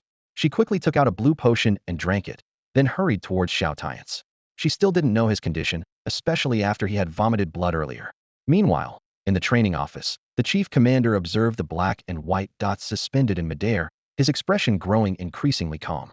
Another white dot representing a fourth tier was extinguished. Whether due to reinforcements or not, it was undoubtedly good news. With one less member of the cult of the demon, the trainees were safer. In contrast, Guanghui's expression grew darker. Although his goal had been achieved, watching another bright white dot extinguish left him feeling displeased. He only wanted to torment those geniuses a bit more, so why was he constantly thwarted? Since earlier, the white dots had finally stopped disappearing, and just as he felt a hint of relief, another fourth tier dot vanished, which felt like a slap in the face. That one who claimed he would redeem himself, was this his redemption? So many cannon fodder had perished, yet he hadn't realized something was amiss? If it weren't for the fact that he was doomed, Guanghui would have skinned him alive. He looked at the brightest white dot in midair, a trace of malice flashing in his eyes. Just then, a massive explosion sounded, even shaking the room. Both the chief commander and Guanghui turned towards the direction of the sound. In the dormitory area, a small blue mushroom cloud rose, standing out conspicuously. The commander and Guanghui stood on high ground, overlooking the battlefield with different expressions. Guanghui frowned, convinced that the destruction couldn't have been caused by his own subordinates. Could it be the mysterious ability user from the Purification Bureau? The commander appeared somewhat confused, uncertain if the commotion was caused by his side. He knew there were no hidden forces on his end, but he couldn't be sure if reinforcements had arrived, especially since the jammers were still operational. Suddenly, the brightest white light in the sky went out. Guanghui frowned even deeper, thinking to himself, it must be the Purification Bureau. He had anticipated the trenchcoat man's demise, but the speed was surprising. Even a fifth-tier ability user from the Bureau couldn't have dealt with the opponent in just a few minutes. Could it be that it wasn't the hidden ability user, but rather that the enemy's reinforcements had arrived and launched a group attack? But how could their reinforcements arrive so quickly? Had their years-long wolf is coming plan been so ineffective? Guanghui felt a sense of relief, thankful that he had prudently gathered half of the third and fourth-tier ability users from Xinglua Mansion. Otherwise, the initial forces sent out wouldn't have attracted the attention of the Purification Bureau or any other factions. As Guanghui's thoughts raced, the white lights in the sky began extinguishing rapidly, as if responding to his musings. Seeing this, Guang Hui's expression grew darker. Meanwhile, the commander stood by with a cold smile, thinking, "Heh, Guang Hui, it seems your cannon fodder is about to be wiped out." Guang Hui didn't speak, merely offering a faint smile. He then slowly said, "What now, Commander? Are you planning to attack me? But quite a few of your cadets are still alive." Before he could finish, the commander's aura suddenly erupted.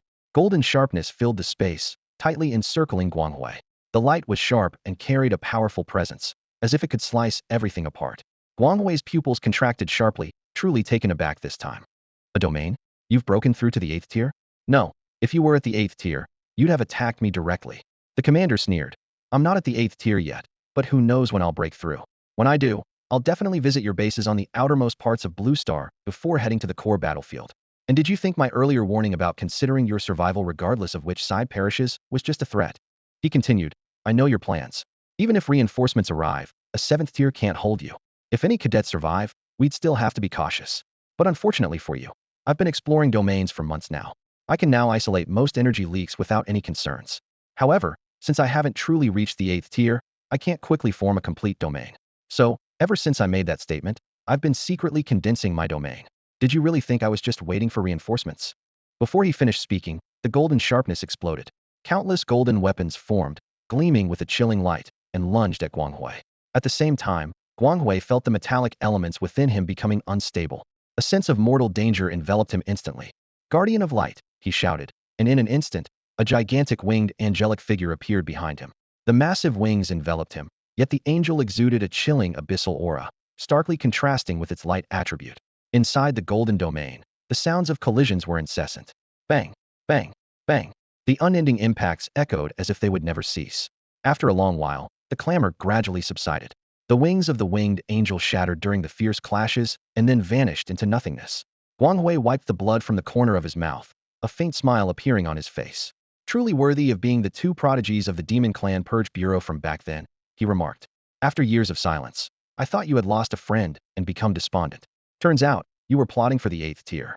He looked directly at his opponent, a hint of mockery in his tone. "But, Commander Zhang, as I said before, you need not worry about my life or death."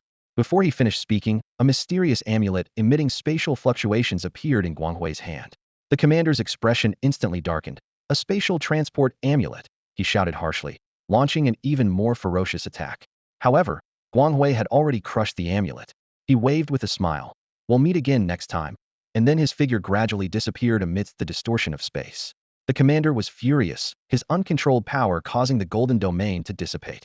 He slammed his fist onto the nearby table, and countless cracks spread like a spider web, bringing the entire building down with a crash.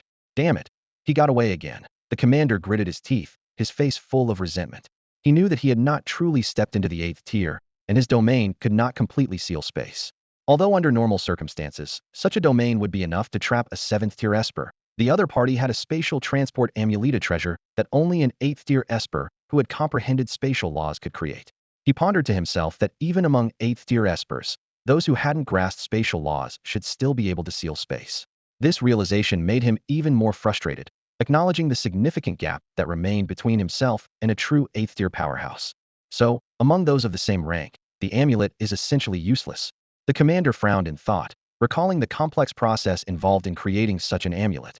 For an 8th level ability user, it indeed seemed somewhat redundant.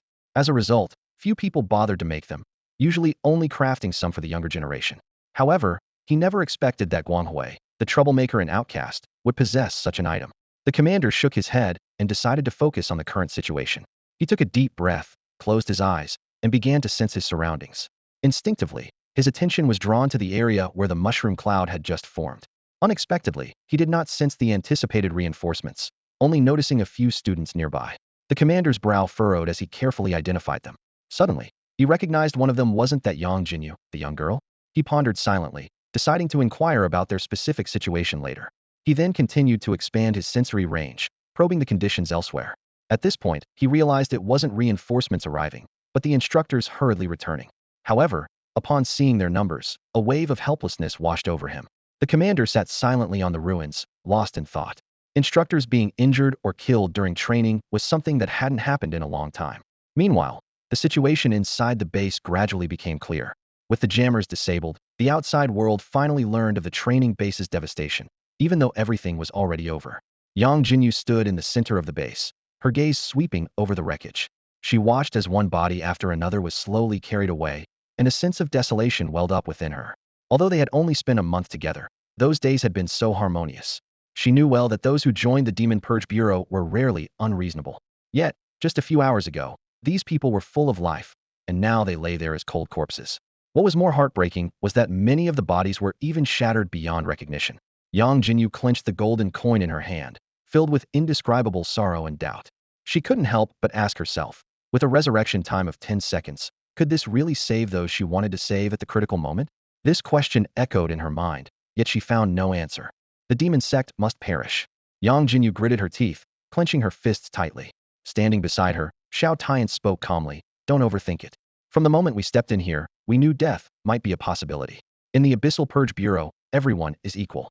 Xiao Tianche's eyes flickered with complexity, a sentiment that applied to him as well, despite his past life as a ninth-tier warrior. He continued, so keep this safe. This coin is something you should never give to anyone else. It's for you alone. You've done more than enough. Yang Jinyu looked down at the resurrection coin in her hand, her tone carrying a hint of curiosity. You know what this is? Xiao Tianche shook his head. Not exactly, but I know part of its function. Suddenly, Yang Jinyu, overwhelmed with emotion, grabbed Xiao Tianche by the collar and dragged him back to the dormitory. Pinning him against the wall with fierce eyes, she demanded harshly, Xiao Tianche, do you have a death wish or something? Why were you acting so tough before? Aren't you afraid of getting beaten to death? This thing can only revive someone who's been dead for 10 seconds, and only if their soul is intact. If you die, it might not save you. Xiao Tianche avoided her gaze, speaking softly, I'm confident I won't die. Being so close, he caught a faint scent from her, which made him slightly uncomfortable. He quickly changed the topic. The wide area skill you used earlier must have caught the commander's attention. An instructor will likely come to ask about it. There's no need to hide it. You'll be credited, earn points, and possibly get a rank promotion. Yang Jinyu was taken aback. A rank. Xiao Tianche explained. By joining the Abyssal Purge Bureau, you're registered in the military with a minimum rank of second lieutenant. Given your achievements this time, your rank might be promoted to captain. Just then, clear footsteps were heard approaching outside. Yang Jinyu, Xiao Tianche, the commander wants to see you. The dormitory's old wooden door creaked open. Instructor Wu entered and immediately noticed Yang Jinyu pinning Xiao Tianche against the wall with one hand. Instructor Wu initially frowned, thinking the two were engaged in something inappropriate at such a time. But noticing Yang Jinyu's slightly reddened eyes, he seemed to understand and, after a moment of silence, gently reassured them. Joining the Purge Bureau means that as long as the Abyss exists, death is inevitable for us. There's no need to dwell on it. Being alive now is what matters most. The commander wants to see you. Let's go. In the temporary office, the commander got straight to the point. Do you know what happened with the big explosion at the base earlier? Xiao Tianche spoke first. Commander, that was Yang Jinyu's ability. Additionally, she was the one who dealt with the several 4th tier and half of the 3rd tier ability users from the demon sect. As Xiao Tianche spoke, he glanced at Yang Jinyu out of the corner of his eye. He knew she would want to share the credit equally. However, he had less need for points compared to her, given his knowledge of numerous secret techniques and combat methods. If it weren't for the fact that most of his combat skills were highly specialized, with prerequisites for the few that weren't, he would have taught her directly. However, Xiao Tianche vaguely remembered that the Abyssal Purge Bureau possessed a combat technique that seemed exceptionally suitable for Yang Jinyu. It was a footwork technique and also a prerequisite for mastering one of the top-tier combat skills he knew. The commander listened to the report, his face showing disbelief. His eyes widened as if he had heard something outlandish, and his voice trembled slightly. Are you sure? A second-tier ability user affecting an area for miles around. Isn't that a bit far-fetched? Hearing this, Yang Jinyu raised an eyebrow. She ignored the commander's presence and directly addressed Xiao Tianche. Are you crazy?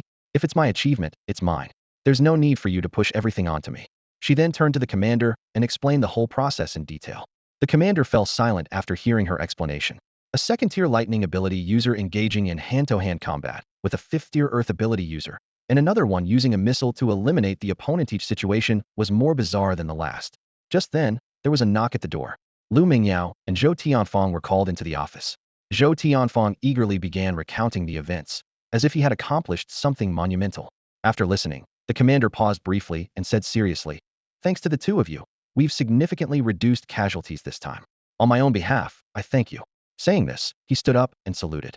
Although every trainee signed a life-and-death contract before joining the Demon Purge Bureau, the remaining trainees were already halfway into the organization. At this moment, the commander was not speaking as a superior officer, but as a fellow member of the Bureau, expressing gratitude to his colleagues. Yangjinyu was taken aback by this sudden gesture of respect and quickly moved aside. She tentatively said, "Commander, please don't do this. We're practically members of the Bureau now. If you must thank us, maybe reward us with some energy crystals or points."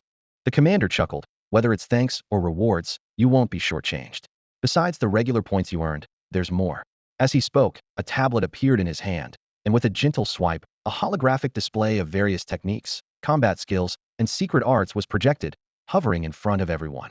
As soon as the commander finished speaking, Yang Jinyu and her companion hadn't even had time to react, yet Lu Mingyao and Zhou Tianfang were already stunned.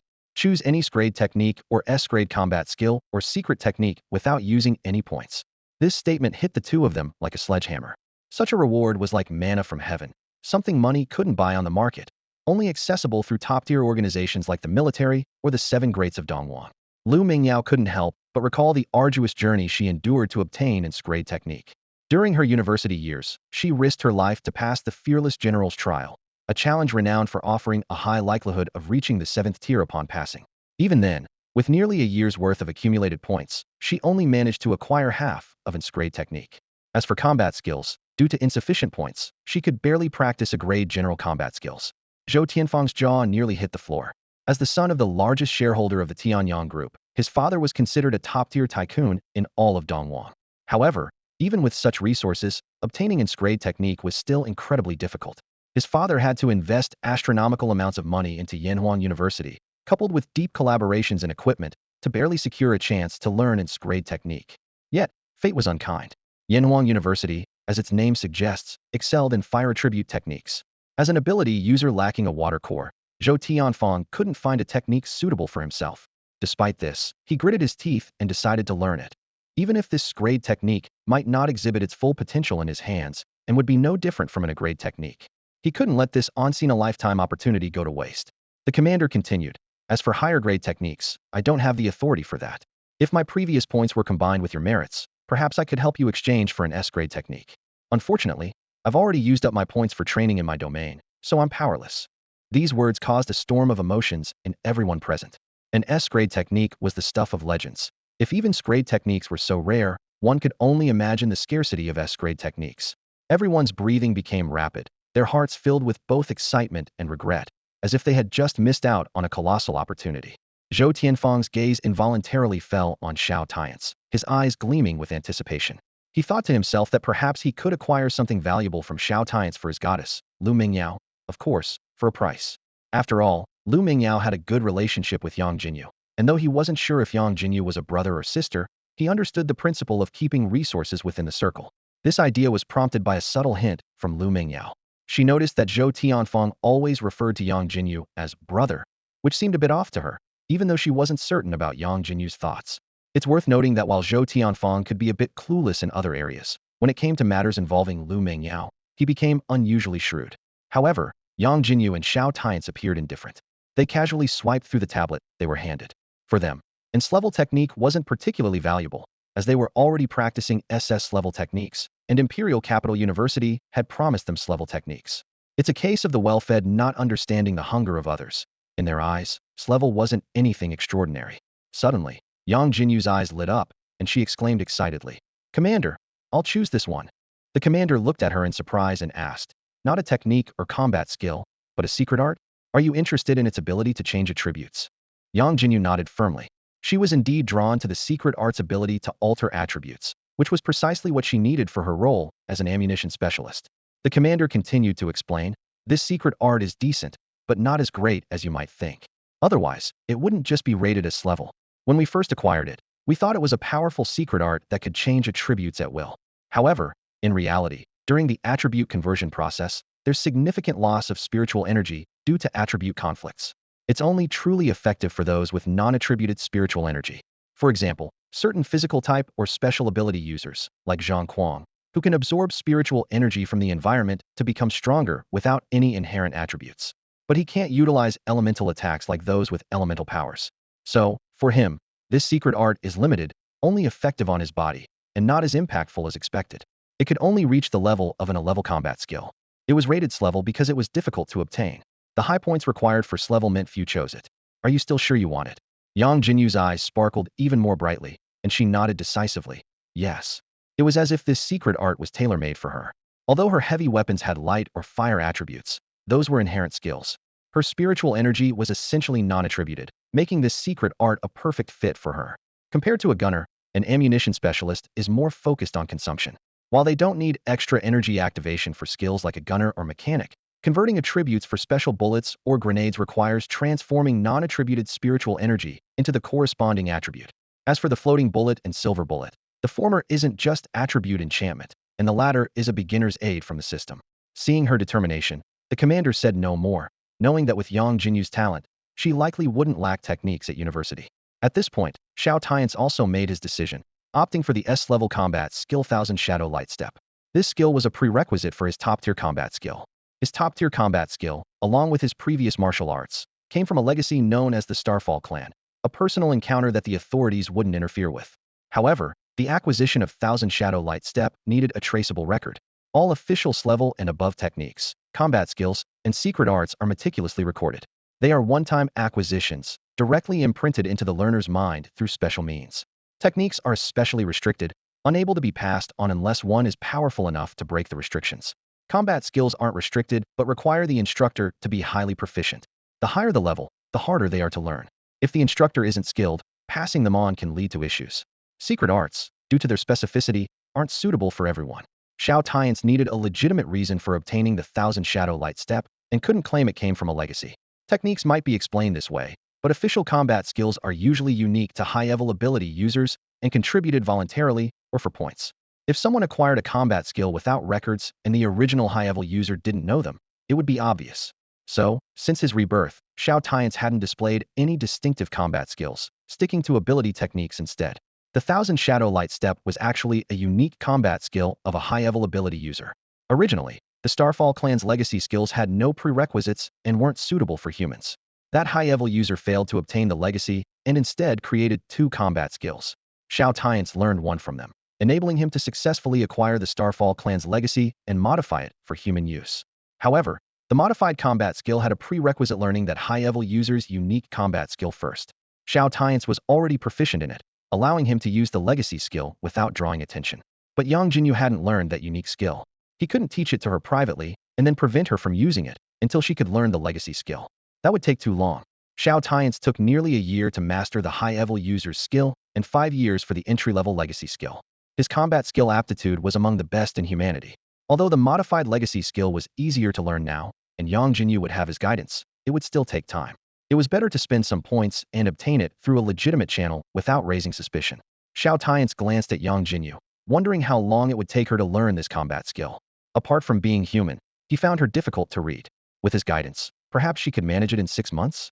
The chief's gaze swept over Yangjinyu and Xiao Tianche, his tone calm, yet authoritative. Now that you've chosen your techniques, let's discuss the matter of points. He succinctly explained the points system, including how they are calculated and their purchasing power, noting that points earned during training are a perk and their actual value is reduced by tenfold. For this mission, each of you has earned 500 points, he stated, turning to Xiao Tianche. You currently have 898 points. Then, shifting his attention to Yangjinyu, he frowned slightly. As for you, Yangjinyu, you've spent 250 points this month on energy crystals and elixirs. You have 702 points remaining.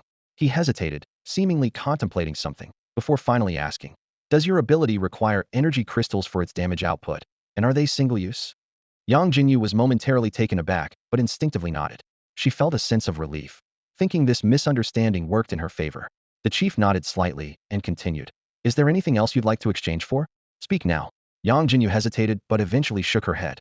Xiao Tianche decisively spent another 200 points to exchange for a drug that stabilizes the body during physical enhancement. The chief instructor gestured for the 4 of them to leave. On the way back to the dormitory, Yangjinyu was deep in thought, torn between exchanging for a 5th-tier energy crystal to prepare for her awakening skill or upgrading herself first. Although she hadn't reached the awakening level yet, and technically should upgrade herself, the lower-tier energy crystals required for upgrading were relatively easy to obtain. In contrast, 5th-tier energy crystals were extremely rare on the market. She turned to Xiao Tianche, hesitated, and then asked, Lao Xiao, do you know how difficult it is to earn points at Imperial University compared to the Purification Bureau? Despite her previous annoyance with him, this question was more pressing, so she decided to set aside her displeasure for the moment.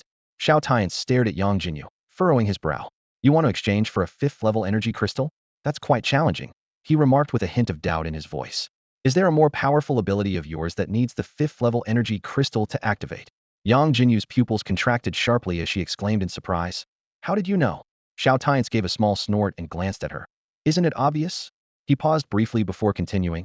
I suggest you go to the Purification Bureau for the exchange.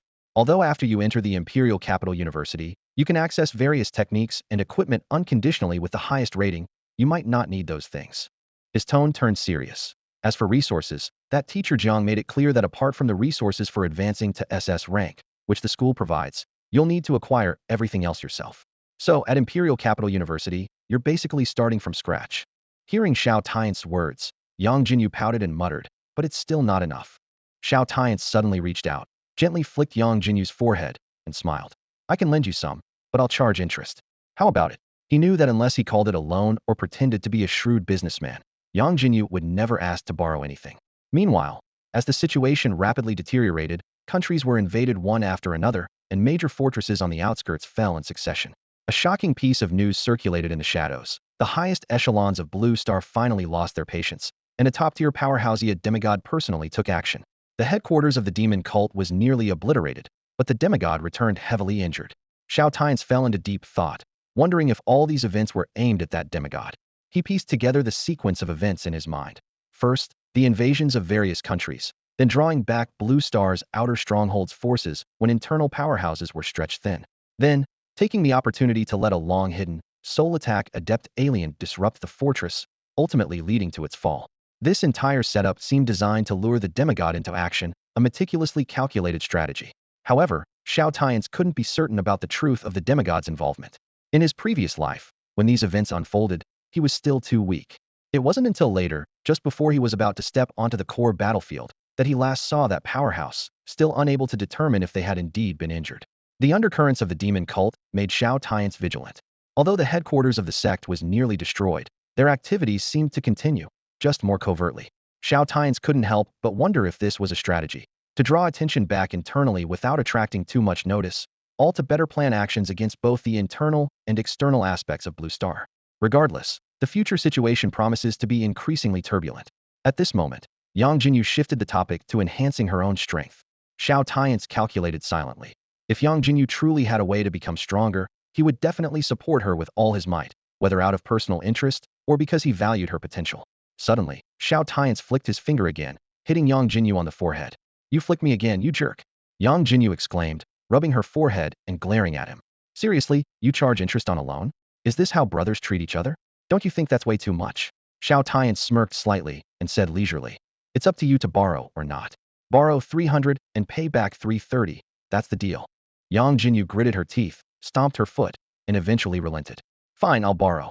But Xiao Tianche, remember this, we haven't settled our previous accounts, and now I'm adding another mark against you. You better hope there's never a day when I can turn the tables on you. Just then, a thought struck Yangjinyu. They both practiced similar cultivation methods, and the other's cultivation speed was astonishingly fast. To suppress Xiao Tianche, she would need to suddenly acquire a lot of energy crystals to boost her strength, which wasn't easy. Reaching a draw was already the limit. But then she thought, since the other had good luck, why not propose a gamble? A sly glimmer appeared in Yangjinyu's eyes as she pulled out a half-gold, half-silver coin from her pocket, the coin of destiny. Hey, Xiao Tianche, Yangjinyu taunted, shaking the coin in her hand. Can you figure out what this thing does? Do you dare to make a bet? She thought to herself that since he was a lightning-type ability user, he shouldn't fear being struck. Even if something went wrong, she had a red potion as a backup.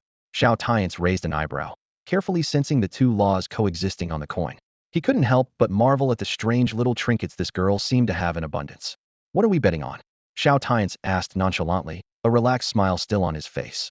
Yangjinyu crossed her arms, puffing out her chest defiantly. We're betting on whether you get struck by lightning.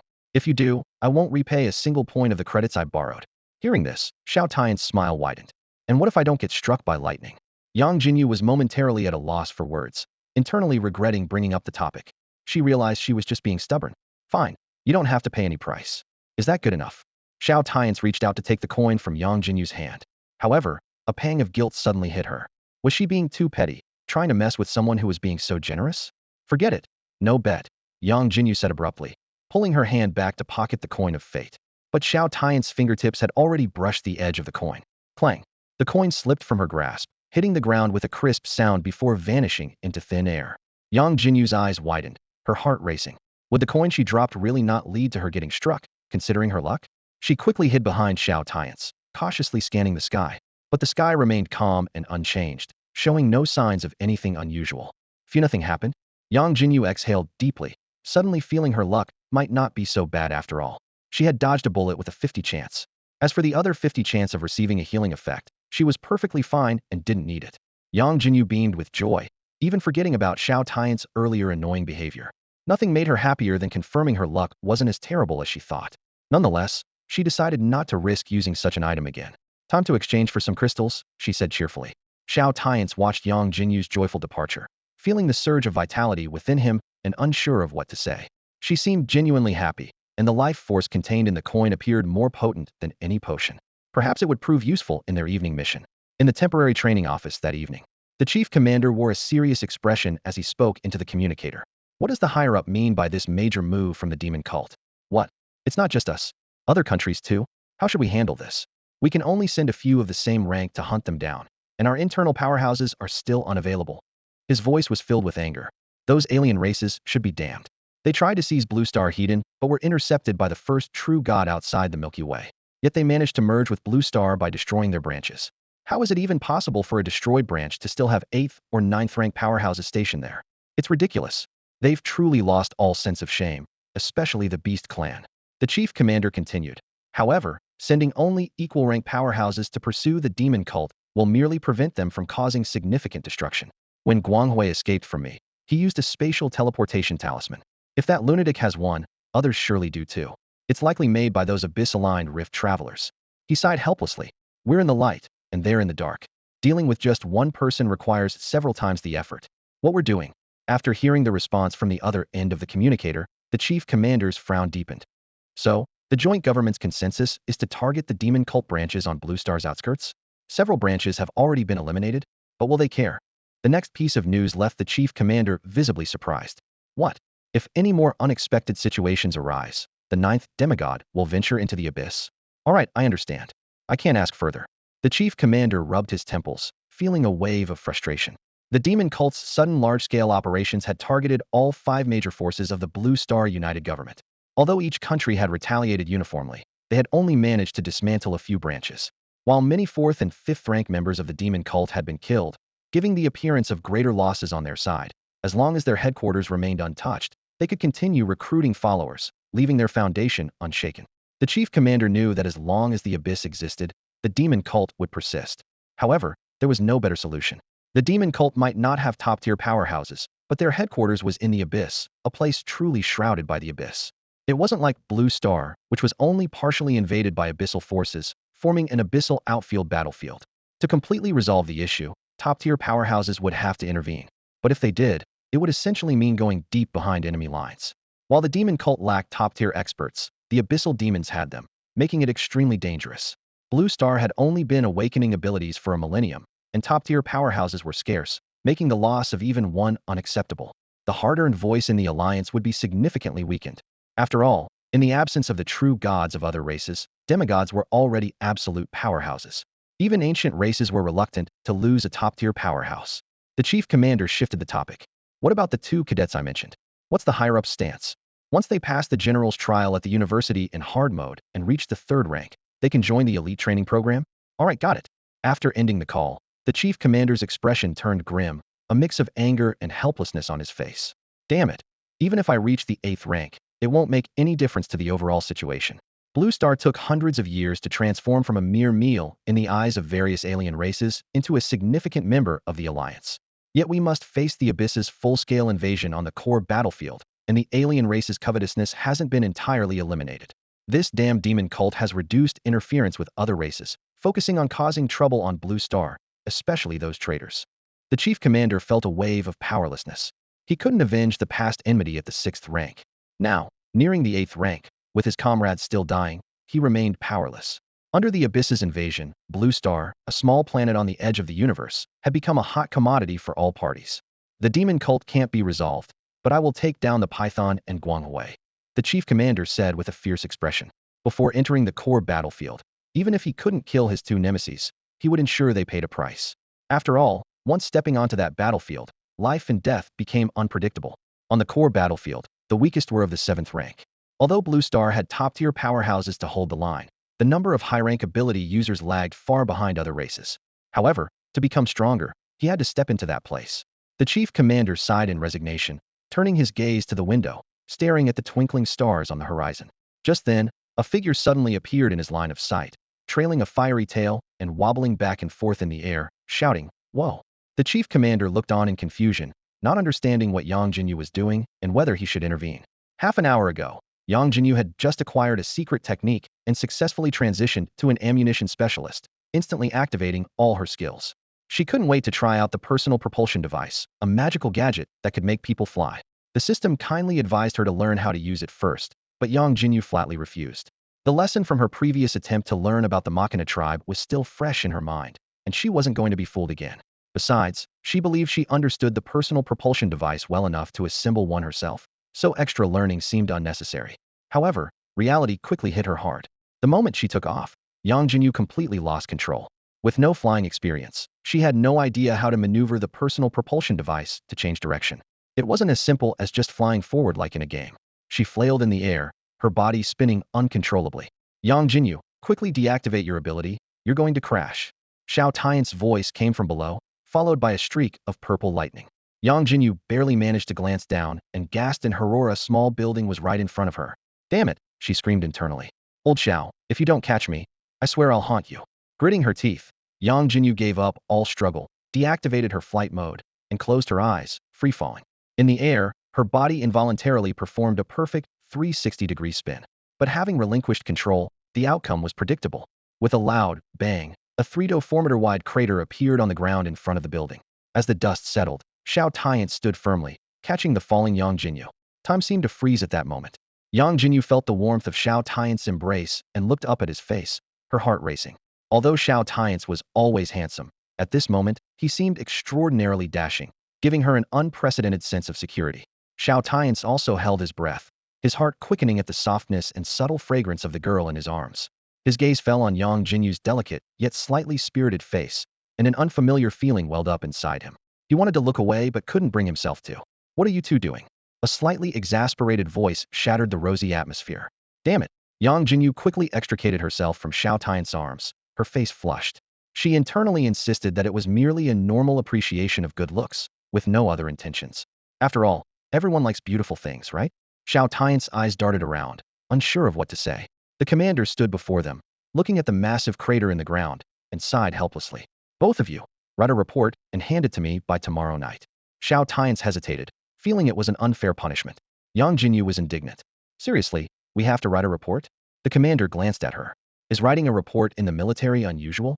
With that, he turned to leave, adding, "By the way, this loss can be attributed to the cult of the demon servants this time. If it happens again, you'll have to pay for it. Achievements are achievements, mistakes are mistakes, they don't cancel each other out." Back at the dormitory, Yangjinyu lay on her bed in despair. Writing a report? It was like a death sentence for her. Even though she had evolved, her core nature as a poor student was hard to change. Pouting, she wore a troubled expression, unsure of how to begin. At that moment, Yangjinyu's gaze shifted to Xiao Tianche. Before she could speak, Xiao Tianche broke the silence. "Here, this is for you," he said, casually tossing the battle technique storage device he had just received to Yangjinyu. Yangjinyu instinctively caught it, momentarily taken aback.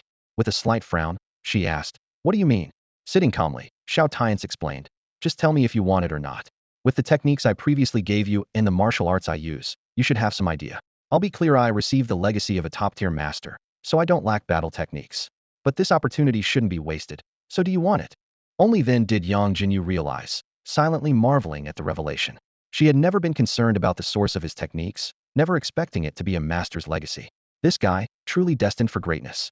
Xiao Tianche continued, "I'll make it clear this battle technique is a prerequisite for mastering an ultimate technique. I initially planned to teach you myself. If you don't want to learn it, I'll have to destroy it. I don't need it, and the registration is under your name. Besides, if you don't learn it now, you'll regret it at the Imperial Capital University. The 7 Eastern powers and the military don't share resources, and this technique isn't available there."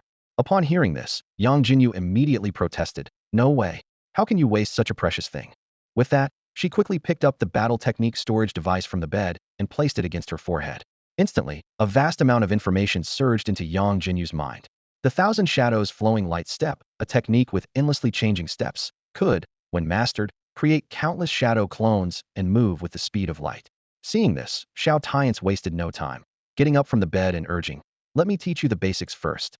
As Yangjinyu began to practice, Xiao Tianche immediately pointed out an issue with his snap, saying, "Your stance is wrong. You shouldn't exert force that way." Smack! Yangjinyu was once again struck on the back by Xiao Tianche's palm. She gritted her teeth, enduring the pain as she tried to adjust the flow of her spiritual energy. "Xiao Tianche, don't push it too far," she glared at the expressionless man in front of her. An hour later, under Xiao Tianche's strict and precise guidance, Yangjinyu finally managed to grasp the basics of the combat technique. Exhausted and sore all over, she collapsed onto the bed, gasping for breath. Xiao Tianche's lips curled slightly as he looked at the girl on the bed still glaring at him. "Your talent is even better than I expected. I estimate you'll reach the perfect stage in a little over 3 months," he said. Despite her exhaustion, Yangjinyu felt a flicker of pride at his words. She knew that there were 4 stages in mastering a combat technique: entry, minor achievement, major achievement, and perfection. Although she hadn't even reached the entry stage yet, the fact that she could grasp the basics of an S-level combat technique in half an hour was indeed proof of her exceptional talent. "All right, go wash up and rest. You don't need to worry about that self-reflection anymore," Xiao Tianche said. Upon hearing this, Yangjinyu's previously pouting lips turned into a smile. "You said it," she exclaimed. Suddenly remembering something, she added, "By the way, why were you playing with that coin earlier? Trying to get struck by lightning on purpose?" Before she finished speaking, she jumped off the bed to wash up. However, her legs were already weak and sore, causing her to stumble and fall back onto the bed with a thud. "Damn you, Xiao Tianche, it's all your fault." Yangjinyu glared at him fiercely, rubbing her sore spots as she limped toward the bathroom. She silently complained to herself, getting electrocuted in the training room, and in reality, all for the so-called shock-induced learning. At this moment, her entire body ached. After some time, Xiao Tianche watched Yangjinyu, who had already fallen asleep. He knew she was actually beginning her training in the physical technique room. Xiao Tianche took out a potion he had exchanged for earlier, a special concoction that could prevent the body from breaking down. Without hesitation, he consumed it. Instantly, a faint black lightning enveloped Xiao Tianche, exuding a destructive aura without any leakage. He frowned, feeling the constant destruction within his body by this force. Even with the potion sustaining him, he knew this state wouldn't last long. Taking a deep breath, Xiao Tianche suddenly transformed into a streak of black lightning and silently left the base, unnoticed by anyone. Xiao Tianche was well aware that his current strength was insufficient to influence the overall situation, but he was not one to stand idly by. He decided to intervene, especially considering Guanghui's character. Xiao Tianche knew that the survival of 2 S-level powerhouses would certainly make Guanghui dissatisfied, and he would likely take action himself to bully the weak. Thus, Xiao Tianche chose to act first. With memories from his past life, Xiao Tianche knew everything about Guanghui's personality, life-saving techniques, and even his hiding places. He concluded that Guanghui was currently employing the hidden in plain sight strategy and had not yet left Tianqing City. At that moment, in an ordinary house on the outskirts of Tianqing City, Guanghui was softly chanting a sacred healing spell. A grayish-white light suddenly enveloped him, but the pained expression on his face remained unchanged. "Damn Xiao Tianche," Guanghui muttered through clenched teeth, a flash of resentment in his eyes. "He actually comprehended the domain, and the power of the domain within me is so difficult to remove. And those 2 S-level brats, so annoying, why didn't they die? No, before I leave, I must kill them, or I might never have another chance." Before he finished speaking, a cold, ruthless voice suddenly rang out. "You don't need to worry about the future. You already have no chance now." Guanghui's face instantly showed fear, his eyes widening. To approach him so silently, the intruder had to be at least an 8th-level ability user. He had no time to think, nor the courage to look back, and immediately crushed a space teleportation talisman. However, the talisman did nothing, as if it had lost its power. The Rift Traveler's Race, known for mastering space laws upon reaching adulthood. The cold voice spoke again, laced with obvious disdain and mockery. "For other races, the complex space teleportation talismans you can produce in bulk are useless against me." As soon as the words fell, the surroundings abruptly changed. The house vanished, replaced by a world interwoven with lightning, exuding endless destructive power. Directly in front of Guanghui, a man sat high on a throne of lightning, surrounded by black lightning, his form obscured. He emanated infinite majesty and authority, the destructive aura around him capable of annihilating everything. The only visible feature was a pair of eyes, cold and indifferent, like a deity looking down upon ants. "In the presence of a king, why do you not kneel?" A voice, devoid of emotion yet immensely authoritative, echoed through the air, causing the entire lightning world to tremble. Guanghui felt an overwhelming pressure that he could not withstand, his knees buckling as he collapsed to the ground. His expression grew more terrified, his mind screaming, an 8th level king? No, it's a king, not a lord. He was nearly driven mad, having considered the possibility of being hunted by an 8th level powerhouse, but never imagining it would be a king. In this world, among 8th level lords, a lord was a regional ruler. A king, however, was an existence above the lords, possessing world-shattering power. Only now did Guanghui truly realize the desperate situation he was in.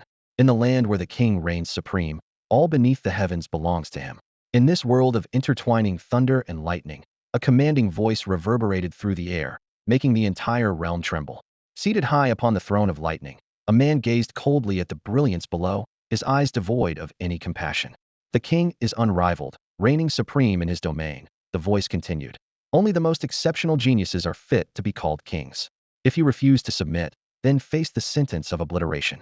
As soon as these words were spoken, the brilliance realized with terror that his body and soul were being eroded by an invisible force, gradually disintegrating. Trembling, he cried out, "The law of destruction? No, I still have my life-saving skill." In a panic, he unleashed his last resort light, Flash Escape. This was a rarely used ability that allowed him to transform into light, theoretically preventing even space itself from fully containing him. However, his cries went unanswered, like a stone sinking into the sea. Realizing something was amiss, he looked in despair at the man on the throne, his voice filled with hopelessness. "My powers are ineffective? Is it the will of the overlord, the power of a demigod? Why are you all targeting me? I am a genius too." Before he could finish speaking, he completely vanished from existence. The man on the throne remained expressionless, as if witnessing the insignificant dispersal of a speck of dust. The world of lightning vanished in an instant, revealing the true form of the man Xiao Tianche. Yet, he was in a dire state, resembling a porcelain doll covered in cracks, as if he might shatter with the slightest touch. "The law of destruction?" Xiao Tianche murmured to himself, a complex expression flickering in his eyes. He realized that this power could only obliterate, not recreate, making it difficult to form a cycle. "I must not use it lightly again," he warned himself, "or both my body and soul will suffer damage." Despite this, the death of the brilliance brought some positive outcomes. Although it couldn't prevent the strong from Blue Star's periphery from being summoned back, at least it wasn't necessary to recall the illusion soul marquee. After all, while the other members of the demon worship cult possessed space transmission symbols, their life-preserving abilities were inferior to that of the brilliance. They might escape space confinement to some extent, but the space could be directly sealed with a domain, without affecting their souls. Xiao Tianche's expression was heavy as he shook his head slightly. He recalled how the 3 fortresses had quickly fallen and speculated that the demon cult had long been plotting. Those otherworldly beings skilled in soul manipulation had quietly influenced the fortresses without anyone noticing. The only person capable of detecting this, the illusion soul marquee, had been recalled, which led to the downfall of the Donhuang fortress as well. He sighed, his tone tinged with helplessness. "Well, reducing some casualties is better than nothing. This is all I can do for now." Then, with a hint of relief, he added, "Fortunately, I still have control, and nothing has stirred. Otherwise, it would be hard to explain." As he spoke, Xiao Tianche took out a vial of red potion from his pocket and drank it in one gulp. Instantly, the cracks on his body began to heal at a speed visible to the naked eye. He mused to himself, "Instant recovery potion, its effect is indeed significant. Unfortunately, it only restores life, not abnormal conditions." His thoughts shifted to another topic. "I wonder if Teacher Yin has made any progress on that matter, which is truly extraordinary." Shaking his head, he decided not to dwell on it further. Xiao Tianche then retrieved the fake coin he had obtained from Yangjinyu and lightly tossed it into the air. As the coin spun, the remaining cracks on his body began to heal, and soon he was almost fully recovered. Thanks to this coin and the potion, he muttered to himself. Otherwise, hiding these cracks would have been difficult. Suddenly, a fierce determination flashed in Xiao Tianche's eyes. But no matter what, Guanghui must die. He thought to himself, there is no defense against a persistent threat. Guanghui's previous words still plotted against them, making Xiao Tianche uneasy. As for why Guanghui ended up in such a situation, how tragic his background was, or why he became hysterical in the end, Xiao Tianche understood but didn't care. "It's time to go back," he said softly, and with a flicker, he vanished from the spot. Back in the dormitory, Xiao Tianche's gaze fell on the already asleep Yangjinyu. He whispered to himself, "I can't tell if you're overly sensitive or just carefree." He then turned to wash up, preparing to write a self-reflection. Meanwhile, Yangjinyu suddenly opened her eyes, saw that he was fine, and quietly closed them again, thinking, "What a pretender jerk." The next morning, sunlight streamed through the windows onto the shooting range. The trainees assembled as usual, but their numbers had dwindled from over 100 to around 70. A heavy atmosphere hung in the air, with everyone looking downcast. While they weren't exactly friends, the sudden loss of companions they'd spent a month with was undeniably saddening. Some couldn't help but feel fortunate for their own survival, knowing they barely escaped a similar fate. Some trainees couldn't help but glance at Yangjinyu and Xiao Tianche, their eyes filled with gratitude. Yet, the two seemed oblivious to these looks. Suddenly, an unexpected figure appeared before them. It wasn't the familiar instructor's son, but the rarely seen commander.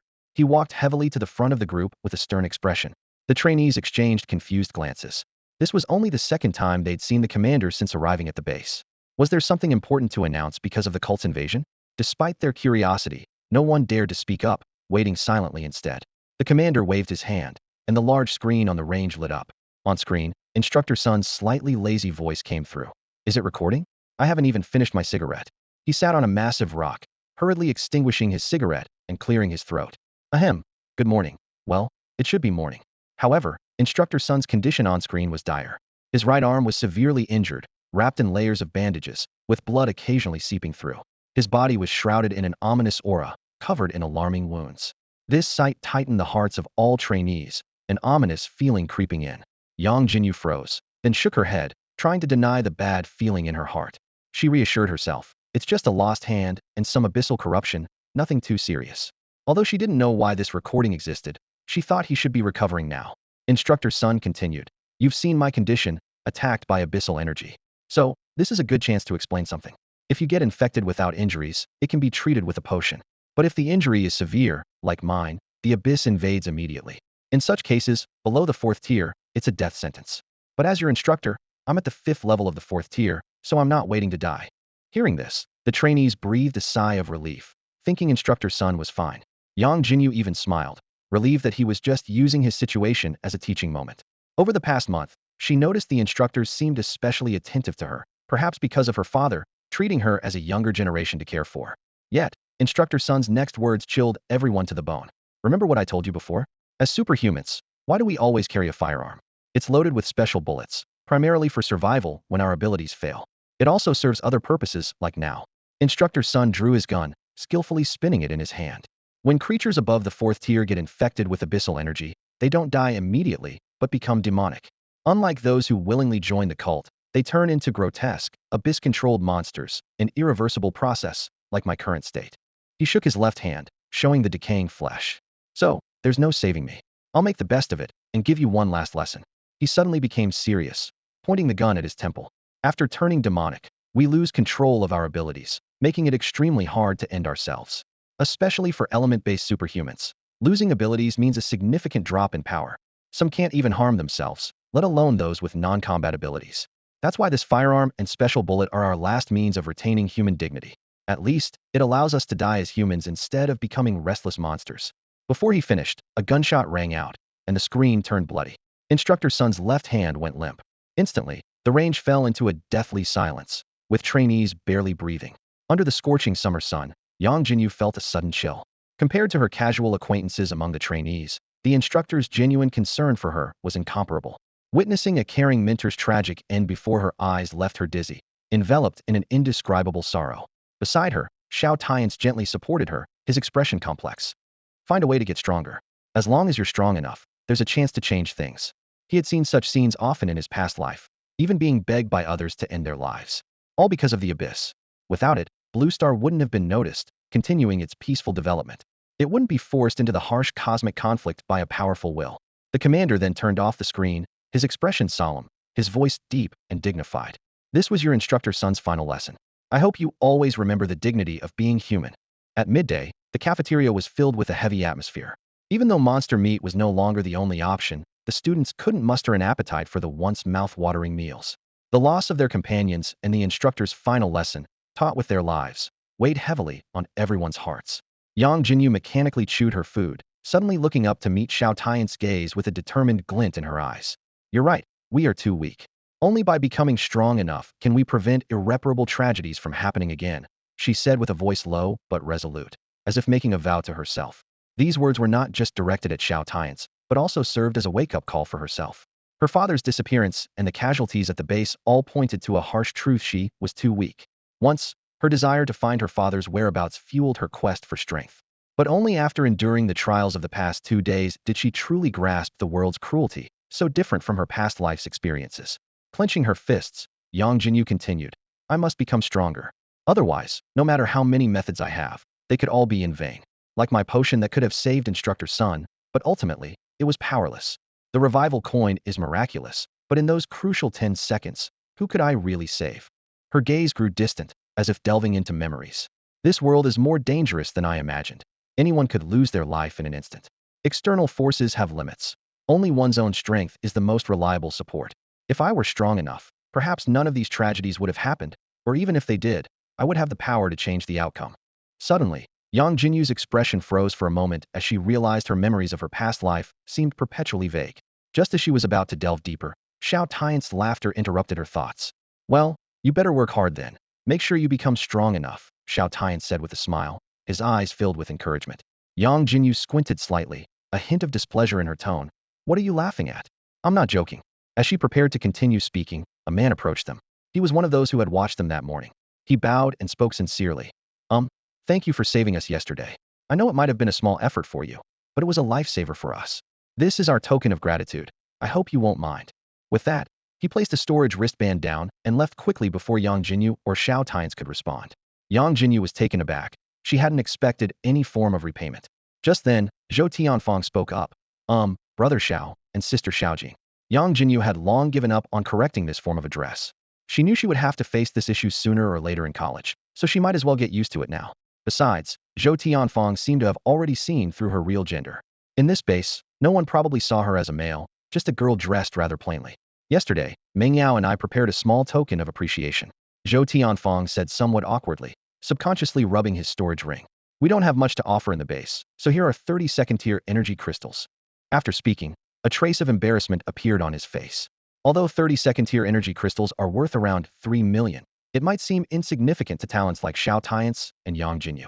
Xiao Tianfang knew that aside from energy crystals, he only had some martial arts techniques and battle skills, none of which exceeded his level, and the others probably wouldn't be interested. He hesitated for a moment, but decided not to offer anything more. After all, although he came from a wealthy background, his goddess Lu Mingyao was not as affluent. She always rejected his assistance and exchanged all her items using her own points. Xiao Tianfang took a deep breath and added, Brother Xiao, once we're out, I'll help you find the herbs you need immediately, free of charge. Xiao Tianche glanced at him, his tone calm. I suggest you charge for them, or else be prepared for your father to give you a hard time. He didn't say it outright, but Xiao Tianfang knew that the herbs he needed would cost at least tens of millions. Xiao Tianfang was confused and turned to Yangjinyu, cautiously probing. Sister Jean? He still remembered the last time when he inexplicably had a gun pointed at his head and couldn't figure out what he had said wrong. Seeing this, Lu Mingyao promptly spoke up. Jinyu, we know that with your talent, ordinary techniques aren't useful to you, and we can't exchange our points for what you need. But aren't you researching mechanics? We've used our points to exchange for some materials and documents that might be useful to you. Please don't refuse. It's just a small gesture from us. After saying that, she quickly placed down a storage item and dragged Xiao Tianfang out of the cafeteria, not giving Yangjinyu any chance to refuse. Xiao Tianche looked at Yangjinyu with a hint of curiosity. So, are you going to accept it? He knew very well that Yangjinyu wasn't one to accept gifts easily, and he had never seen her accept anyone's token of gratitude before. Yes, I'll accept it, Yangjinyu replied without hesitation. In her view, resources that could help her become stronger had no reason to be refused. In the afternoon, the 2-month training was halfway through. Most of the assessment projects were completed, with only the most important test, the death road in the back mountain, remaining. There were also some relatively minor trainings, such as driving skills. After all, low to mid-tier ability users couldn't just rely on running on foot during missions, right? It was then that Yangjinyu finally understood what Yang Simming meant by being able to fly a car. It wasn't a metaphor, but rather literal. She witnessed a car taking off at the training ground, drawing a graceful arc through the air. Yangjinyu stared in disbelief at the scene before her. A heavily modified military vehicle suddenly emitted four dazzling blue flames from its rear, rising into the air like a futuristic spaceship. The vehicle vanished into the sky at an incredible speed, at least Mach 1, far surpassing the speed of sound. She couldn't help but wonder what other unbelievable features this vehicle might have. Could it even go underwater? It was practically a versatile amphibious vehicle for land, sea, and air. After training, Yangjinyu returned to her dormitory. After dinner, she sat on her bed, engrossed in the materials provided by Lu Mingyao. Although she had already learned most of the content in the mechanized clan's secret realm, an introduction about the clan caught her attention. Star Illusion Cube. Yangjinyu looked up at Xiao Tianche in surprise, her eyes filled with curiosity. Does the mechanized clan really have such a magical artifact that can create things out of thin air? In her mind, Xiao Tianche was like a living encyclopedia, especially after learning he had received the inheritance of a powerful figure, which only solidified this impression. Xiao Tianche was intently examining the 5 mysterious jars in front of him and replied without looking up, "There is such an artifact, but it's not as exaggerated as you think. The primary condition for using it is having sufficient knowledge. Besides, that thing has been missing for a long time." He then turned to Yangjinyu, a hint of helplessness on his face. "Honestly, the way to acquire treasures from this inheritance is beyond me. Why are there so many jars? Do we have to rely on luck?" Hearing this, Yangjinyu lightly jumped off the bed and urged, "Stop overthinking it. Just break them open and see what's inside. I never get much from them, and I don't complain. You've been staring at those jars for ages, and it's not going to change anything." Xiao Tianche nodded, deciding not to dwell on it any longer, chalking it up to the eccentricities of powerful figures. "All right," he said, and with that, he struck one of the jars with a heavy punch. With a crisp crack, the jar shattered. Instantly, a burst of brilliant pink light surged out like a tide, filling the entire room and momentarily blurring the line between the real world and a mysterious realm. Yangjinyu stood frozen, her eyes wide open and mouth slightly agape, a look of disbelief on her face. Her gaze was fixed on the shattered jar, as if she had discovered an unimaginable treasure. "Another artifact?" she murmured to herself, her voice filled with shock and a hint of incredulity. Suddenly, she turned sharply towards Xiao Tianche, her hands landing on his shoulders like lightning. She began to shake him frantically, but quickly realized there were others resting nearby. Lowering her voice, she almost whimpered, "What did you do? Did you make some undefeatable deal with Brother Ma? Last time it was Tuno, 3 artifacts, 2 rings, and now another one." Her words came out in a rapid stream, her eyes flashing with complex emotions. Although she wasn't envious of her brother's good fortune, this luck seemed too outrageous. Xiao Tianche gently held Yangjinyu's excited hands, his tone calm and soothing. "All right, calm down first and see what it is." At his words, Yangjinyu managed to compose herself a bit. She quickly turned around, her eyes eagerly scanning the remnants of the jar. Amidst the broken ceramic shards, a delicate gift box lay quietly, as if waiting for her discovery. Mecha artifact set non-selectable gift box turned into a dragon robe. Yangjinyu's eyes widened even more, her voice brimming with uncontrollable excitement. She recalled how she had just complained about the snowman outfit being bulky, and now she had received a battle armor set, and it was a dragon robe of artifact quality. It reminded her of her past life in a game where she had only managed to get a rare quality sky set, spending a lot of money. As for merging the sky set into a dragon robe, her vague memory suggested it was due to lack of money and quitting the game. What thrilled her most was that this set of artifacts had become reality, battle armored, with the ability to upgrade and self-repair. In reality, it was a genuine artifact. Although it was the 3rd series mecha, not the 1st series mythical beast with a dragon to be a true dragon robe, it was at least more appealing than the 2nd series angel, at least in her view. Yangjinyu couldn't wait to open the gift box, eager to see which profession's attire it was. In reality, there were no profession restrictions, and the battle-armored costume would self-adapt, so even if it was men's clothing, she could wear it. Inside the box, a battle armor combiner in the shape of a bracelet with a metallic sheen lay quietly, waiting to be activated. Click, click, click. Yangjinyu impatiently picked up the bracelet, and with a thought, a mechanical sound followed. The battle armor activated instantly, enveloping her entire body like flowing water. In an instant, a transformed Yangjinyu appeared before Xiao Tianche. She wore a silver-white mechanical helmet, the visor partially covering her delicate features, leaving only the lower half of her stunning face visible.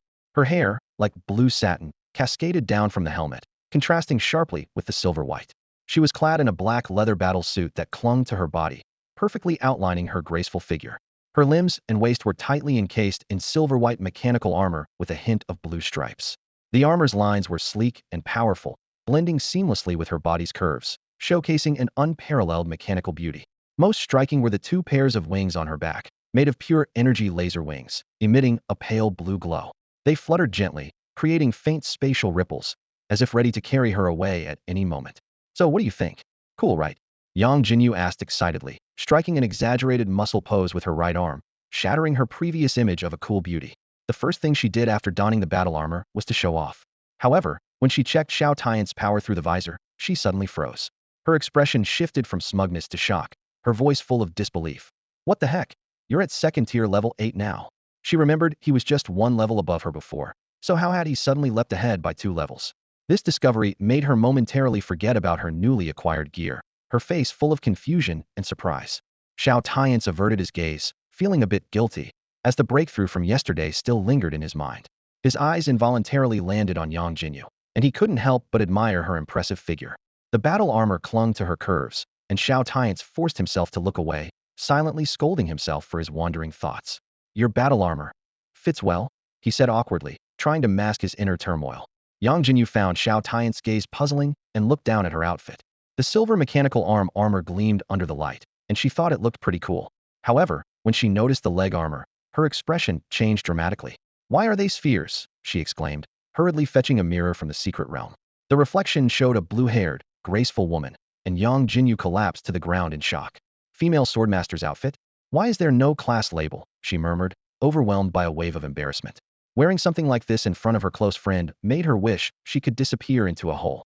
Flustered and embarrassed, Yangjinyu crossed her arms over her chest and glared at Xiao Tianche. What are you staring at? Why is there no armor on the chest?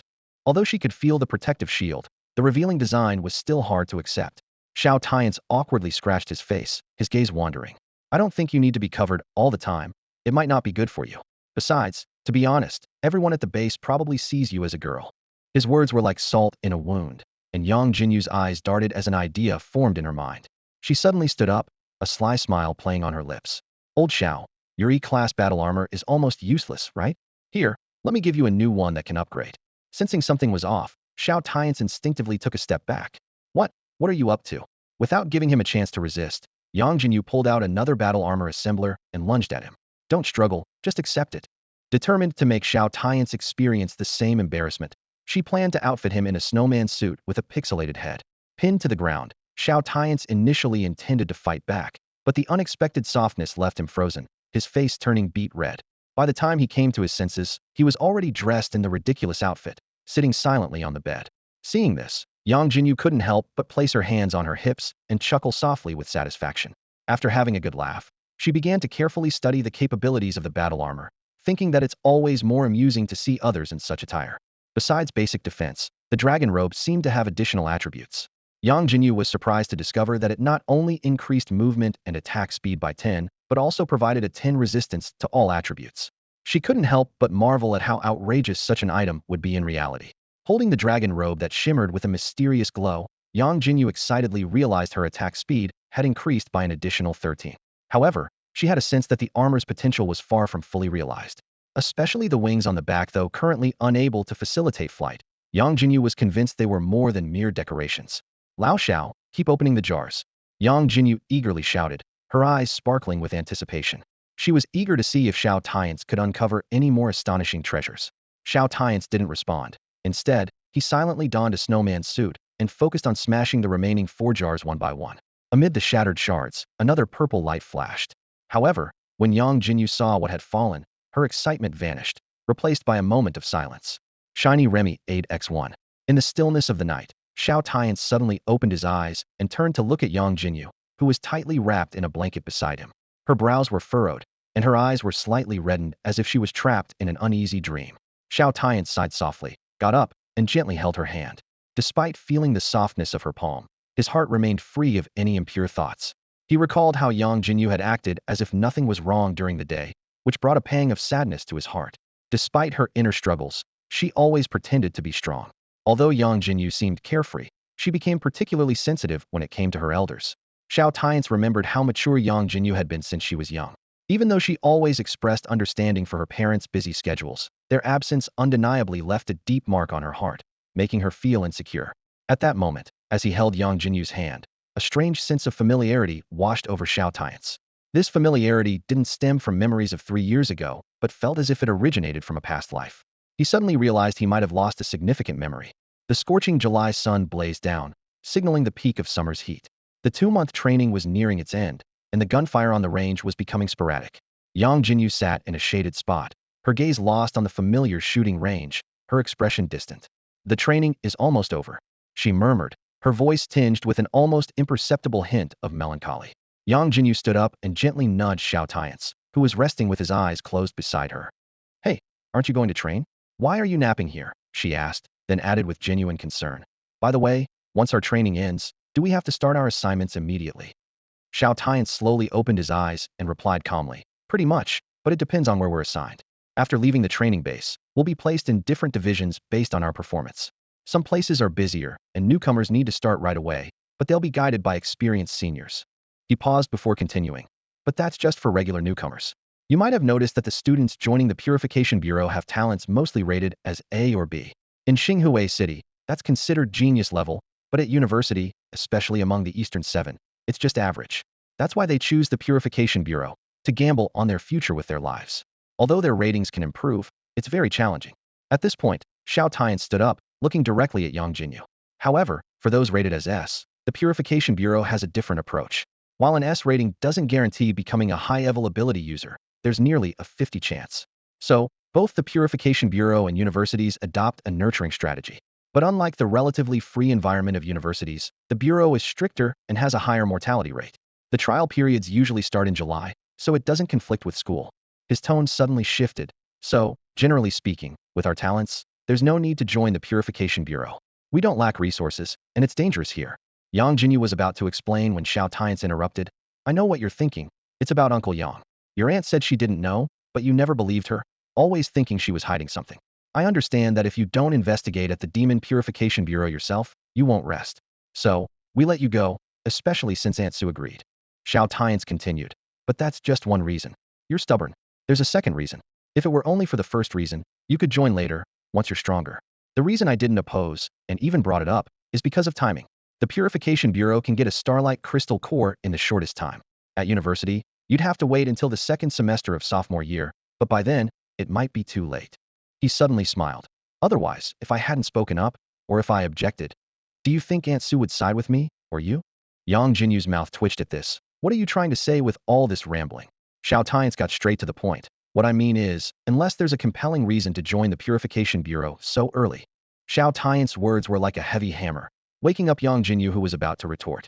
She pouted, swallowing her words before they left her lips. Xiao Tianche didn't pause, continuing his criticism. Don't deny it. As a child, you dared to chase away several kids with just a stick, and that was fine since they were ordinary people. But what about Zhao Wanner? You could say whatever you wanted to her when I was at school, but couldn't you hold back a bit while I was in the secret realm? If I hadn't returned just in time, you might have gotten beaten up. Xiao Tianche spoke with a furrowed brow, feeling an inexplicable surge of anger. Ever since realizing he might have lost some memories, Yang Jinyu's reckless and thoughtless nature had been particularly annoying to him. Yang Jinyu mumbled quietly, not sure who would have been beaten up.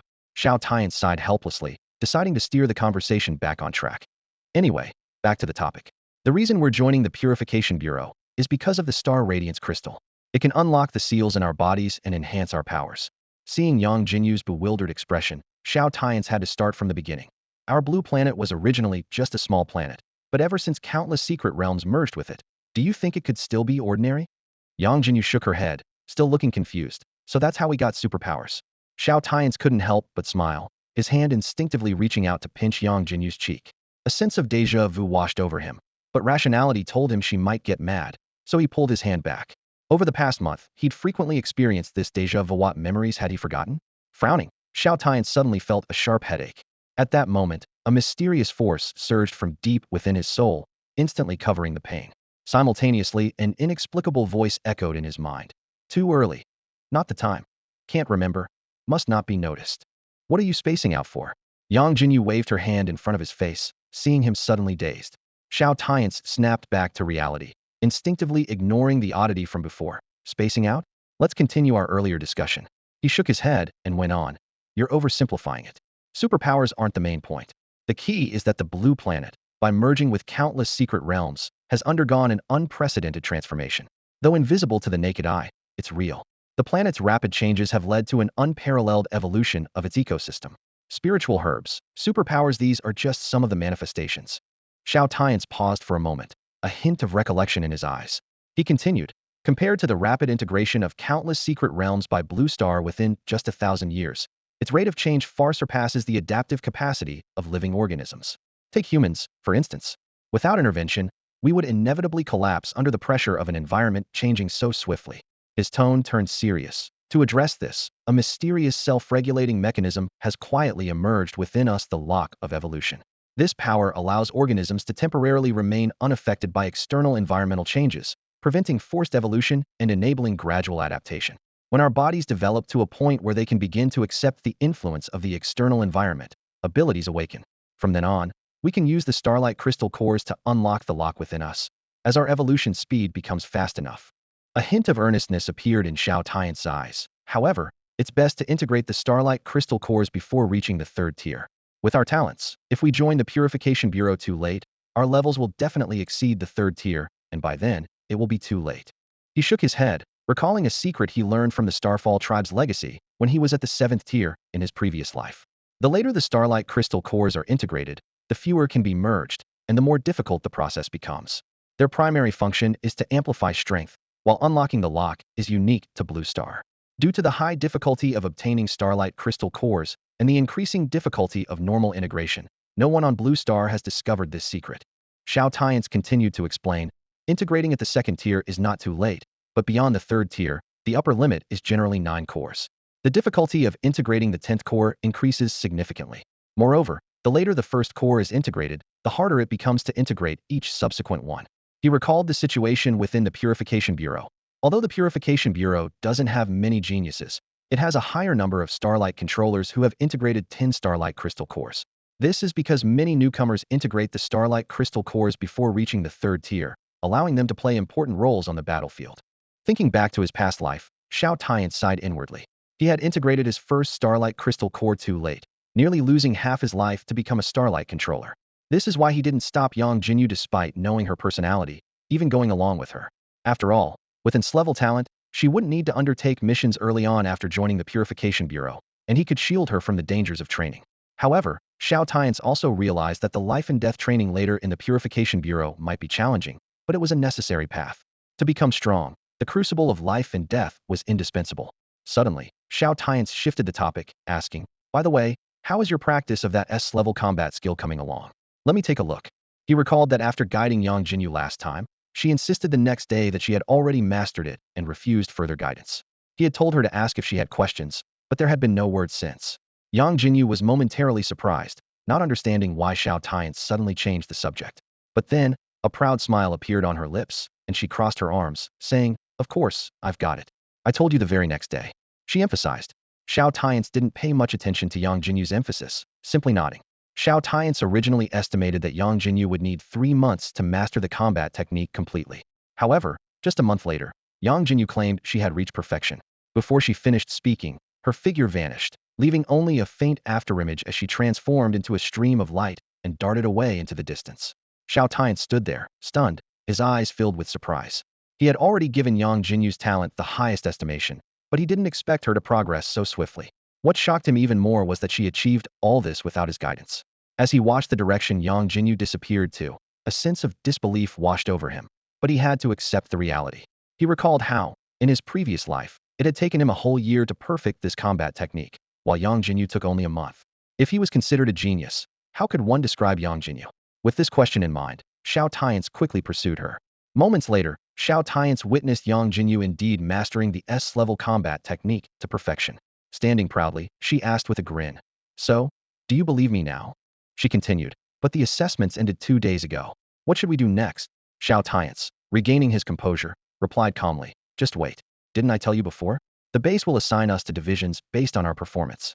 It's the one instructors have been constantly recording, with a base score of 50. Good performance adds points, while poor performance deducts them." Before he could finish, they heard hurried footsteps approaching, followed by Xiao Tianfang's excited shout, "Wow, Brother Xiao, Sister Jean, the scores are out."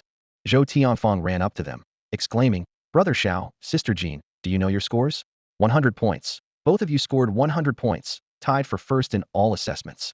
Yangjinyu and Xiao Tianche were not surprised. After all, they had passed many assessments in one go without special training.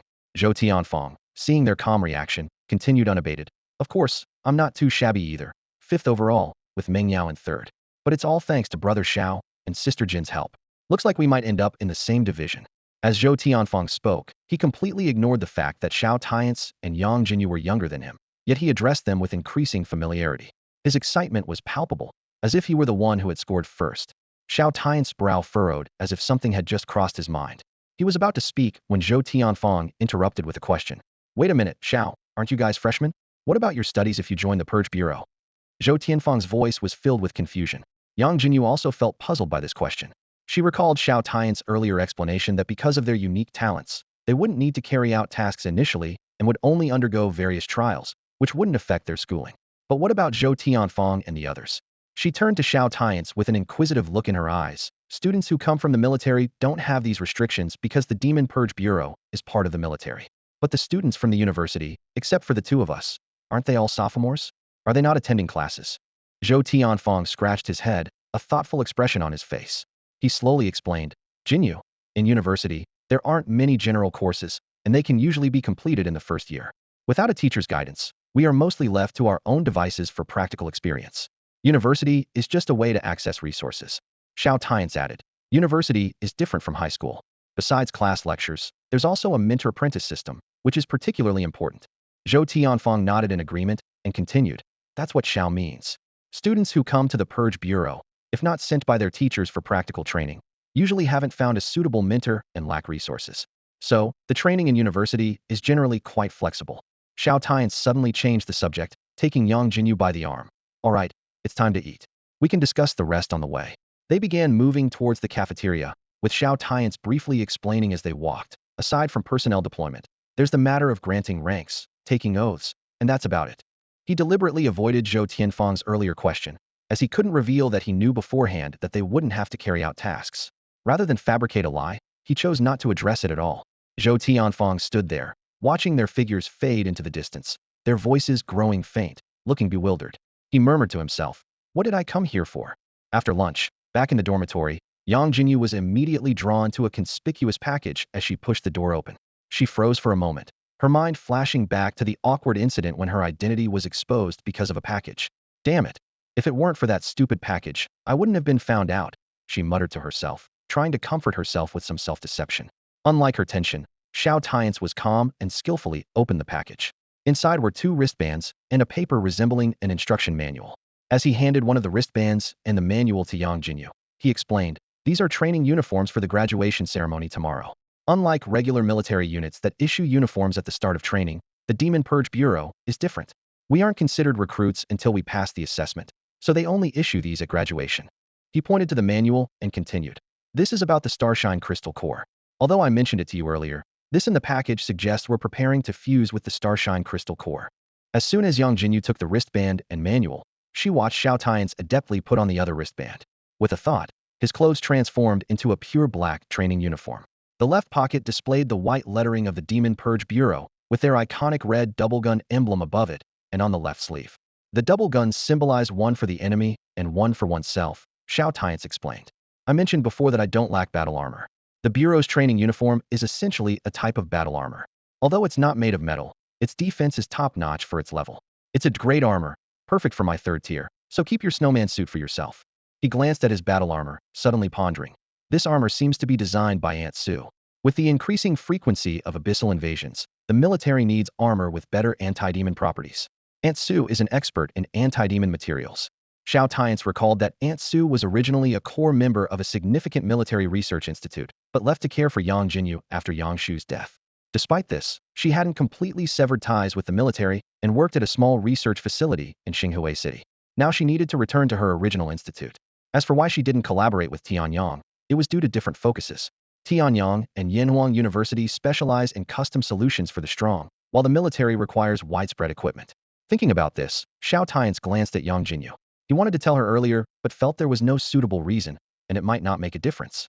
After all, Yangjinyu had already awakened her abilities and was performing excellently, so Aunt Sue's concerns should be fully alleviated. However, Yangjinyu was oblivious to Xiao Tianche's thoughts. She pouted dismissively, I won't wear it. Clearly, after being forced to wear the snowman suit once, she was determined not to wear it again. You say you don't need battle armor, but it seems you were waiting for me. She muttered to herself, I'll just wear it myself. But, since it didn't come from a jar, can it be fused? Since Xiao Tianche refused her goodwill, she decided to wear it herself. Yangjinyu placed the 2 armor combiners side by side, intending to choose one at random, but was surprised to see them merge on their own. To her astonishment, the fused armor not only shared attributes, but could also switch between 2 forms at will, though she wasn't entirely satisfied with either set. With a mindset of experimentation, Yangjinyu placed both the new and old bracelets together. Suddenly, a flash of light occurred, and the new bracelet vanished. What the heck? Even the ones not in the jar work, she exclaimed, wide-eyed with surprise. The success of this attempt thrilled her, making her think it was like carrying a wardrobe around with her. With a thought, Yangjinyu changed into a training outfit. Although it was still women's clothing, at least it was pants, which she could grudgingly accept. She then glanced at the manual, which described the starlight crystal essence, though not as comprehensively as Xiao Tianche had explained. Just then, the assembly bell rang. Xiao Tianche said, "Let's go. It's probably time to fuse the starlight crystals." With that, he stepped out of the room, and Yang Jinyu hurried to follow, deactivating her armor as she went. Suddenly, Xiao Tianche stopped, and Yang Jinyu, unable to halt in time, bumped right into him. Rubbing her slightly reddened nose, she asked irritably, "What are you doing?" Xiao Tianche turned around and asked directly, "Do your mental attributes now reach the level of a typical fourth-tier ability user?" Yang Jinyu nodded in confusion. "Perfect," Xiao Tianche replied. "Here in Tianxingdu, you can begin to learn that secret technique and the method for energy circulation. Remember, don't resist." As he spoke, he reached out and gently touched Yang Jinyu's forehead with his fingertip. Yang Jinyu felt a familiar sensation, similar to when she had learned combat techniques before. A strange memory surged into her mind, the star refining technique. Additionally, there was an unnamed energy circulation method. This sudden influx of knowledge left her momentarily dazed, but she quickly adapted to this unique way of learning. Xiao Tianche withdrew his finger, feeling the flow of mental energy within him. He gazed steadily at Yang Jinyu and said, "Though we haven't fully reached the fourth tier, our physical and mental strength allows us to actively cultivate our spirits rather than just passively enhance them." He furrowed his brow slightly and continued, "The high-level techniques and body forging methods we've been practicing have led to an imbalance in our attributes, which needs to be corrected. Otherwise, we might suffer greatly when facing true prodigies, especially in terms of mental prowess." Xiao Tianche's eyes flickered as if recalling something important. "As for the other unnamed technique, I'll explain that in detail later. For now, time is of the essence. Let's head to the assembly point." With that, he quickly exited the dormitory, a hint of concern crossing his face, evidently pondering the possibility of someone holding him accountable for something. Outside on the training ground, the cadets quickly assembled. Yang Jinyu's gaze casually swept across the area and suddenly paused in surprise. She spotted a familiar figure and murmured in astonishment, "Zhang Kuang is okay?" She hadn't seen Zhang Kuang in a long time and assumed he had met with misfortune during the previous attack, especially since the person who attacked him was a fourth-tier member of the demon cult. Hearing this, Xiao Tianche appeared slightly exasperated. While he was well-versed in cultivation matters, he was clueless about personal affairs. He looked to Xiao Tianfang for an explanation. Xiao Tianfang spoke in a hushed tone. Zhang Kuang broke through to the third tier at that time and had some desperate measures up his sleeve. With his remarkable recovery ability, he fought fiercely, even scaring the fourth-tier demon cult member. He held on until the instructor returned, though he was severely injured and spent over 20 days in the healing chamber. Yang Jinyu nodded thoughtfully, suddenly feeling that the name, Zhang Kuang, seemed very fitting. Meanwhile, Instructor Wu at the front of the group surveyed the quickly assembled cadets with satisfaction. The 2 months of rigorous training had eradicated their previous lax demeanor, replacing it with an admirable sense of discipline and alertness. "The instructions in the package, have you all read them this time?" Instructor Wu's voice boomed across the training ground. The trainees responded in unison, "Yes, we have." There was a hint of nervousness and determination in their voices. Those unlucky ones who had been infected by consuming monster meat remembered it all too well. The 5 fourth-tier energy crystals, worth 50 million, were an astronomical figure that left no room for negligence. Whenever someone considered quitting, this massive sum shattered their wavering resolve like a heavy hammer. Instructor Wu nodded in approval and continued, "Let me be brief. Before you officially graduate, there is one final test fusion with the starlight crystals." His tone turned serious. "This is not only the key to unlocking the power within us, but it is also the foundation of our resistance against the abyss. It can propel your abilities to a whole new level." He explained in detail that the first crystal merely unlocks, while the second truly doubles the power. You can fuse up to 10 crystals, increasing your strength tenfold, and your potential will gradually rise as well. As he spoke, Instructor Wu's gaze became profound, as if peering through the training ground to the distant battlefield.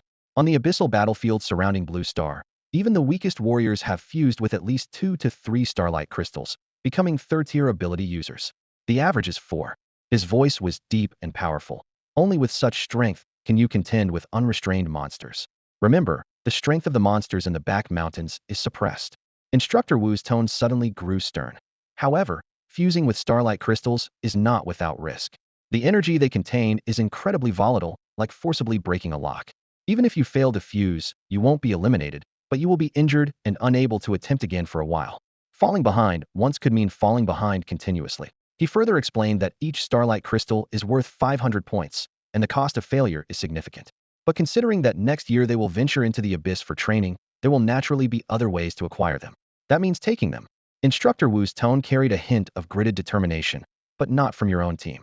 You'll find out who when the time comes. Remember, don't hold back. His tone then returned to calmness. However, how many starlight crystals you can obtain depends on your own skills. Any extras can be sold to the Purification Bureau, also for 500 points each.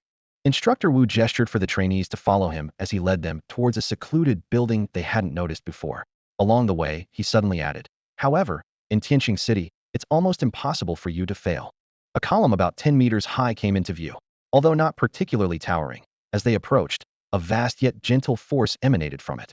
The column was etched with countless star patterns, resembling a coiling celestial dragon. "This is the star pillar," Instructor Wu explained. "It has the ability to harness the power of the stars, and there are many such pillars around the country." Beside Yangjinyu, Xiao Tianche lowered his voice and added, "The Tianqing is located in the east, corresponding exactly to the position of the azure dragon in the sky. Its power is relatively gentle and can serve a balancing effect."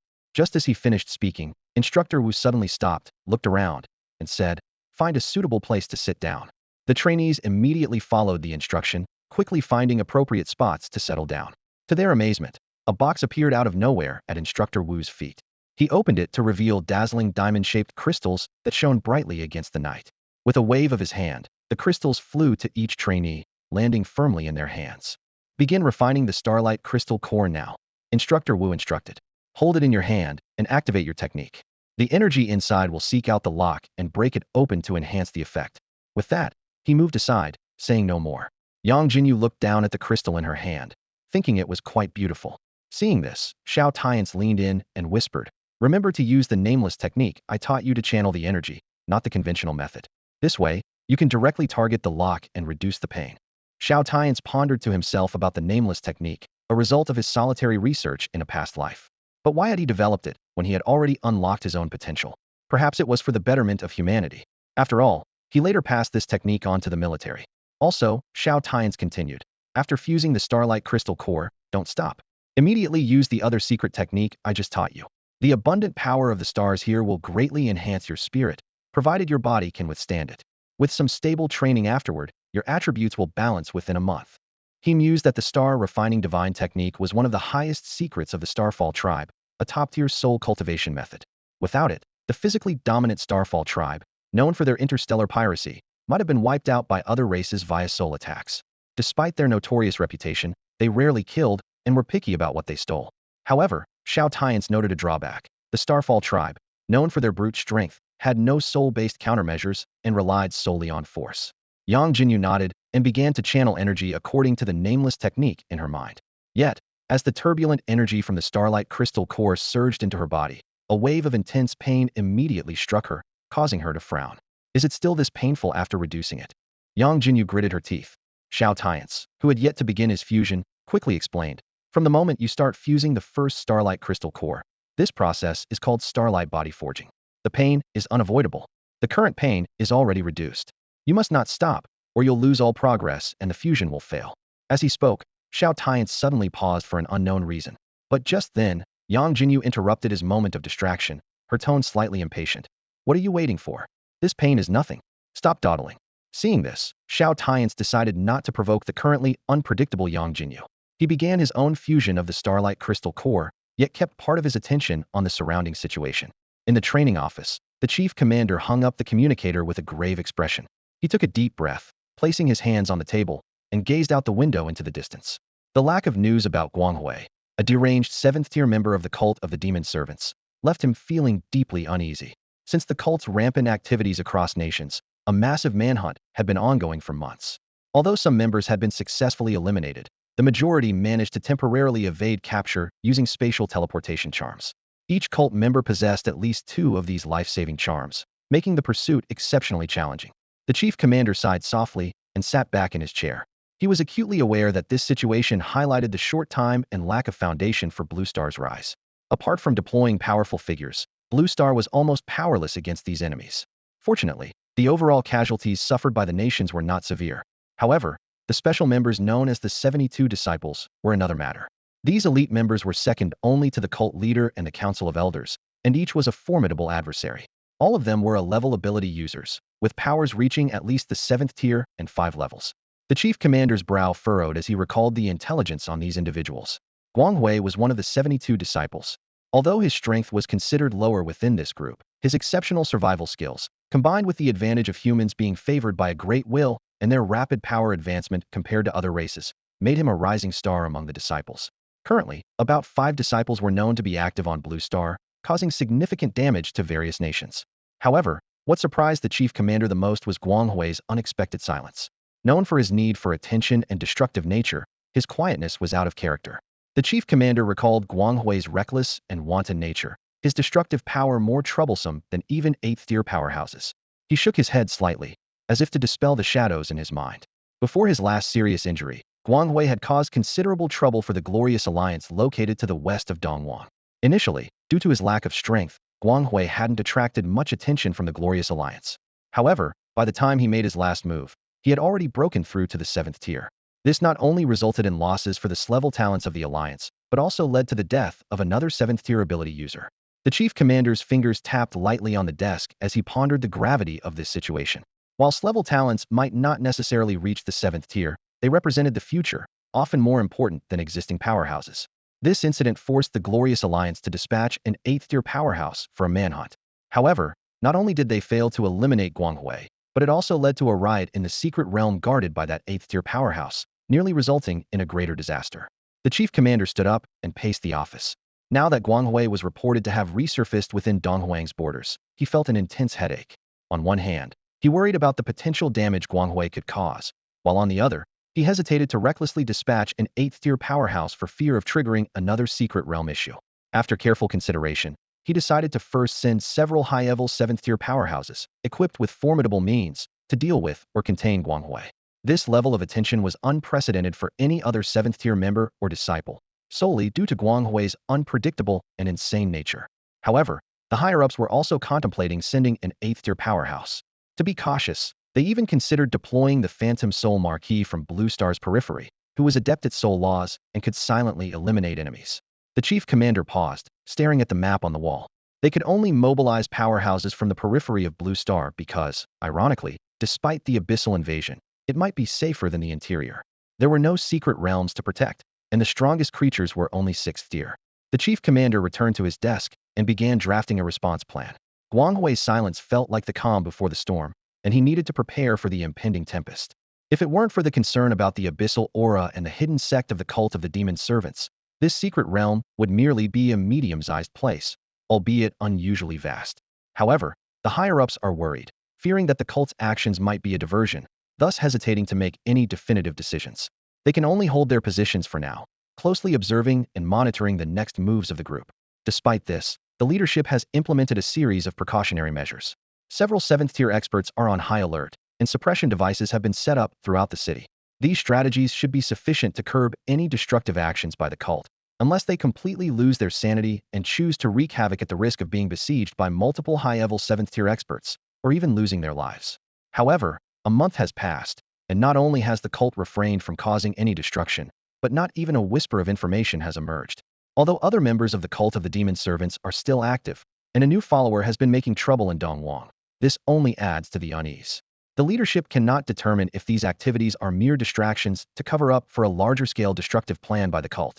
The commander stood by the window of the command room, frowning deeply, and murmured, "Guanghui, Demang, I'm so close to reaching the 8th tier, so why can't I even deal with 2 7th-tier followers?" His fists clenched involuntarily, knuckles turning white.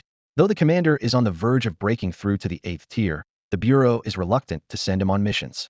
Therefore, he's been assigned the relatively easy role of the training-based commander, allowing him to focus on his breakthrough. However, this doesn't deter his original plan to take action against Guanghui personally after the training session ends, avenging his fallen comrades. Yet now, with no trace of Guanghui, his revenge seems a distant prospect. The commander's gaze shifted to the distant mountains, his thoughts drifting to another follower named Demang. This individual, originally from another race, was dissatisfied with his race's decision to join the humanoid alliance and came to Blue Star to cause trouble. Naturally, the humans of Blue Star, as the nominal leaders of the alliance, became the target of his frustration. The commander sneered, "He's just a troublemaker, probably not thinking straight." He turned away from the window, determined to break through to the 8th tier as soon as possible and personally deal with these threats. These racial issues should not have involved the Purification Bureau, but the fact that the other party was a member of the demon sect forced them to intervene. The Bureau allocated personnel to handle the situation, leading to a disastrous outcome. The opponent's followers were completely wiped out, and he himself was severely injured. However, the whereabouts of the Purification Bureau members remain a mystery, with not even their remains found. For years, the Bureau has been investigating, yet progress has been elusive. The only lead is a surviving cultist from that time. Unfortunately, this individual, unlike Guanghui who enjoyed being in the spotlight, is arrogant and dismissive of Blue Star, and information about him is scarce. The commander recalls past encounters with this cultist. Before becoming the chief training officer, he had faced this opponent twice on the outskirts of Blue Star. Unlike Guanghui, Meng's status among the cultists was earned through sheer strength. Back then, the commander found himself outmatched in solo combat, and even combined efforts with others failed to subdue him. Now, news has resurfaced that the cultist has returned to his own race. However, the place is extraordinarily distant, beyond the reach of the commander's current abilities. Even an 8th-tier powerhouse, once free from the suppressive forces of their home planet, can only travel at near light speeds. Reaching that distant place could take countless years. Only an 8th-tier powerhouse who has mastered spatial laws, and not just at a basic level, could travel significantly faster than light. Such a level of mastery is rare, even among the interstitial travelers, and those individuals are considered geniuses. Reflecting on this, the commander sighs. He is uncertain how far he is from breaking through to the 8th tier. Despite humanity receiving favor or compensation from a powerful will and possessing the Time Tower as a treasure, it would likely still take several years in reality. His talent is not outstanding among humans, and his early understanding of domains was due to inheriting from the Jinling race. Therefore, to reach the place where Meng resides, he must rely on a warp-speed ship. This reality forces the commander to confront the limitations of his own strength and the challenges he may face in the future. At the pinnacle of Blue Star technology stands the majestic Level 5 curvature engine. However, such rare resources cannot be used for personal whims. The commander is well aware that with his authority, he can at most deploy a ship equipped with a Level 3 curvature engine. Even then, reaching the destination would take several months. Furthermore, his position does not allow for unauthorized actions. While he might act first and report later in the vicinity of Blue Star, leaving it as utterly out of the question.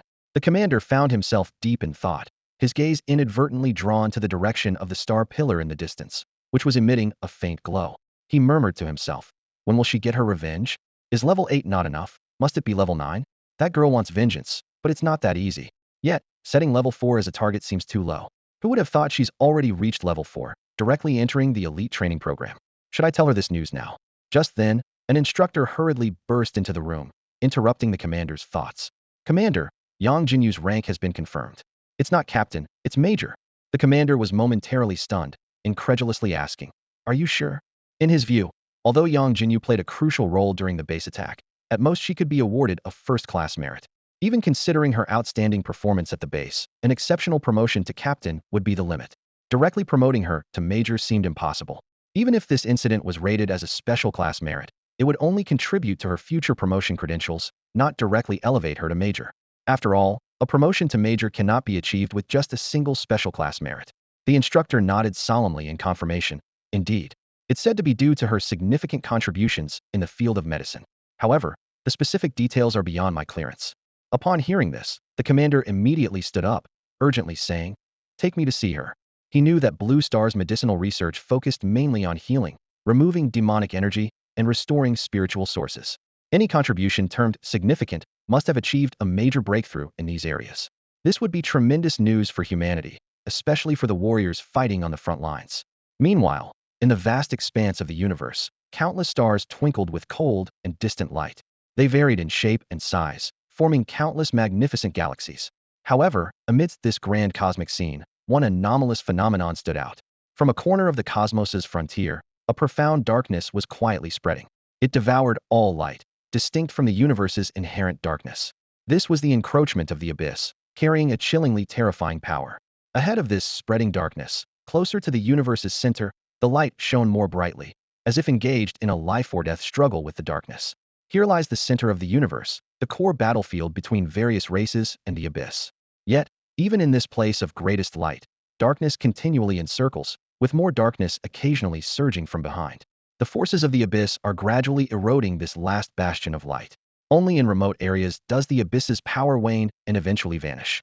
However, on the opposite side of the universe, in a corner that should have been untouched by darkness, a quiet anomaly was unfolding. A once obscure planet is now enveloped by the power of the abyss. The surface of Blue Star has become the outer battlefield of the abyss, a boundless expanse of black desolation. Although it is far from the core battlefield and the abyss's spreading influence, the level of invasion is relatively mild, creating a strange world that has merged with the planet itself. Hidden somewhere in this desolate land is a secret branch of the demon worship cult. Inside, a giant from an alien race, towering over 3 meters with skin as thick as red rock, roars in frustration as his long tail lashes behind him. What is Guanghui doing? At this rate, the phantom soul marquee of Blue Star will never leave the fortress. He slams a fist onto the black metal table in front of him, shattering it instantly. Damn it, this place is too remote, and the barriers block communication.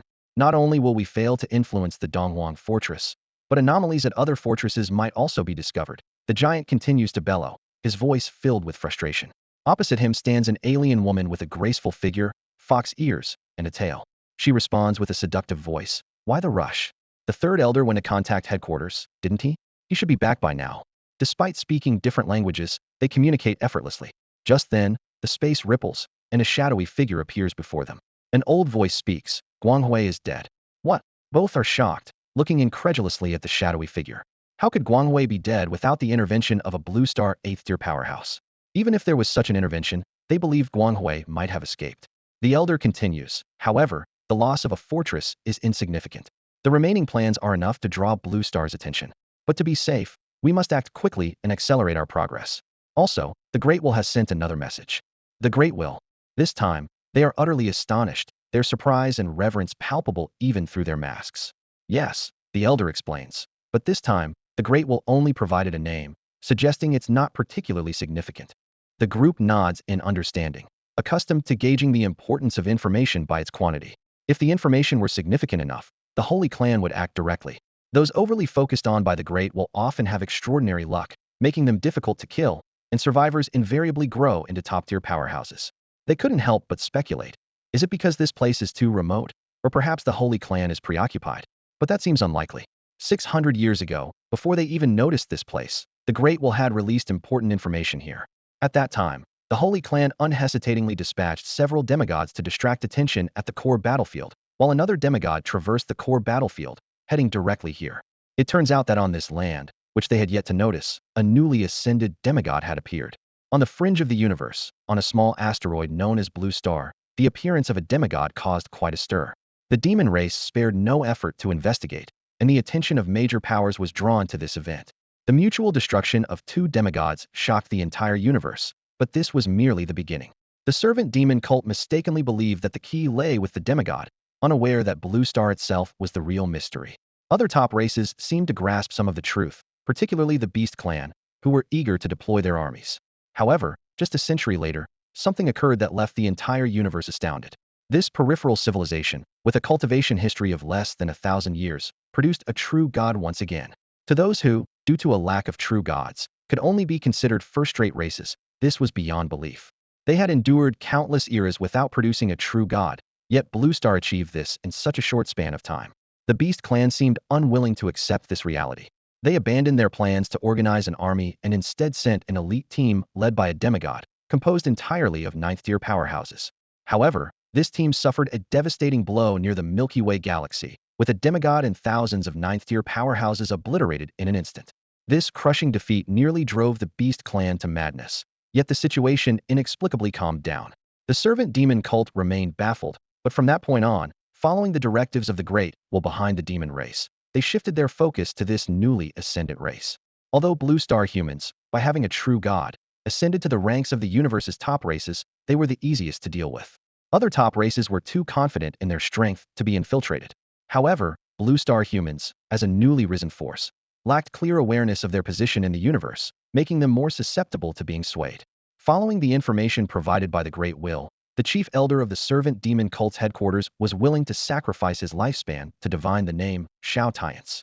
Despite interference from formations and cosmic secrets, they learned that Xiao Tianche possessed glass lightning abilities and might have just reached adulthood. Although limited, this information sufficed to initiate further investigation. As the divination concluded, the obscure figure of the old man announced he needed rest and then vanished. His departure marked the beginning of a new phase, with the servant demon cult facing more challenges and opportunities ahead. The tall alien with crimson skin spoke coldly. Since the Great Wall has given instructions again, we should just kill them. His tone was filled with disdain for the humans of Blue Star, as if discussing a race of nouveau riche. The fox-like woman nodded slightly, her brow furrowed. Although the target has just come of age, by Blue Star standards, they've been cultivating for at most a year. But since the Great will specifically mention them, it probably won't be that simple. Her fingers tapped lightly on the table as she contemplated the best course of action. For safety's sake, those follower cannon fodders won't do. The fox woman continued to analyze. While the disciples are powerful enough, a 7th-tier target is too conspicuous and easily targeted. Her gaze sharpened. It seems only the local stewards of Blue Star are suitable. As she spoke, a dark-colored orb appeared out of thin air in her hand, etched with mysterious runes that emitted a faint glow. The fox woman softly chanted a spell, and the orb flashed with a bright light. All right, matters within Blue Star are arranged, she said, raising her head with determination in her eyes. Now we need to speed up on our side. We'll temporarily abandon the Eastern Fortress, but we can leverage their ties with the Northern Alliance. If Eastern doesn't provide support, they'll surely face criticism. At that moment, all major divisions of the Demon Servant cult on Blue Star received a simultaneous task to investigate and kill a young individual named Xiao Tianche, who had recently come of age and possessed glass lightning abilities. This news spread like a whirlwind through the divisions. In the newly established division of the Demon Servant cult in Xinhui City, a middle-aged man stared at the message from his superior, suddenly frozen in place. His expression was fixed, as if he had seen something unbelievable. Xiao Tianche, isn't he one of those 2 famous glasses from a while back? The other one, what was the name? It seems to be Moing. The middle-aged man muttered to himself, furrowing his brows slightly. He stood by the window, his gaze piercing through the glass, focusing on the bustling city in the distance. He wasn't too concerned about the events in the city. In his eyes, nothing was more important than breaking through. The gap between the 3rd stage at 10 levels and the 4th stage was vast, despite being just a step away. The most significant difference was the extension of one's lifespan. He turned around, a glint of determination in his eyes. As long as I find out the identity of that kid, I can obtain the complete Abyss Potion. Not only will it enhance my power, but it will also help me overcome my bottleneck. A smile crept across the middle-aged man's lips, a flicker of greed in his eyes. Indeed, joining the cult of the Demon Servants was the right choice. The threshold for the 4th stage is surprisingly easy to cross. He paced to the center of the room, suddenly stopping to ponder with a frown. But is that kid really worth so much? Just because he's class? What about the other one? He shook his head. Forget it. That kid has already gone to university. And the deacon didn't even want the other one's information. Saying this, he took out a specially crafted communication bead from his pocket. He dared not use a regular communicator. If intercepted, it could lead to serious trouble. Meanwhile, in an important branch of the Xinglua mansion, within a luxurious bedroom, a man, with an annoyed expression, twisted his neck and barked at the 2 scantily clad women on the bed. Get out. You can't even serve properly. The 2 women, frightened, hurriedly grabbed their clothes and fled the room without even dressing. The man gritted his teeth, muttering under his breath, "Damn it, that fool Fu Qing." The illustrious lord suddenly appeared with a bunch of demons and gathered half of the 3rd and 4th stage members of the Xinglua mansion. It can't be good. He stood up, pacing the room and continuing to complain, thinking he could earn merit. He truly doesn't know his place as cannon fodder. He wasn't even around in the cult for long before disappearing. No news for a month, and during an operation to disrupt the Purification Bureau, he must be dead. The man paused, taking a deep breath. I can't afford to provoke Guanghui, and I don't know his whereabouts. All I can do now is curse Fu Qing's stupidity. Just then, he noticed the bead on the table beside him suddenly light up, displaying several large characters. Spotted already? So soon? The man raised an eyebrow, a hint of doubt flickering in his eyes. He murmured to himself, is it a false alarm? Before he could finish speaking, his sharp gaze caught the transmission address displayed on the orb. Starlight City's branch, he sneered. Is it that fool with Earth abilities who just set it up? Meddling where he shouldn't, just to get himself killed. The man's anger erupted like a volcano, and he cursed through clenched teeth. If I had come back a day earlier, that idiot could have been swapped with Fu Qing. With that, he slammed his fist onto the table in front of him, shattering the wooden surface into pieces that flew in all directions. Although they were adversaries of the Demon Purging Bureau, and getting killed was somewhat expected, he had tried his best to keep Fu Qing away from dangerous tasks. Yet, she still rushed to her doom. A trace of sorrow flickered in his eyes, quickly replaced by fury. Couldn't she wait for me to find a way to remove the demonic energy from her? Why does she keep getting deeper into this mess? He muttered to himself, his voice filled with regret and confusion. Is advancing to a higher rank of believers such a great thing? It only worsens the demonic influence. What a fool. Demon Purging Bureau. He repeated under his breath, a hint of ruthlessness flashing in his eyes. Suddenly, he looked up and shouted, Someone, Get in here. With a flurry of footsteps, a subordinate rushed into the room. The man coldly ordered, send a vial of abyss potion to that branch in Starlight City. He couldn't care less if the suspected target was the real one. A student who had just awakened their abilities, even if they were shrank, was of no concern to him. If it was the target, it would be a windfall for him, earning him rewards from above. If not, it was merely a loss of one abyss potion. At that moment, his mind was consumed with the cause of Fu Qing's death, and everything else seemed insignificant. Meanwhile, in an office at the training base, the commander was frowning at the data displayed before him, his expression filled with disbelief. The information was astonishing. Yangjinyu's abilities had a chance of creating a special potion that utilized the power of laws to heal injuries, replenish spiritual energy, and even remove various anomalies, including demonic energy. Although it couldn't be replicated, the application of such laws provided great insights for researchers. Based on Yangjinyu's potion, they developed 2 new types of potions that could quickly heal injuries and replenish spiritual energy. Although not instantaneous, the recovery time for injuries below the 7th tier wouldn't exceed 10 seconds, and the cost was kept within a range suitable for widespread use. This was undoubtedly a significant breakthrough. Additionally, the potion for removing demonic energy had been improved, making it possible to save even those with severe injuries. Laws. Is that something a 2nd-tier ability user can access? The commander muttered to himself, his face full of astonishment. However, as his eyes scanned the final information on the report, he couldn't help but let out a long sigh. A month, just a month too late. The commander harbored no negative thoughts about Yangjinyu possessing the potion, but not saving Instructor Sunday. He understood that the situations of both parties were not communicated. Moreover, casualties were inevitable when facing highly infectious demonic creatures. The report clearly stated it was a chance creation. Such a life-saving item. Even if they knew, they wouldn't ask for it. The only regret was that the developed potion came slightly too late. At that moment, an instructor beside him asked, Commander, what about tomorrow's ceremony? About Yangjinyu's situation? After a moment of contemplation, the commander replied, the matter of the potion can't be disclosed, but her rank will be set as major. The original plan to award her a first-class merit medal will be temporarily held for her and replaced with a special merit, credited to the base for this incident. He added, the talent issue can't be hidden, especially since they saved quite a few trainees back then. However, with that Xiao kid around, it should divert a lot of attention. In a little while, they will step into the halls of university, and some may even be selected for the elite training program. It is considered an absolutely safe haven. As for the time before they enter university, the commander's eyes flashed with determination. I will personally accompany them to ensure their safety. His tone suddenly turned icy. If the Radiance or any other forces dare to bully the weak. Before he could finish, a radiant golden orb appeared in his hand, the Realm Orb. This treasure embodies his profound understanding of the laws and can instantly create an independent space, completely isolating the outside world. A trace of ruthlessness flickered in the commander's eyes, his voice low and threatening. Anyone who dares to come will be dealt with. Even an 8th-tier powerhouse won't escape unscathed. At this moment, around the star pillar, gentle starlight fell like a fine rain, cloaking the surrounding students in a layer of mysterious glow. Xiao Tianche had already experienced a complete star forging process, effortlessly fusing with the first star crystal. His gaze followed Yangjinyu, and the inexplicable unease in his heart gradually dissipated as she slowly merged. Suddenly, Yangjinyu opened her eyes, her face brimming with uncontrollable joy. If not for the presence of other students also in the process of merging, she might have shouted out loud. Wow, Xiao, this secret technique of yours is incredible, she whispered excitedly. My mental attribute surged by 5,000, almost catching up with my strength and constitution. If it weren't for feeling overwhelmed, it might have continued rising. Plus, my agility has suddenly improved. What's going on? Yangjinyu stared at her attribute panel, her eyes shining with excitement. Host, Yangjinyu. Level, 27, Tier 2, Level 7. Strength, 24,331. Agility, 14,718. Spirit, 15,179. Constitution, 24,331. Traits. 1. Strength and constitution attributes double with each level up. 2. Gain an additional 20 of current attributes with each level up. 3. Absorb starlight, rapidly increasing spirit until reaching the physical limit.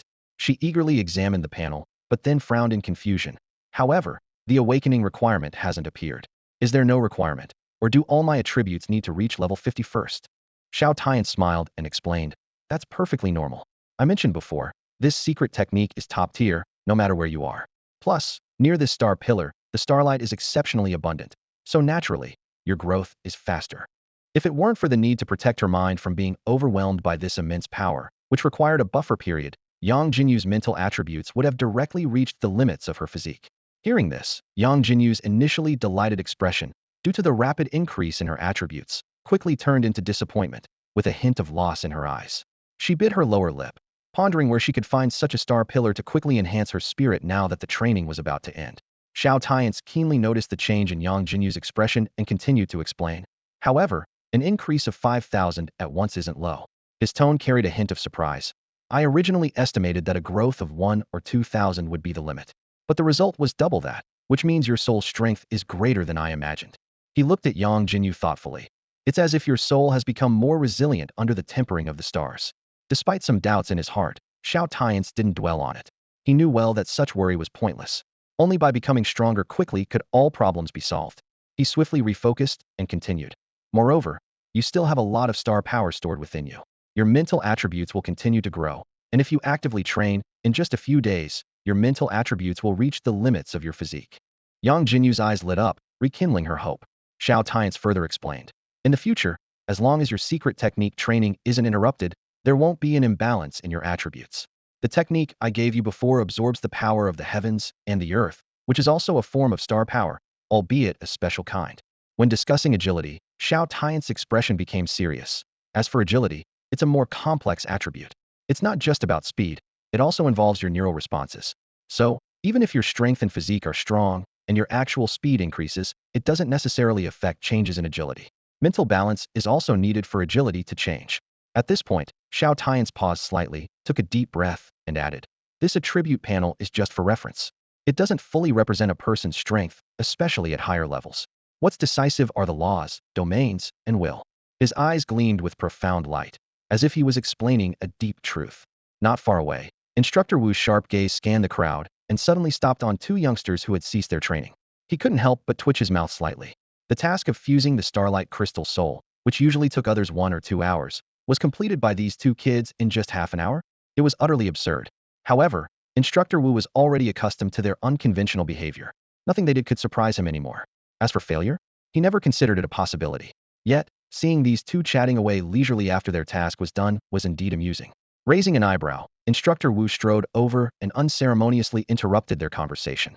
You two, head back to your dorms and rest now that you're done. It's getting late, and tomorrow is graduation day. What are you still dawdling here for? Yang Jinyu was bewildered as Xiao Tianche dragged her away, not understanding why they were suddenly being chased off. She was hoping to absorb a bit more of the Starlight's power. Watching their retreating figures, Instructor Wu smirked and muttered to himself. One moment they're happy, the next they're sulking. Why do they have to talk here? Can't they chat in their dorms? No wonder old son always complains about them, saying that once the training is over, he's going to find himself a partner. At this point, Instructor Wu paused and sighed deeply. Why set yourself up like that? It wasn't that he had a bad relationship with them, but he was used to witnessing separation and loss. Meanwhile, back in the dormitory, Yang Jinyu was about to freshen up when Xiao Tianche suddenly spoke up. It's almost midnight. I suggest you. Yang Jinyu interrupted without turning around. No, I don't want any of your suggestions. That crystal soul fusion almost killed me with pain, and now I just want to rest. Soon after, as Yang Jinyu returned from freshening up, Xiao Tianche still hadn't found a chance to explain. Before long, Yang Jinyu was fast asleep. Xiao Tianche was torn about whether to wake her, but couldn't make up his mind. While he hesitated, time slipped by. Just past midnight, a new day quietly began. Suddenly, the old dormitory door was pushed open slightly, and a female instructor outside tossed something in. Immediately, the sound of firecrackers echoed throughout the dormitory. Before long, the trainees, who had barely rested, were bewilderedly assembled again. They were sleeping soundly, and this time there was no bell, just firecrackers waking them up. Although they weren't required to assemble quickly, just to clean up, the trainees were still speechless. If they were supposed to clean up, why wake them with firecrackers? What kind of strange graduation ceremony was this? Dressed in a black training uniform, Yang Jinyu, with a tuft of unruly hair on her head, looked blankly at Xiao Tianche. Xiao Tianche avoided her gaze, guiltily thinking he had tried to warn her. At the training grounds podium, the instructors were also in matching black training uniforms. The difference was that each wore several medals and military honors on their chests. Xiao Tianche whispered, in addition to the rank ceremony, there should be an award ceremony. When the military awards medals, if other soldiers are in uniform, they should wear their medals and honors. Yang Jinyu nodded instinctively, smoothing down the unruly tuft of hair on her head, even though she hadn't asked any questions this time. On the podium, the chief commander cast a solemn and dignified look over the 70 new recruits of the Purification Bureau. His deep and commanding voice resonated throughout the silent venue. Congratulations. From this moment on, you have officially graduated. Next, the instructors will confer your ranks. He paused, his gaze becoming even sharper. Remember, receiving your rank is receiving your duty. From now on, you are soldiers. I have nothing more to say, except this: live up to your identity. Taking a deep breath, the chief commander announced, the Xinghua Prefecture Demon Purification Bureau Training Base, rank conferment oath ceremony, begins now. As his words concluded, the instructors marched out in an orderly fashion from beside the podium, beginning to confer ranks on the recruits one by one. The air was thick with tension and excitement, the recruits' eyes gleaming with anticipation as they watched the instructors approach. However, when the instructors passed by Xiao Tianche and Yangjinyu, they simply skipped over them. This scene puzzled the other recruits, but soon, they seemed to realize something, a look of understanding flashing in their eyes. As the conferment ceremony neared its end, the chief commander scanned the crowd once more, his voice carrying a hint of pride. Congratulations again on officially becoming members of the Demon Purification Bureau. He paused, turning his gaze to the two individuals in the front row. However, the conferment ceremony is not officially over, and I believe many of you know why. The chief commander's voice suddenly rose, filled with admiration. Xiao Tianche, Yangjinyu, during the demon cult attack a month ago, bravely resisted, jointly killing 3 4th-level members and 24 3rd-level members of the demon cult, successfully rescuing 21 new recruits and securing a precious chance for survival for the others. Killing 4th-level members. This information struck like a heavy blow to the hearts of all the recruits. Even the instructors who knew beforehand couldn't hide their renewed surprise. After all, a 4th-level ability user, in an unrestricted, energy-rich environment, possesses the power to destroy a small city. The feat achieved by Xiao Tianche and Yangjinyu was undeniably astounding. The achievements of Yangjinyu and Xiao Tianche left the entire audience in shock. The fact that 2 second-tier ability users could defeat 3 formidable 4th-tier enemies was far beyond anyone's expectations. Despite having previously demonstrated impressive strength, this astounding victory left everyone present utterly speechless. However, what truly rendered the crowd speechless was the subsequent announcement of military ranks and medals. The commander cleared his throat, his voice cutting through the silence of the field with remarkable clarity. After careful consideration, we have decided to award Yangjinyu the rank of Major and present him with the Special Merit Medal. Xiao Tianche is awarded the rank of Captain and the First-Class Combat Medal. At that moment, the entire training ground fell into a deathly silence. Apart from the commander and the instructor who had been informed beforehand, everyone else stared wide-eyed, their faces etched with disbelief. The air seemed to freeze, and even the sound of breathing vanished. The trainees, still unaware of the full implications, found it all rather incredible. They realized that without Yangjinyu and Xiao Tianche, the 4th-tier ability users might have wiped them out entirely. In that light, it seemed somewhat reasonable. However, the instructors were completely stunned. They understood all too well the difficulty of advancing in rank and earning military honors. A major? Among all the instructors present, including the commander, the highest rank was colonel. Although they were close to being promoted to brigadier general, a new recruit jumping straight to major was unheard of. Even more astonishing was the Special Merit Medal. 3rd-class merits were rare, 2nd class were even rarer, and 1st class were often reserved for fallen soldiers. As for the special merit, it was exceedingly rare throughout the entire military, with even the commander having only received it twice. A Special Merit Medal signifies immense contributions to the nation, its rarity beyond words. While rank advancement is influenced by other factors such as skill, the weight of a Special Merit Medal is undeniable. The instructors were filled with questions, but wisely chose to remain silent, not daring to speak out. Aren't you two coming up? The commanding officer's voice rang out again, snapping Yangjinyu back to reality as Xiao Tianche gently nudged her arm. She finally woke from her daze and stepped onto the podium, feeling both surprised and eager about the major rank she was about to receive. The commanding officer solemnly awarded the ranks to both of them, then took 2 small red boxes from a nearby instructor. He opened one, revealing a shiny badge adorned with a star, and carefully pinned it on Xiao Tianche's chest. When he turned to Yangjinyu, he opened the other box to reveal a similar badge, crafted from a special metal that shone brightly. This badge of special merit represents great contributions. On behalf of the entire military, I express our deepest respect and gratitude to you, he said quietly. To everyone's amazement, the badge flew to Yangjinyu on its own, fastening securely to her chest. Instantly, a familiar celestial energy enveloped her. The commanding officer gave a standard military salute, his gaze fixed on Yangjinyu. Although puzzled by his sudden words, she quickly returned the salute. Amidst the envious glances of the cadets, the two returned to their formation. The commanding officer surveyed the group and announced solemnly, "Now, for the final part of the graduation ceremony. The oath begins. Attention! Instructor Wu commanded, and all the cadets, now soldiers of the Demon Purge Bureau, stood upright, their expressions serious. The midnight moonlight shone brightly, adding a sacred touch to the moment. Under the red flag, the commanding officer stood tall, saluting with a grave and resonant voice that filled the air. I swear, I am a member of the Eastern Huang Demon Purge Bureau.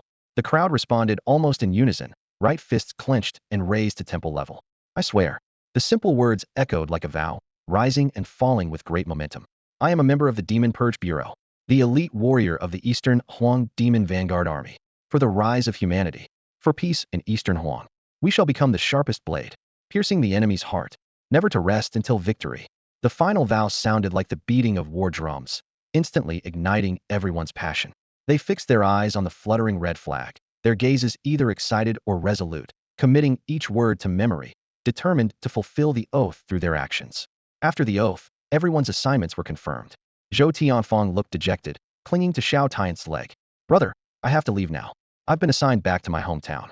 Despite his impressive performance leading to an important sub-bureau assignment, the problem was that he and his crush were assigned to opposite ends of the country.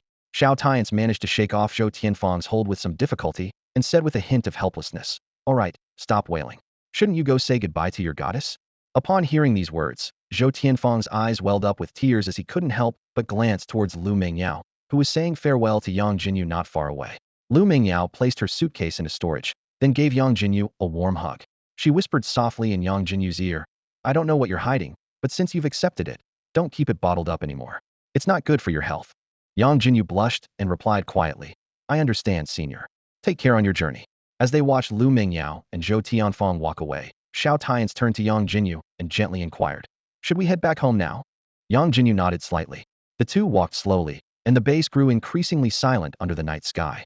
With the new recruits gradually departing, an indescribable sense of emptiness and solitude filled the air. As they passed by the phoenix tree once more, Yangjinyu suddenly stopped and said softly, "Wait for me a moment." She closed her eyes and clasped her hands as if praying to the tree. After a moment, she opened her eyes and explained, "Instructor Wu said this phoenix tree could bring good luck. I hope it brings good fortune to everyone at the base, keeping them safe." She urged, "You try it too, quickly."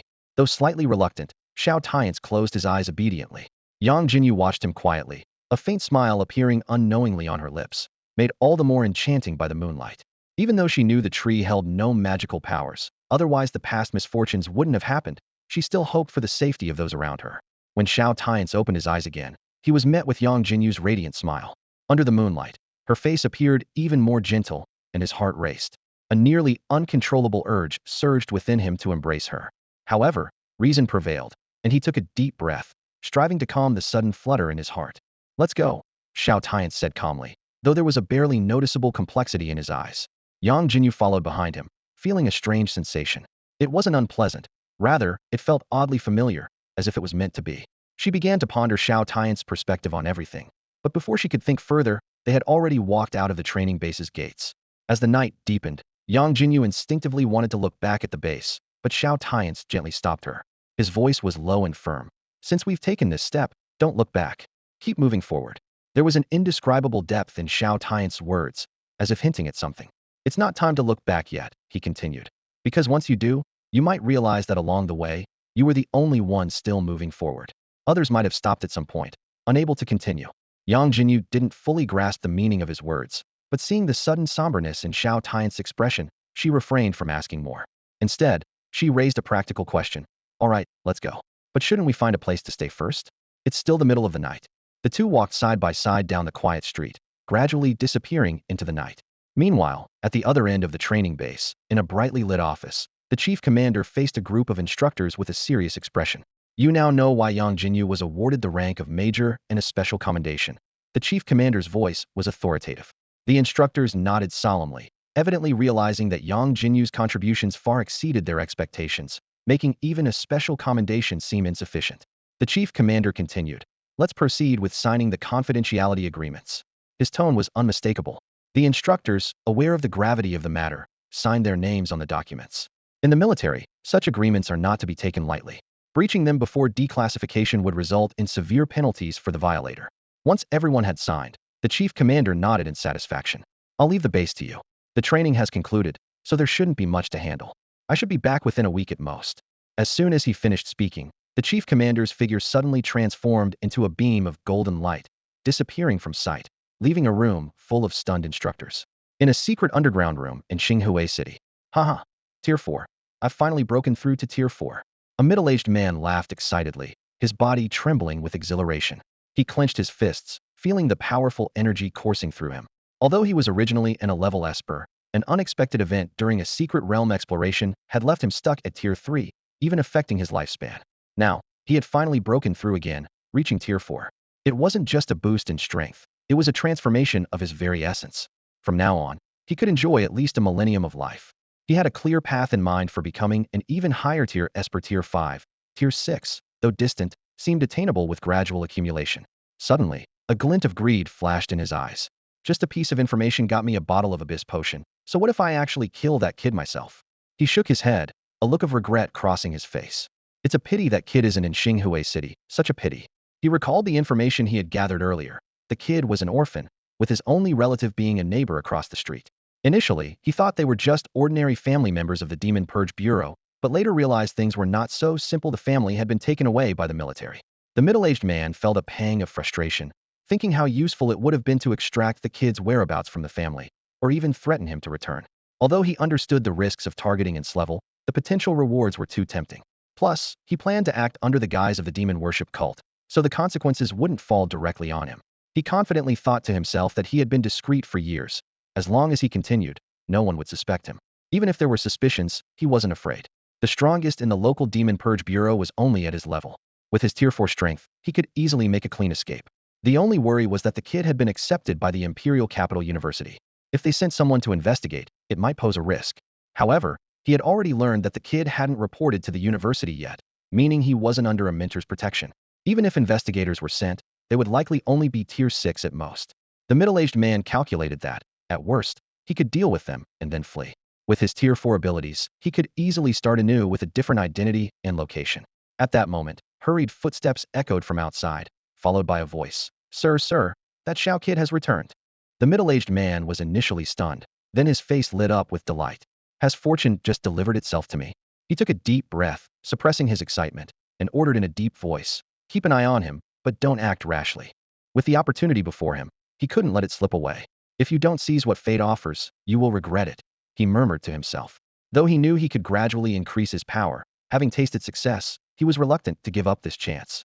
He felt it was a life-changing opportunity fate had granted him. However, having decided to act, he needed to be prepared for exposure and escape. While letting his subordinates act could minimize the risk of exposure, based on the kid's performance in the secret realm trial, he was at least Tier 2. In the worst-case scenario, he might have reached Tier 3 by now. Therefore, he believed personally taking action was the safest option. Meanwhile, at the Xinhui City high-speed rail station, a strikingly attractive couple caught people's attention. They were Yangjinyu and Xiao Tianche, who had returned on an early train. Walking side by side, they drew curious glances from the surrounding passengers. Xiao Tianche suddenly spoke, his voice tinged with hesitation. Did you give any thought to what Lu Mingyao said yesterday? Wrapping up like that isn't good for your health." He scratched his face, a hint of embarrassment in his eyes, and added, "I looked it up, and it could even make you sick." Yangjinyu was taken aback, her eyes widening as she stared at Xiao Tianche. You heard all that?" Xiao Tianche slightly tilted his head, avoiding Yangjinyu's gaze, and replied softly, "Yes, I heard." Yangjinyu's cheeks flushed with a hint of red. She took a deep breath, trying to calm herself. However, when she spoke, her voice still quivered a bit. "I've thought it over, and I plan to change soon. I just didn't have time to buy clothes before, and now I finally have some free time." She paused and added, "I'm going to college soon. I've come to terms with it over the past 2 months. It's just women's clothing, no big deal." Hearing this, Xiao Tianche's eyes lit up with undisguised excitement in his tone. "Then let's go now. Aunt Sue used to talk about you all the time, didn't she?" Although he was well aware that Aunt Sue was no longer at home, his words weren't entirely a lie. Now, Yangjinyu was taken aback, instinctively stepping back with a hint of wariness in her eyes. "Why are you in such a hurry? You don't have any ulterior motives, do you?" she asked tentatively. "Aren't we just purely friends, right?" Xiao Tianche's eyes flickered, responding with a guilty conscience. Purely female friends. Although he knew he had ulterior motives, he had no intention of admitting it. He noticed that although Yangjinyu seemed a bit alarmed, there was a faint smile at the corner of her eyes, as if she wasn't entirely opposed to the idea. Xiao Tianche decisively reached out and grabbed Yangjinyu's wrist. "Come on, let's go buy clothes first. I know you don't have money right now, but I've got it, consider it a loan." Having been friends for a long time, Yangjinyu was already accustomed to such physical contact and didn't resist at all. She didn't realize that a man and a woman holding hands couldn't just be considered pure friendship. Soon, the two arrived at a women's clothing store. Yangjinyu peeked out from the fitting room, her face full of hesitation. Are these shorts a bit too short? In reality, the length of the shorts was quite normal, but for Yangjinyu, who was used to wearing knee-length shorts, it felt a bit unfamiliar. Xiao Tianche suppressed his inner joy and explained with feigned calmness. It's summer. These are just right. Aren't all shorts this length? Unless you want to wear a skirt? I'm sure the store assistant picked the right size. As he said this, he discreetly gave a thumbs up to the enthusiastic store assistant behind her back. As soon as Yangjinyu entered the store, she headed straight for the long pants, her eyes scanning the various styles with determination. A quick-witted store clerk immediately approached her with a professional smile. Miss, in this hot weather, long pants might not be the best choice, he said sincerely, a hint of concern in his eyes. Yangjinyu paused, recalling Xiao Tianche's earlier suggestion, and found herself hesitating. Taking a deep breath, she mustered the courage to step into the fitting room. Moments later, Yangjinyu emerged, instantly catching Xiao Tianche's attention. Her long, straight legs were perfectly accentuated by a pair of denim shorts, complemented by white socks and sneakers, giving her a fresh and captivating look. She wore a fitted black sports tank top under a casual white shirt, effortlessly combining elegance with casual style. On her, this simple outfit radiated youthful vitality, like a refreshing breeze. Xiao Tianche was mesmerized, his heartbeat unintentionally quickening. Yangjinyu, feeling slightly uneasy, smoothed the hem of her shirt and softly asked, "Does this look good on me?" Xiao Tianche only nodded mechanically, unable to tear his gaze away from her. At that moment, the store clerk joined them, a hint of admiration in his eyes. "Sir, your girlfriend is truly a natural beauty," he said enthusiastically, then suggested, "How about this? Let's make a deal. I won't charge you if you allow us to take some photos for promotion." Hearing the words, girlfriend, Yangjinyu instinctively wanted to refute, thinking to herself, how could he say that? They're purely friends. But the proposal of no charge immediately caught her attention, her excitement evident. However, Xiao Tianche quickly regained his composure and decisively declined. "No need, we'll pay the full price." With that, he swiftly completed the payment and led a still-dazed Yangjinyu out of the store. The two soon entered a second store. Xiao Tianche seriously told Yangjinyu, "I think it's better if you choose for yourself." That store manager was wrong. Yangjinyu was momentarily puzzled, unsure why Xiao Tianche had suddenly changed his mind. She glanced down at her shorts, which looked nice but felt somewhat uncomfortable. Ultimately, in this store, Yangjinyu selected a pair of white cargo pants and a black short-sleeve shirt. After trying them on, she felt comfortable and natural, finally breaking into a satisfied smile. Yangjinyu took a deep breath, feeling the expansion in her chest. No more wrapping, breathing is so much easier now. Women's clothing it is, then, she murmured softly, her eyes scanning the newly purchased clothes. The longing to go home surged within her. Having not seen her mother for 2 months, the yearning washed over like a tide. Just as she was about to leave, Xiao Tianche frowned suddenly. "What's wrong?" Yangjinyu, noticing his change, asked curiously. Xiao Tianche shook his head. "Nothing, just realized I forgot to set interest on the money for clothes." This comment instantly ignited Yangjinyu's anger. She playfully swung her fists at Xiao Tianche. "Seriously, you're too much. Why is your mind always on interest? What about our friendship?" Xiao Tianche quickly dodged, and the two of them playfully bickered all the way home.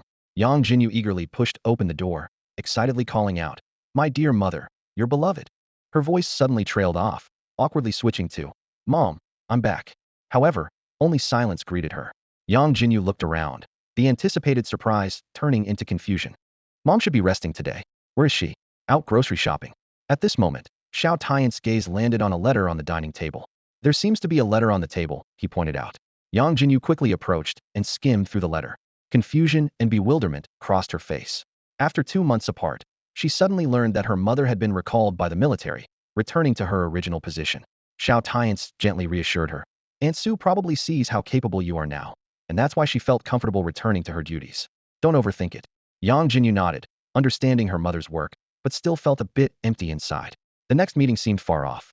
A sense of indescribable loneliness washed over her, reminiscent of a solitary world from a past life. "Could I have a hug?" Yangjinyu suddenly asked, her voice carrying a hint of plea. Xiao Tianche was momentarily taken aback before tentatively extending his arms, gently embracing Yangjinyu. He felt her soft frame and faint fragrance, his heart unusually calm, wanting only to offer comfort. Yangjinyu suddenly held him tightly, murmuring softly, "I don't want to be alone." There was an indescribable sense of solitude emanating from her. Xiao Tianche, in turn, hugged her back more firmly, softly saying, "With me here, you're not alone." Later that evening, In Yangjinyu's room, Xiao Tianche looked at the 10 jars before him and asked helplessly, "How many of these jars do you have?" Yangjinyu's eyes flickered. A lot, but they're not something that can be taken out casually." She sorted through the rewards obtained from the base. The second-tier energy crystals could still be used for upgrades. But the first-tier ones were of no use to her now, though the mall could buy them back at the original price. Yangjinyu stood in the mall, holding 10 clay jars filled with mobility potions, sighing inwardly. This bundled sales tactic was truly infuriating. The task only required her to obtain the jars, yet she had to purchase the potions to get them. She looked down at the potions in her hand, recalling their effects in the game, increasing movement speed temporarily in towns, while in reality, they just quickened her pace in a non-combat state. Why bother walking when you can take a car? She muttered to herself, feeling that the potions seemed quite useless. After all, defining non-combat state in real life was tricky. Including the ones she had before, she now had 15 bottles of this potion. If they were just for her, this money would truly be wasted. But thinking about Xiao Tianche, the chosen one, being around, she felt the purchase might not be entirely pointless. However, whenever she thought of Xiao Tianche, Yangjinyu couldn't help but recall what happened earlier that day, wishing she could find a hole to hide in. What was I even doing? She shook her head vigorously, trying to shake off those embarrassing memories. Despite herself, she sneaked a glance at Xiao Tianche. That warm embrace had given her a strange sense of comfort, but she quickly looked away, afraid of being caught. Xiao Tianche seemed unaware of Yangjinyu's unease. Without a word, he punched the jar. A purple light flashed, and Yangjinyu, used to his luck, couldn't be bothered to comment. When the light faded, the content of the jar left Yangjinyu speechless, a pixelated head, this time of a female ghost swordsman. Due to the exaggerated attributes of the Swordmaster class and the snowman costume, it looked quite round, earning the nickname Fat Cho, reminiscent of a salted fish falling into a sewer. Purple quality should be good, right? Xiao Tianche asked tentatively, clearly noticing that this item was part of the same set as Yangjinyu's previous battle armor. "It's just a head, what's the use?" Yangjinyu scoffed. "I'll open a few more." Xiao Tianche continued to open jars, with lights flashing repeatedly. However, aside from potions, they only got some scattered costume pieces. Yangjinyu gingerly picked up 2 pieces of fabric that clearly covered nothing, her eye twitching involuntarily. She suspiciously eyed Xiao Tianche and questioned, "You didn't do this on purpose, did you?" Just after accepting women's clothing, he opened 2 swimsuit costumes for her. What a coincidence. Xiao Tianche's face flushed slightly, and he awkwardly averted his gaze, avoiding eye contact with Yangjinyu. Xiao Tianche felt utterly embarrassed, having never experienced such an awkward situation in both his lifetimes. He quickly shook his head to deny it, saying, "This has nothing to do with me. This jar is yours." Although he did have some inappropriate thoughts, he certainly didn't want to take the blame for this. However, Xiao Tianche's gaze involuntarily drifted towards the 2 pieces of fabric and the socks on the floor. He couldn't help but imagine Yangjinyu wearing these, and she caught him in the act. Yangjinyu shouted in embarrassment and anger, "You jerk! You're definitely up to no good." Then, the bedroom door slammed shut with a loud bang. Xiao Tianche stood dumbfounded in front of the closed door, feeling as if the reputation he had built up over 2 lifetimes had vanished. If his enemies saw this scene, they would probably laugh their heads off. Inside the room, Yangjinyu held 2 oversized pink dolphin plushies, thinking that apart from the potions, these were the only decent items. Everything else was just ridiculous. Her gaze fell on the scattered clothes, and she blushed deeply. She muttered to herself, "Is there any difference between swimsuits and underwear besides the material?" But she firmly told herself she would never wear them, as she couldn't swim. However, those long socks felt nice to the touch. She wondered what it would feel like to wear them. Yangjinyu quickly shook her head, dispelling these thoughts. After a while, the room seemed to have calmed down. Xiao Tianche attempted to change the subject casually. "By the way, Jinyu." He pushed open the bedroom door, intending to ask when Yangjinyu planned to report to school. However, as the door opened, he was greeted by the sight of a pair of long, beautiful legs. Yangjinyu was sitting on the bed, putting something on her legs. Xiao Tianche froze, his heart suddenly racing. Yangjinyu was also stunned, then let out an embarrassed and angry yell. "Get out!" Xiao Tianche thought to himself, "Damn it, my reputation is completely ruined now." Outside the training base in Tianxingdu, night had fallen, and everything was silent. A man dressed to blend in with his surroundings appeared silently at the checkpoint, his presence merging seamlessly with the darkness. He paused and muttered to himself, "Just a 5th tier. If I get closer, I'll be discovered. I'll have to try it from here." With a gentle touch to the ground, a dimly glowing magic circle emerged beneath him, almost imperceptible. Instantly, a spectral figure in military attire materialized before him. The man frowned and clenched his fist, but then relaxed, thinking, "They're from the enemy side, but there's no point in holding grudges against the dead." He used his powers again, each time summoning a different spirit, and his frown deepened. "This won't do," he thought. The distance is too great, and there have clearly been significant casualties here. With my abilities, I shouldn't constantly be affected, only able to summon the nearby spirits. I need to get closer to the base, or I'll deplete my spirit source. Resolute, the man moved swiftly, effortlessly bypassing the checkpoint. With his near 6th tier strength, he was unnoticed by the soldiers, the strongest of whom were only 4th tier. The various detection devices posed no challenge to him, as he had planned ahead.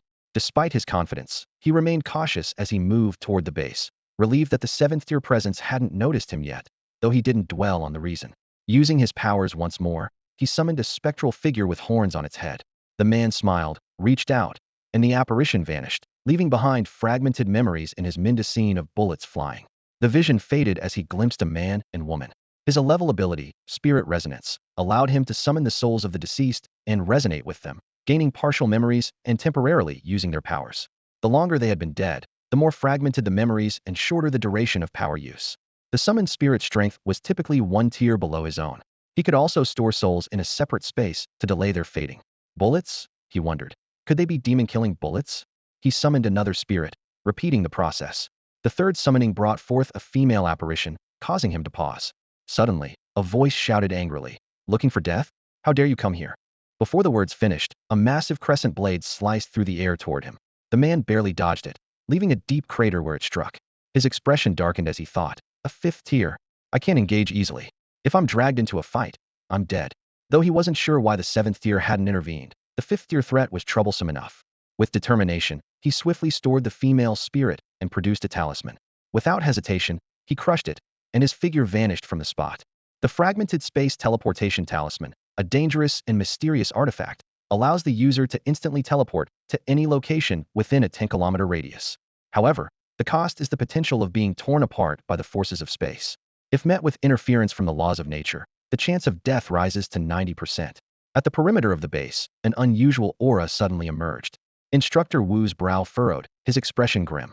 The training session had concluded, yet remnants of the demon cult continued to harass them. He quickly alerted his fellow instructors and headed towards the source of the disturbance. Upon arrival, he discovered that the intruder was merely a 5th-level ability user, which left him deeply puzzled. The base was guarded by a 7th-level ability user, something the intruder must have known. Even if those of the same level were difficult to detect, a 5th-level ability user would have no chance of approaching without being noticed or even killed by someone of the 7th level. Questions flooded Instructor Wu's mind. How did this 5th-level ability user have the courage to come here? Could he know that the commander wasn't at the base? Or perhaps his purpose was something else? The base seemed to have nothing worth such attention, unless it was the star pillar, which even 9th-level ability users found insurmountable. As Instructor Wu pondered these questions, space fluctuated suddenly about 7 kilometers from the base. A severely injured man appeared out of thin air, immediately coughing up blood. He had risked everything by using the broken space teleportation talisman, his only possible means to escape from his 7th-level powerhouse. The man felt a surge of relief for not dying on the spot, but tension still gripped him. He knew he had been exposed and needed to leave the area immediately. Though capable of flight, at that moment he was nothing more than a sitting duck. The man ran tirelessly until the horizon lightened with the dawn, finally coming to a halt. He released the spirit of a woman, gazing at it for a long time, filled with complex emotions. Ultimately, he refrained from harming the spirit, merely storing it away. This did not mean he had abandoned his desire for revenge. Through the memories of other 4th-level undead, while unable to identify the perpetrator, they all recalled the same individual. Finding this person might reveal the truth behind Fucking's death. As the morning light gently filtered through the window, it cast a glow across the living room, marking the beginning of a new chapter in this enigmatic story. Xiao Tianche stood at the door of Yangjinyu's bedroom, holding breakfast in his hand, unsure whether to knock. The awkward incident from the previous day still lingered in his mind, and he was worried she might avoid reality by reverting to wearing men's clothes and binding her chest, which could be harmful. To express his apology, he had bought breakfast, but he was concerned whether her relatives had left and if she would be in a bad mood upon waking. As Xiao Tianche hesitated, the lock on the bedroom door clicked open. The door opened slowly, and Yangjinyu stood there casually. Her attention was immediately drawn to the breakfast in Xiao Tianche's hand, her eyes lighting up for a moment. However, a closer look revealed a slight evasiveness in her gaze, indicating she still harbored some resentment over yesterday's events. After a night of contemplation, Yangjinyu decided to play dumb and pretend nothing had happened. She put on a brave face, striving to maintain a normal expression. Xiao Tianche, noticing this, wisely avoided bringing up the sensitive topic and silently handed over the breakfast. Yangjinyu took the breakfast and went to freshen up. When she returned, she suddenly said, "By the way, didn't you want to know when to report to school? Let's go tomorrow, since there's nothing much to do now." Her eyes shifted slightly, and although she had decided to face things bravely, she still couldn't meet Xiao Tianche's gaze directly. After a brief pause, Yangjinyu added, "I saw in a letter from my mom that a girl came looking for me. Besides Zhao Wan'er, the only girl I know here is Chu Qingxuang, so it must be her. I don't know what she wants, but let's go see her. It's also a good chance to say goodbye to Sister Hongling and the others." Xiao Tianche nodded in agreement, having no objections. He recalled that Chu Qingxuang's house was in the suburbs and thought to himself that if anyone planned an ambush, it would be a good opportunity to deal with it. He had noticed someone tailing them while buying clothes yesterday. Who could it be? The demon cult? But Guanghui had already been killed by him. Was it an assassination targeting geniuses? Xiao Tianche thought. Regardless, the truth would reveal itself in due time. Xiao Tianche was deep in thought when Yangjinyu suddenly spoke, interrupting his train of thought. "Also, are we being watched?" she asked, a hint of caution in her voice. Xiao Tianche was taken aback and then responded, "You figured it out?" Yangjinyu rolled her eyes, looking at him as if he were foolish. "Are you stupid? 2 months, and I learned nothing." Xiao Tianche felt a bit embarrassed, his gaze evasive. It dawned on him that Yangjinyu was also an outstanding student who graduated with perfect scores in all subjects. Not only was she strikingly beautiful, but her abilities were also impressive, though she occasionally acted confused. He recalled that during middle school, Aunt Sue had hoped he would tutor Yangjinyu, who was struggling academically. However, during the tutoring sessions, Xiao Tianche was surprised to discover that Yangjinyu's poor performance was simply because she was disinterested in studying. When he explained a problem to her, she could easily understand and apply it, and her grades improved rapidly. If not for an unexpected incident, she would have easily been admitted to the top high school. Xiao Tianche glanced at Yangjinyu, who was enjoying her meal, feeling a deep sense of admiration. Her growth had far exceeded his expectations. Without his rebirth and the legacy he received, he would likely not be able to match her. Breakfast ended quickly. The two of them headed downstairs towards the bus stop, brushing past a passerby on the way. They exchanged a knowing glance. "Shall we visit Sister Hongling in the suburbs before heading to school?" Yang Jinyu suggested suddenly. Xiao Tianche nodded in agreement. "Yes, I've already booked my ticket for this afternoon." They chatted casually as they boarded the bus. As the bus pulled away, the previously silent passerby hurried off in a different direction. Not long after, in the Zhao family's backyard, a secret conversation was taking place. "I told you to wait for me at the church if there was anything important. Why did you come here directly?" a middle-aged man asked, displeased. The passerby answered cautiously, "Sir, it's urgent. I was worried you wouldn't go to the church today and missed the opportunity to act against the boy. I overheard them planning to go to the suburbs, which is the perfect chance for you to make your move. Plus, they're leaving this afternoon. If we don't act now, we'll miss our chance." Hearing this, the middle-aged man frowned slightly. "Leaving so soon? Then we must act quickly. Fortunately, Wan'er and Mingyang are over at Hanhai. Once things are done, if anything seems off here, head straight there." He paused. "All right, I understand. Leave through the back door and make sure no one sees you." As the passerby turned to leave, a sudden splatter of water pierced his chest. He stared in shock at the blade protruding from his chest, full of confusion. He had always been loyal, so why was he being killed?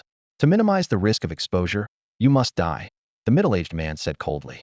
"With you gone, no one will know I've joined the demon worship sect." His face showed no hesitation.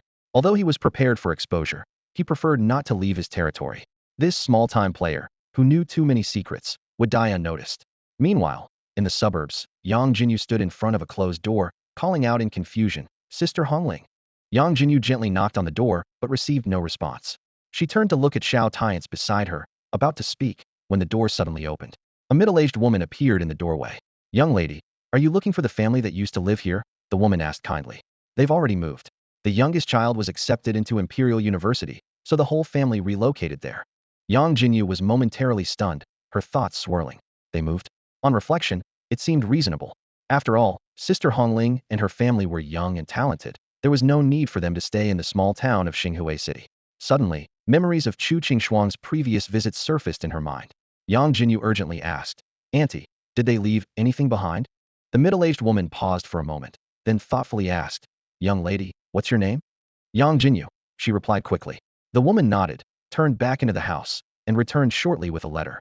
"Yang Jinyu, wait a moment, I think there's this." Yang Jinyu thanked her and took the letter, pulling Xiao Tianche aside to read it carefully. The letter explained that Chu Qingxuang's brother had recovered from his illness, and Chu Qinghan had been accepted into Imperial University. With no worries holding them back, they decided to venture out while they were still young. Although their exact destination was not yet determined, they would likely be near the capital. Learning that Chu Qingxuang had also been accepted into Imperial University, Yang Jinyu felt a sense of relief. Knowing they were not far away, A mischievous glint appeared in her eyes. She winked at Xiao Tianche and suggested, "Since we have nothing to do now, why don't we take a stroll around here? Look over there." She pointed to a lush, tree-filled area with rippling water in the distance. "The scenery is quite nice." Xiao Tianche nodded in agreement, and the two of them leisurely headed towards the secluded, yet picturesque spot.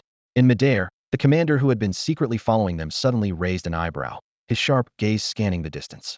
He noticed a middle-aged man wearing a faceless mask quietly tailing Yangjinyu and Xiao Tianche. These two little ones are fishing for trouble, the commander thought with a smirk. The masked man remained oblivious to the fact that he had been spotted, his eyes fixed on the two figures ahead as he muttered to himself, running off to isolated places just to enjoy the view. These young girls are so troublesome. When Wana returns, she'll need to be properly disciplined. The commander observed this uninvited guest closely from the air, murmuring to himself, "Fourth tier, this doesn't seem like Guanghui style." Nevertheless, he had no intention of intervening. For the newly promoted Yangjinyu and Xiao Tianche, a fourth-tier enemy was not yet a real threat. His gaze returned to the pair, strolling below. At some point, Yangjinyu had acquired a pair of cute pink dolphin toys. Xiao Tianche's eye twitched slightly at the sight. Who would have thought these adorable toys were actually powerful handheld cannons? Just then, the faceless masked figure suddenly appeared not far in front of them. "Waterblade flow," he called out softly, and several sharp, crystalline water blades instantly formed in the air, speeding towards Yangjinyu and Xiao Tianche. Though his target was solely Xiao Tianche, he decided to eliminate Yangjinyu as well to avoid leaving any witnesses that could increase the risk of exposure. Especially the girl, being the daughter of the Xiao family's neighbors, her identity was clearly not simple and could more easily reveal his own. So he resolved in his heart, she must be killed. A fleeting doubt crossed the middle-aged man's mind. Wasn't that family supposed to have only a son? But he quickly dismissed this detail as insignificant. On the contrary, given her identity, killing her might even yield unexpected benefits. Thinking this, a cold smile crept beneath his mask. However, just as he was feeling triumphant, he noticed the girl's dolphin toys suddenly emit two blinding flashes. Boom! A deafening explosion rang out, and his prized water blades vanished without a trace, leaving him standing there, dumbfounded. The middle-aged man was momentarily stunned as he watched his water blades shatter instantly. Although he hadn't used his signature battle technique to conceal his identity, he never expected his attack to be so easily thwarted. Through his affiliation with the demon cult, he only had a rough understanding of Xiao Tianche's performance in the secret realm, but knew very little about the girl in front of him, sensing that her identity was not simple. The scene before him left him bewildered, prompting a quick analysis. The opponent's talent was undoubtedly high, perhaps another's class? And what was that doll capable of firing cannonballs? Fortunately, he hadn't let the cannon fodder take action. Regaining his composure, the middle-aged man crossed his arms behind his back, exuding an intimidating aura, and threatened, "I advise you to behave, and perhaps I'll spare your lives. Otherwise, you'll witness the true power of a fourth-tier strongman." He suddenly reconsidered his approach, thinking that capturing them alive might be more beneficial. However, Yangjinyu and Xiao Tianche ignored his threat. Xiao Tianche quietly said to Yangjinyu, "Hold back a little. Let's see what their intentions are." He worried that Yangjinyu might blast the opponent to death with one shot, especially since this newly advanced fourth-tier individual didn't seem to have the shield protection those who invaded the base had. Yangjinyu nodded in agreement. "Indeed, we should hold back. Whether he dies or not doesn't matter, but damaging the surrounding plants would be unfortunate." Xiao Tianche was the first to strike, his fist surrounded by what appeared to be weak arcs of electricity. The middle-aged man frowned at this and scoffed, "Foolish." With a wave of his hand, he conjured several water blades to shoot rapidly forward. Xiao Tianche swiftly swung his fist, shattering the foremost water blades, but he couldn't deal with the ones that followed. The middle-aged man sneered, "Since you're being reckless, I'll just cripple you." Suddenly, the sound of breaking air filled the scene as countless bullets flew in, instantly shattering the remaining water blades. The bullets even targeted him, forcing him to quickly conjure a water wall to barely block them. Xiao Tianche seized the opportunity to charge forward, delivering a powerful punch against the water wall, with electricity spreading along. The middle-aged man realized the danger and rapidly retreated. Now he understood that both of them possessed roughly third-tier strength, and their seamless cooperation posed a significant challenge. "Water spike storm," the middle-aged man shouted, instantly condensing the surrounding water elements into countless tiny spikes that poured down like a torrential rain upon the duo. Yangjinyu quickly crossed her hands, a faint glow emanating from her, barely blocking the attack. Xiao Tianche could only punch through the water spikes, resulting in minor injuries. The middle-aged man spoke calmly. "Still resisting?" Before he could finish, a grenade suddenly flew in, followed by a barrage of gunfire. Yangjinyu wielded a machine gun, spitting fire as bullets rained down. The middle-aged man hastily conjured a water wall to defend himself. Boom! A loud explosion ensued, and the battle intensified. With a deafening explosion, dust billowed and debris rained down like a storm. Yangjinyu quickly approached Xiao Tianche, frowning with displeasure in her voice. Weren't you supposed to hold back? How did you end up getting hurt? Are you out of your mind, playing the sympathy card with the demon cult? As she scolded him, she swiftly retrieved a vial of blood-red potion from her inventory and handed it to Xiao Tianche. However, Xiao Tianche merely shook his head gently, maintaining a calm demeanor. I'm fine. I got injured deliberately by softening my skin. There's another reason behind this. Just make sure you stay safe. As they exchanged words in hushed tones, the smoke gradually cleared, revealing a small crater. Inside it, a middle-aged man glared at Yangjinyu with a sullen expression. Though unharmed, he was alarmed by their tactics. He pondered, what kind of strange ability is this? Fortunately, he had already broken through to the 4th tier, significantly increasing his strength. Otherwise, the consequences could have been dire. Biting off more than you can chew. The middle-aged man growled through clenched teeth, seething with rage. As a 4th-tier powerhouse in the midst of transformation, being so provoked by a 2nd-tier individual was intolerable. Even if he didn't kill them immediately, he intended to teach them a harsh lesson. Geniuses must first survive to prove their worth. With that thought, the middle-aged man waved his hands, conjuring sharp water blades that shot toward Yangjinyu and Xiao Tianche. Instantly, both sides were locked in fierce combat once more. After a bout of struggle, Yangjinyu and Xiao Tianche began to lose ground, finding it increasingly difficult to defend themselves. The middle-aged man sneered with disdain. No wonder you've caught the attention of those above. Such power at the 2nd tier is impressive, but ultimately futile. Yangjinyu ignored his taunts, thinking that if not for certain reasons, she would have already blown him to pieces. Meanwhile, after shattering a water blade with a sudden strike, Xiao Tianche abruptly asked, why would someone of the 4th tier attack us? Inwardly, he recalled his past life before becoming a high-tier ability user, having battled the demon cult for many years. He understood all too well the mentality of low-tier ability users joining the cult seeking breakthroughs. Few among them are truly normal, with most harboring some psychological distortions. The middle-aged man's gaze swept over Yangjinyu and Xiao Tianche, his eyes flickering with complex emotions. He knew that those who bore the title of genius often had conflicted hearts, both prideful and insecure, and with a little guidance, they could easily reveal their vulnerabilities. As a member of the demon cult, do I need a reason to make a move against you? Isn't killing geniuses quite normal? The middle-aged man said nonchalantly, his tone dripping with contempt. However, his eyes involuntarily betrayed a hint of apprehension. The earlier confrontation had made him realize that these two young people's strength far exceeded his expectations. If he hadn't seen them falter, he might have been forced to resort to his last measures. Suddenly, the middle-aged man's tone shifted, tinged with a hint of mockery. But your little girlfriend here is just collateral damage. Xiao Tianche frowned, asking warily, what do you mean? The middle-aged man chuckled lightly, and, without waiting for Xiao Tianche to probe further, revealed his intentions. What do I mean? This time, it's all about dealing with you. Who knows what you did to catch the demon cult's attention? Before he finished speaking, a 3-meter-high water tornado suddenly surged into the air, heading straight for the two of them. Yet, at this critical moment, Xiao Tianche suddenly paused. It's aimed at him. This thought flickered through his mind, but instead of fear or unease, an inexplicable sense of joy welled up within him, as if everything was unfolding as expected. What are you spacing out for? Do you want to get hit? Yangjinyu said impatiently, her energy cannon ready to fire. She wasn't one to just take hits without retaliating. With a swift whoosh, the cannon fired. The energy ball shot out like an arrow, instantly shattering the opponent's water tornado. The middle-aged man stood there, stunned, unable to believe what had just happened. He had been dominating the fight just moments ago. How did it turn around so quickly? Before he could gather his thoughts, a barrage of bullets with strange energy rained down on him. A mysterious force then enveloped him, lifting him into the air against his will. Panic surged through him as he realized he was facing an unknown, irresistible power. Was this really where he would meet his end? Impossible, he screamed internally. How could someone at the 2nd tier possibly kill me? I haven't even broken through to the 5th or 6th tier yet.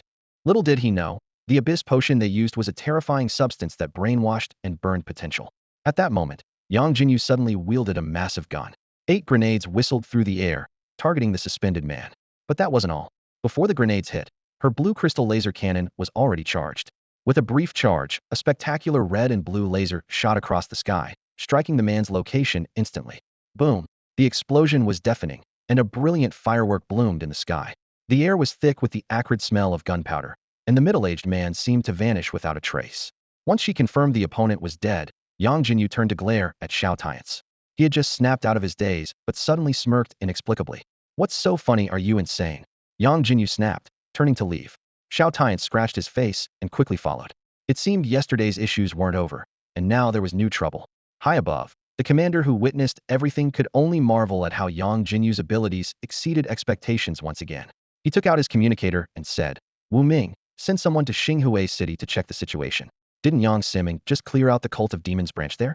How did another one pop up so quickly?" As soon as he finished speaking, Officer Wu on the other end mentioned a sudden incident at the base. "What? The Cult of Demons appeared at the base too. Got it. I'll discuss it once I return, probably in 2 days." After hanging up, the commander frowned, realizing it was time for a thorough purge of the Cult of Demons at Xinghua Mansion. At the Xinghui City train station, Yangjinyu, having finished breakfast, happily boarded the high-speed train to the capital. As the top university in Donhuang, she was full of anticipation, especially for their AI technology. As an aspiring mechanic, she couldn't wait to explore it. Once seated, Yangjinyu felt bored and planned to pull Xiao Tianche into a game to pass the time. However, Xiao Tianche said he had something to discuss. "Do you remember me telling you about creatures on Blue Star not adapting to its evolution?" Yangjinyu nodded blankly. Xiao Tianche continued, "Good. Just a heads up so you don't freak out once you reach the capital." He worried this animal lover might not resist touching people's ears and tails. "It's not just humans, but other animals too," Xiao Tianche explained. "The normal meat we eat now comes from animals raised in realms unaffected by evolution. The original animals evolved as well, but their adaptability wasn't as strong as humans.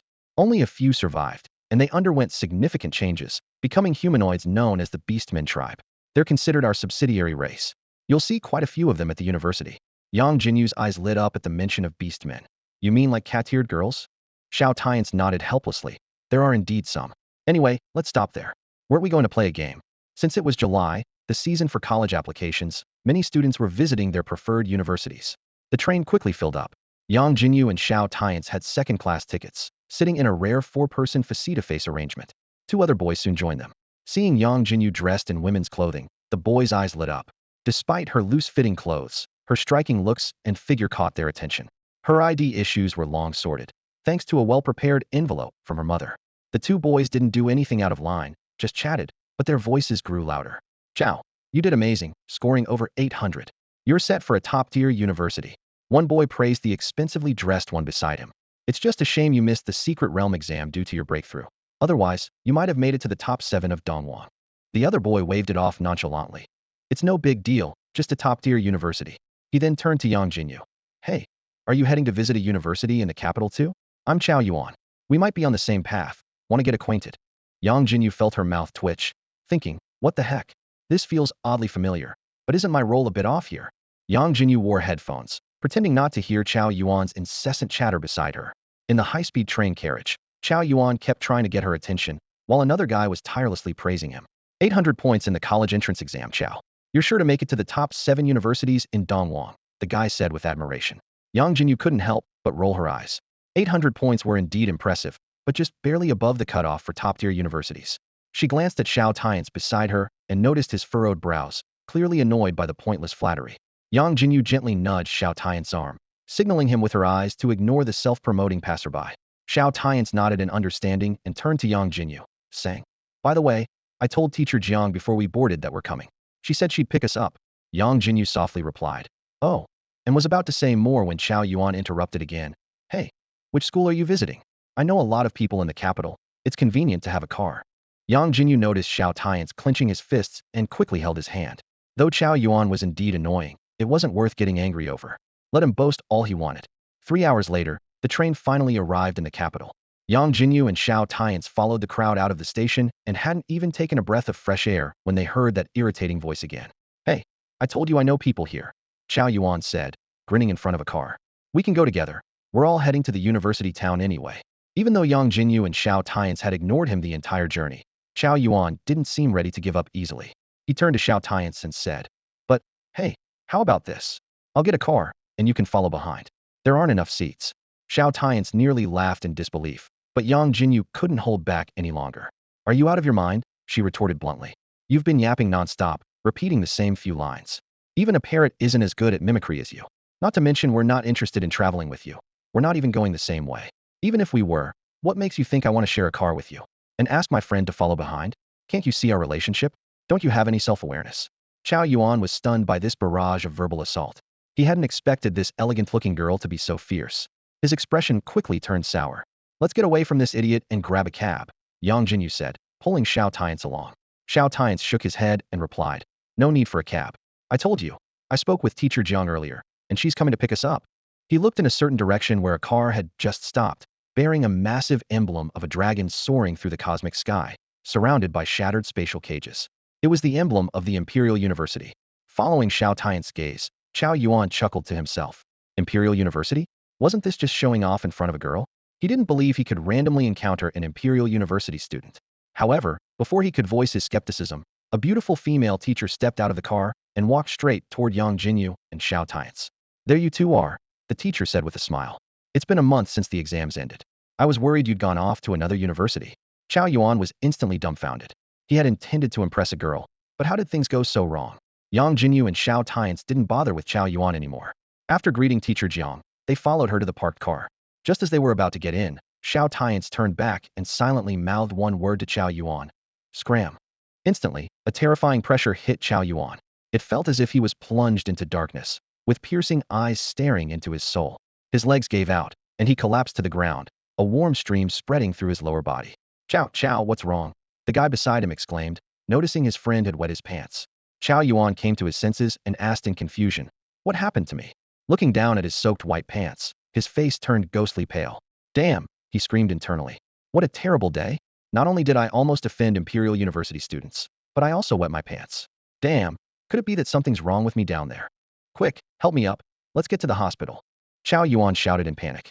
The surrounding onlookers pointed and whispered even louder. For Chao Yuan, this day was bound to be unforgettable. Although he inadvertently provoked a high-level ability user, merely facing social humiliation was considered quite lucky. Under the blazing July sun, a car sped along the road leading to Imperial University. As he drove, Mr. Jiang turned back with a smile and asked, "It's already July. Why are you just now coming to school? If it weren't for the fact that other schools didn't have your enrollment info, I would have thought you were kidnapped." Yangjinyu, sitting in the back seat, was taken aback by this comment. In her past life memories, she had never gone to school more than a month early.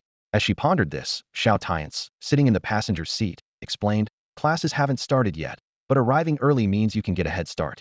Whether it's mastering higher-level techniques, finding the right mentor, or learning battle skills, being early gives you an advantage." Mr. Jiang nodded in agreement. "Exactly. That's why many students come to school early." Yang Jinyu suddenly understood, thinking, "So this is a competitive world." But upon reflection, in a world where strength reigns supreme, this approach made sense. She calculated silently. Although she was late by over 2 weeks, she hadn't been idle during that time. She had already mastered an S-level technique, possibly stronger than the average level. In terms of battle skills, she had learned an S-level skill, rendering most ordinary skills unnecessary. As for mentors, Xiao Tianche was like a walking encyclopedia, and her level had reached the 8th tier of the 2nd stage, on the verge of breaking through to the 9th. Thinking about this, Yang Jinyu couldn't help but feel like she was the true overachiever. She glanced at Xiao Tianche, whose battle armor partially covered his head. She noticed his level had already reached the 9th tier of the 2nd stage, making her exclaim inwardly, "Wow, he's even higher than me." The car soon entered Imperial University, and a majestic, grand gate came into view. It was more like a towering city gate than a school entrance. It stretched as far as the eye could see, at least 100 meters, with dozens of towering pillars about 10 meters high. Above the divided middle section was the university's emblem, and further up were the words Imperial University. These characters seemed to radiate a mysterious power, and as Yang Jinyu stared at them, she felt as if she were seeing a brilliant constellation. "So what do you think of our Imperial University?" Mr. Jiang asked with a smile. Yang Jinyu scratched her cheek, her gaze drifting. "It's big, very grand." But in her mind, she was thinking, with a campus this big, how do you handle getting packages or meals? Even though I'm as fast as a car, I don't want to be running around campus all day. As the car drove through the gate, Yang Jinyu's attention wasn't on the beautiful scenery, but on searching for beast-eared girls. Soon, a girl with antlers caught her eye, making her wonder, do female deer have antlers? Meanwhile, Xiao Tianche, observing Yang Jinyu's reactions, pondered whether he should get a small pet. After all, she couldn't just go and bother them, could she? Yang Jinyu glanced briefly at the orc tribe before looking away. This left Xiao Tianche puzzled, and he asked, "Wait, you're done after just one look?" Yang Jinyu raised an eyebrow and retorted, "Yeah, why?" Xiao Tianche, still in disbelief, said, "Aren't you fond of fluffy things?" Yang Jinyu nodded in agreement. "I am, so what's the issue?" Suddenly, she realized something and a look of disdain crossed her face. "Wait a minute, were you worried I would make a move on the orc tribe?" EW. She shot Xiao Tianche a disgusted glance. "Your mind is really in the gutter. I just like small, fluffy animals that I can cuddle. What are you even thinking?" I'm just curious about the orc tribe, nothing more. Xiao Tianche was speechless, muttering under his breath. Does curiosity need to be that intense? Listening to their conversation while driving, Teacher Jiang couldn't help but smile. He felt relieved that his previous arrangements were indeed the right choice. Once they arrived at the school, Teacher Jiang quickly helped Yangjinyu and Xiao Tianche complete the enrollment procedures and then led them to the dormitory area. When Yangjinyu saw the dormitory for the first time, she was indeed surprised. The grandeur of the school gates didn't concern her, but the dormitory was different. It was a villa. Yangjinyu thought to herself, a villa like in the novel plot. Are we supposed to compete for it based on strength? Teacher Jiang soon cleared up her confusion. This is your dormitory, a suite for two, allocated based on your ratings. Since you know each other, we arranged for you to stay together. Yangjinyu remained silent. Since they had already lived in the same house for 2 months, staying in the same villa now didn't bother her. However, she was a bit puzzled. Did the Imperial Capital University really allow males and females to live under the same roof? It seemed that when they said everything will be arranged, this is what they meant. Originally, Teacher Jiang intended to introduce some important school guidelines to Yangjinyu and Xiao Tianche, but he suddenly received a phone call. He only had time to leave them a handbook of guidelines before hurriedly leaving Yangjinyu and Xiao Tianche standing in front of a large villa. Yangjinyu excitedly walked towards the villa, her eyes sparkling with anticipation. She and Xiao Tianche arrived at the entrance, facing the advanced iris recognition system. The first time you use it, you need to bind it, Xiao Tianche explained, and they both aligned their eyes with the scanner. A few seconds later, a pleasant beep indicated that the binding was successful. Pushing open the door, the modern interior design immediately unfolded before them. The spacious living room was filled with tastefully arranged minimalist furniture. Yangjinyu couldn't wait to explore, her steps light on the smooth floor, her fingers occasionally brushing over the exquisite decorations. I never thought I'd be living in a villa while at school, she exclaimed, her eyes sweeping over every corner. Soon, she had toured the entire villa, from the well-equipped kitchen to the spacious bedrooms, marveling at each feature. Back in the living room, Yangjinyu eagerly suggested to Xiao Tianche, Old Xiao, the facilities here are really complete. There are several bedrooms. Let's both stay on the first floor, so it's easy to visit each other. As soon as she finished speaking, she frowned. But this villa is so big, how do we clean it? Is there a property management service? Xiao Tianche was sitting on the sofa, with a virtual projection screen floating in front of him.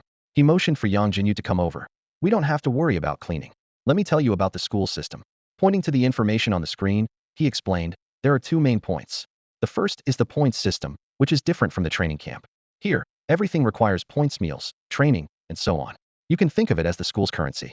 1 point is roughly equivalent to 10,000 yuan. Based on our rating, the annual base is 100 points, plus scholarships. Xiao Tianche pulled up his personal information page. For example, my 300 points here include the scholarship.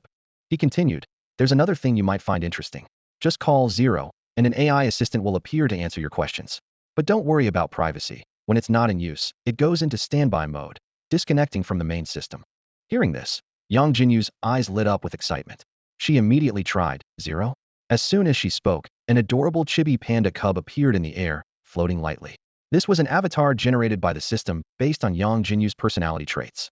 Under Yangjinyu's command, 0 quickly pulled up her personal information. The screen showed that her points were also 300. Seeing this number, Yangjinyu smiled with satisfaction. Seeing the situation, Xiao Tianche continued. Besides the points issue, there's the matter of finding a mentor, which I've mentioned before. Although the library has level and even higher combat techniques, every high-level ability user has their own unique skills. Without a mentor, you can't learn them, and having one can guide your training and even provide resources. Your abilities might not need a mentor, and I can help with combat techniques, but I still recommend finding one. He briefly explained the school's structure. The school has 4 main academies: the Elemental Academy, Martial Arts Academy, Logistics Academy, and Support Academy.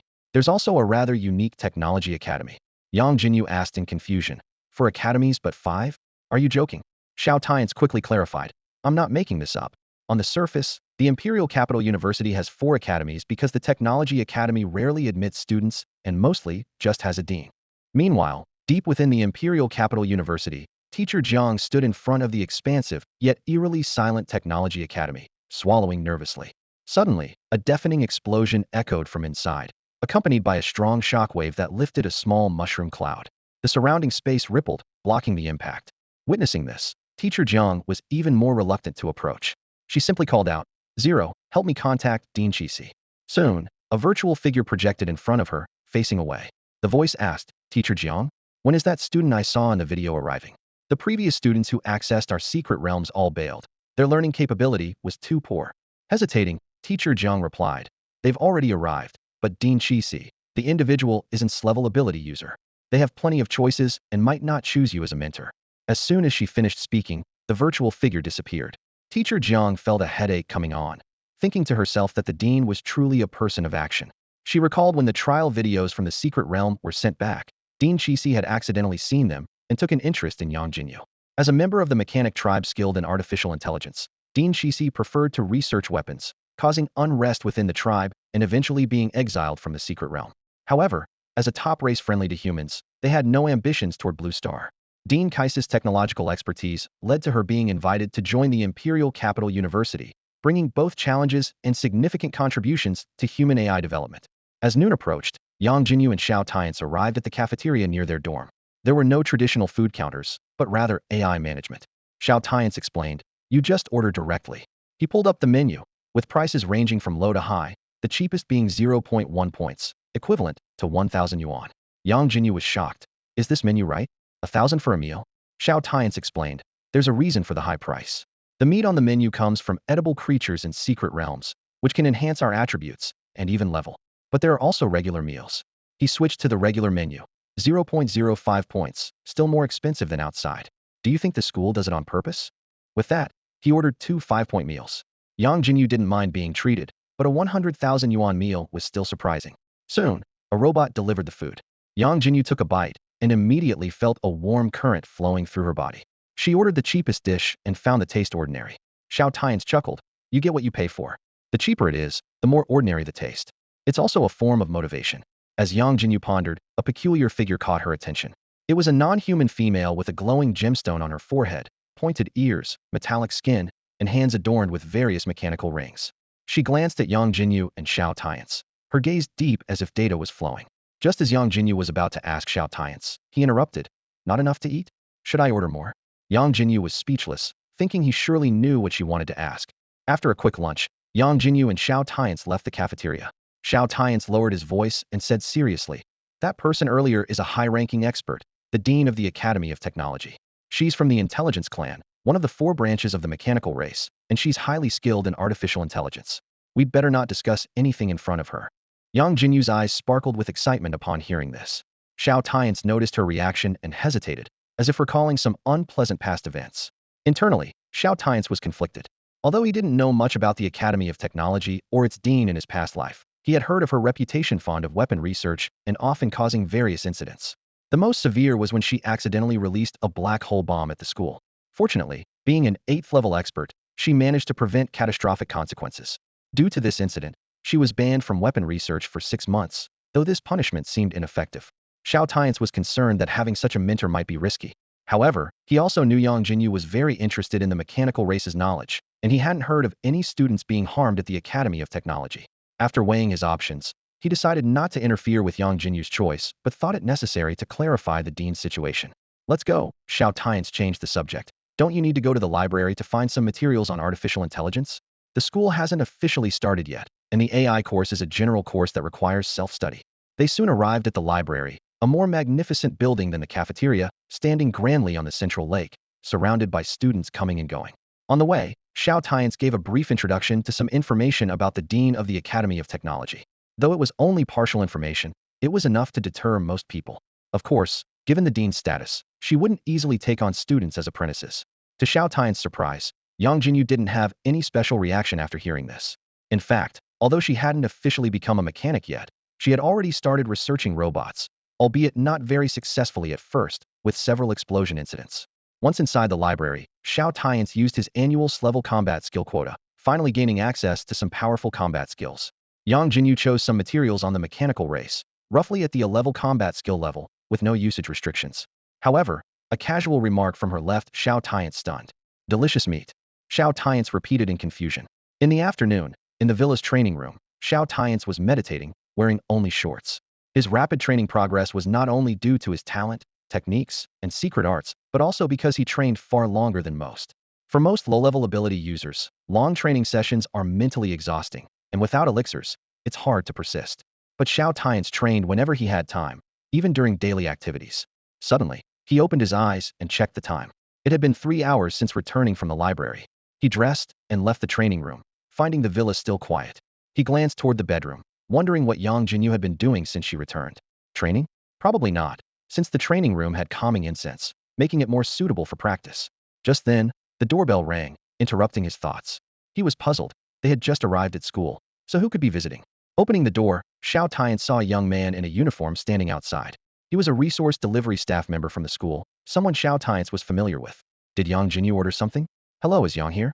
This is her order of phantom honey pork, moonlit scale carp, and some spirit plants, the young man said, taking a large preservation box from his storage space.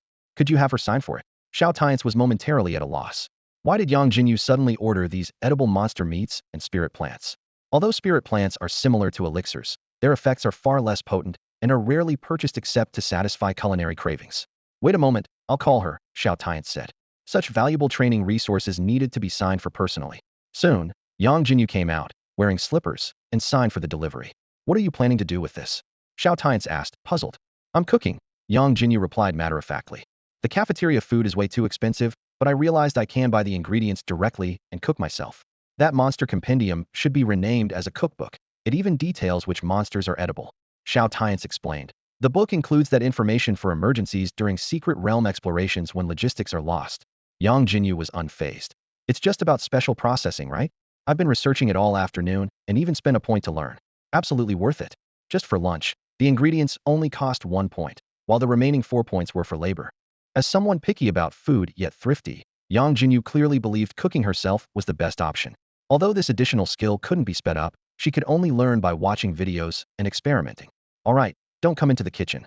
If you dare, I won't let you off, Yangjinyu warned Xiao Tianche before heading to the kitchen. Soon, the sound of chopping ribs echoed from within. Xiao Tianche followed and leaned quietly against the kitchen door, his gaze focused on Yangjinyu's busy silhouette. He wanted to help, but she wouldn't let him. Yet, the scene before him brought an inexplicable sense of peace, and a smile crept across his face. Since realizing he was missing some memories, accompanied by a sense of déjà vu, Xiao Tianche was sure these missing memories must be related to Yangjinyu. Although Yangjinyu had died early in his previous life, Xiao Tianche was certain they must have interacted later, and for quite some time. Moreover, regarding her physical condition, he was sure his orientation was definitely not an issue. If it was just normal interaction, he wouldn't have such an unusual sense of déjà vu, like suddenly wanting to hold her. Plus, in his perception, Yangjinyu's essence hadn't changed something at the soul level. Perhaps now is her true self. Xiao Tianche pondered, his gaze still gently watching the busy figure in the kitchen.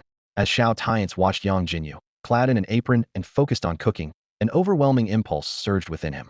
He found himself moving closer, his arms reaching forward almost involuntarily. Hearing footsteps behind her, Yangjinyu warned without turning around.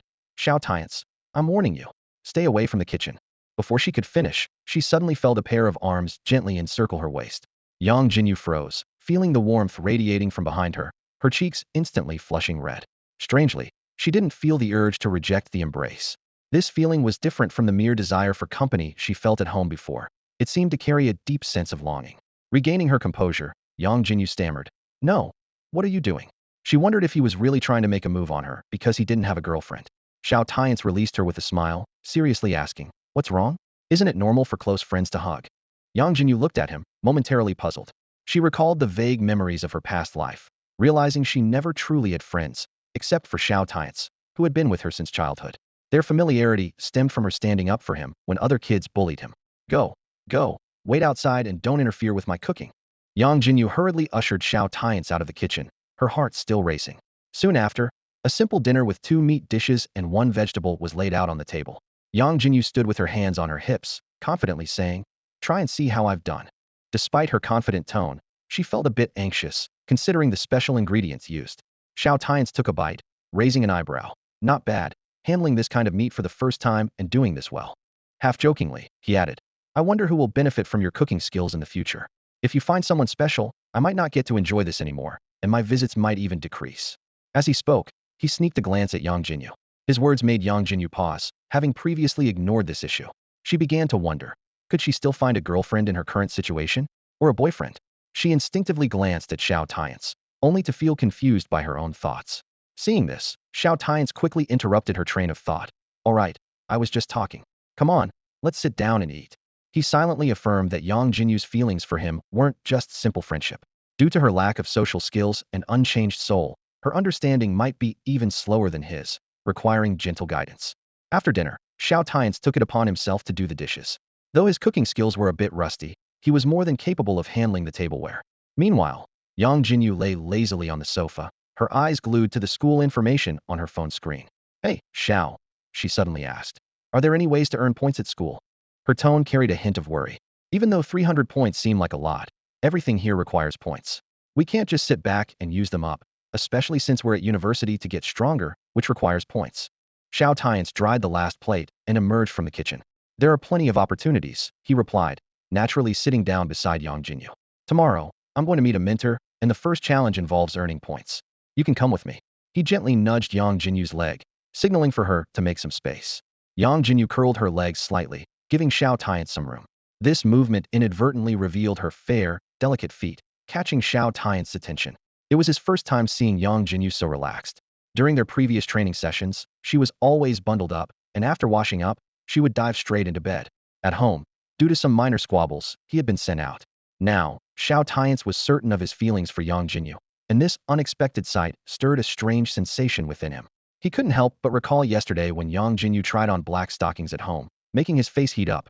Yangjinyu noticed Xiao Tianche's unusual reaction. She raised an eyebrow, her eyes glinting mischievously as a sly smile played on her lips. Aware of her own physical appeal, she playfully nudged Xiao Tianche with her toe. "Let me ask you again," she teased. "Do you have any ulterior motives towards me? Be honest, I might just help you out." She grinned wickedly at Xiao Tianche, convinced that her buddy had some mischievous thoughts. After all, he's a guy. She remembered the awkward moment back at the base when he closed his eyes as soon as she got close. Since he had some hidden intentions, she decided to have a bit of fun and tease him, keeping him on his toes. Yangjinyu found herself lost in thought, recalling her previous shy reactions when faced with the opposite sex. She momentarily wondered if there was something wrong with her body before quickly dismissing the idea. Her musings were interrupted by Xiao Tianche's sudden action. This time, unlike before, Xiao Tianche did not close his eyes to avoid the situation. Instead, he decisively grabbed Yangjinyu's toes. This unexpected move left Yangjinyu stunned, realizing that this situation was quite different from the last. Holding her delicate toes, Xiao Tianche's heart raced, yet his voice remained calm. He softly said, "Knowing my intentions aren't pure and still provoking me, aren't you afraid of walking into the lion's den?" As he spoke, his fingers lightly traced the soft sole of her foot, feeling an urge to play. This gentle touch sent a jolt through Yangjinyu, spreading a tingling sensation from her foot throughout her body, leaving her weak and unable to speak clearly. You, she stammered, a frightening thought crossing her mind. Was she really going to end up in trouble? However, in this tense moment, Xiao Tianche suddenly stopped. He looked directly into her eyes and said seriously, "I suggest you think twice before provoking me again." With that, he stood up and left, saying only, "I'll go freshen up." Yang Jinyu's face flushed red with embarrassment as she hurried back to her room, diving under the covers. She had known about Xiao Tianche's intentions, but hadn't expected him to act so boldly. Meanwhile, Xiao Tianche stood under the cold shower, trying to calm the storm within him. He understood the need to be patient with Yang Jinyu, but he also felt the necessity to teach her a lesson to prevent her provocations from becoming a habit. He worried he might not be able to control his impulses for long, especially since he practiced the laws of thunder and fire, which were intensely fiery. Reflecting on his past life, Xiao Tianche remembered those who had tried to exploit his fiery nature, only to be dealt with swiftly by him. Yet with Yang Jinyu, he could only choose patience, a feeling both new and challenging for him. Yang Jinyu stood in the bustling testing hall, curiously observing her surroundings. The place was filled with unfamiliar faces, most of whom seemed to be freshmen, exuding an aura around the second tier. She turned to Xiao Tianche beside her and asked, "Where are we going?" Xiao Tianche patiently explained, "We're here to take a test." Although all the teachers at the school are at least 6th tier ability users, the number of high-tier mentors is limited. Each teacher can only take on a certain number of students, and everyone wants to learn from the best. So, the school has set a threshold. Only students who meet the criteria can choose a high-tier mentor. He pointed to a busy building not far away and added, "That's where the testing takes place. Different faculties have different requirements. But since the test has a point reward system, we don't need to worry about exceptions. We just need to follow the process." Yang Jinyu pondered for a moment and suddenly asked, "By the way, don't we need to choose a faculty?" Xiao Tianche shook his head. "Actually, we don't have a specific faculty affiliation. Although high school students fill out applications, due to the diversity of abilities, even students in the elemental department might have strong physiques. So, everyone is free to take courses from other faculties." As they walked into the testing building, they were greeted by 2 large leaderboards. Yang Jinyu's eyes lit up. "Is this how you earn points based on ranking?" Xiao Tianche nodded affirmatively. That's right. One is the mental board, and the other is the physical board. Each board is divided into gold, silver, and bronze levels, with the lowest being the second-tier bronze level. Entering the top 10,000 earns you 50 points, and moving up 1,000 places adds 10 points. The top 1,000 get 500 points directly. As for breaking records, before he could finish, a tall, thin male student interjected, "Break records? I advise you not to daydream. This is the overall ranking of Imperial Capital University over hundreds of years, and the top 10,000 are mostly class geniuses. Many people challenge it at the peak of the second tier. If a freshman makes it into the top 100,000 and gets 20 points, that's already impressive." His gaze lingered on Yangjinyu, a look of amazement in his eyes, but he quickly restrained it. The strongest in your freshman class might only make it into the top 50,000. Xiao Tianche responded calmly. Thanks for the advice, senior. The tall, thin student waved it off with a smile. No problem, just a friendly reminder not to be impulsive. Yangjinyu frowned as she stared at the tall, thin man in front of her, feeling a sense of alarm. The man's repeated emphasis on strongest freshman and earning an extra 150 points made her suspect that things were more complicated than they seemed. She instinctively glanced at Xiao Tianche beside her, noticing the slight curve of his lips and the mischievous glint in his eyes. Xiao Tianche calmly asked, "How can you be so sure that he's the strongest freshman of our year? Not all the students have arrived yet, right? And what does earning an extra 150 points mean?" The tall, thin man seemed excited by the question, eagerly explaining. "Isn't it obvious? He's at the second tier, third level, definitely the highest rank among your batch. Even though he joined via the college entrance exam, he broke a national record. If he hadn't been delayed and missed our Xinghua Academy's secret realm trial, he would have undoubtedly taken first place. I heard the third place from our academy once faced him and suffered quite a loss." Lowering his voice, the tall man leaned in closer, adding mysteriously, "As for the extra points, you mustn't let this slip out. He bet on himself." Xiao Tianche's smile widened, amused that the man thought he had taken the bait, unaware that he was the one caught in the trap. Feigning confusion, Xiao Tianche asked, "Bet on himself? What does that mean?" Seeing Xiao Tianche's interest, the tall man eagerly elaborated, "There's a student-organized betting system here. Entering the top 100,000 has odds of 1.5 to 1, the top 10,000, 3 to 1, the top 1,000, 5 to 1. Breaking a record offers odds as high as 10 to 1. That guy bet 100 points on himself to make it into the top 100,000. A hint of greed flashed in the tall man's eyes. He believed he had two more freshmen ready to take the bait. He had thoroughly investigated this year's talents and knew these two were class freshmen. Such geniuses often had a sense of pride. All he had to do was provoke them a little and mention the betting and the so-called strongest freshmen earning points to ignite their competitive spirit. While the success rate couldn't be guaranteed at 100, at least 70 of these talents would be tempted. Especially these two, since they came from the same academy as the freshmen ranked first, the success rate would be even higher. The tall man felt smug, having used this method to accumulate points and elevate his class ability to class within just 2 years. Xiao Tianche stood in the campus, his gaze unwavering. This was his final year at the school, and he was determined to elevate his abilities to S level. Just then, a tall, lanky man approached, a sly glint in his eyes. "Hey, I heard you're in S-level talent," the tall man asked with a grin. "Want to try something exciting? I have a little wager going on." Xiao Tianche raised an eyebrow, feigning interest. "Oh, could you tell me more about it? Where do I place my bet?" Yangjinyu, standing nearby, keenly sensed Xiao Tianche's intention. She shook her head slightly, thinking, this Xiao Tianche, he clearly sees through the guy's trick, yet he plays along. The tall man rubbed his hands together excitedly. "Lucky for you. You can place your bets right here with me. Don't worry, everything's above board, with agreements in place." Xiao Tianche pretended to ponder. "So, who should I bet on, and how much?" "I suggest you go for the 3:1 odds," the tall man said eagerly, already forgetting his earlier boast that only the strongest newcomers could break into the top 50,000. Xiao Tianche's lips curled into a slight smile. "No, I'll go for the highest tier. 10:1, break the record. I'll bet 150 points on myself." As he spoke, he gently pulled Yangjinyu to his side. "She'll do the same." The tall man was momentarily stunned, his eyes wide with disbelief. He had never seen such a bold newcomer, daring to bet at the highest odds on their first try, placing a total of 300 points. "Miss," the tall man turned to Yangjinyu, his voice tinged with a hint of tremor. "Aren't you going to talk some sense into your boyfriend?" Hearing the word boyfriend, Yangjinyu felt a bit dazed. It wasn't the first time people had misunderstood their relationship. Xiao Tianche didn't give the man a chance to continue. "Let's go with what I said," he stated with unshakable confidence. The tall man took a deep breath and said solemnly, "Are you sure? Once you sign the agreement, there's no turning back." Soon, 2 agreements were handed to Xiao Tianche and Yangjinyu. They exchanged a glance, a flash of mutual understanding passing between them. "You can challenge these 2 leaderboards at your leisure." As long as you break the record today, you win. However, the tall, skinny guy didn't take it seriously. Forget breaking the record.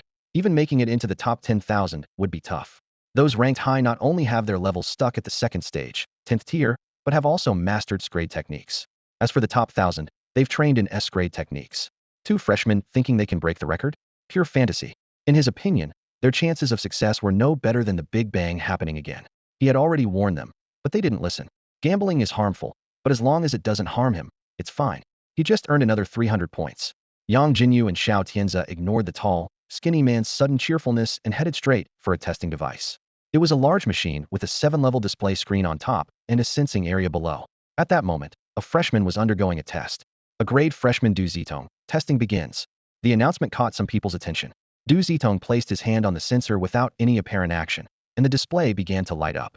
Red, orange, and yellow lit up in sequence, finally stopping at the 3rd level. Mental strength reaches level 3, ranking 93,400. The announcement sounded again, and a flicker of surprise appeared in some students' eyes as they started discussing. For a grade to reach level 3, this freshman is probably among the strongest, aside from those grade students, right? Pretty much. Some grades from smaller places might not even compare to him. The crowd buzzed with conversation. For a freshman, reaching level 3 mental strength was quite impressive. And a grade student making it into the top 100,000 on the first test was already on par with some grades. Hearing the surrounding praise, Du Zitong raised his eyebrows, turned away from the device, and spotted Yangjinyu and Xiao Tianche.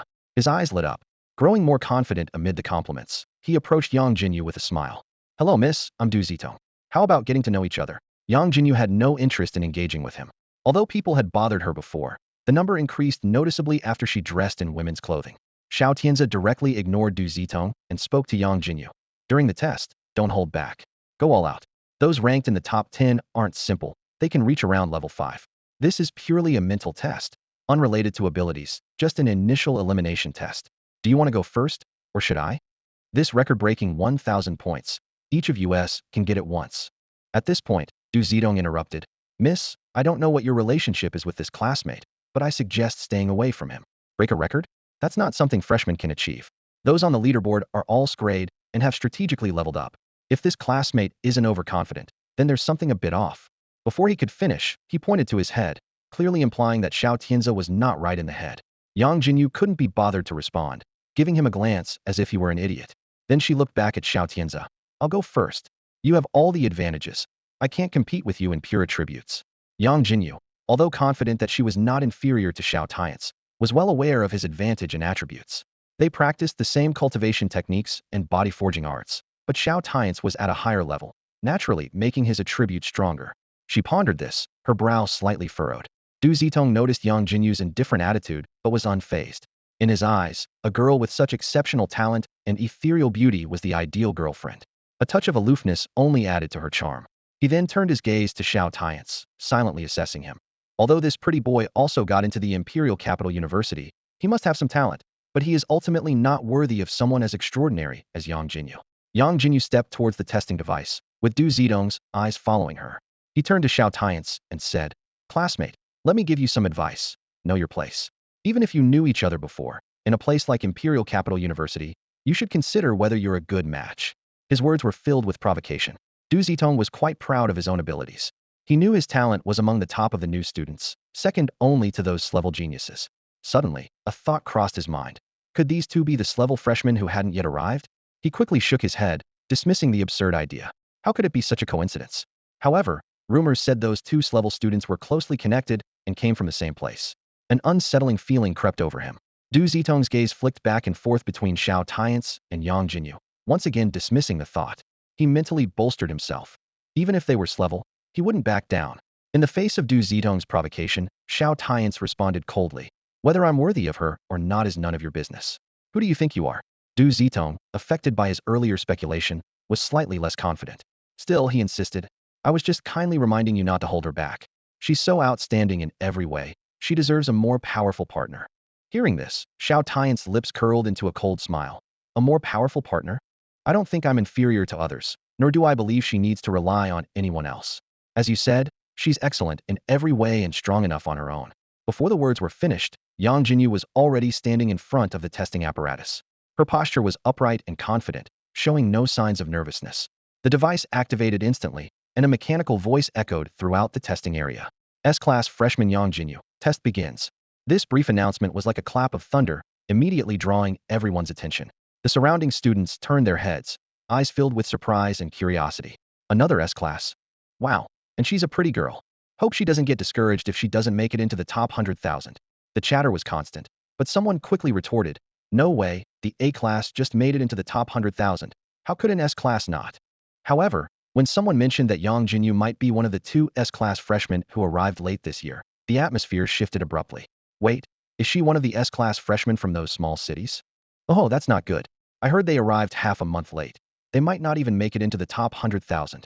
No worries, if she gets disappointed, we can take advantage of the opportunity. Despite the speculations, the students' attitudes weren't dismissive. After all, as S-Class ability users, their future achievements could potentially surpass most of theirs. Still, there was a natural skepticism towards a newcomer from a small city. At this moment, Du Zitong's expression was as if he had swallowed a fly, looking extremely displeased. The situation he least wanted to see had happened at it was indeed those two S-Class freshmen. But he quickly adjusted his mindset, reassuring himself. What if they're S-Class? As long as their ranking is lower than his, he can maintain his advantage. He had been training diligently, confident that his second-level, second-tier strength could surpass these newcomers. Meanwhile, in the corner, the tall, thin man remained indifferent. He already knew about Yangjinyu and Xiao Tianche's identities, which was precisely why he approached them. After all, apart from the S-Class freshmen, the meager points others held were not worth his effort. As the testing apparatus began to operate, all eyes focused on Yangjinyu, waiting to see what kind of miracle this S-Class freshman from a small city would create. Under the watchful eyes of many students, Yangjinyu took a deep breath and gently placed her hand on the sensing platform. Instantly, a heavy mental pressure emanated from the device, as if trying to crush her will. But Yangjinyu did not back down.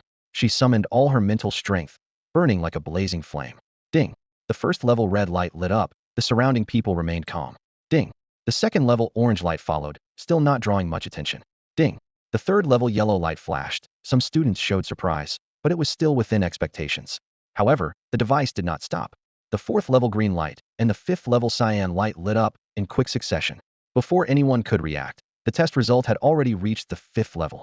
Mental strength reaches level 5, current ranking, first place. Congratulations to Yangjinyu for being the first student in a century to break the record. The announcement echoed throughout the venue. The scene fell into a dead silence. Everyone stared wide-eyed, mouths agape, faces full of disbelief.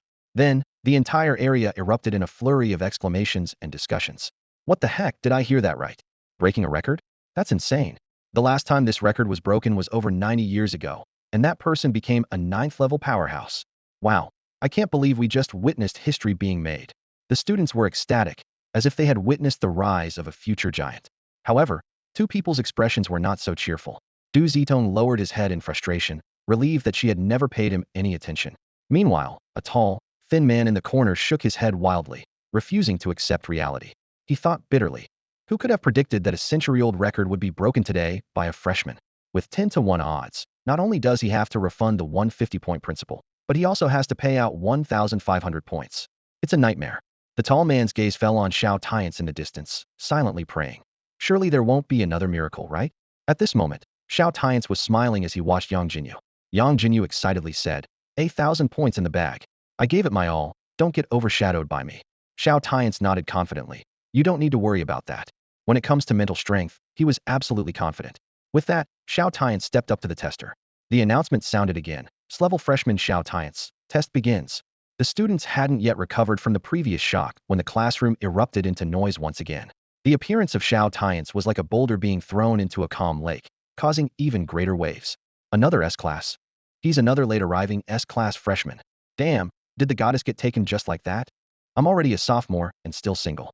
Come on, even if she's a goddess, she's got nothing to do with you. The chatter was incessant, with some envious, some jealous, and most simply incredulous. Both S-class students are from the same place, clearly close. If they're not a couple yet, it's probably not far off. That's a built-in couple aura, nothing to do with you. Coming from the same place, could they be another overpowered duo? Don't know. Heard they were first and second in a secret trial. This one's second, might be impressive, but probably won't break records again, right? Everyone's eyes were on Xiao Tianche as he remained unfazed, walking slowly to the sensing platform and gently placing his hand on it. The color on the display began to change rapidly, and everyone held their breath. When the 5-level cyan light illuminated, The entire classroom fell into a dead silence. Mental strength reached level 5, current ranking, first place. Congratulations to Xiao Tianche for breaking the record again. The announcement echoed, leaving everyone dumbfounded, filled with questions. Shock, confusion, envy, and jealousy were all etched on the students' faces. Aren't they both from a small town? Did their ancestors' graves explode? Wow, what's going on today? Another record breaker. Are these records worthless now? Damn, is this what it means to be a winner in life? This is insane. He's amazing, and he has an equally amazing girlfriend. Ah. Do you think if I try to win her over, what's my success rate? Huh. Not to mention why she'd choose you. Aren't you afraid of getting beaten up by the other one? The students couldn't stop talking. Today's events were truly astonishing. In the midst of the commotion, Du Zitong was already scared out of his mind. Taking advantage of the distraction, he quietly slipped out of the classroom, filled with regret. Just my luck, better stay away from them. Hopefully, I won't run into them during the freshman tests. Du Zitong thought remorsefully, recalling his earlier pride when everyone was praising him, and how he lost his cool upon seeing that beautiful girl. His face burned with embarrassment. Now that he was calm, he just wanted to escape this troublesome place. Better to run first, Du Zitong decided, quickening his pace as he left the teaching building. Who knows, they might not even take him seriously. In the corner, a tall, thin man looked ashen-faced, muttering to himself, 3,000 points, 30 million. His voice was filled with despair. He had given everything to advance to rank, and now this setback was like adding insult to injury. He never expected to encounter such an absurd situation, not just one, but two challengers. While the tall, thin man was lost in his thoughts, Yangjinyu and Xiao Tianche were already approaching him. Yangjinyu's eyes sparkled with excitement, and her face beamed with the joy of victory. Senior, we should count this as a win, right? She exclaimed. Earning 2,500 points on the second day of enrollment felt like a windfall. The tall, thin man's mouth twitched, feeling a knot in his chest. Damn, 3,000 points. He cursed internally, but still forced a smile. You won, congratulations, junior students. You're the first to earn this many points from me.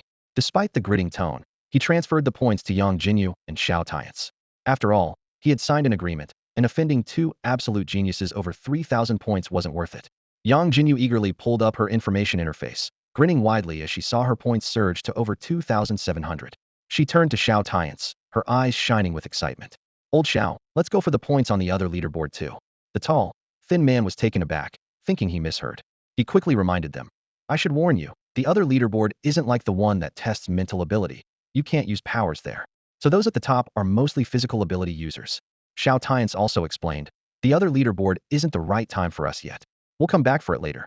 Let's find our mentor first. The data should be updated by now. He had already formed a plan, intending to first hand over the top-tier combat technique to Yangjinyu to ensure they could break another leaderboard record. Although the main goal of earning points was to exchange for elixirs, Xiao Tianche knew that training without them wasn't impossible, it just came at a higher cost. Since there was a chance to obtain elixirs, why not seize it? As they walked to the teacher's dormitory area, Xiao Tianche and Yangjinyu walked one behind the other.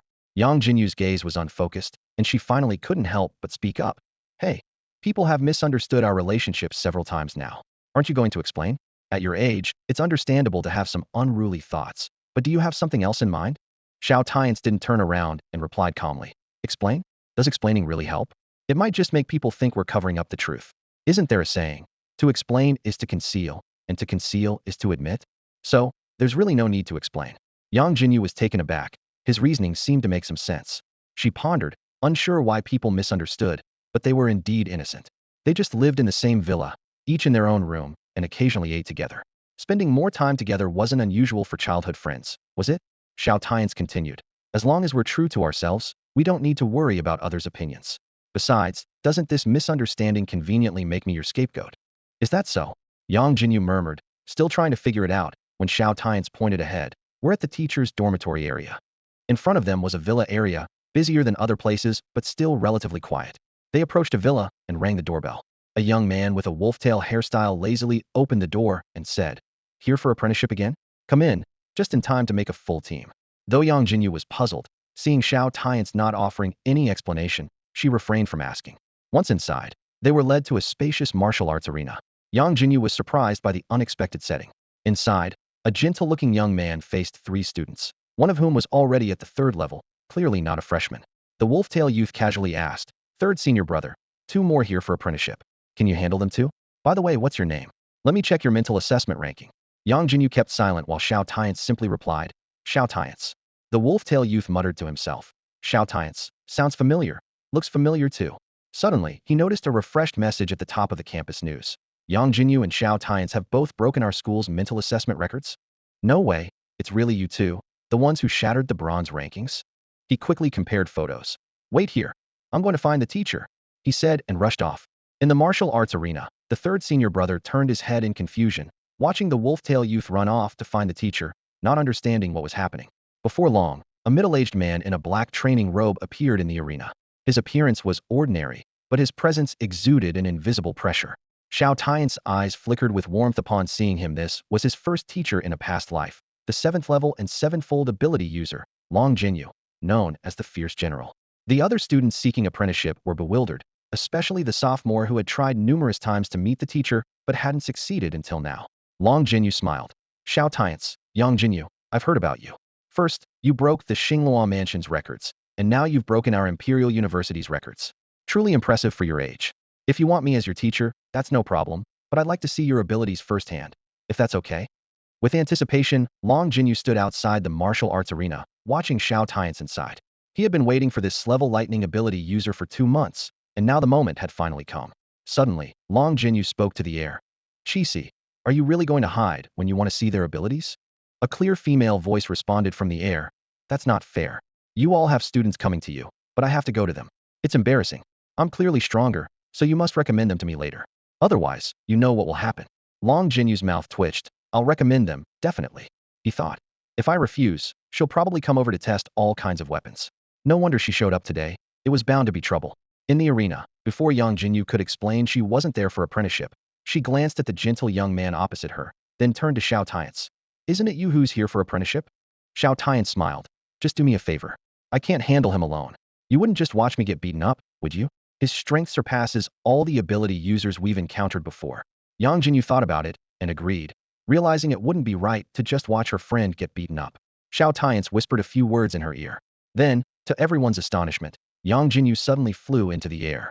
As Yangjinyu suddenly took to the air, third senior brother's face was filled with confusion. How could a psychic below the 5th tier fly? He squinted his eyes for a closer look, and discovered a small aircraft hovering behind Yangjinyu, its exhaust emitting a unique spiritual energy fluctuation. Third senior brother's confusion deepened. Whose psychic ability could generate an aircraft? While the world is full of wonders, he had never encountered such a capability. For most psychics below the 5th tier, such equipment would be an overwhelming advantage. He pondered whether the opponent's psychic powers were limited to producing an aircraft with no offensive capabilities. But he quickly dismissed this notion. If that were the case, she wouldn't have been admitted to the Imperial Capital University. In a moment of distraction, 2 revolvers appeared out of thin air in Yangjinyu's hands midair. Dust bullets, she shouted, and with 2 gunshots, countless bullets rained down on third senior brother. Startled by the gunfire, third senior brother moved to defend himself, only to realize the bullets had all landed on the ground. In an instant, dust filled the air, obscuring his vision. He didn't have time to wonder why the special metal combat arena had dust, as he already sensed a sharp sound approaching. Lightning flash, he shouted, transforming into a bolt of lightning and retreating swiftly. Whoosh! A long blade formed of lightning sliced through where he had just been standing. Class combat skill, lightning blade execution? Third senior brother's mouth twitched in disbelief as he looked at the freshman who had just joined. Mastering in class combat skill, who was this young girl? Despite his astonishment, he didn't forget there was still an enemy in the sky. His fist was instantly enveloped in golden lightning, striking towards the rapidly descending unknown object. Boom! With an explosion, third senior brother looked down at his now frozen arm, frowning. Wasn't it flight abilities? How did it turn into ice attributes? If he hadn't reacted quickly, he might have been completely frozen. Yangjinyu in the air saw that a freezing grenade had been blocked, but remained unfazed. Her arsenal was far from depleted. Instantly, several more freezing grenades were thrown down, mixed with an extremely fast-moving object. Third senior brother quickly dodged, noticing traces of frost spreading everywhere on the ground. Suddenly, an urgent alarm sounded. C4 missile. He looked down sharply, realizing a flashing red bomb had somehow stuck to him. Golden lightning shield, he shouted, and the bomb exploded instantly. When the dust settled, he was covered in a layer of golden lightning armor. Faced with Yangjinyu's endless grenades and bombs, third senior brother was utterly bewildered. What kind of bizarre psychic ability does this junior have? He muttered to himself. At that moment, Xiao Tianche seized the opportunity to attack again. Lightning blade execution. The lightning long blade, crackling with fierce electric arcs, came at him once more, forcing third senior brother to retreat. But just as he was about to evade this deadly strike, an orange glow lit up beneath his feet. M18 Claymore Mine. Yangjinyu's voice descended from above. The explosion can stun the enemy. Before third senior brother could react, a surge of electricity and a powerful blast wave hit him from behind. He felt a wave of intense dizziness sweep over him, losing control over his body completely. The long sword whistled through the air, leaving Xiao Tianche with no choice but to brace himself. Sparks flew as the golden armor clashed with the blade. "Old Xiao, get out of the way!" Yangjinyu's voice called from above. She wielded a blue-threaded anti-tank cannon, aiming at her target. The silver shell spun out with a roar, and the massive recoil pushed her backward in midair. Although Xiao Tianche had told her she could use anything except the quantum bomb, she opted for a more conservative weapon. After all, this wasn't a life-or-death battle, and the arena wasn't particularly spacious. Upon hearing her, Xiao Tianche dodged instantly and activated his thunderstorm fusion mode. Arcs of electricity swirled around him, forming a suit of lightning armor enveloping his entire body. Outside the arena, Yangjinyu watched the incoming shell, his mouth twitching involuntarily. Using such powerful weaponry in a confined space felt eerily familiar. He quickly waved his hand, and a transparent shield enveloped the entire arena. With a thunderous explosion, the shockwave from the blast repeatedly slammed against the protective shield. 3 students who hadn't yet left stood wide-eyed, especially the sophomore, who began to question whether this was really a test for new students or an evenly matched battle. On the field, all 3 individuals demonstrated abilities with at least 4th-tier power. How could they be freshmen? As the dust settled, the third brother in the center of the arena looked down to examine himself. A prominent slash marked the golden thunder armor on his chest, and the armor on his arms had shattered while fending off the explosion. He was stirred inside, as the test that was supposed to display only part of his strength had unexpectedly turned into a full-force battle. Typically, even 5th-tier ability users would struggle to harm him. Yet here, 2 second-tier freshmen nearly dealt him a serious blow with a sword and a cannon. The third brother couldn't help but wonder if he had chosen the wrong time to return. Otherwise, this testing task wouldn't have fallen to him. He glared fiercely at the young man with the wolf tail outside the arena, who immediately felt guilty. If it had been him in the fight, he might have already been beaten to a pulp. "Are the freshmen this impressive this year? I'm truly amazed by your skills, underclassmen." The third senior brother turned around, his gaze piercing as he stared at Yangjinyu and Xiao Tianche. A hint of seriousness flashed across his face before a challenging smile tugged at the corner of his mouth. "But you'd better be careful from now on," he warned in a low, menacing voice. Suddenly, he formed seals with his hands and shouted, "Thunder Beast Shadow, Golden Annihilation." A buzzing sound, like electricity, filled the air, and a giant golden eagle appeared out of nowhere, spreading its wings to blot out the sun. Its sharp eyes locked onto Yangjinyu as it dove down swiftly. The third senior brother thought to himself, "If I don't deal with her strange abilities first, I might just lose this fight." Seeing the attack, Yangjinyu reacted quickly. The revolver in her hand instantly transformed into a pink, dolphin-shaped hand cannon. This unexpected change left the third senior brother momentarily stunned, wondering, "What is this thing?" Before he could react, the dolphin cannon's mouth began to gather spiritual energy, releasing an energy ball that roared toward the golden eagle. However, due to her inability to stabilize in the air and the hasty release, Yangjinyu lost her balance. The energy blast veered off course, grazing the eagle's wing, failing to deliver a fatal blow. Yangjinyu realized the danger and quickly adjusted her stance, bracing herself for impact. Facing this golden eagle, uncertainty filled her heart, and cold sweat trickled down her forehead. In that critical moment, a sharp sound sliced through the air. Thunderblade's ultimate strike, Shadow Severance. Accompanied by deafening thunder, a blinding light cut through like lightning. Xiao Tianche's electric blade cleaved the golden eagle in two with unstoppable force. Yangjinyu breathed a sigh of relief, patting her chest with lingering fear. "Thanks, Lao Xiao." Xiao Tianche, looking ahead steadily, replied. "You can cover me. I can cover you." Before he finished speaking, he charged at the third senior brother again, his blade flashing. The third senior brother was forced to abandon his attack on Yangjinyu to fully focus on Xiao Tianche's assault. Meanwhile, Yangjinyu, not to be outdone, continuously launched various grenades in the air, causing explosions and filling the scene with smoke and fire.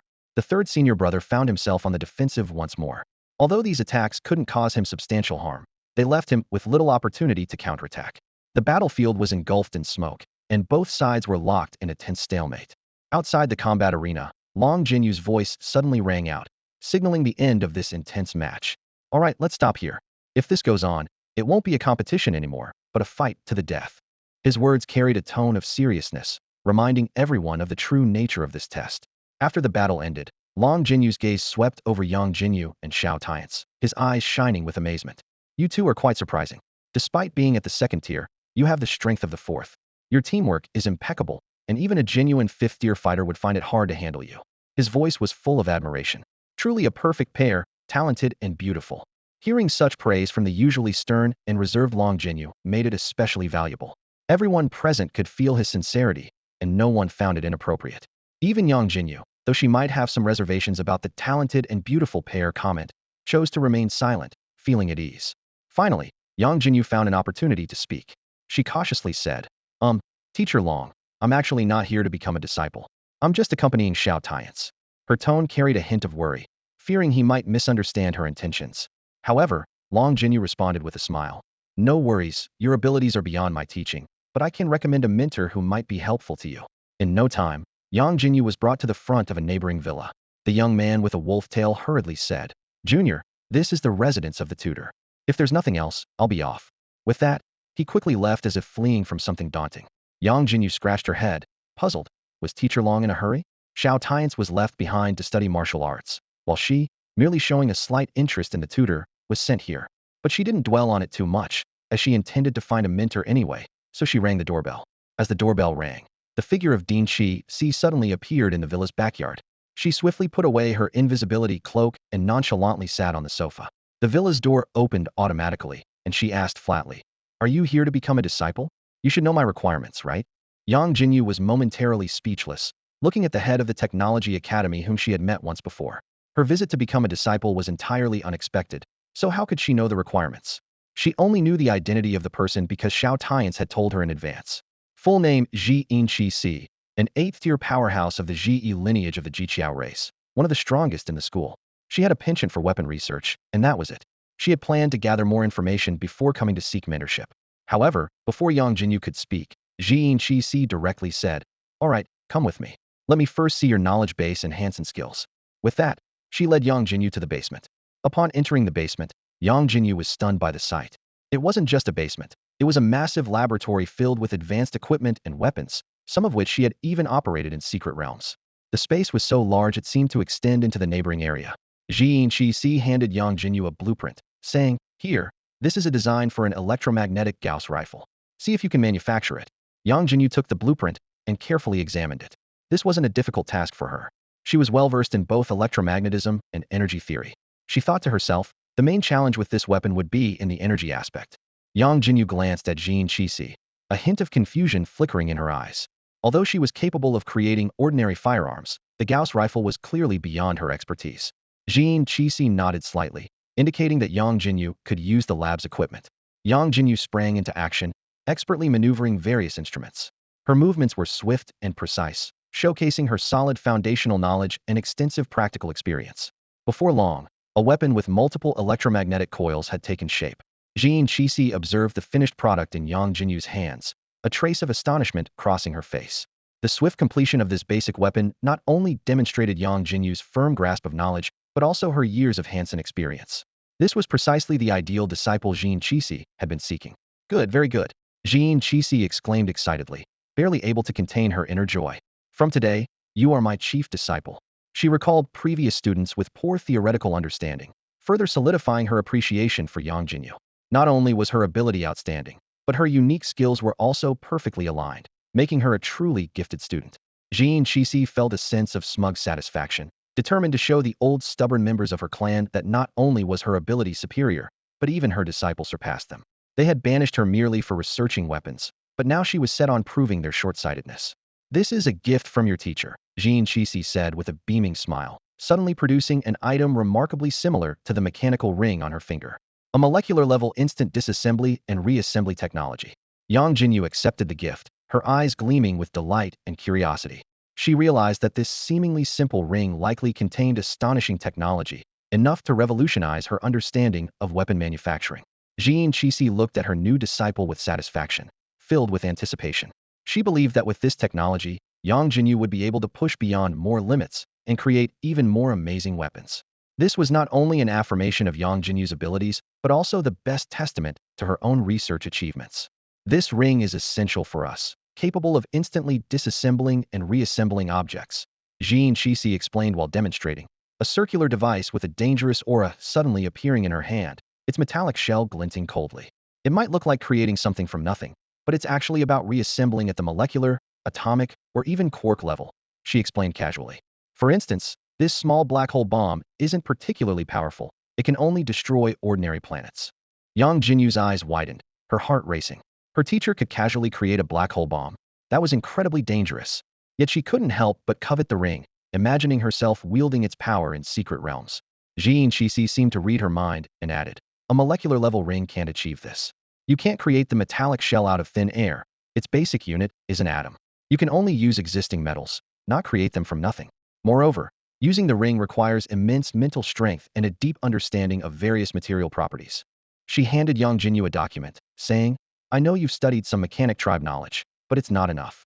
These are advanced learning materials, and I've already sent them to you. Yangjinyu glanced down, feeling overwhelmed.